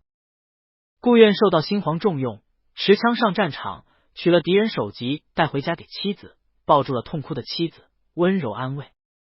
顾苑50岁时，手握3军大权，权倾朝野，6个儿子个个英勇善战。顾苑60岁时，皇帝年迈，多疑善妒，将他召到深宫中，佯装设宴，却赐下1碗毒酒。顾苑仰天一笑，问道：“老将不知到底做错何事？”皇帝叹息道：“顾老将军，正是因为你什么都没有做错，这才是最大的错。”顾苑一口饮尽毒酒，摔碗而去。他骑着快马向将军府奔去，途中却早已毒发，那马儿仿佛有灵性似的，一直背着主人的尸首往家里赶。当头发花白的英娘从府中赶出来时，只见清冷月光下，一个铁骨铮铮的英雄，双目圆睁，穿着一身戎装，腰杆笔直的端坐马背，死死的望着家中。英娘身体颤抖，6个儿子跪地不起，是要为父报仇。英娘却道：“你们父亲一生英明，对得起天，对得起地。先帝钦点帝国英雄，又怎可被尔等所连累？母亲，将你们的父亲背下来，带入我的房中吧，我还有很多话没来得及和他说。”那一日，将军府一夜灯未眠，老夫人坐在床头，一边抚摸着老伴的手，一边轻轻说着：“其实我看到你时，我就知道你是顾苑。父亲说他找到了一个很好的苗子，那人十分聪颖，是个天生会打仗的将军，他希望我能嫁给他，可我却非常讨厌。你让我嫁，我便嫁了。我英娘也是京城中响当当的人物，怎可学习那寻常家的小女子一般，只听什么父母之命，媒妁之言？那一天你出现在庭院中时，也是穿着这样一身白色的戎装。你抓住了我的手，我的心口扑通扑通的跳着，跳得很快。你这痞子，死都要做一个大英雄，可是你是做了大英雄了，对我呢，你就是个痞子。老妇人的声音不断的响起，等到天色将明时，老妇人忽然拔出了自己的剑，来到庭院中，开始舞剑。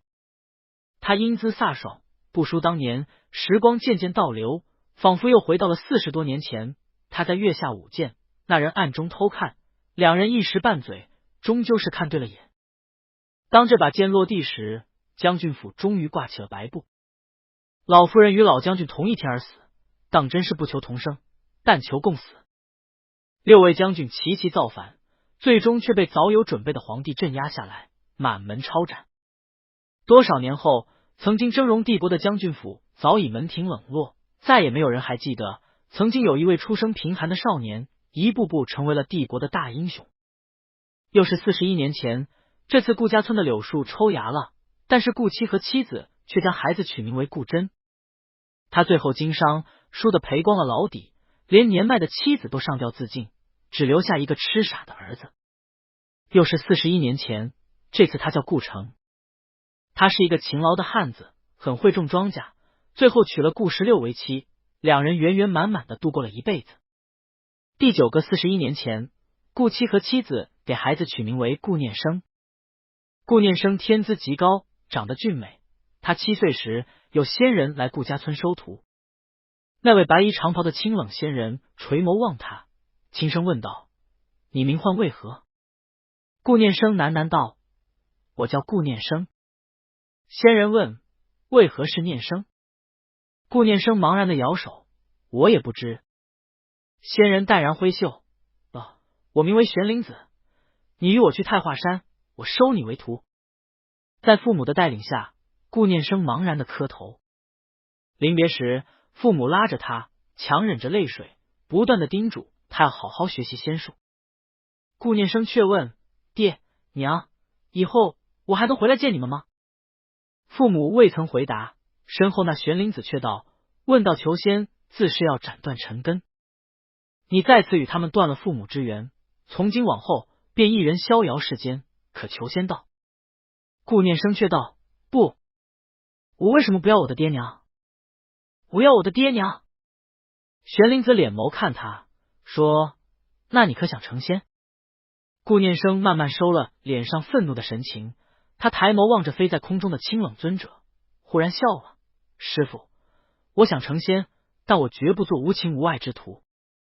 这一世的父母之缘我不斩，这一世的师徒之缘我也不斩。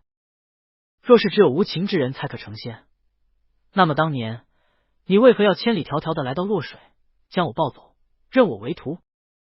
周围一切忽然停滞，连玄灵子的身影也忽然停住。顾念生却一步步的走上天空，他的身形慢慢变换，最终化为了骆剑清。9次幻象，每一次都在消磨他的意志。天道有言，世间红尘皆是苦楚，为何要他？理当去他。骆剑清伸手抚上了玄灵子的脸庞，露出一抹无奈宠溺的笑容，轻声道：“你为我来到顾家村，为我的父母逆天改命，只为让我斩断尘根。无因啊无因，你就这么希望我能斩断尘根？你又这么希望我做那种绝情绝爱之人，可是你却又为我吐血，那无因，在你心中我到底是谁？”手指抚上玄灵子的脸庞，轻轻摩挲着。骆剑清缓缓低手，吻上了那张嘴唇。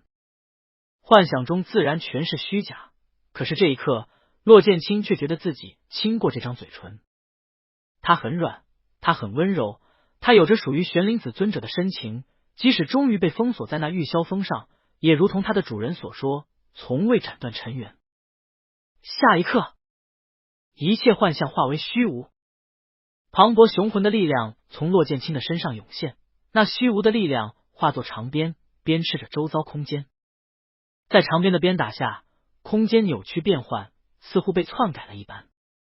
苍穹中发出愤怒的咆哮，一道道雷霆似乎想要砸下，但是却始终停留在雷云中，没有劈下。混沌出生无黑白，是非对错谁来分？都说绝情才可成仙，绝意才可问道。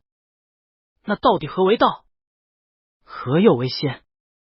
我命由我不由天，今世父母之缘，我要；今世师徒之缘，我也要。九夺天路第三夺，夺对错是非。轰！凶猛的灵力猛地散溢出去，席卷了整个顾家村，冲进汹涌的落水。那力量看似猛烈，却十分温柔的抚过世间万物。他不伤害任何东西，也未曾夺取任何事物，只是安静的观察着自己所能看到的一切事物，似乎是在不断学习。而学习的最后是想弄清楚到底何为对，何又为错，谁是谁非，到底又有谁能说得清？骆剑清站在大雨中，毫无畏惧的抬头看天，刹那间雨忽然停了，阴云却仍旧不肯散去。一抹之前消失在他身体里的东西又慢慢浮现了出来。这样纠葛缠绕了骆剑清一世，身为父母，赐予血肉，此情怎可忘记？就算是恨，那也是属于他骆剑清的恨；就算是怨，也应当由他骆剑清来决定是否斩去。骆剑清在这坟墓前屹立了整整41天，似乎还尽了过去41年的情谊。然而当他转身离开时，他仍旧是顾七二人的儿子，因为这二人为他撑了3年。当年他们将他抛弃在落水中，可如今他们也将他从落水中救起。他们之间少了40年的亲情，他的父母却也照顾着昏迷的他整整40天。回到茅屋后，骆剑清将床铺下的银子取了出来，分给了村子里的每户人家，特意给隔壁村他曾经的妹夫送去了一些。那老实的汉子还不懂到底是怎么回事，骆剑清便拂袖离去。临走前，骆剑清刚到顾家村的村头，一个漂亮的姑娘便不顾矜持的奔了过来。那姑娘脸上都是泪水，她手中拿着一朵鲜艳的红花，一边擦着泪，一边塞入骆剑清的怀中。骆剑清低手看她，顿时笑了：“你在顾家村也是排行16。”顾16闻言一愣，喃喃道：“顾家村只有我一个排行16的姑娘。”骆剑清轻笑出声，笑意释然，心境好像更加明朗了几分。从那戒中取出一支白玉簪，骆剑清轻轻插在这顾16的发间，惹得那顾16高兴的颤抖了手指。却听骆剑清说道：“我不是你的良人，但以前有个人和我说过，他喜欢我是他的事，和我无关。所以我如今只想和你说，你的红线并非在我这里，但你若是执意如此，我也不会强硬的洗去你对我的记忆。”顾16睁大双眼：“你果然是仙人。”骆剑清淡然道：“16，到那一日，等你看到你的良人时，你自会明白，那不是我。”话音落下，骆剑清拂袖飞去，彻底离开了这座生活了1年多的小山村。他的身后，那漂亮的顾16呆呆的望着，看了足足一整天，才难过的流下眼泪，伤心离去。等到许多年后，当顾16早就嫁了人后，他抱着自己的孙子，笑着说道：“其实很久以前，奶奶真的有喜欢过一个人，只不过那恐怕永远只是喜欢。若我是真的爱了，我想我一定会不顾一切的追随他，绝不愿意只守了1天就放弃。其实世间诸多因果，都在冥冥中早已注定，哪有那么多的巧合，一切只是本该发生。”当骆剑清飞身回到太华山后，守在宗门山脚下的年轻弟子一下子呆住，不敢置信的看着他，最后忽然大喊道：“大师兄！是大师兄！大师兄，你终于回来了！你终于回来了！”这个好消息在半个时辰内就传遍了整个太华山，无数长老和弟子纷纷出关，确认骆剑清是否真的回来。对此，骆剑清一一笑着感谢，然后飞向苍霜峰，向掌门师伯禀告自己这次出外的经过。当骆剑清飞身离去时，一位长老惊呼：“刚才剑清是否已经达到了元婴期？”“真的是元婴期？是元婴期！天哪！大师兄今年才不过修炼41年，竟然已经达到了元婴期。玄灵子师尊可是56岁才结婴的，大师兄才41岁，这不可能吧？”在骆剑清回到太华山的一瞬间，那眉间的那道朱砂痣便化为一道金光，忽然飞向了玉霄峰。骆剑清状若无意地看了玉霄峰的方向一眼，注视着那道金光，并未吭声。等到骆剑清抵达苍霜峰后，他拜见了掌门尊者。浩星子询问他被鬼流沙吞噬以后到底经历了何事，又询问他在流焰谷大门关闭的情况下是怎么出来的。对此，骆剑清老实回答，只隐瞒了莫秋是魔修的事情。浩星子叹气道：“那毕竟是天阶妖尊的陨落之地，有些奇异之处也是理所应当的。剑清，你赶紧回玉霄峰吧。你不在的这段日子里，你师父已经将整个四宗和八大世家闹得人仰马翻。”骆剑清忽然一愣，问道：“掌门师伯，不知道您说的是何事？”浩星子轻轻摇手，无奈道：“流焰谷再次开启后，大门一共开启3日，你却迟迟没有出来。眼见大门彻底合上了，你还没有脱身，随行的单长老立刻傻了眼。接着就听到有散修透露出来，原来你和一个墨家人在里面被鬼流沙吞了。虽说我们都知道你还活着，本命灯没有灭，但是当你师父听出了具体情况后，他却直接不顾各派宗门的脸面，将来到太华山解释经过的断魂宗、飞花宗、白家、云家和墨家的人全部打成重伤。”听着浩星子的话，骆剑清身子一僵，他下意识地问道：“掌门师伯，弟子有一事，不知是否能问？师父的身体可是不好？”大殿里是久久的沉默，许久后，浩星子才长叹一声，道：“太华山首徒骆剑清，你可知道你师父为了你到底付出了多少？”1个时辰后，骆剑清从凌云殿中走出，他脚步急促，头也不回地往前走。就在他即将凌空飞向玉霄峰时，却听到一个温煦柔和的声音从身后响起：“师兄，你果真是回来了。”骆剑清脚步停下，转手看去，只见左云墨穿着一身浅色道袍，腰间别着一把青云剑，正微笑着看着自己，依旧与过往数十年没有分毫差别。左云墨笑容淡淡，包容和煦。然而此时骆剑清心里着急，并没有时间与他多说，于是拱手道：“师弟，好久不见，我还有事，等以后再详谈。”谁料左云墨却道：“师兄，你是要去做什么？”骆剑清微微怔住，接着笑道：“我已经有4年多没有回来了，师父必然十分着急。我现在便回玉霄峰去拜见师父，与他说一些事情。”回答骆剑清的是左云墨一如既往的温柔笑容。左云墨的目光十分澄澈，让骆剑清慢慢有些僵硬。他似乎感觉这双黑色的眼睛已经完全看穿自己，又感觉左云墨的视线复杂深邃，别有深意。这让骆剑清想到上辈子在那极北之地，他与这位如同兄长一样的师弟见了最后一面，那时候左云墨便是用这样的眼神看他的。不过那时候左云墨连笑容都没了，还不像如今依旧在笑。片刻后，左云墨说道：“剑清，前些日子我听说凉州一对师徒被逐出了师门，你可知原因为何？”骆剑清身子一震，问道：“为何？”左云墨目光深沉地看着眼前俊美的青年，过了许久，才长叹一声，眼睛里露出感伤的神色，但又极快的敛去。他语气平静地说道：“因为那对师徒竟然有了不容于世的感情。”骆剑清面色淡定，没有吭声。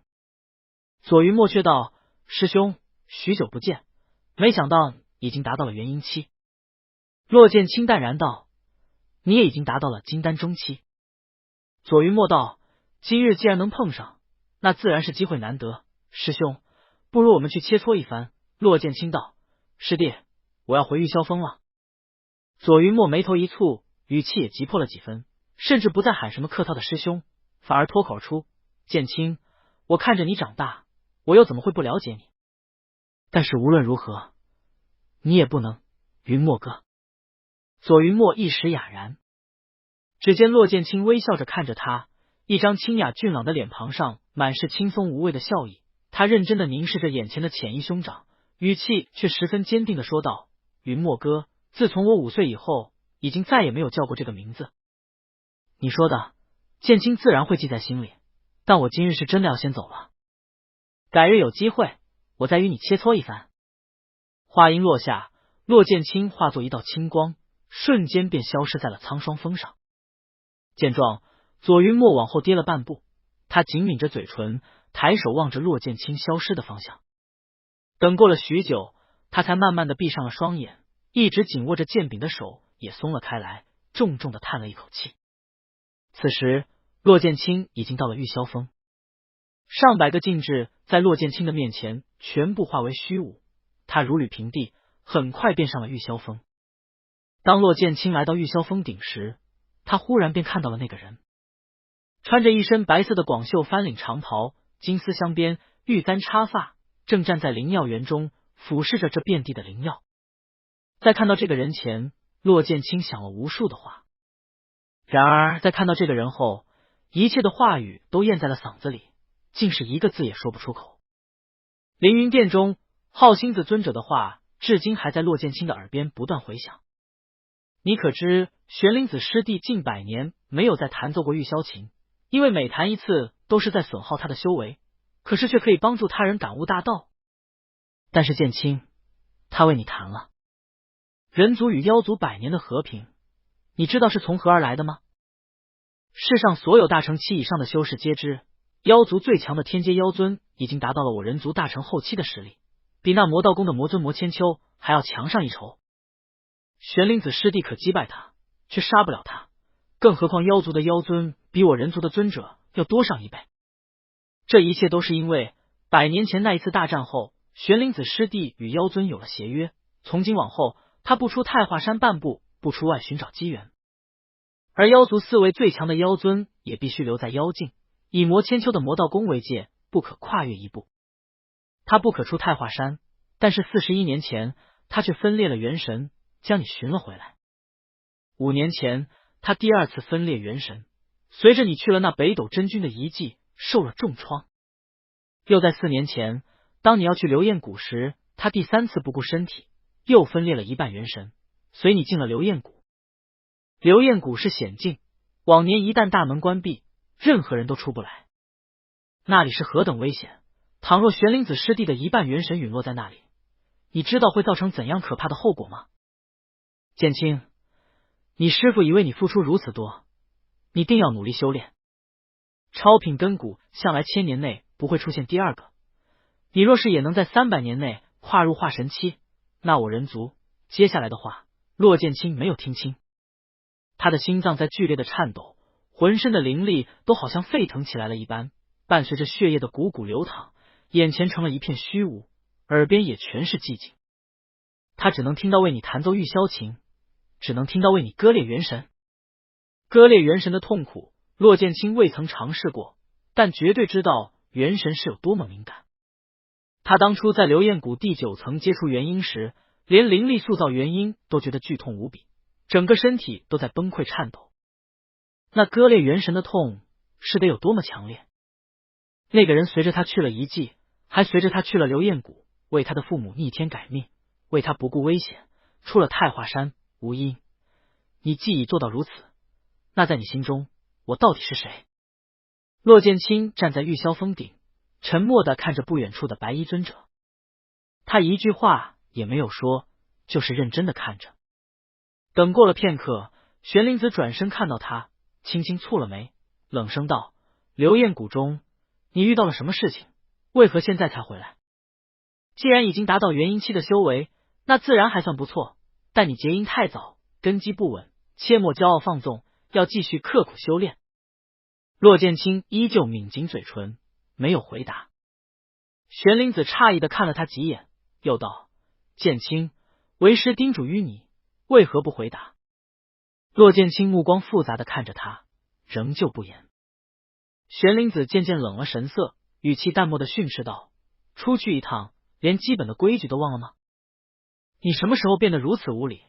今日看在你刚刚回太华山的份上，为师暂且不将你关入训诫门，待日后倘若你还是如此，师父……骆剑清低哑的声音让玄灵子忽然停住。只见在一片翠绿的竹林中，微风吹起青衣修士的衣袍，黑发也柔柔的扬起。骆剑清勾起唇角，笑着说道：1年多前，我从流焰谷中出来，在落水中飘荡了许久，被一对老夫妻救了。顿了顿，骆剑清道：“他们是我的父母。”玄灵子沉默片刻，却道：“你并未斩断父母之缘。”骆剑清点头：“是，我并未斩断。师父，为何我必须得斩断父母之缘？为何我必须做那绝情绝义之人？您也说，就算是您，至今也没有斩断尘根。那我斗胆想问您一句，您的父母应当早已故去多年，您是否也没斩了父母之缘？又或者说，您可以告诉徒儿，您那未斩断的尘缘到底是什么吗？”玄灵子长袖一甩：“放肆！”骆剑清被玄灵子击飞3步，但是他却咬着牙走上前，一步步的向玄灵子的方向走去，一边说道：“师父，您那未斩断的尘根是您的父母吗？”玄灵子冷着神色：“为师无父无母，早已斩断。”骆剑清又道：“那您的尘缘是掌门师伯，是其他师伯尊者，是整个太华山吗？”玄灵子道：“那并非尘缘。”骆剑清此时已经走到了玄灵子的跟前，他微微扬手，逆着光看着自己这位清冷出尘的师尊。骆剑清一直看着，却没发现玄灵子大袖下的手指早已捏紧。只见骆剑清忽然笑了出声，认真的问道：“那师父，您的尘缘是我吗？”双眸倏地睁大，玄灵子手中金色剑光一闪，骆剑清整个人倒飞出去，撞在了粗壮的灵烛上。玄灵子严厉呵斥道：“胡闹！骆剑清，你目无尊长，胡言乱语！今日为师便罚你去思过衙思过。何时之错，何时才允许出来？你这一身修为是白修炼了，你有愧为太华山首徒，你有愧为我玄灵子的徒弟。”骆剑清闷哼一声，胸口一阵翻滚，吐了一口血出来。见状，玄灵子却没有表露出一丝关心，仍旧冷目怒视，似乎气急。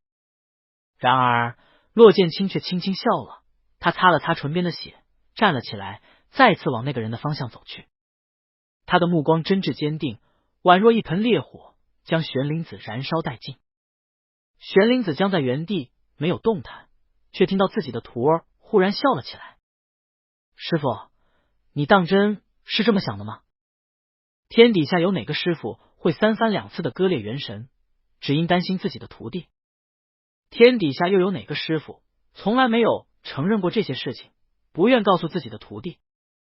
一句话一句话的积在玄灵子的心口，让他脸色渐白，竟然一个字都反驳不出来。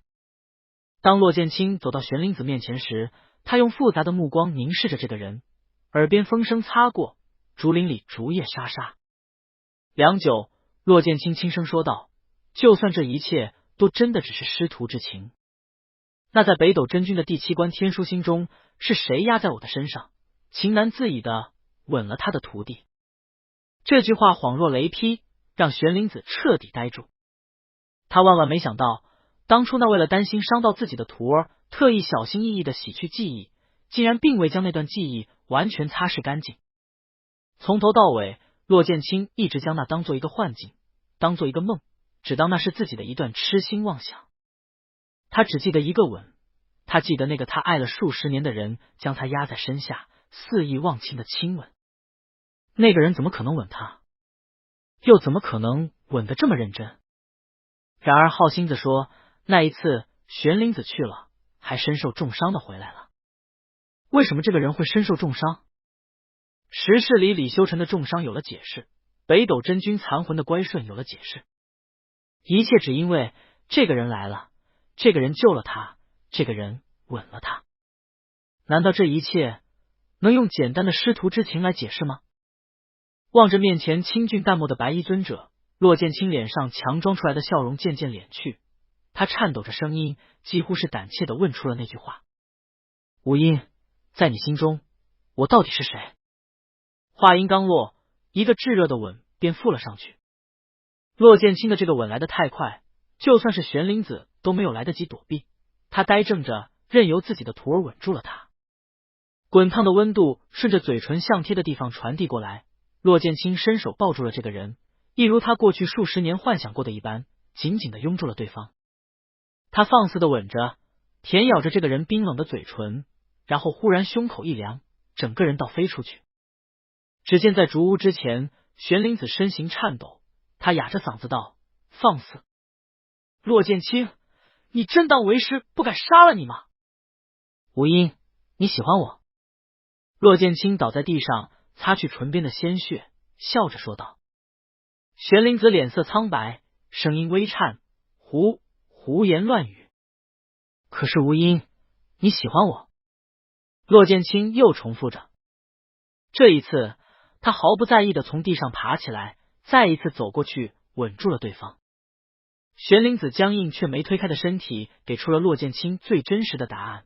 然而仅仅是数息时间后，玄灵子怒极的用一道金色剑光刺穿骆剑清的肩膀，接着化为一道金光，消失在茫茫玉霄风中。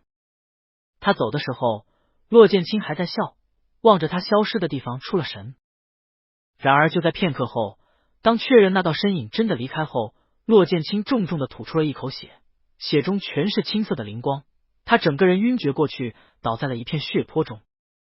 1日后，当玄灵子冷着脸色回到玉霄峰时，看到的便是躺在鲜血里的骆剑清。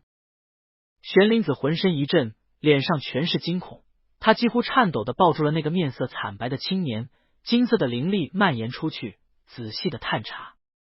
骆剑清连呼吸都快没了，浑身的灵力波动也微弱到难以察觉。玄灵子抱着骆剑清的手指都在忍不住的颤动，当他的灵力触碰到那丹田时，玄灵子倏地僵住，眼中闪过害怕和悔意。你竟连元神都没巩固好，就敢强硬调动元神之力，抵挡我的剑气。玄灵子毫不迟疑的抱起骆剑清，化为一道金光，径直的飞向青兰峰。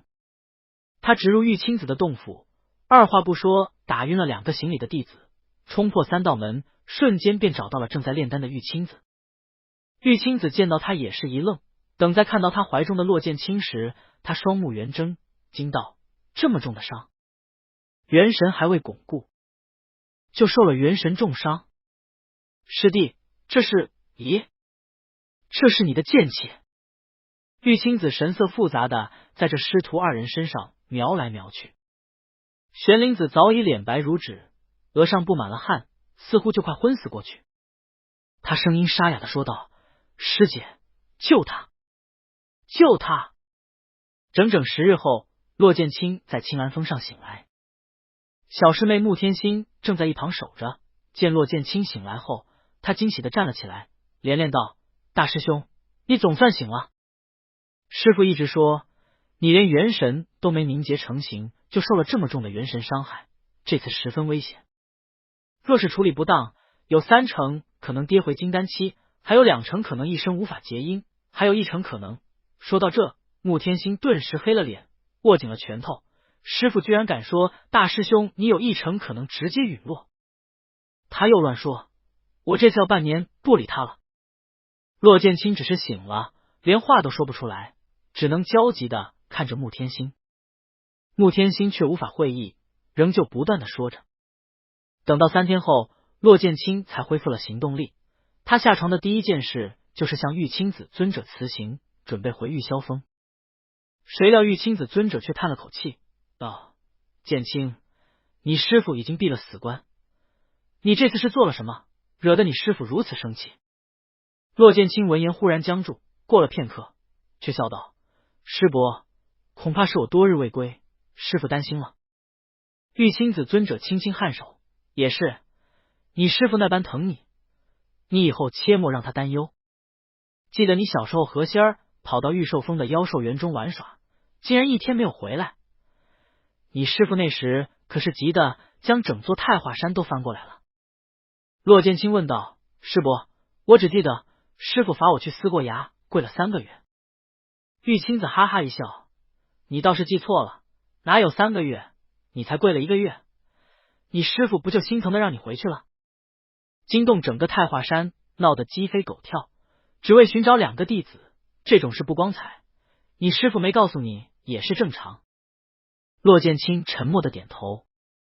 玉清子尊者没发现太多异常，只是又叮嘱了几句不要再惹你师父生气了后，便放骆剑清离开。骆剑清走在青兰峰的小道上，耳边似乎又响起了玉清子尊者的话：都说我对待仙儿那是宠上天了，我看明明玄灵子师弟对你更为关心备至。世人皆说当局者迷，如今仔细回想一下，骆剑清才想起来，虽然那个人没有对他呵护关怀，说出担忧的话语，但是每次他下山历险后，一回到玉霄峰就会看见对方。只要他回来，那个人就不可能闭关，永远会在峰顶等着他。无数复杂的情绪凝结在心头，让骆剑清渐渐沉重了脸色，也开始后悔起自己之前为什么要那么逼迫那个人，将那个人逼到了悬崖边。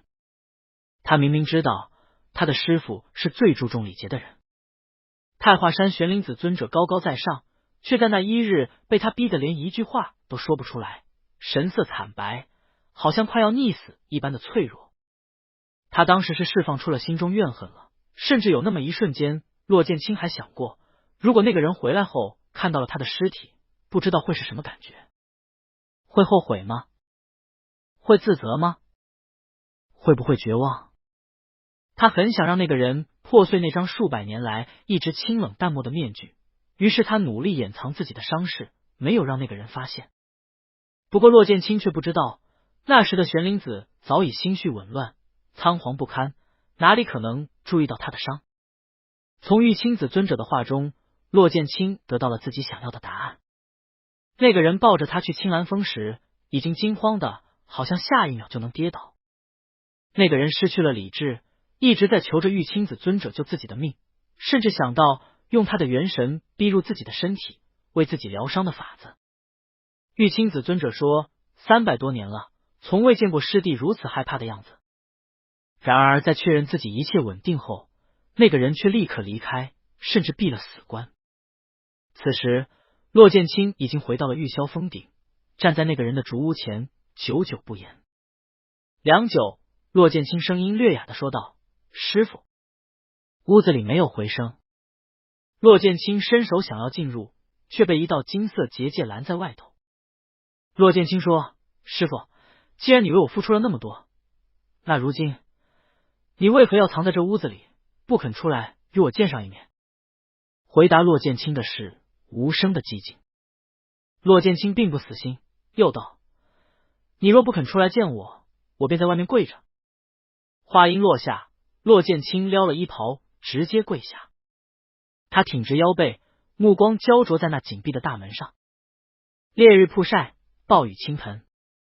对于一个元婴期的修士来说，就算在这里跪上10年都没有任何问题，可是骆剑清足足跪了1个月，这门也没有任何要开启的迹象。毕竟之前才受了重伤，到第40天时，骆剑清忽然晕了过去。然而等他醒来后，这门依旧闭着，对他发出冷漠的拒绝。到这时，骆剑清忽然笑了，他一边踉跄的站起身，一边说道：虽然你不肯见我，但我也会一直等下去。无因，我将闭关巩固修为，待我跨入化神之后，你还能如此对待我吗？屋内依旧是一片沉默。骆剑清目光灼灼，仿佛能透过结界看到里面的人。他又看了很久，最后一甩衣袍，留下了最后一句话。骆剑清对吴音绝不是师徒之情。师父，我心悦你。话音落下，骆剑清进了自己的竹屋，开始闭关修炼。那声音在冷清的玉霄峰顶不断回荡，激起竹叶轻轻摇摆。一座竹屋内，玄灵子脸色苍白，紧闭着双眼，似乎在努力守住纷乱不堪的心境。而在另一座竹屋内，骆剑清盘腿打坐，开始修炼。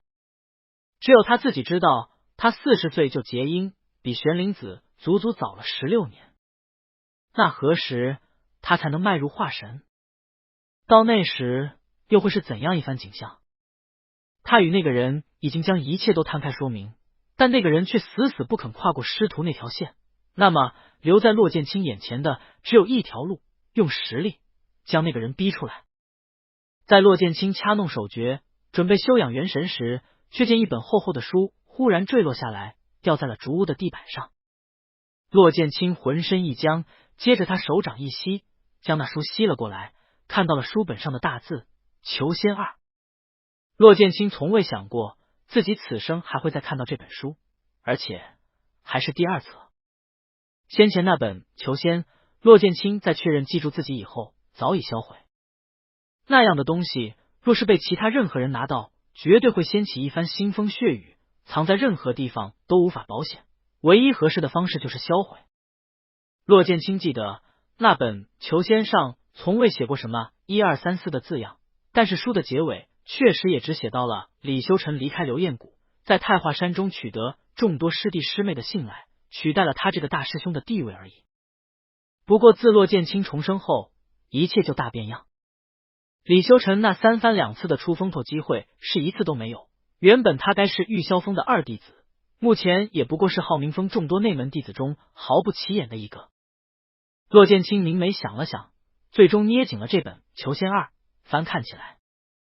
这一看，只看了不到1刻钟的功夫就结束。修仙之人的记忆力向来是凡人的数倍，元婴期的骆剑清更是远超同境界修士。看完后，他便将这本书立即销毁。这书中所讲的内容似乎是承接了上一本求仙，讲述了李修成拿到上百颗焰果从流焰谷回来后，凭借焰果换了不少资源，令玄灵子也是大惊。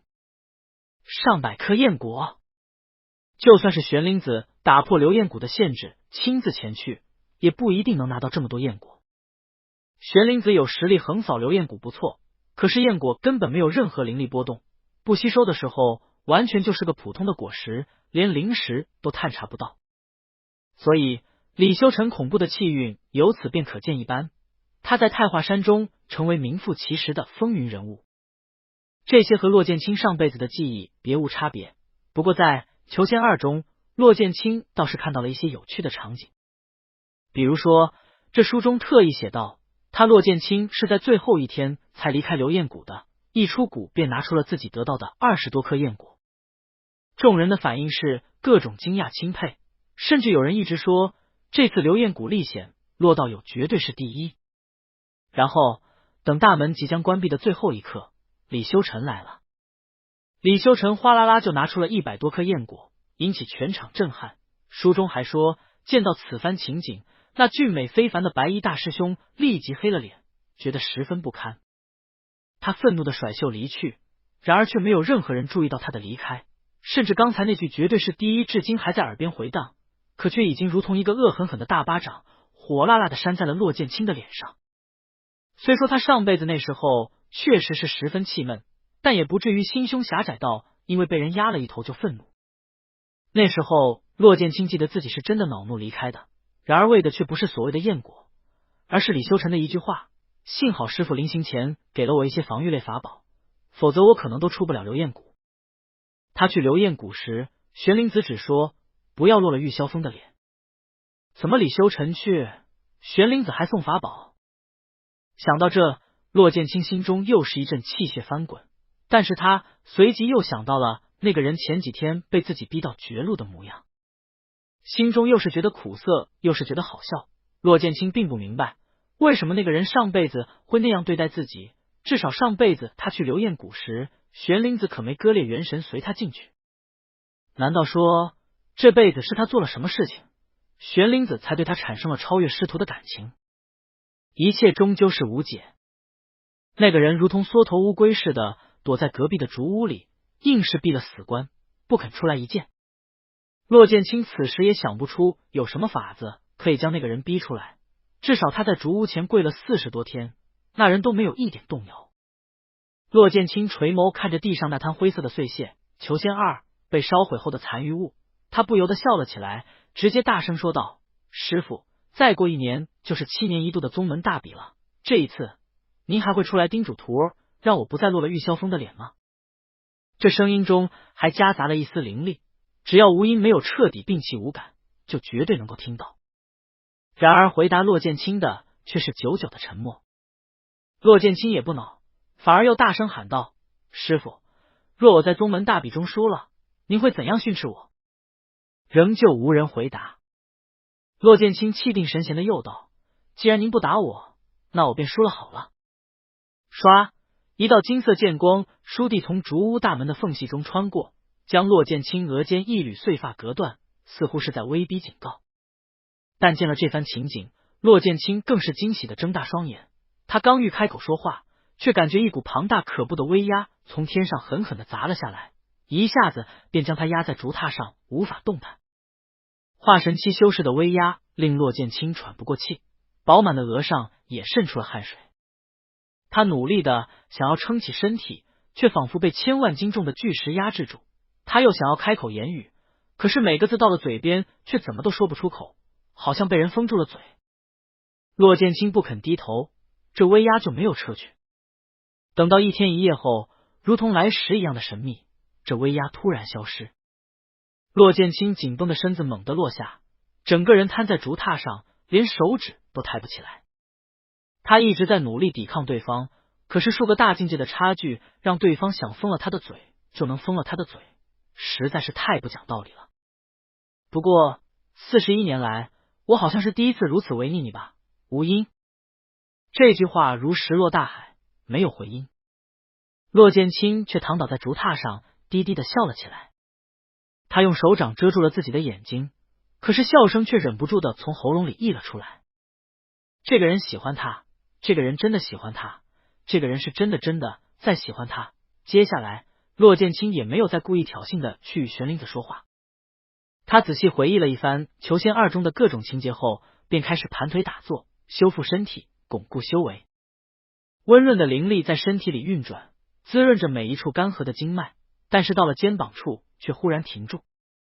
玄灵子那一日将骆剑清的肩膀击穿，浩瀚磅礴的金色剑气让骆剑清肩膀处的经脉受损严重，连玉清子都说只可靠丹药外用，主要还是靠骆剑清自己用灵力修复。于是，一连10天，骆剑清一直紧闭着双眼，用灵力不断冲击那堵塞住的经脉。骆剑清身体里的经脉如同大江大河，比寻常元婴修士要宽广了近1倍。每一处经脉都无比坚韧，可以容纳灵力粗暴的撞击。然而，当这些经脉受损后，要修复起来，自然也比寻常修士困难。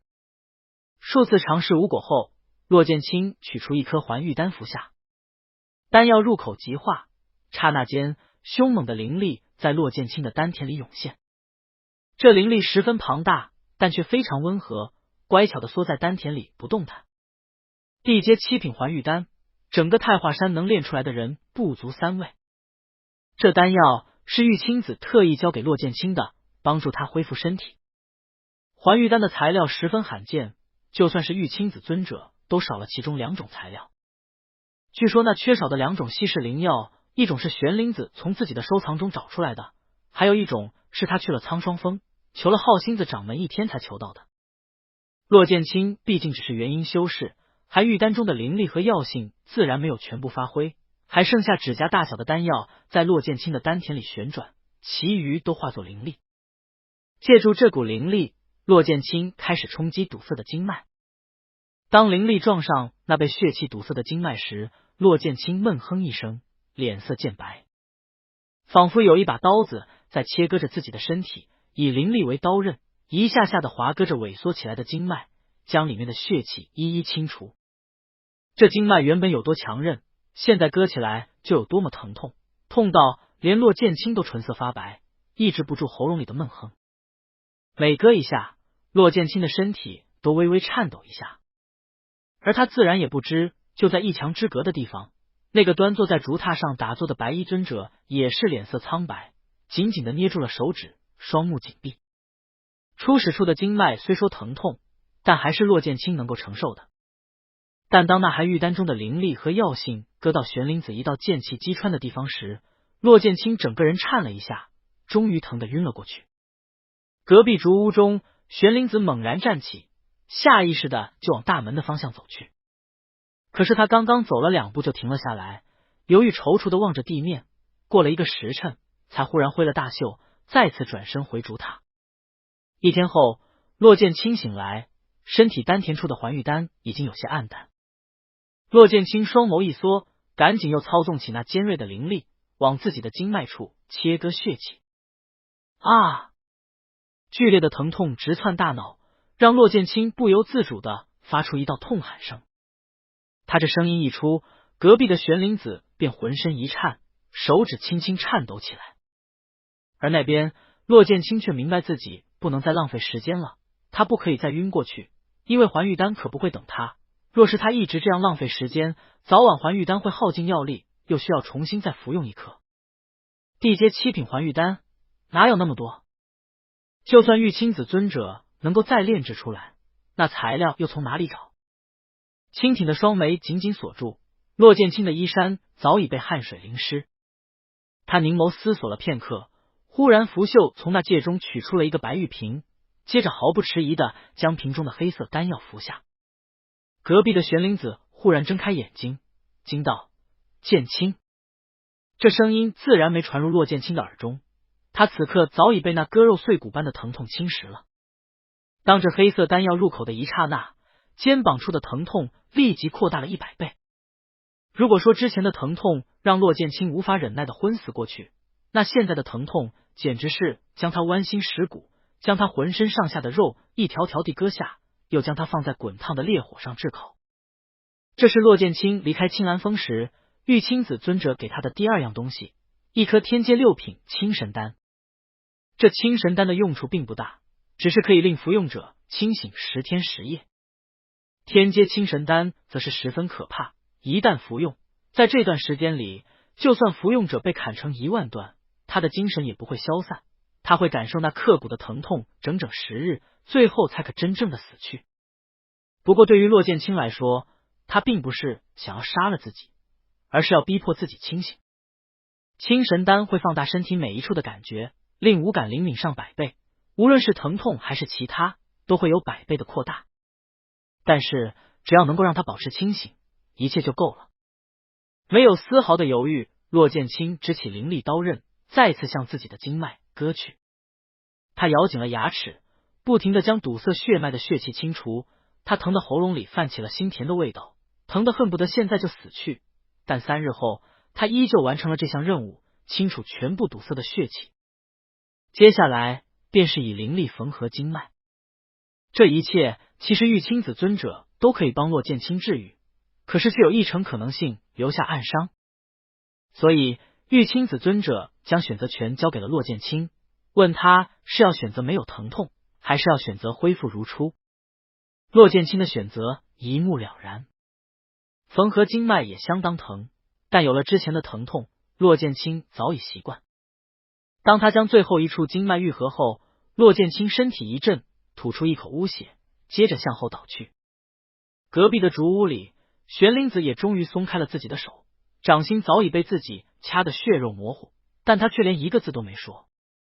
昏睡了3天后，骆剑清慢慢的醒来，他用灵石扫了一圈自己的身体，发现身体已经恢复如初，甚至在还玉丹的药力的无形滋润下，那经脉更加坚韧宽阔。他满意的点了头，正式巩固起元神来。丹田中心那小小的元婴才刚刚凝聚，还闭着眼睛沉睡。当初在流燕谷，骆剑清一结成元婴，就赶紧和莫秋出谷，并没时间巩固境界。等到了顾家村后，他又承受着父母之源的考验，始终无法定下心来。回到太华山后，更是与玄灵子起了争执，所以至今骆剑清的元婴境界都相当不稳定，如同玉清子尊者所说，很有可能跌回金丹。事不宜迟，骆剑清运转起周身灵力，一道道虚无的力量在空中形成长链，轻轻舞动，攫取着空气中那丰沛的灵气。那些灵气原本一副非常嫌弃骆剑清的模样，死都不肯靠近他，可是那些虚无长链却霸道的将灵气夺了过来，二话不说就塞进骆剑清的身体里，不给灵气一点拒绝的机会。这虚无长链就好像欺凌他人的恶霸，灵气就好像可怜的弱小。恶霸粗暴的将所有见到的灵气全部夺过来，你还敢不从？直接抢！从天道的手里抢，看到就抢。当虚无长链慢慢伸展，即将碰到隔壁的竹屋时，他忽然一顿。如果骆剑清此刻睁开眼，恐怕还能见到那一向欺男霸女的虚无力量竟然乖巧的点了2下头，好像在向谁问好，接着怂了一样的绕过玄灵子所在的竹屋，继续往其他地方的灵气奔去。骆剑清在刚修炼九夺天路的时候，尝试过露出一点力量，当时玄灵子并无任何反应。接着他又试探几次，当发现似乎连玄灵子也感应不到这力量后，他才放心大胆的使用起来。九夺天路疯狂地夺取玉箫峰上的灵气，将它们全部掳到了骆剑清的身体里。那灵力越来越多，进来的越来越快，到最后忽然形成一道漩涡，将玉箫峰中的灵气不断榨取。太华山位于玄天大陆的中心，本就拥有天底下最好的灵脉之一，而玉箫峰更是位于太华山七峰中心，一整条最顶级的灵脉只供玄灵子和骆剑清师徒二人使用，以往就羡煞旁人。而如今这灵力不断拥挤的奔跑过来，一股脑的往骆剑清的身体里钻。见状，玄灵子忽然从竹榻上起身，他走到床前，拂袖施展出一道结界，顿时玉箫峰上的动静便与外界隔离开了，连浩星子掌门都无法得知。这一切骆剑清自然不知，这些夺取过来的灵力一旦进了他的身体，便成为了他自己的。他将这些灵力运行一整个大周天，再仔细小心的输送到那小小的元婴中，令虚弱的元婴慢慢变得壮实起来。这元婴如同一个缩小版的骆剑清，长得金雕玉琢，可爱漂亮。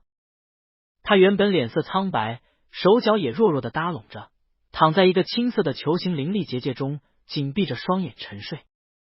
当越来越多的灵力温柔的抚摸着他，轻轻的流入他的身体后，他的皮肤渐渐变得粉嫩起来，脸颊也粉扑扑的十分水嫩。骆剑清屏住呼吸，郑重的看着这小小的元婴，直到最后一丝灵力也灌入进去后，骆剑清正想再操纵虚无力量抢夺一些灵气，谁料那小小的元婴竟然慢慢的睁开了双眼，用小手揉了揉困倦的双眼，那元婴缓缓的坐了起来。骆剑清心中一颤，刚欲仔细探视一番，便见元婴的额间散发出一道青光，双眸睁大，下一刻骆剑清只见一朵四瓣青莲忽然浮现在元婴的眉间。难道说修炼九莲本心路后，连元婴的眉间都会有莲花剑纹？不对，我修炼的已经不是九莲本心路，而是九夺天路。那到底是九莲本心路的元婴，还是九夺天路呢？师傅的元婴是不是也有这个剑纹？骆剑清在心里想了许久，都没想出一个结果。他当然也不可能去问玄灵子，先不说玄灵子会不会理他，就算是理他了，假设元婴的剑纹是九夺天路造成的，而不是九莲本心路，那骆剑清等于是暴露自己了。看样子以后等入了出窍期，最好还是不要让元神离体。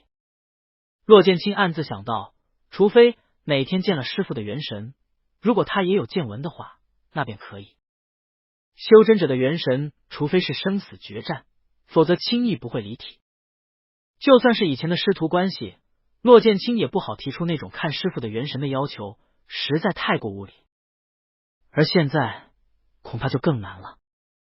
骆剑清将这些烦恼暂且压在心底，他又修炼了2个月，当确认巩固了自己的境界后，他才起身离开竹屋。走到另外一座竹屋门口时，骆剑清站在门前，轻轻俯身行了一礼，看似十分恭敬，但是说出来的话却能让人气晕。师傅，您知道双修之法是如何修炼的吗？回答骆剑清的是一股浩荡可怖的剑气。这一次金色剑气相当小心，只是将骆剑清击飞，而没有造成伤害，然后不再理他。骆剑清低低的笑了2声，轻声说了一句徒儿去找四师弟商量一些事情，接着便转身离开。他的身影化作一道流光，飞离了玉箫峰，只留下竹屋内的玄灵子尊者脸色铁青，恨不得将这个胡言乱语、毫无礼法的徒弟逐出师门，再也不要见到他。不过等气消了之后，玄灵子却忍不住的呢喃道：“双修之法到底是如何？”声音戛然而止，玄灵子怒极的一甩大袖，隔壁骆剑清的竹屋顿时化为乌有。此时骆剑清还不知道自己的竹屋已经被他恼怒至极的师傅一掌灭了。他在浩明峰上轻轻停下，很快便见到了许久未见的芥子卓。多年不见，芥子卓仍旧穿着一身黑衣，但是举止行为却成熟了不少。骆剑清一来到浩明峰，他老老实实的便行了个礼，恭恭敬敬的喊了一声大师兄。见状，倒是令骆剑清十分诧异，他上下打量了自家这位向来不着调的四师弟，最终笑道：“怎么，你是不是被广陵子师伯训斥了，所以今天这么乖顺了？”谢子卓脸色一黑，嘴角一抽，没好气的说道：“今天师傅哪儿有训斥我啊？”骆剑清挑眉道：“真的？”谢子卓摊摊手：“他每天都在嫌弃我，好不好？”两人一边说着，一边往谢子卓的住所走去。浩明峰上外门弟子近100人，内门弟子数十人，一路上有不少师弟师妹都向二人问好行礼。等走到谢子卓住所时，骆剑清已经弄明白了事情大概。5年前，当李修臣从流燕谷回来后，广陵子尊者便亲自召见了他。虽说广陵子尊者也不明白为什么这个没有根骨、炼气4层的小子居然能获得那么多的燕果，可是这并不妨碍李修臣为太华山长了脸，同时还给他广陵子长了脸。于是不顾谢子卓的脾气，广陵子尊者大袖一挥，这就把李修臣从外门弟子那儿给调回了内门，还为此训斥了谢子卓：“你是他们的师兄，怎么可以苛待自己的师弟？我已命令王长老为你师弟疗伤了，等他的身体恢复后，就由你来教导他修炼。听到了没？”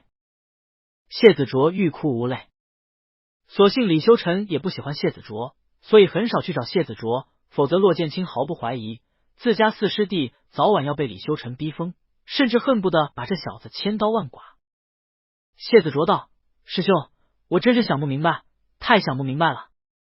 这世界上我从未见过哪个修士自己没有根骨，居然还能在短短7年时间内修炼到炼气9层，他就快要筑基了，师兄，这合理吗？这完全不合理啊！我在他这个年龄也才筑基初期，还没突破中期，他居然要筑基了。”骆剑清一脸大义凛然的说道：“师弟，或许我们真的看错了，他是个千年一见的奇才，就算没有根骨，他也可以广纳天地灵气，修炼的非常迅速。”片刻后，谢子卓蔫巴下去，小声道：“师兄，自从上次宗门大比后，你似乎对这个李修臣就改观了。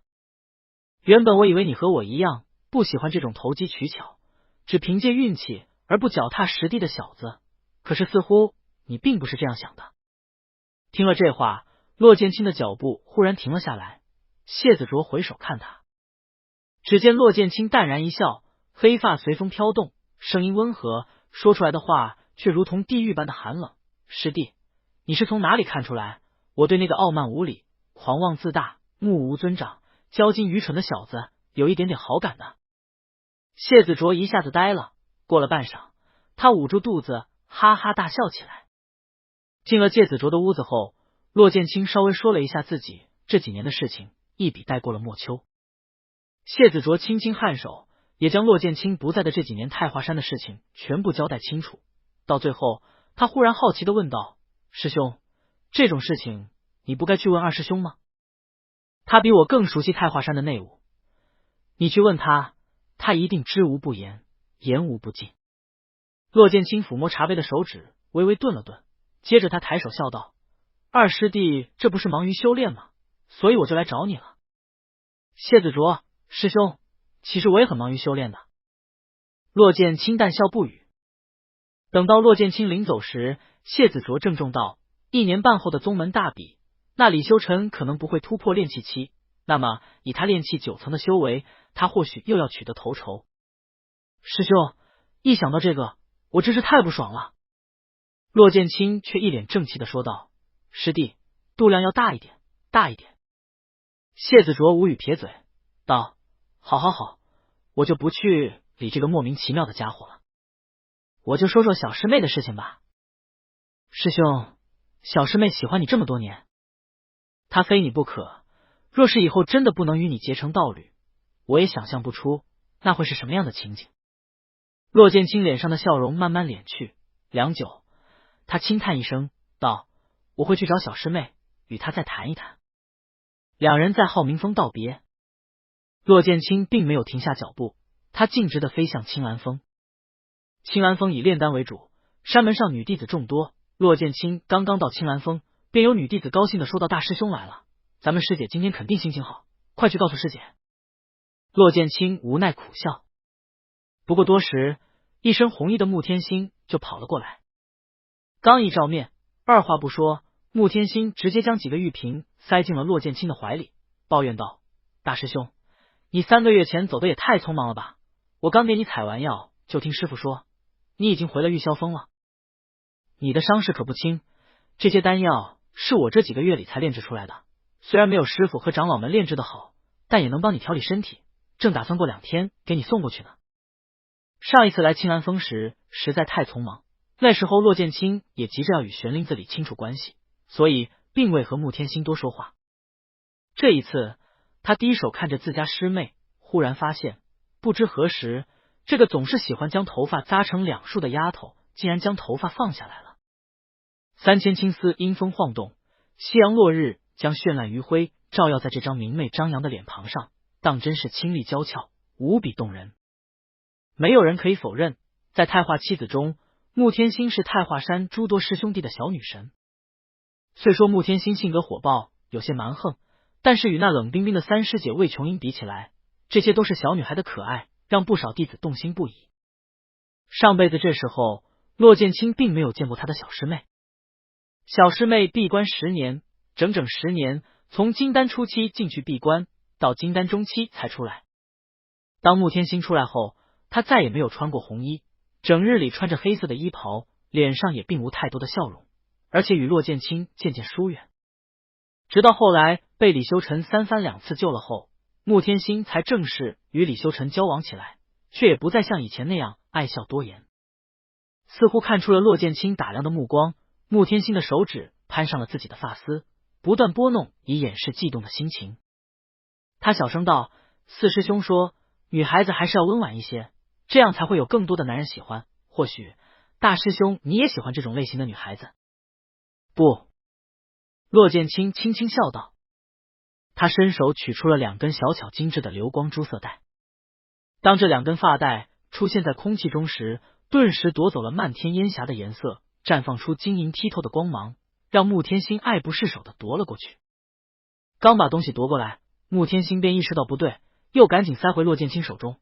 师兄，我刚才是一不小心才抢过来的，我可不是这样任性的人。骆剑清却笑道：“我的小师妹，就算是任性，别人也必须承受着，不允许有一点微词。”一边说着，骆剑清一边抬步走到穆天星的身后，挽起了他放下来的青丝。他温柔的将这黑亮的头发挽在掌心，细细的梳着，然后将流光珠色带系了上去。系了一边又系另一边，骆剑清的手并不巧，但是这发带实在太过瑰丽，衬得穆天星容颜艳丽，光彩夺目。穆天星摸着这2根发带，忍不住的说道：“师兄，你真的喜欢那样的我吗？”骆剑清慢慢收敛了笑容，认真道：“你永远是我的师妹。”穆天星的身体陡然一僵，这一次他从骆剑清的话语中听出了不肯动摇的坚定。他几乎不敢抬手去看对方的表情，却听到一道温柔的笑声轻轻响起，那声音一如过去数十年一样的清越动人。他听到骆剑清说着：“师妹，这一次我必须得告诉你，我是真的有了喜欢的人，而且他也喜欢我。喜欢真是一件非常折磨人的事情，我曾经与你想的一样，我喜欢他是我的事情，若他不愿意接受，那我还是继续我的喜欢，即使这场喜欢让我飞灰烟灭，我也依旧喜欢。”穆天星捏紧了发带。骆剑清说：“师妹，你让我莫要说谎，那样伤了你的心。可对我而言，若我一味的不肯断了你的念想，还给你一丝丝希望，那才是真正伤了你的心，我也再无资格做你的师兄。”穆天星将头又低下了几分。骆剑清说：“所以今天，师妹，我想告诉你，你的喜欢我收到了，但是这一生，我注定不是你的良人。凡人的一生不过100岁，修真者的一生则长到令人疲惫。我可做你的师兄，可以牵着你的手一时，但我终究不会牵着你一世。”山峰之间，蓝风吹拂，激起夜海波涛。许久以后，只听穆天星声音沙哑的问道：“他是什么样的人？是你这次在外面遇到的吗？他长得有我好看吗？他是不是比我温柔？是不是比我更关心你？”骆剑清闻言微愣，知道自家师妹这是误会了，但是他却没有点名，而是回答道：我想他没有你好看，他也没有你温柔，但他很关心我，非常非常关心我。我的师妹是太华山上最好看最艳丽的那朵红花，世界上没有男子可以欺侮了她，若是有，我们太华山必要了那人的性命。穆天星低着头沉默了许久，肩膀微微的抖动起来，骆剑清便一直低头看他，目光温柔包容。等到过了片刻，穆天星忽然大哭出声，他猛然上前一步抱住了骆剑清，他死死的抱着，紧紧的抱着，仿佛要记住这个拥抱和这个温度似的，死都不肯放手。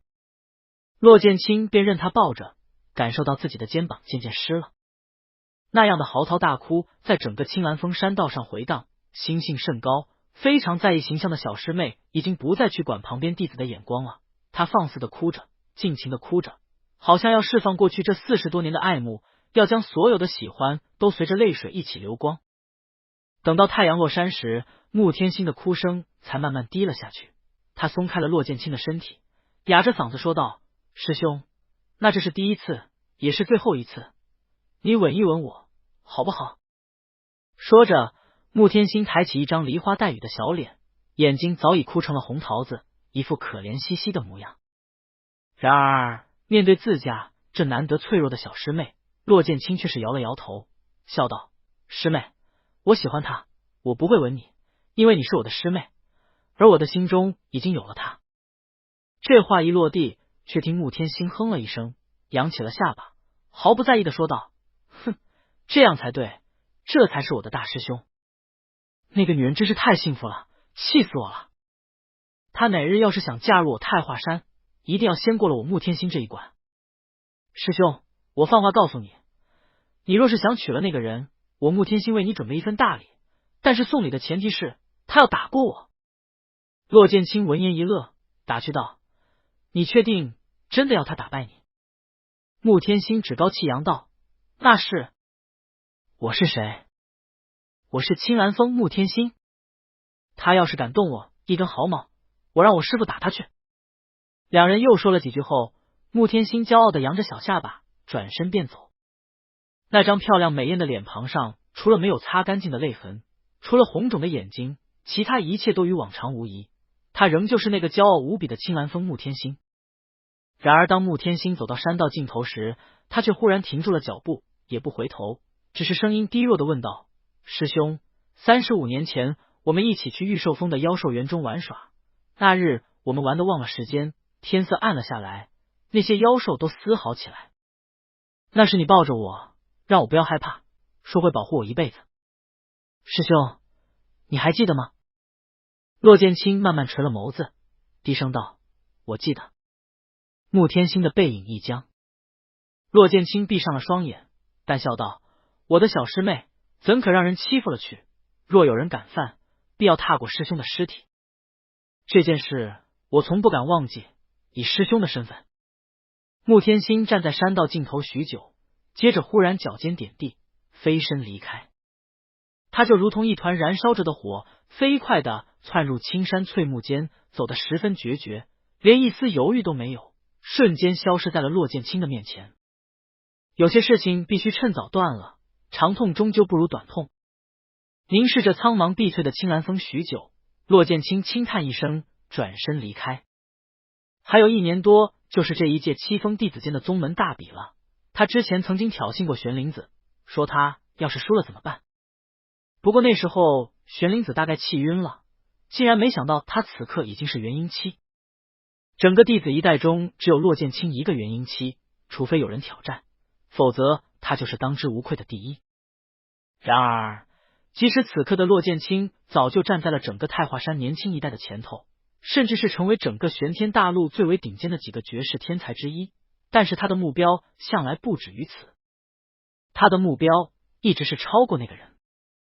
那个人是化神期，那他必要成为化神期。从青兰峰飞回玉霄峰的一路上，骆剑清已经思考好接下来1年该怎样修炼，等到最后几个月的时候再去万寿岭，要锻炼自己的实战能力，也去抢夺某些机缘。然而这一切他还没彻底规划好，他一个抬手便看到了自己那忽然成为废墟的竹屋。先往左边看看，再往右边看看。没走错，是这里没错了。所以这堆破竹子破木头真的是他住了几十年的竹屋。骆剑清迈步上前，蹲下来拾起一块碎竹，仔细打量了一番，果然是被灵力震碎的。其实甚至根本不用观察，骆剑清猜也能猜出来，整个玄天大陆除了那位可怕的妖尊和魔道宫的魔尊，还有谁能在玄灵子的眼皮子底下击碎他隔壁的竹屋？妖尊撕毁契约，出来了。没有。魔尊离开魔道宫，偷跑到太华山寻死了。没有。那还能是谁？大概也就是被他挑衅多日的师傅了吧。骆剑清勾起唇角，起身拍了拍自己的衣袍，白色轻便的道袍在风中猎猎起舞。俊美无愁的修士淡定从容地走到了一旁的竹屋前，细长精致的凤目微微垂下。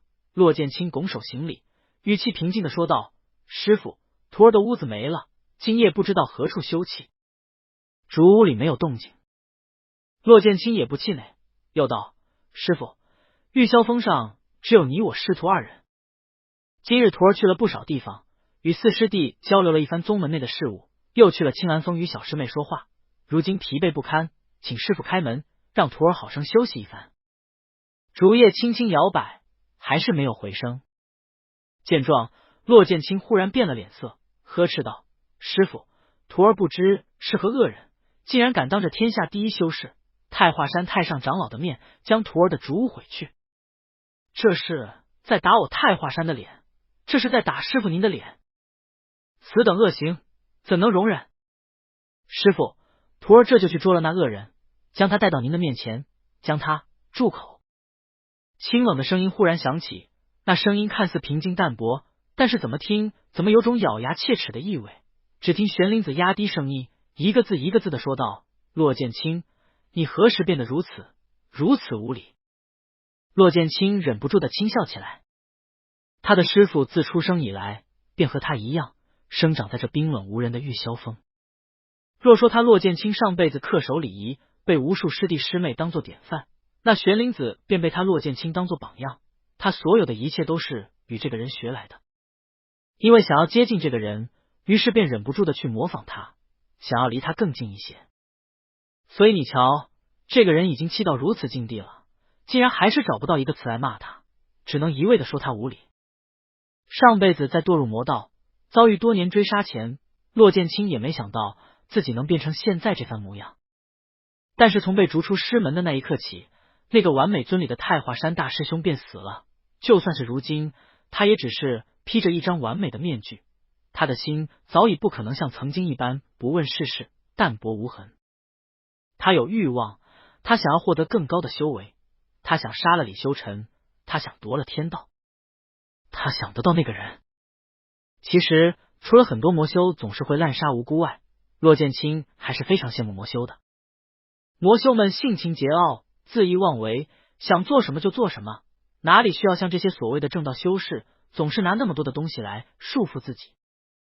而他今生本想永远披着那张完美的面具，但是世事总是不如人意。这个人依旧是站在玉霄峰上不染尘埃的尊者，而他却已经不可能是光风霁月的太华山首徒了。在竹屋前站了许久，也未得到回应。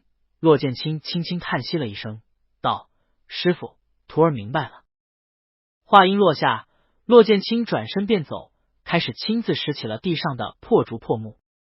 他在竹林中砍竹子，他一点点地为自己又搭出了一间竹屋。等到第二天的朝阳升起时，一间竹屋再次落成。看着这间竹屋，骆剑清的思绪不由回到了30年多年前。在他10岁前，他从未搬进这间竹屋，他一直与那个人住在一起。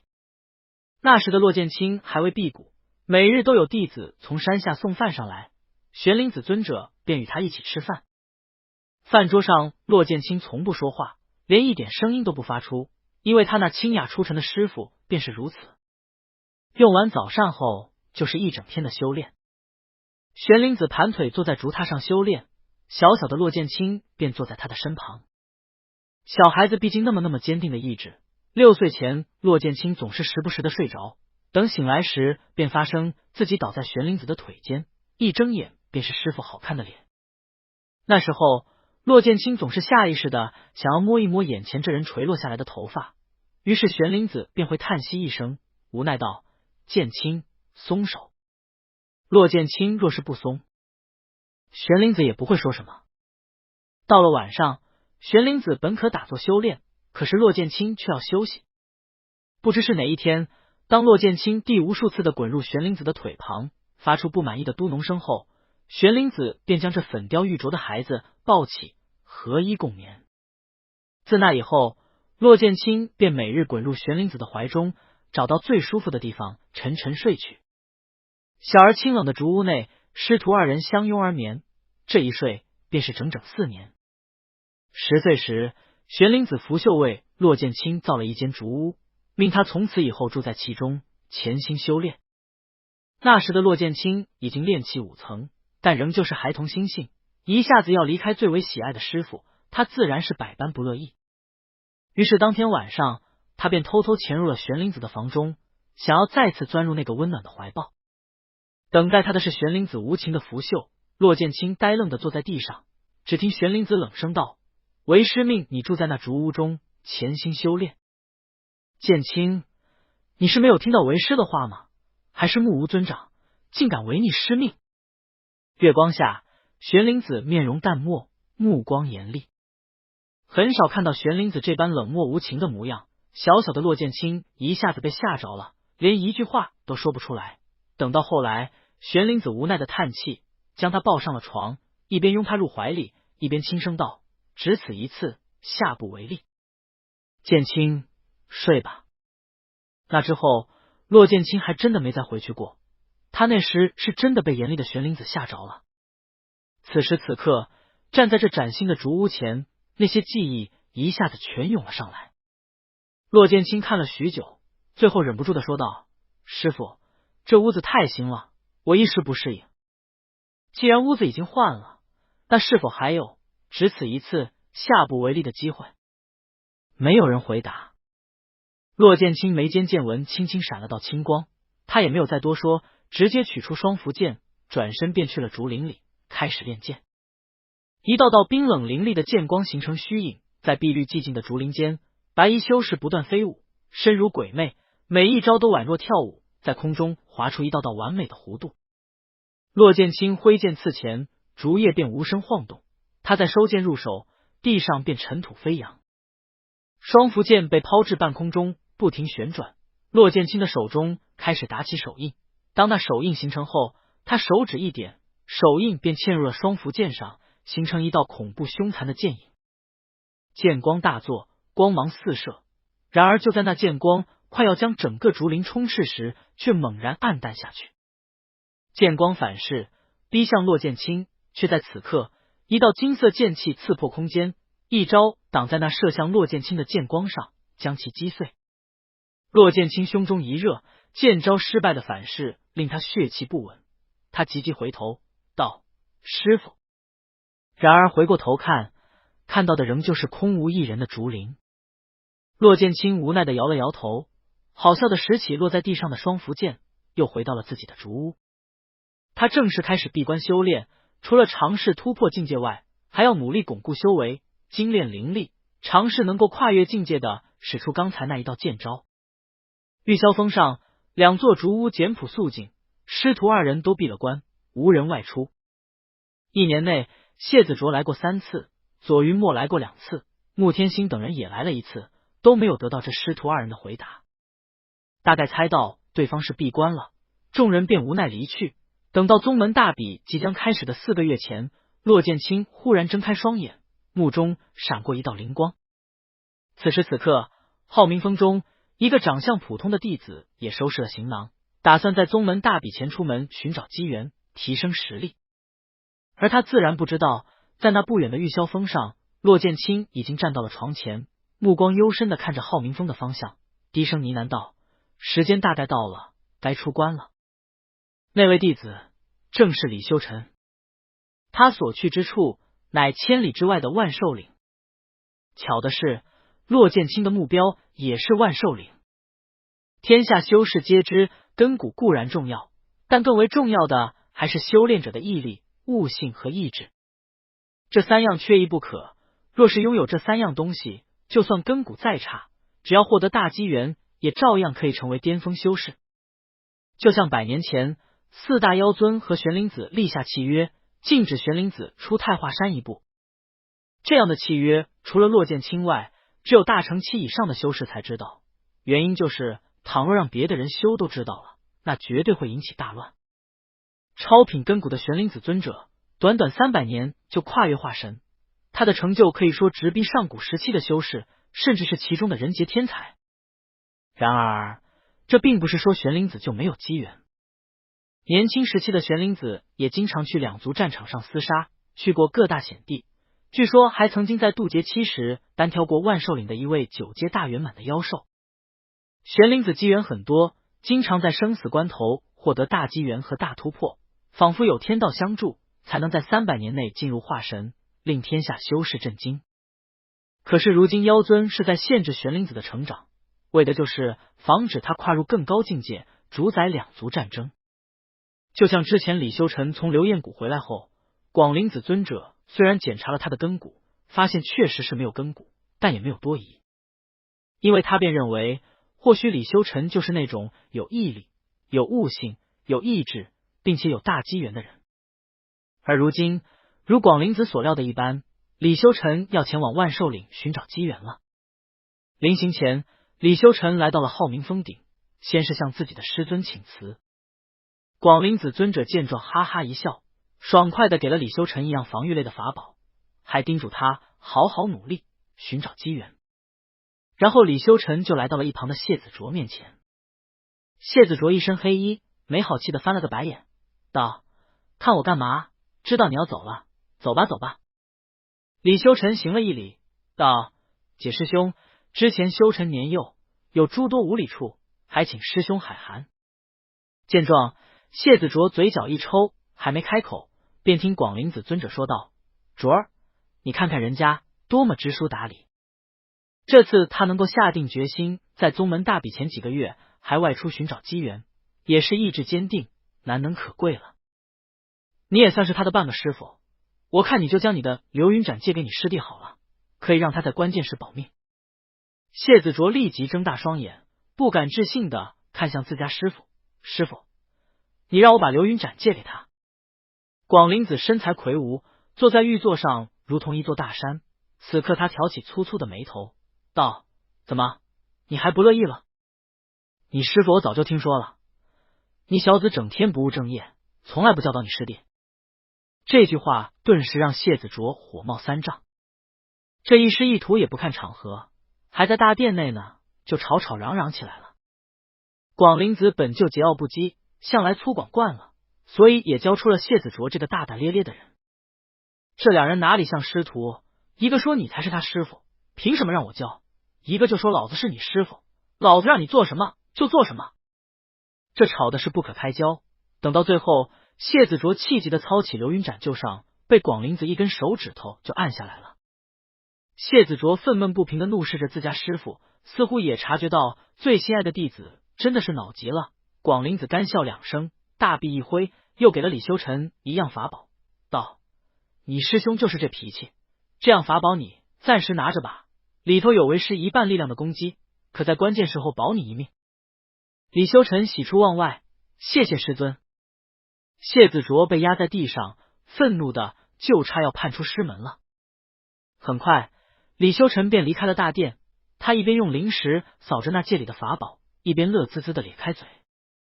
虽说李修臣长得并不算多么英俊，但是架不住他最近几年名气大，在浩明峰上人缘仍旧不好，可也比之前好一些了。随着年龄的增长，李修臣已经不是当年初入茅庐的小子，也不是上辈子只知道看盗版电子书的猥琐屌丝。他今年已经19，从流焰谷回来后也稍微收敛了一些脾气。既然现在剧情好像又往原来的方向走了，那我就还去万寿岭找我的机缘。没有拜入玉霄峰也没关系，反正我现在的修为也是炼气9层，明年肯定能筑基。到时候我就跟着剧情走，该怎么办就怎么办，嘿嘿嘿。心里这样想着，想到最后，李修臣还是忍不住露出了猥琐的笑容，因为他想到这次自己去万寿岭虽然只有几个月，可是却收获了第二个后宫。第一个后宫是他本来已经在遗迹里上过的小师姐穆天心，不过现在他似乎和穆天心搭不上关系了，那直接把下个后宫当第一个也不错。想起书中所说的野性豪放、凹凸身材，李修臣连口水都快流下来了。事不宜迟，李修臣去长老处交了一下申请，很快就离开了太华山。一边走，李修臣一边仔细回想剧情，在他穿到这个世界时，不知道为什么裘仙就进了他的脑子里。现在要去找机缘加收后宫了，自然要再多小心一点。这次不会再像上一次和穆天心那样，连穆若荣的面都见不到了吧？李修臣打了个哆嗦，加快脚步又往前走去。而他自然不知道，此时在他身后5里处，一个俊美清雅的青衣修士正无聊地坐在树间，仰望蔚蓝澄澈的天空。李修臣此刻只是炼气9层，脚力比普通人好一点，但也快不了多少。于是当李修臣走了很远时，这青衣修士才慢条斯理地往前面挪一挪，气定神闲地跟着他。此人正是骆剑清。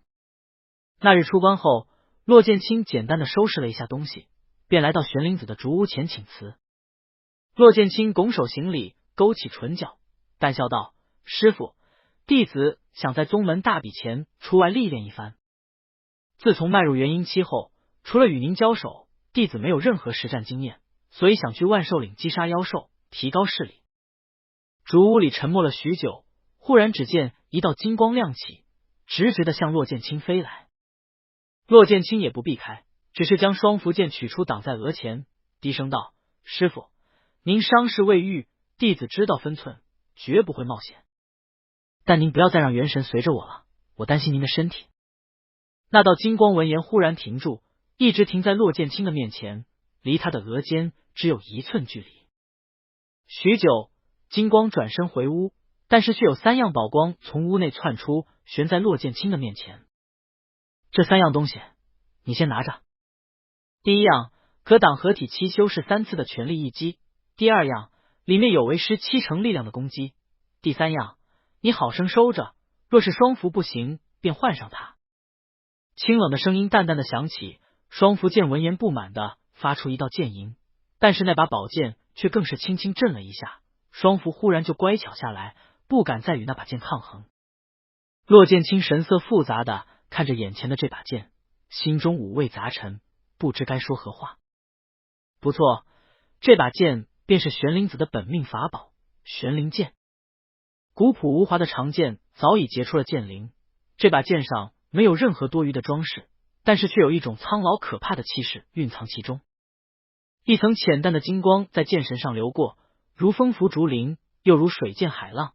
这剑里蕴藏着苍穹万物，仅仅是一道微不可闻的剑吟，便令双符蜷缩。寒光流过，冰冷无情。上辈子就是这把剑刺穿了骆剑清的心口，让他不敢置信的咽下了最后一口气。骆剑清伸手握住这把剑，忽然感觉手中一烫。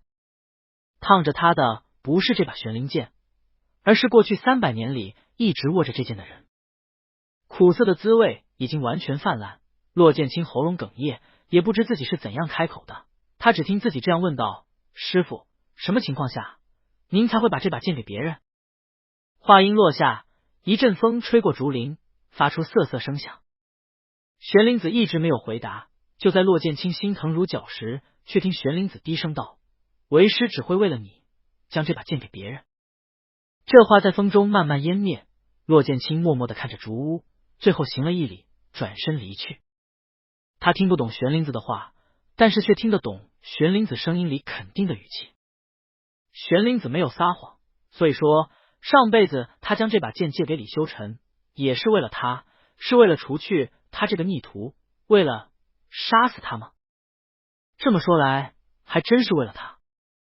走到竹林间，骆剑清忽然停住了脚步，猛地将腰间的玄灵剑取下，手腕用力，一道流光飞速往后窜去，剑气逼人，激起尘埃千丈。铮！玄灵剑刺入竹屋大门旁的窗栏，入木三分。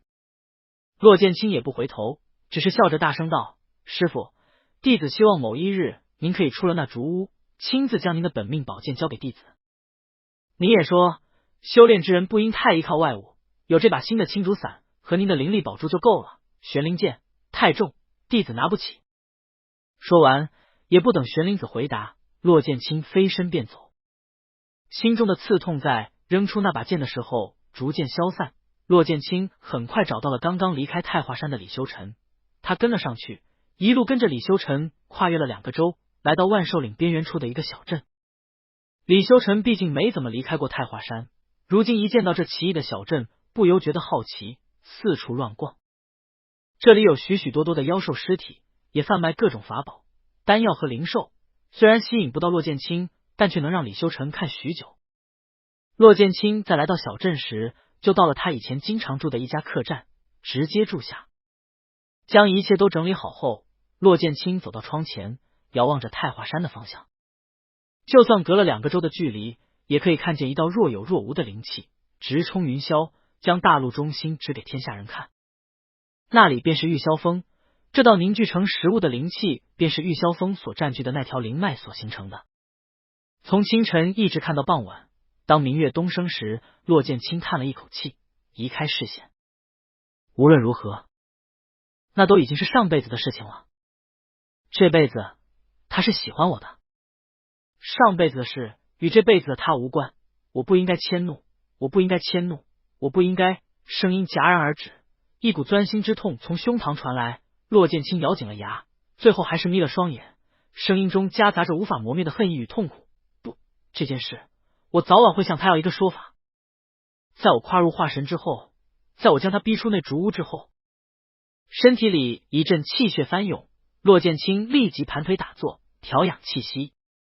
然而就在他将身体里的气血和灵力调整好后，却听到客栈楼下传来一阵奇怪的声音。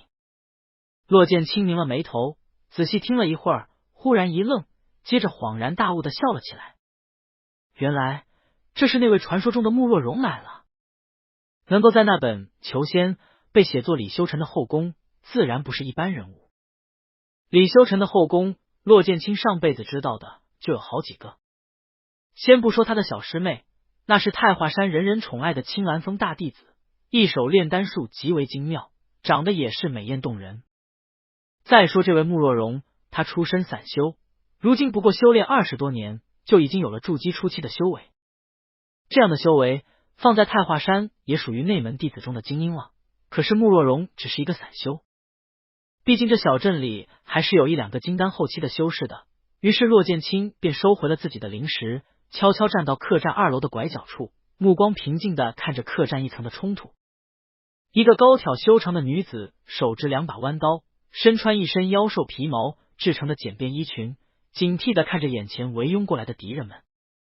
穆若荣肤色不像穆天星那般白皙细嫩，她的皮肤是一种健康阳光的淡麦色，五官美丽漂亮，一头黑发全部扎在脑后，身材更是前凸后翘。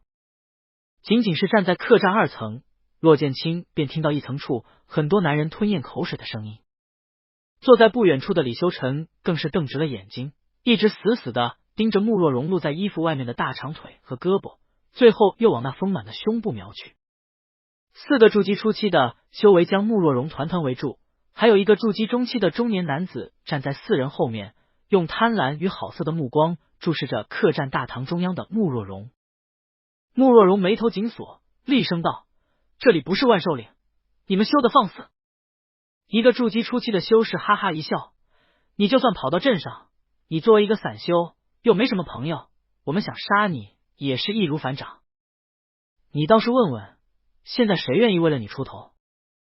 我们罗刀五虎第一个把他给砍了。”穆若荣脸色不变，冷冷道：“那头妖兽是我杀死的，你们不过是看到了而已，这样就想分走一部分，实在是欺人太甚。”又一人又古怪的目光上下打量着穆若荣，道：“那时候你精疲力尽，我们没杀了你夺宝，已经是看在同为散修的份上了。穆若荣，你不要不识抬举，万寿岭的规矩就是谁抢到就是谁的，你到底给不给？”穆若荣冷笑，但是现在已经出了万寿岭。那站在最后的筑基后期的修士走上前来，一双眯眯眼在慕若荣凹凸有致的身材上扫了几眼，最终停留在他饱满的胸脯和腿间。慕若荣神色一冷，却听对方道：“既然你敬酒不吃吃罚酒，那休怪我兄弟5人不客气。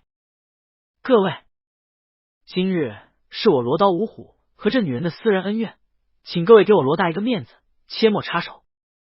若是插手了，那休怪在下的宝刀无情。”话音刚落，那筑基后期的男人拔刀便上，劈向慕若荣。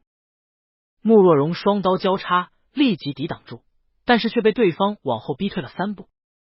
就在此时，其他4个筑基初期的修士也从4个方向包抄过来，个个拔出了自己的刀，使出刀招。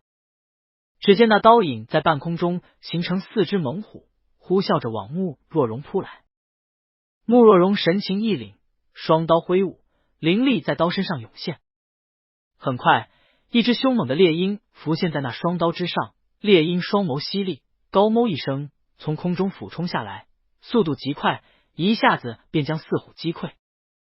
那4人嘴角渗血，倒退2步，筑基后期的罗大却双脚跺地，手中巨刀飞舞，唤出了一头凶残暴力的白虎。白虎咆哮的怒视空中的雄鹰，声音震耳发聩，猎鹰则挥舞着一双长翅，形成巨大旋风。白虎登地，忽然窜天，猎鹰高鸣，奔驰而下。二者忽然相撞，只见猎鹰惨嚎一声，化为烟灭，而白虎则得意都咆哮了2声。客栈里，慕若荣口吐鲜血，整个人倒退2步，恰巧退到了李修臣的桌子附近。这客栈似乎早已习惯修真者的互相厮杀，在客栈中央设立了一个比武台，往常有人决斗的时候，其他客人还可以随意吃饭，甚至也可以欣赏以下修士战斗，从中获取领悟。这一战，慕若荣就算再天赋异禀，他的修为也比那罗大低了一筹。慕若荣的脸上布满了汗水，汗水顺着优美的脖子往下流淌，落在了不断起伏的胸脯上。客栈里不少人的视线都不由自主的集中过去了，一旁的李修臣居然大声的吞了口水，目光痴迷的盯着慕若荣的身体，手指都颤抖起来。见状，骆剑清嫌恶的蹙了眉头，没有动作。而他自然也不知道，在桌子下，李修臣居然更加恶心的兴奋的立了起来。他距离慕若荣只有不足3米的距离，自然更能清晰的观察到那美妙性感的身材。妙！妙！妙！实在是太妙了，这就是他未来的女人。那一天很快就要来了，马上就要来了。李修臣激动的已经忘了自己身处何地，他双目睁大，死死盯着慕若荣。大概是他的目光太过赤裸，慕若荣忽然察觉到，往旁边看了一眼，脸上闪过一丝恶心。罗大朗声大笑，走上前说道：“慕若荣，你输了，跟我们兄弟5人走吧。”慕若荣不服气的举起双刀，说：“罗大，你休想带我走，我技不如人，算我认输，我将直接猎到的那头妖兽送给你们，我什么都不要了。”罗大色迷迷的看着慕若荣，却道：“现在不要了，晚了，走吧。”说着，罗大就上前打算拉走慕若荣，却听李修臣一拍桌子，起身道：“光天化日，朗朗乾坤，你们就打算将人抢走？这位道友，万寿岭虽说没有什么太严厉的规矩，但若是每个人都像你这样，谁还敢在万寿岭狩猎？”众人一听这话，也是愣住。慕若荣也诧异的看向李修臣，后者一直保持着镇定的神色，却还是忍不住看了一眼慕若荣的胸脯。慕若荣顿时黑了脸，立即转开视线。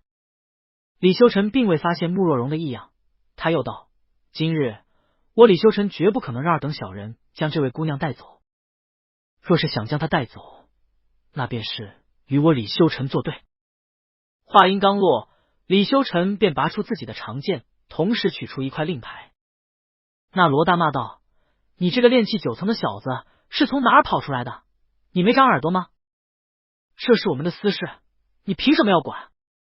李修臣举起令牌，冷声道：“就凭我是太华山的内门弟子。”客栈中一片哗然。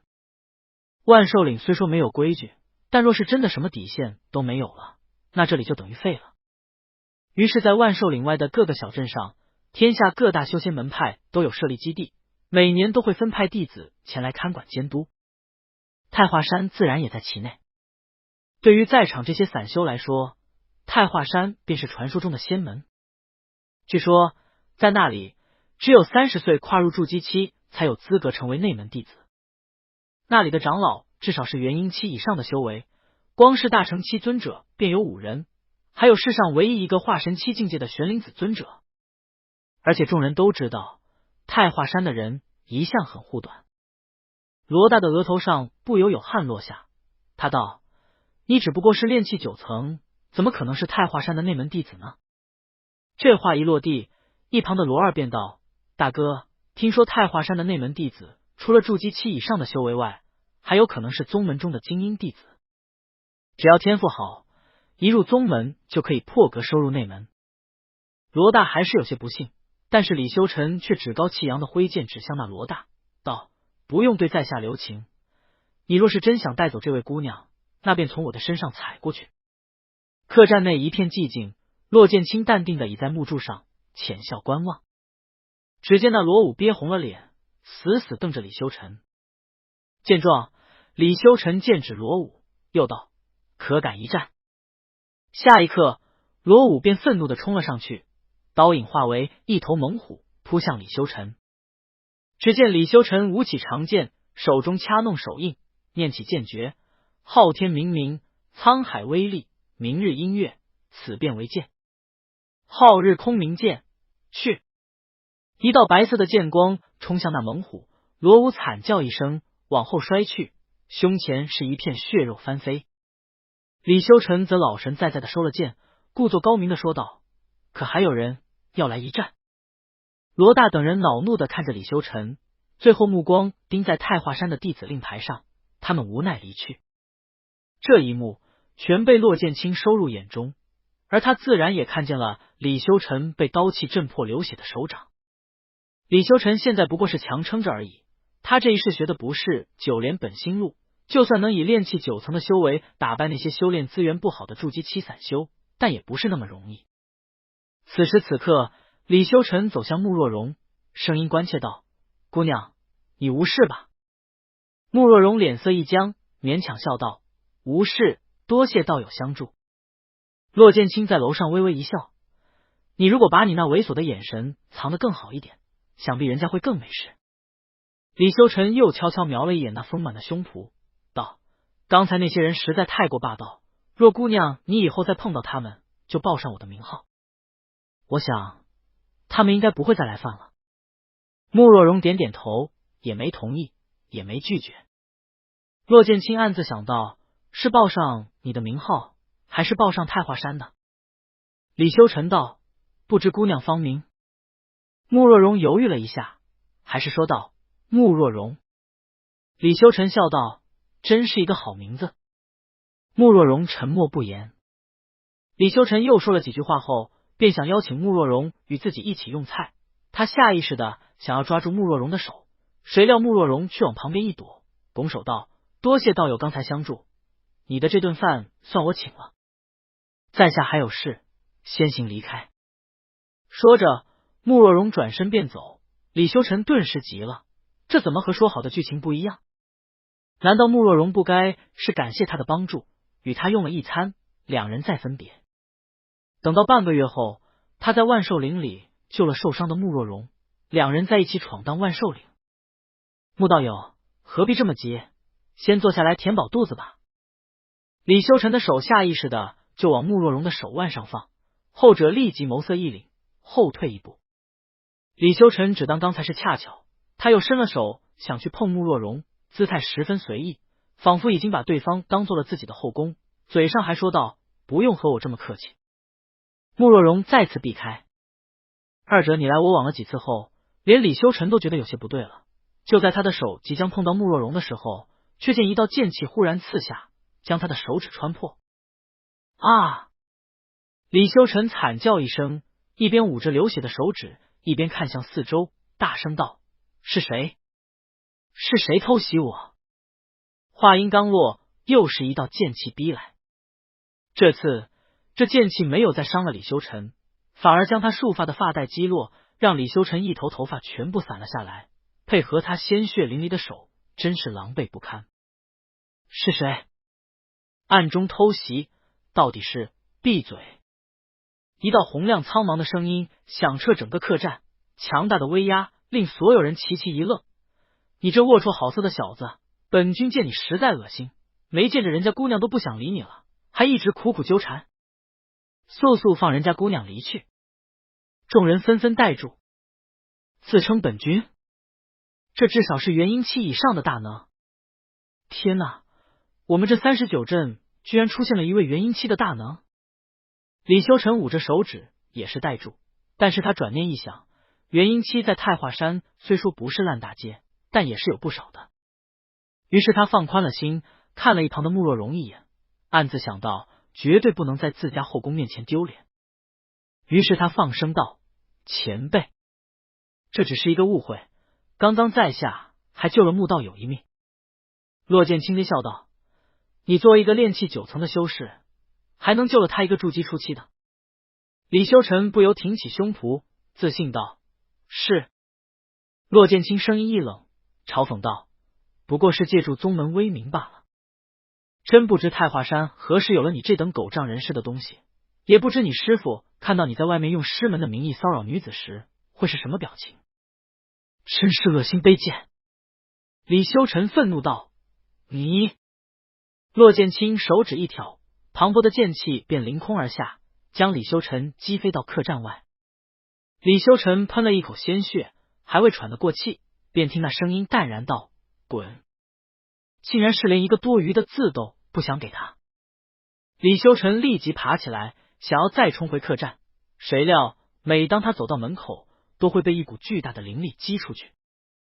这一来二往，李修尘身上早已沾满了尘土，客栈内外都有不少人围了过来，看他的丑样。李修尘脸色一黑，愤怒的甩了袖袍，赶紧离去。客栈内，慕若荣终于松了口气，他拱手对着空气说道：“多谢前辈相助。”话刚说完，却见慕若荣很快脸色一变，他脸颊微红，羞愧的低下了头，匆匆离开了客栈。而在2楼，骆剑清将这一切都收入眼中，他无奈的叹了一口气，转身回了房间。刚才他对慕若荣传音说了一句话：“连你自己都不珍惜自己，又怎么妄想别人去珍惜你？身为散修，实在不易。”那慕若荣能在20多岁就达到如今境界，自然付出了很多。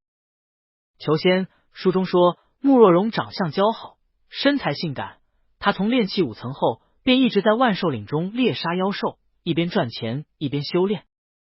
她一个女人，修为也算不上多高，自然需要找到队伍。于是，在修为低时，慕若荣便发现了自己身为女人的优势，她刻意穿着一些较为暴露的衣服，吸引别人加她入队。虽说慕若荣其实是一个比较保守的人，至今守身如玉，对那些觊觎她的身体的男人都非常恶心，可是直到筑基初期，她已经有了自保的实力，都没有注意到这个问题。其实这外貌何尝不是一种实力？散修的困难，骆剑清也能想到。如果李修尘不是太华山的弟子，那早在他想要碰慕若荣的第一下，他就会被慕若荣击杀。可是慕若荣是散修，他没有人在他身后撑腰，所以绝对不能这么做，于是他只能一味的忍让。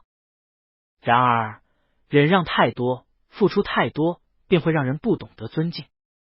没有再想太多，骆剑清对着慕若荣虽说没什么恶感，十分理解，但也没什么好感。暂时让李修尘没有获得慕若荣的好感，今日骆剑清心情还算不错，早早的入睡。第二天一大早，骆剑清便起了身，跟上了李修尘的脚步。李修尘昨天被他打得鼻青脸肿，丢尽颜面，今天趁着天没亮，没人看到，他就赶紧进入了万寿岭。骆剑清隔了几里路，十分淡定的跟着，而李修尘一边走，还一边在口中骂骂咧咧的。那些奇怪的骂词听在骆剑清的耳中，只让他觉得十分好笑。若是师傅也会像这李修成一样会骂人，那我可就惨了。顿了顿，骆剑清联想到玄灵子和李修成一样毫无形象的骂街模样，忽然浑身打了一个寒战，低声自语道：不行不行不行，那根本就不是他了。对，师傅还是不会骂人比较正常。骆剑清跟着李修成走了半个时辰，便见到了一头二阶妖兽。二阶妖兽不过相当于人类炼气4层到6层的水平，李修成轻松的将其杀了，取走内丹。骆剑清远远看着，忍不住低笑起来。这还没正式进入万兽岭，就能碰到二阶妖兽，看样子真是气运逆天啊！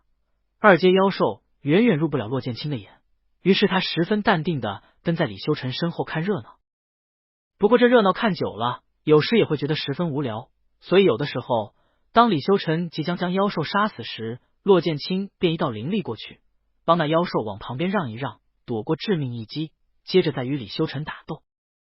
这便是身为同门师兄的关爱了，他这是在锻炼李修成的实战能力啊！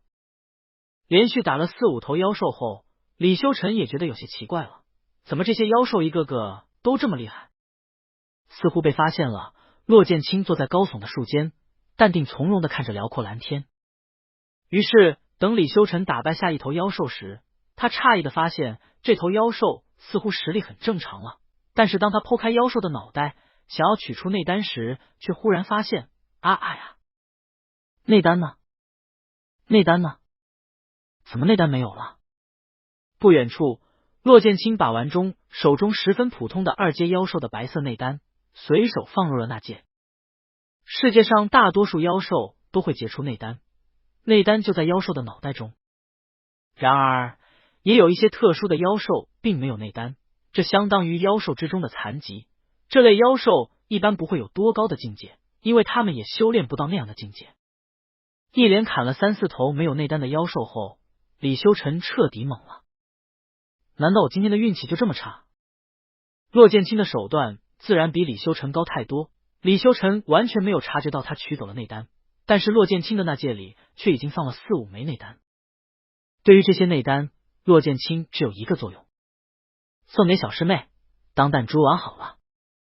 戏耍了李修成一个上午后，骆剑清渐渐失去了兴致。他将一块有着自己气息的碎石悄悄打在了李修成的身上，开始闭目修炼。这种灵药草木、猛禽妖兽十分丰富的地方，自然是修炼9夺天路的完美地点。修炼到第3夺后，骆剑清发现他对9夺天路的理解更上一层楼。9夺天路的第3夺是非，已经不再去直接争夺有形可见的东西，而是争夺天道散布在整个世界中那无形不可见的规则。骆剑清只是元婴前期的修士，自然不可能直接抢夺规则，但是他却会在这每一次失败的抢夺过程中，对规则生出更多领悟。这些领悟让他的虚无力量更为强大，也能攫取更多的灵气。整整5天，骆剑清便一直随意的闭目修炼，没有去理会李修成。等到夜深时，他便会走上几步去寻找到李修成，接着再修炼一整天，晚上再去找人。骆剑清早在13岁前就走遍了万兽岭的最外层区域，李修成实在是脚力太慢，5天了都没离开外层。在这种边缘地方，就算有机缘，那也只是对李修成来说的好机缘，完全无法吸引到骆剑清。然而第6天，当骆剑清正准备闭目修炼时，他忽然听到了一道尖锐的鸟鸣声。骆剑清双眸一睁，立即飞身往李修成的方向而去。不过多时，他便看到了那只大如山坡的巨鸟，羽毛金黄，肩会血红，一双小眼睛死死地盯着脚下的一群人修。他愤怒地咆哮着，从口中喷出炽热火焰。李修成刚刚来到这，他躲在一旁悄悄看着。而在这巨鸟前方，有3支装备齐全的小队正艰难作战着。他们中修为最低的也是筑基中期，而修为最高的竟然有金丹中期。一共19人，不断的对这头巨鸟妖兽进行围攻。这只金羽火凤鸟的弱点是在胸口。队长，我们进攻它的弱点。好。那位金丹中期的队长修士拉弓引弦，充满灵力的寒冰长剑划破天空，刺在金鱼火凤鸟的胸口。这大鸟惨嚎一声，眼睛里充满血光，它暴力的咆哮着，似乎是在蔑视这群竟敢侵犯它的领地，还敢打伤它的人类。这三组小队配合默契，当队长的冰剑刺入金鱼火凤鸟的胸口后，另一个金丹初期的修士便挥舞起大刀，刀身上灵力涌现，幻化成一只威武的雄狮，呼啸着向金鱼火凤鸟冲去。求妖绳，10多个筑基期的修士手中紫光大作，他们一起祭出了自己的求妖绳，打出手印，让10几条求妖绳凝结在一起，形成一张密罗大网。那大网从天空中飞速扑下，此时刀影形成的雄狮一下子扑在了金鱼火凤鸟的身上，两者纠缠厮打。又是一支寒冰剑破空而来，这一次金鱼火凤鸟看到那曾经伤害自己的剑，忽然暴怒的高鸣一声，他扑扇着翅膀，卷出火风，愤怒的将雄狮踩死，然后又口吐火焰，让寒冰剑蒸发。顿时队伍里的2名金丹修士都吐了口鲜血，气息暗淡下去。队长！2位金丹期修士齐齐摆手，郑重的看着金鱼火凤鸟。只见那张紫色大网已经罩上了火凤鸟的身体，将它死死囚在其中，似乎无法动弹。但是对此，这2位修士并未放心，忽然互相看了一眼，然后2人一起往前奔跑。苍冰剑，狂狮法刀！只见那雄狮忽然手持冰剑，飞速的奔向被囚禁住的金鱼火凤鸟。火凤鸟看到此景，不断嚎叫，它愤怒的扑闪着翅膀，掀起火焰旋风，可是自己却仍旧被关在大网里，没法出来。巨狮撞上了火凤鸟，将这支寒冰剑插入它的胸口。金鱼火凤鸟忽然安静下来，它的胸口鲜血直喷，已然被伤到了根本。这3支小队高兴的松了口气，但是没等他们说话，却见巨鸟身上泛出了一层金光。金丹中期的队长惊骇道：“不好！”他要使用天赋技能萤火新生。不远处，骆剑清将这一幕收入眼中。金鱼火凤鸟天生5阶，传闻是神兽凤凰的一脉后裔，虽说血统不是那么纯正，但是也拥有和祖先非常相近的技能，那就是萤火新生。凤凰的涅槃重生是无上奥义，而这萤火新生则差了很多，使用这技能只能让金鱼火凤鸟的伤势很快治愈，有逃命的机会，但是只要撑过一盏茶时间，这火凤鸟就会掉落到4阶，终身可能都无法再重回5阶。能够把一只相当于人修金丹后期的金鱼火凤鸟逼到如此境地，这群散修也真是相当强悍。骆剑清的目光轻飘飘的落在了不远处的李修尘身上，只见他激动的抓紧了手中剑，似乎准备借机而为。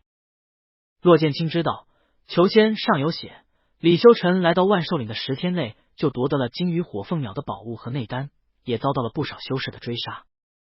书上说李修尘并不知道那些修士非常辛苦地打了这火凤鸟，但是那群修士却强迫的要他将生死关头才得到的火凤鸟宝物交出来。李修尘是多么冤枉啊！这群无耻的人还要追杀他，真是太没天理了。书上大概表达的就是这么个意思。可是骆剑清却不觉得如此，人家将火凤鸟逼到要萤火新生了，可见付出了多少心血。首先要找到火凤鸟，然后还要引出它，到最后还必须得打败它。李修尘不过是在最后关头讨了个巧，别人想要他交出宝物也是理所当然。不过万寿岭向来是强者称王，像李修尘这样的夺宝行为虽说被人不耻，但也是十分正常的。但是那群人追杀李修尘也是合理的，只要他们追杀到李修尘，那李修尘身上的所有宝物也都可以是他们的。弱肉强食，这一点在万寿岭就是铁律。眼见那火凤鸟在一息时间内恢复到了巅峰气息，他一把就将困住自己打的巨网掀开。可是此时那些修士却早已灵力枯竭，伤痕累累。大家，我们只要撑过一盏茶时间，这只金鱼火凤鸟就让我们宰割了。好！众人齐心合力，各自使出自己的绝招，一边躲避火凤鸟的炽热火焰。自然也有人受了重伤，口吐鲜血的倒在地上，也有人被火凤鸟一股飓风砍断手臂，痛嚎不已。这一盏茶的时间漫长到让人绝望。李修臣当然不可能上去送死，骆剑清也只是在一旁看着。这就是万寿岭的规矩，这里不会有人帮助你。若是骆剑清上去，他当然可以轻而易举的收服这只火凤鸟，可是那些散修就别想分得东西了。就算骆剑清只是帮忙，那些散修之前的付出也都打了水漂，因为骆剑清是元婴修士。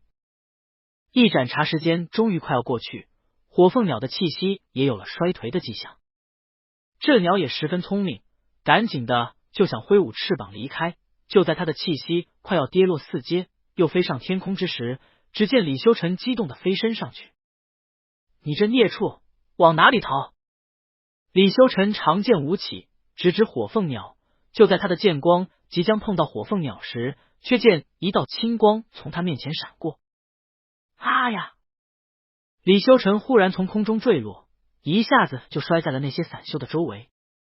至于那火凤鸟，也瞬间跌落四阶。骆剑清的这道剑气便逼得那火凤鸟惨嚎一声，同样摔落下来。过了片刻，为首的金丹中期散修起身，尽量将灵力放稳，大声道：不知是哪位前辈在一旁帮了我们兄弟？若是前辈不嫌弃，可以将这金羽火凤鸟取走，我等只要这妖兽身上的金羽就可以了。说话时，尽管这修士尽量让自己平静，可是他的声音里却仍旧夹杂着愤懑。他们19个人历经千辛万苦才找到金羽火凤鸟，用了很多宝物才将其引出来，又打伤到如此地步。现在这位前辈只不过在最后出了一把力，就要分走一大半的东西，你让他们怎么不恼怒？然而他们也只是敢怒不敢言。不过出乎他们意料的是，骆剑清淡然道：本君没有击杀这火凤鸟。那修士倒是愣了：前辈？骆剑清语气淡漠道：本君只是看这个坐收渔翁之利的小子不顺眼，所以用剑气逼他下来。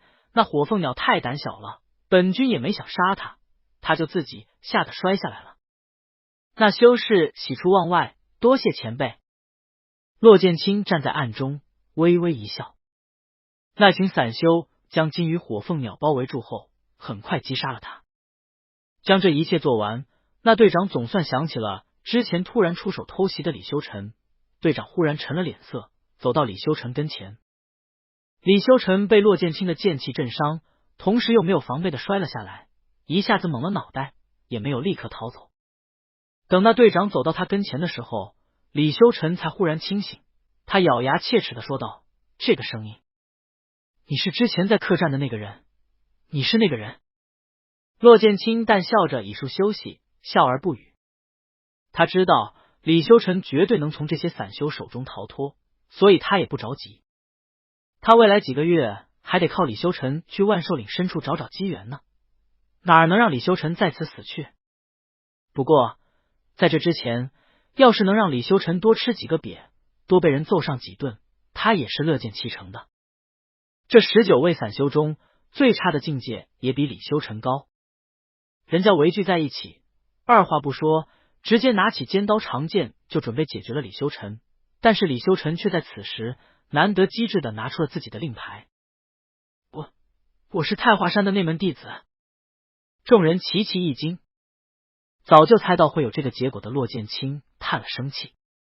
那19个散修互相看了一眼，为首的金丹中期修士轻笑一声，对自己的同伴说道：这小子实在不识抬举，要不是刚才有前辈路过，到了我们嘴里的东西就要被他夺走了。二弟，你有听到这小子刚才说话了吗？金丹初期的修士摇摇手，憨笑道：大哥，我没听到。金丹中期的修士又问：其他弟兄们，你们听到了吗？众人一起摇头，没有。这下子李修臣顿时傻了眼，一个劲的高喊着我是太华山的内门弟子，一边被这19个人围殴了一顿。说是围殴，这群人也没有真的出杀招，只是尽可能的把李修臣打了个鼻青脸肿。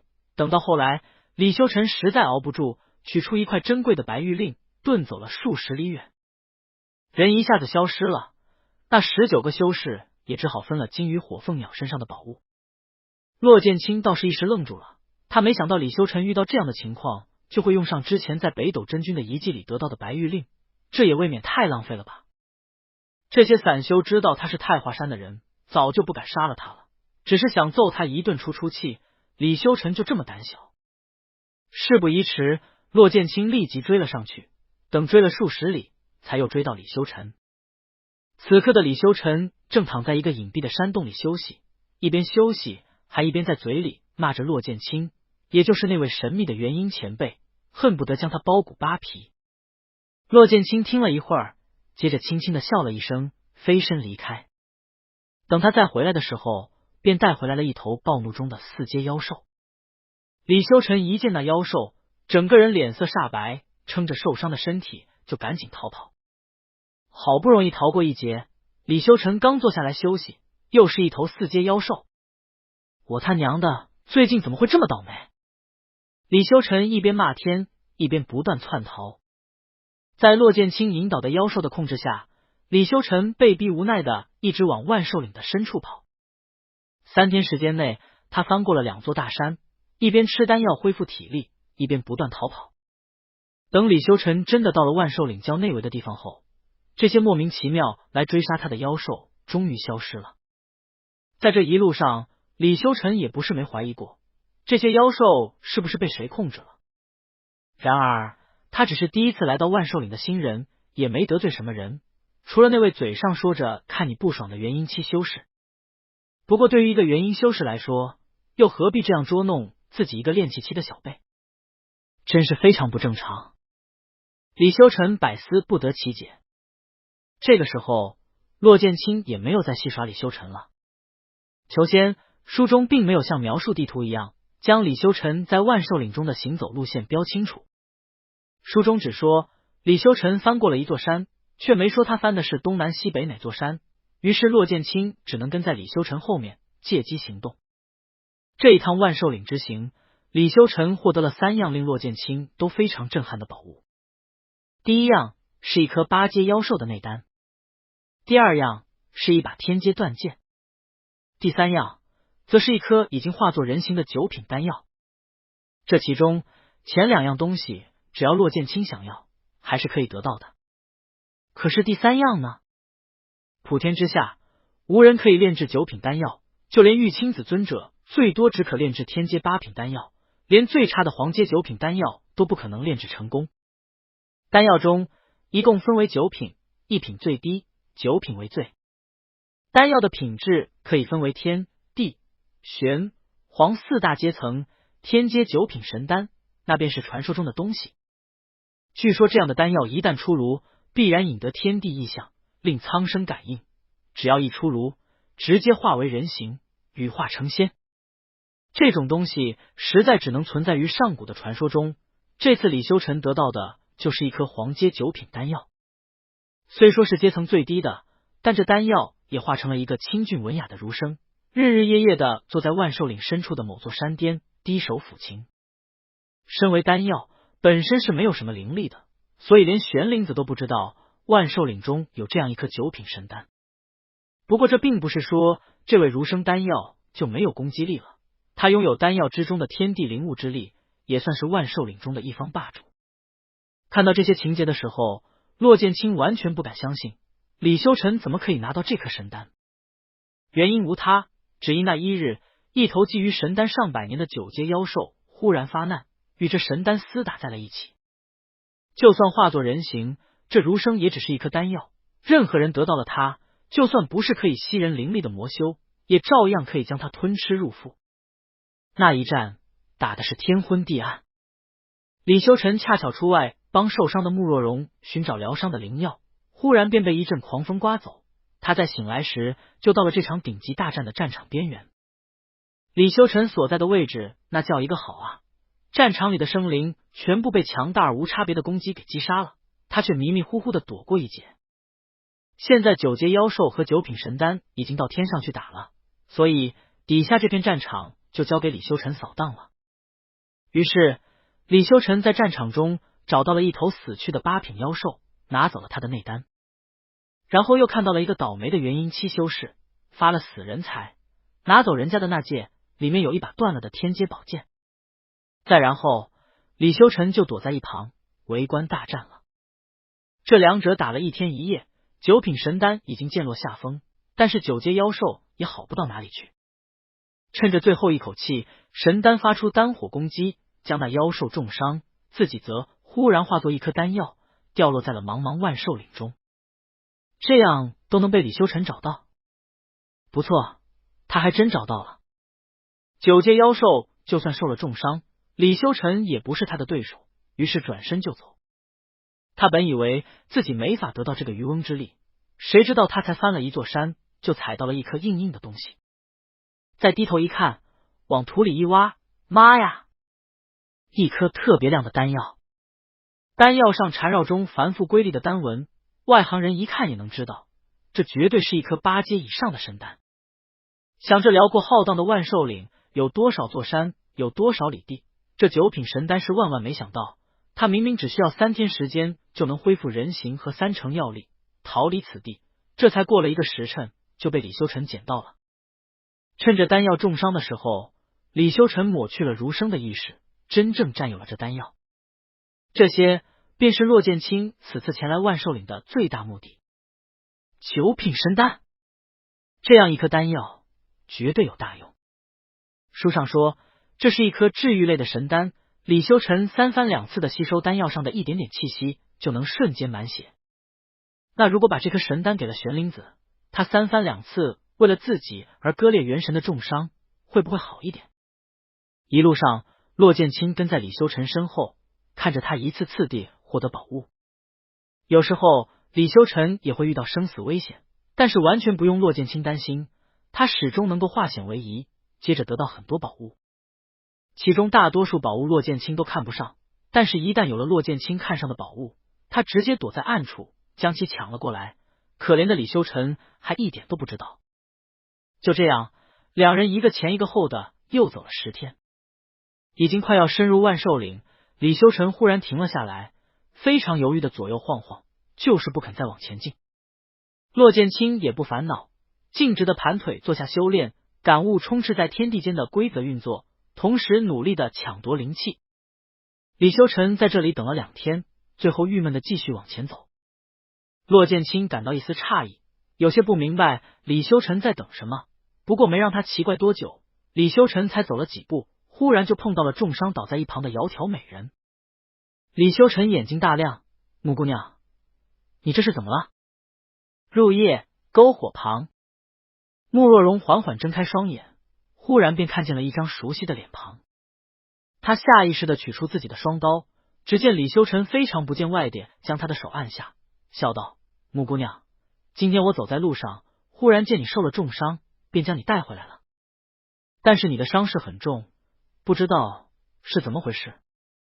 慕若荣嗓子干哑，他目光复杂的看着李修臣，过了许久才小声道：我先前遇见了一头5阶的天文黑毒蛛，他太厉害，我在逃跑时被他的毒液溅到，所以才会忽然晕倒。这些事情李修臣早就知道，此刻他眼中闪过一丝高兴，接着立即紧张道：5阶的天文黑毒蛛，那可如何是好？慕若荣之前在客栈时就对李修臣没有好感，他心思缜密，早就将李修臣的表情观察进去。可是如今的他也别无办法，他现在手腕以下还能动弹，可是其他地方被毒液溅到后却疼痛难忍，并且还开始慢慢溃烂。这些伤口必须立即处理。可是中了毒的地方全都无法动弹，慕若荣就算有药也没办法为自己敷上。在这荒僻的万兽岭深处，3天都见不到一个修士。慕若荣本来也以为自己这次肯定死定了，谁料居然见到了人。可是见到的却是这李修臣。在贞操和生命之间，慕若荣艰难的抉择着，他的眼中渐渐有泪水聚集，因为他忽然想起了那位元婴前辈在客栈里给自己的传音：连你自己都不珍惜自己，又怎么妄想别人去珍惜你？从那以后，慕若荣便将自己暴露的衣裙脱下，换了最常见的女修衣裙。他用美色换取了10年的便利，但是如今他已经到筑基期，他可以保护自己了，也可以保护自己的身体，然而老天总是这样不如人愿，穆若荣本就是误入万兽岭深处，他已经打算离开，却碰上一只毒蜘蛛。现在是在生命和身体中做出选择。穆若荣的口中有些发涩，他低着头，篝火照在那头青丝上，映得亮光灼灼。许久后，只听穆若荣哑着嗓子小声说道：“我的那戒中有一瓶药，可以稍微延缓一下毒液发作。李道友，可否劳烦你为我上药？”李修臣双眼一亮，毫不犹豫地道：“好。”穆若荣闭上眼睛，心中颤抖，又说：“我的伤口在后背有3处，两腿有4处，小腹上有1处，还有……”声音忽然沙哑的顿住，过了片刻，他才继续说道：“胸口也有2处。”李修臣自然震惊道：“穆姑娘，这让我怎么去上药？”他说的一副大义凛然的正人君子模样，可是穆若荣却仿佛什么都没有听见，只是仍旧闭着眼睛说道：“无妨，李道友，此番是你救我性命，若我穆若荣能活下来，自然报你大恩。”李修臣又推三阻四的说道：“可是穆姑娘，你是个姑娘，而且这是伤口都伤在……”穆若荣声音陡然坚定起来：“李道友，穆若荣谢你救命之恩。”李修臣忍不住的翘起嘴角，在穆若荣看不见的地方轻轻笑了一下。他又推辞了一番，最后终于勉为其难的答应下来。一开始还说自己要蒙着眼睛，可是穆若荣却苦涩的表示蒙着眼睛可不好看到伤口，于是李修臣只得作罢。昏黄的火光旁，美丽妩媚的女修不能动弹的躺在地上，一旁的男修缓缓伸手。李修臣的手碰到穆若荣的衣襟时，后者忽然一个颤抖，但是却没有开口阻止。李修臣就这样将穆若荣的外衫扒了下来，又扒了一层内衫，已经看到了艳色的肚兜。此刻的穆若荣早已咬紧嘴唇，咬得快要滴出血来，他紧闭着眼不肯睁开看。而他自然也不知道，见到那丰满的胸脯，李修臣吞了口口水，赶紧的就要去解开肚兜。到这个时候，躲在暗处的骆剑清终于叹了口气，一道剑气过去，将李修臣击晕。砰！李修臣倒在一旁，穆若荣赶紧睁开眼睛。忽然只见一道青色的身影走了过来，那人轻轻挥袖，穆若荣的衣服就又盖到了他自己身上，将这一片春色遮去。穆若荣震惊的睁大双眼，看着那个忽然出现的青衣人，一身翩然雅致的青袍在月光下泛着冷淡的光芒，黑发无风自动，面上戴了一张银色面具，上面花纹缠绕，气质无华朴素，却独有一种清冷如莲的高贵隐隐散发。穆若荣此时正处于大起大伏之时，忽然见到这人，他下意识的便警惕起来，可是望着那双流露无奈的眼睛，却忍不住的吃了。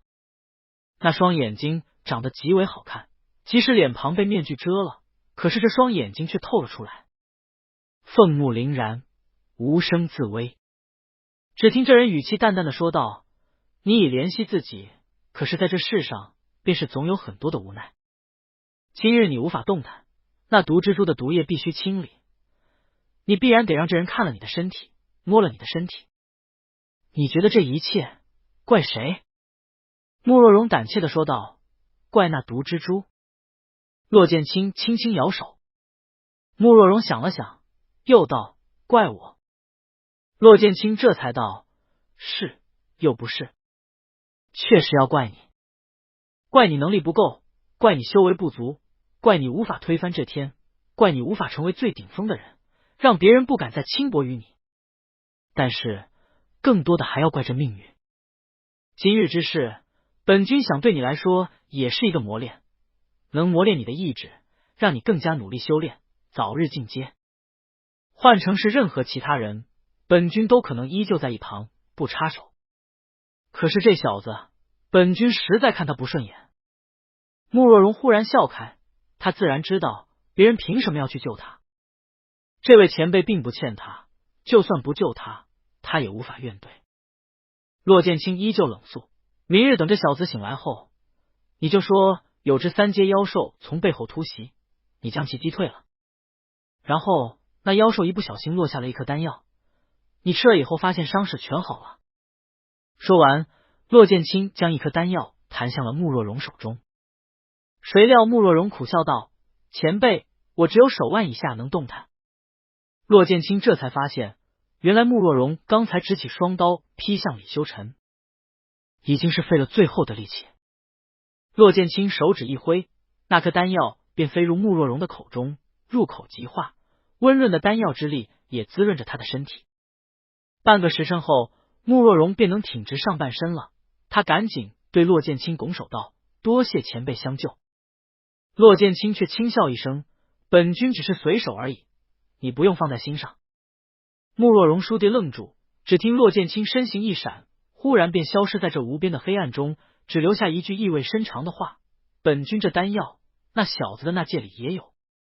你不要问本君是如何知道的，你只需要选择相信本君，或者不相信。”第二日清晨，李修尘慢慢醒来。他醒来时，慕若荣早就穿好了衣服，在一旁收拾东西。忽然见到李修尘醒来，慕若荣笑着将昨天晚上准备好的说辞全部告诉了他，接着便道：“我的伤势已经好了大半，李道友，我打算回镇子，以后我们有缘再会。”李修尘顿时傻了：“慕姑娘，你这……”慕若荣却直接起身，弯腰行了一礼：“李道友，后会有期。”话音落下，慕若荣转身便走。李修尘下意识的想要抓住慕若荣的手腕，谁料却被两把冷冰冰的弯刀逼退。只见烈日下，慕若荣一张俏脸上全无笑意，他冷冷的看着李道友，一字一顿的说道：“李道友，在下敬佩太华山，却并不畏惧太华山。”这句话让李修尘浑身僵硬。此时慕若荣已经走了10米远。李修尘捏紧手指，不甘心地大喊道：“慕姑娘，我乃太华山浩明峰的内门弟子李修尘，你若有空路过太华山，可找我叙旧。只要能见面，就能培养感情，说不定还能再制造机会。”这李修尘哪里知道，他已经不是缺少机会的问题，而是慕若荣根本就十分厌恶他。但是听了他这话，那慕若荣却忽然顿住了脚步，回了一句：“好，谢谢李道友关心。”对此，李修尘沾沾自喜的小声嘀咕道：“嘿嘿，还是对我有一丝好感的吗？”也对，虽然没有更为亲密的接触，但是怎么说，我也算是救了他2次。不要太急，以后会有机会。骆剑清见到这番情景，也是诧异不已。他本以为慕若荣已经对李修尘讨厌至极，怎么还会答应他的邀请？难道说那本书的剧情就这么难以违背？不好，那得注意小师妹的情况，可不能再让小师妹掉入火坑了。3天后，李修尘一路跨街斩杀4阶妖兽，获得许多不错的东西。有一次他还碰到2头5阶妖兽，所幸他有广灵子尊者赐予他的法宝，于是一次次化险为夷。骆剑清算计着时间，准备好要迎接那一场顶尖大战。而此时此刻，慕若荣也来到了39镇，开始调整休息。他回到了那家客栈，坐在其中吃饭，可是拿着筷子，他却一直没有动菜，反而看着这菜慢慢的入了神。我要珍惜自己，我要提高修为，让命运无法主宰我，我要报答救命之恩，我要再见到那位前辈。他似乎知道李修尘的很多事情，也似乎认识那个李修尘。李修尘是太华山的内门弟子，那或许他也是太华山的人。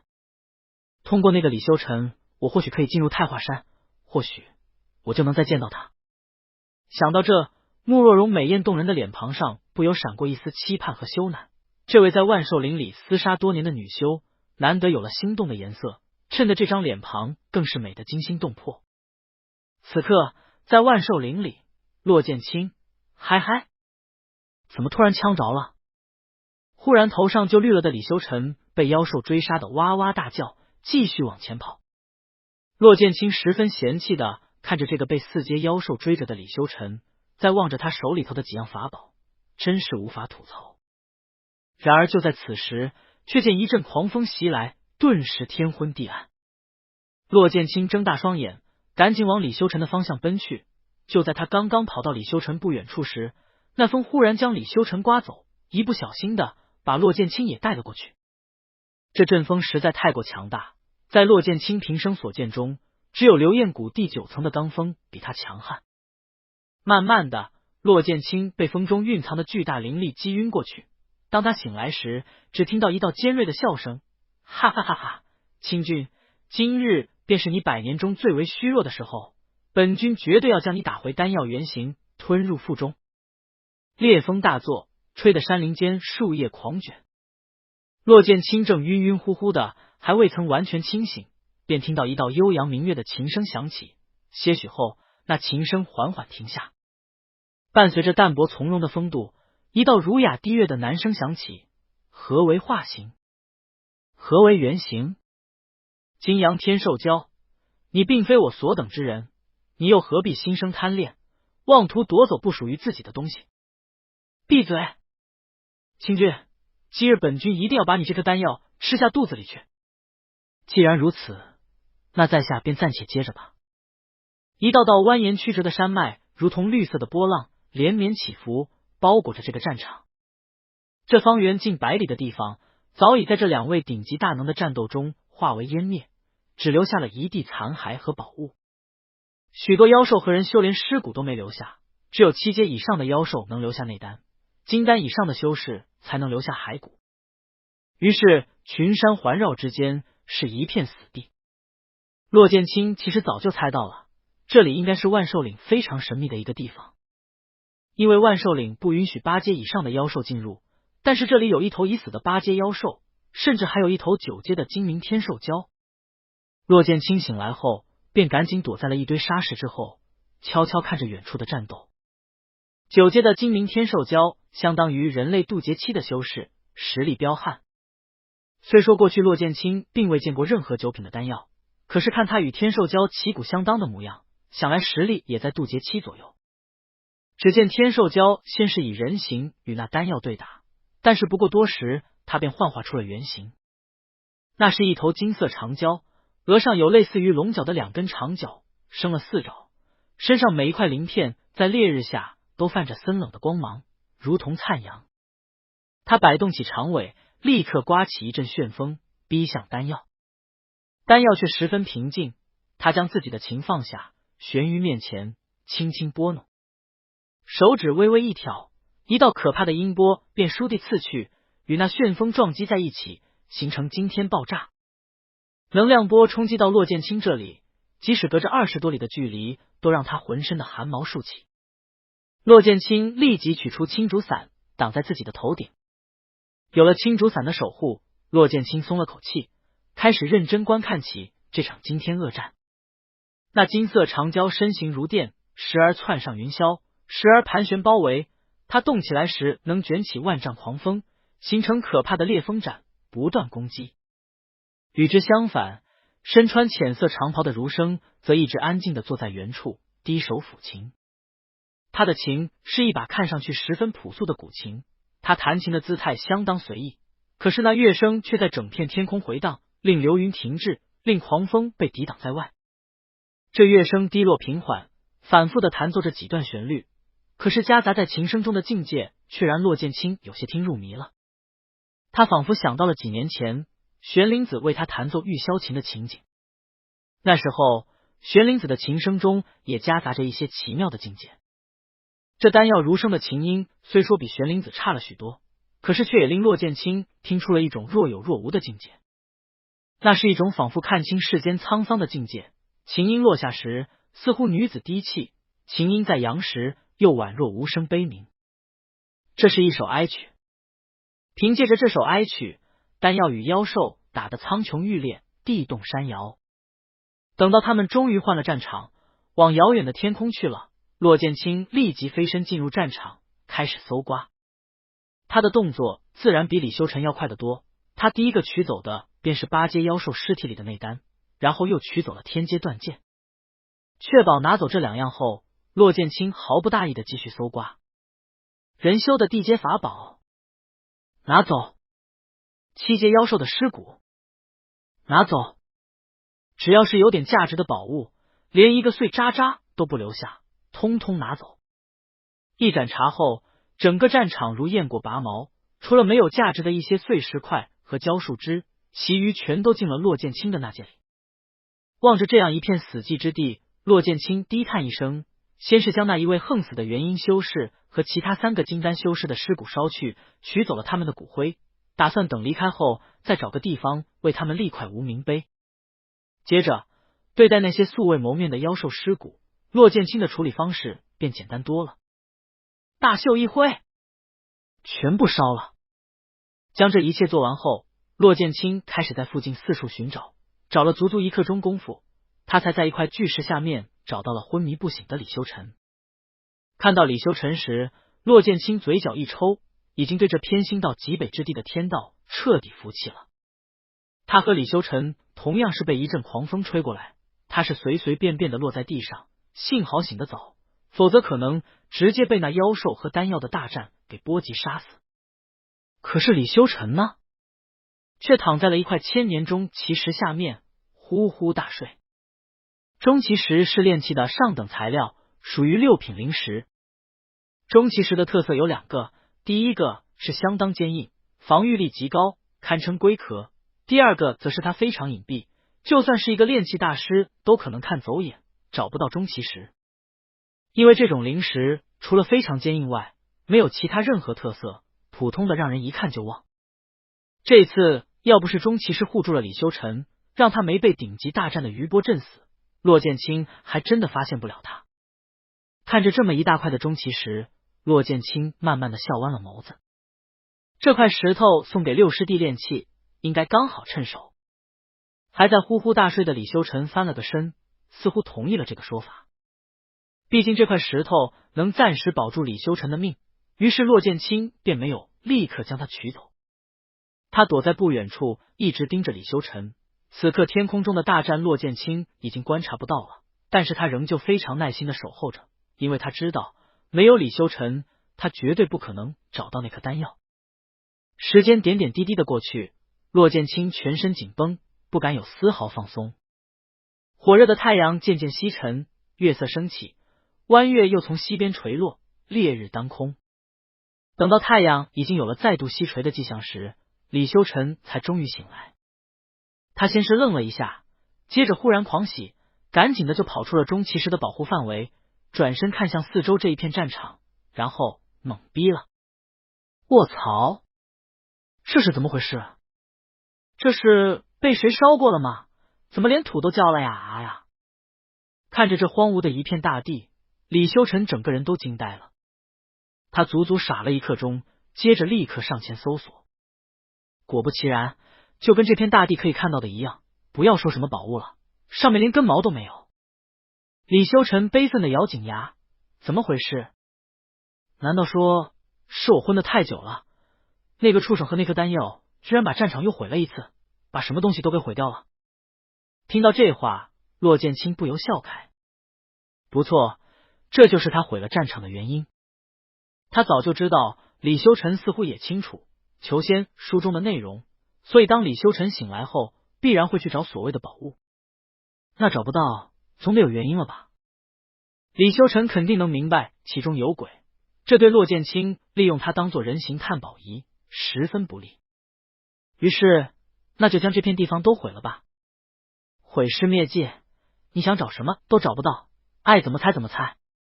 骆剑清不知道李修臣是怎么想到这么个理由的，但是听着李修臣这理由，他也觉得十分合理。毕竟在书上说，李修臣拜入的应该是玄灵子门下，得到他的悉心教导，虽说是炼气9层，可却比现在厉害多了。上辈子这时候，骆剑清知道自己这位师弟有着击杀筑基中期修士的水平，远超如今。而且不知道是不是在玉霄峰上待久了，上辈子的李修臣也比现在成熟一点，至少沾上了一点点属于玄灵子尊者的冷静沉着。反观如今，以李修臣的实力，他多昏迷一段时间可能性极大，那这些宝物被大战波及了也是很有可能的。李修臣悲痛的长叹，这他妈都是什么玩意儿啊！他话音刚落，却见天空中金光与银光相间闪烁，一道急促的琴音忽然响起，下一刻磅礴可怕的灵力忽然散溢出来，与之而来的是一股十分沉重的灵药香气。李修臣见状一愣，眼中闪过一道金光，接着赶紧躲到了刚才那块中旗石下。而不远处的骆剑清也屏住了呼吸，死死地盯着战场中的情景。砰砰，丹药第一个落了下来，重重地摔在地上，震出裂纹。不过多时，粗笨厚重的长蛟也落了下来，他刚一落地，便仿佛地震，震得骆剑清心神不稳。而不远处的李修臣却在中旗石的庇护下，依旧兴致勃勃地看着。长蛟落地后，化作一个光头壮汉，他脸上全是横肉，粗鄙不堪。此刻他身上的血液早已将衣服打湿，但是他却激动地往前而去，因为他知道丹药已经陷入绝境，此刻正是取走丹药的大好时机。大地之上，浅意的儒生抬手擦拭着自己的嘴角，将青色丹液擦去。长蛟已经飞身到他的面前，儒生却仿若未闻，只是淡然地站起了身，仔细地拂去了衣袖上的灰尘。他做这番动作的时候，长蛟也没攻击。等过了片刻，只听长蛟说道：“清俊，我俩也算是相识100年，打了100年。然而我欲突破地阶成为妖尊，必须得吃了你，才有一线生机。”那儒生抬手看他，天道有常，不是你死，便是我亡。今明天受交，不必多言。今日你我之间必然有一个结果。我身为丹药，结局早已注定，但我所等待之人并不是你，所以恕我无法助你进阶。光头壮汉大笑一声，道：“那便战。”浅衣儒生收回古琴，说：“战。”话音落下，二者身上灵力大作，一头虚幻的精明天兽蛟出现在光头壮汉的身后，而一朵十分虚渺的青色花朵也出现在了儒生的头顶。这两道幻影出现后，狂风都为之停滞。骆剑清死死地望着这幕场景，可惜那朵花实在太过虚弱，并未显出真实情景，让骆剑清颇为遗憾。精明天兽蛟首先发动攻击，丹药也忽然将青色花朵逼上前，两者在空中发出惊天巨响。毕竟丹药正处于虚弱之时，很快就落了下风。谁料就在此时，儒生低语了一句：“我所等之人真不是你。”接着只见青色花朵上忽然燃起了金色火光。你竟然用了丹火！砰！精明天兽蛟的幻象瞬间消散，光头壮汉他口喷鲜血，倒飞出去。而另一边，儒生更是面如金纸，金色的火焰在他的身上燃烧着。不过多时，他便忽然化作一颗小小的丹药，往东边飞去。见状，李修臣激动地睁大眼睛，赶忙追了过去。而骆剑清在李修臣走后，则是拂袖将那块巨大的中旗石收入那戒，然后再飞身跟上了李修臣。李修臣就算反应再快，也跟不上丹药飞离的速度。不过多久，丹药便消失在了李修臣的视野中，可是他却仍旧往前走着，骆剑清便在后头跟着。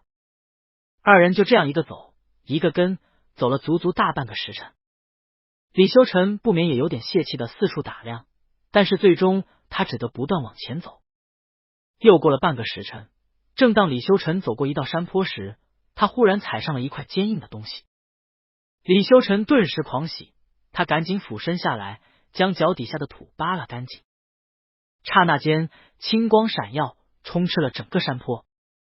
找到了啊！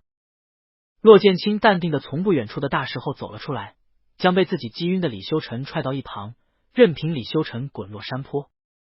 然而没等骆剑清低手取出丹药，他便听到天空中响起阵阵雷鸣。不过多时，一道道雷霆直直的劈落下来，全部劈在了骆剑清的周围。骆剑清往左边走一步，那雷霆便劈在他的右边；骆剑清往前面走一步，雷霆就劈在他的后面。这天道似乎是瞎了似的，总是劈不到骆剑清，仿佛找不出他所在之处。对此，骆剑清早有猜想，然而看到真实情况后，却还是有些感慨。九夺天路竟然逆天到如此地步，能让我真的脱离天道而存在。劈下18道天雷后，天空中的雷云终于消散。这天道仿佛认输了，也似乎觉得没必要再折腾下去了，所以就放了骆剑清一马。当然，若是他真的想要击杀骆剑清，那还是有法子的，只需要降下密密麻麻的雷劫，就可以令洛剑清魂飞魄散。不过此刻的情形似乎还不值得他付出这么多。见雷云真的消散了，洛剑清淡定的一笑，真正的低下头，从泥土中拿出了那颗丹药。但是就在他刚刚拿到丹药的时候，砰！一阵浩瀚的丹力从他的手掌撞击进了他的经脉，这颗可以救人的丹药竟然在对他发动攻击。不对！洛剑清立刻运转起体内的灵力与之抵挡。可是这股丹力实在太过庞大，以摧枯拉朽之势冲撞着洛剑清的经脉，将他体内的灵力吞噬。眼见着自己的灵力都被对方吞走了，洛剑清双眸一缩，下意识的运转起体内属于九夺天路的那股虚无力量。只见当虚无力量碰上丹力时，后者忽然一震，接着猛地从洛剑清的身体里逃出。可是虚无力量哪里允许他离开？那力量如同长蛇，直接奔出了洛剑清的身体，将这颗小小的神丹缠绕包裹。丹药轻轻震动，似乎在抗争。洛剑清的衣衫早已被汗水打湿，他脸色苍白，此刻松了一口气。谁料忽然听到一道清雅的声音在这山坡上响起：“你也同样不是我所等之人，何必心生贪念？”洛剑清此刻早已虚脱，但是他仍旧强撑着力气，冷声道：“天下重宝，能者居之。我虽不是你所等之人，我也不知你等待的人是谁，但是前辈，此刻你已经被我握在掌心，而我想要吞了你，只是随手之劳。”丹药却笑道：“那你为何刚才不直接抹了我的意识，再吞了我呢？”洛剑清一愣，道：“我现在就抹去你的意识。”丹药轻轻笑了一声，语气豁然洒脱：“已经晚了。”轰！一股凶猛磅礴的力量从洛剑清的身后袭来，他的身体站立起来，直觉性的从那戒中取出了一把青竹伞，赶紧撑开。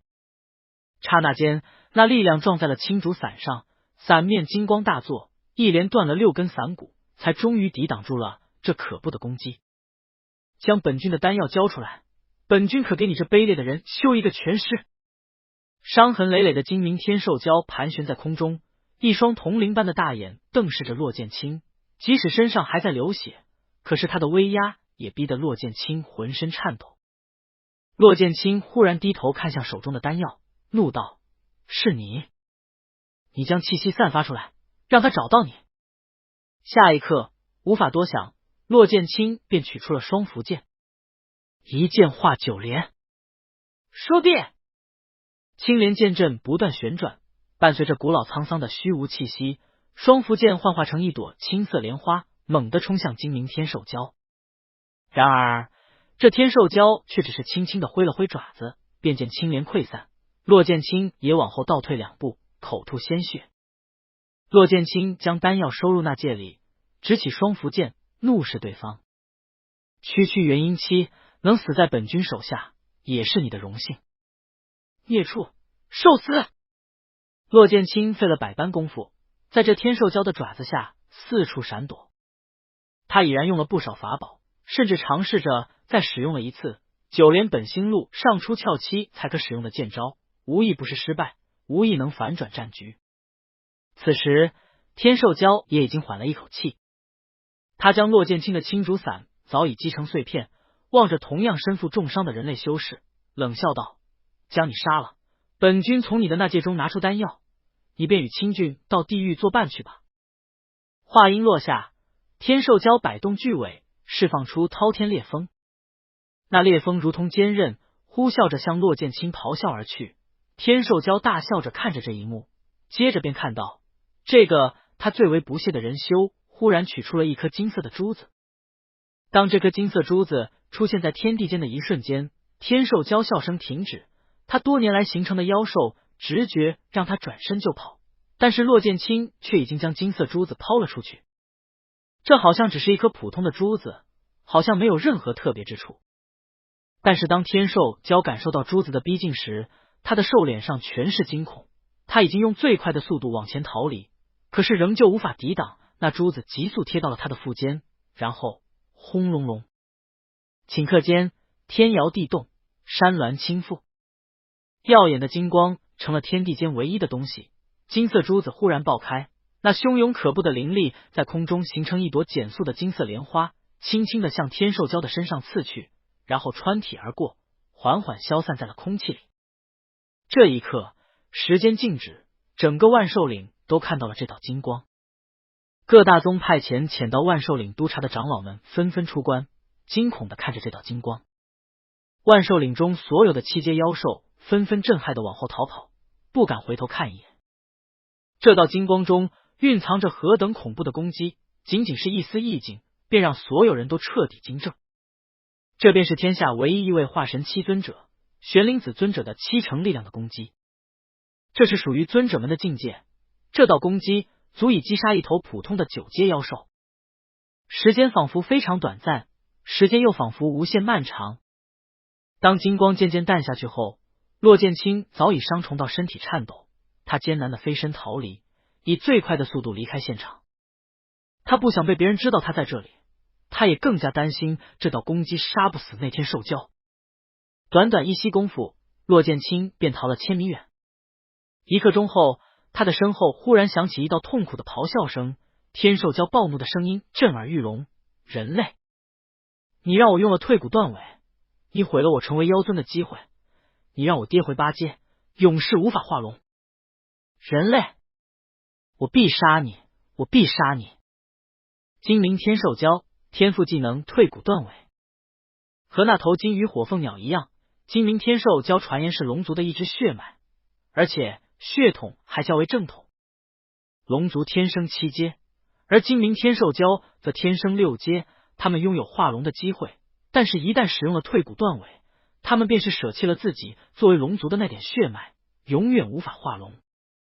跌回8阶的金鳞天兽蛟仍旧相当于出窍期的人类修士，即使重伤，可他对上同样重伤的骆剑清，只用一根手指头便能将他碾死。暴怒的天兽蛟根本不顾什么后果，也想不到能使出这种法宝的修士会有什么样的背景。他的心中只有一个念头：我要杀了你，我要杀了你！天兽蛟的速度远比骆剑清快上太多，不过一盏茶，他便追上了骆剑清，一道攻击将骆剑清击飞，撞在山壁上，吐出一口鲜血。这时候，骆剑清的眼前都被鲜血打湿了，他缓缓的抬头，只见这巨大的妖兽一步步的向自己走来。他愤怒的表情让骆剑清浑身紧绷，但是他已经没有第2颗金色珠子，呼吸好像变慢了，耳边呼啸而过的风声也渐渐停止。看着眼前的血色世界，骆剑清好像听到了自己的心跳声，扑通扑通扑通扑通。原来他的心在这个时候跳得竟然这么快。他忽然想起来，当初他被玄灵子重伤倒在血泊里时，也是这样的心跳声。那时候他非常期待自己死在玄灵子面前，玄灵子会是什么表情？可是如今，他的心中只有无限的不甘和痛恨。他不想就此死去，他要活下去，他要逼的那个人不再躲避，他要逼的那个人不能不对他表露心境，他要占有那个人，他至少还要将这颗丹药给那个人带回去。身体里忽然涌起一股微弱的力量，九夺天路缓缓运作。骆剑清艰难的抬起手指，在指尖凝聚出一股小小的剑气，一道道虚无的力量如同蚕茧，将这剑气包裹住。然后剑气击出，飞到金鳞天兽蛟的面前，被他一尾巴扫去。骆剑清咳出一口鲜血，苦笑一声，安静的等待死亡到来。他不是李修尘，所以在他得到这颗丹药后，他遇上了天雷，遇上了金鳞天兽蛟。骆剑清闭上眼睛，好像又看到了那个人。从落水的初遇到之后数十年的陪伴，不知何时，如沐之情渐渐变了味，他的视线再也离不开那个人。他想念那个人温暖的怀抱，他想让那个人的眼中只有自己，他想要不再仅仅是徒弟。然而这一切现在都成了妄言。不过至少在他死之前，他告诉了那个人自己的感情，他也知道那个人是真的喜欢他的。这样就够了，这样就够了，人类，我杀了你！凶猛的灵力朝着骆剑清的身体袭来，在这一瞬间，骆剑清似乎忽然听到自己的心口好像响起了一道清脆的铃铛声，叮叮当当，叮叮当当。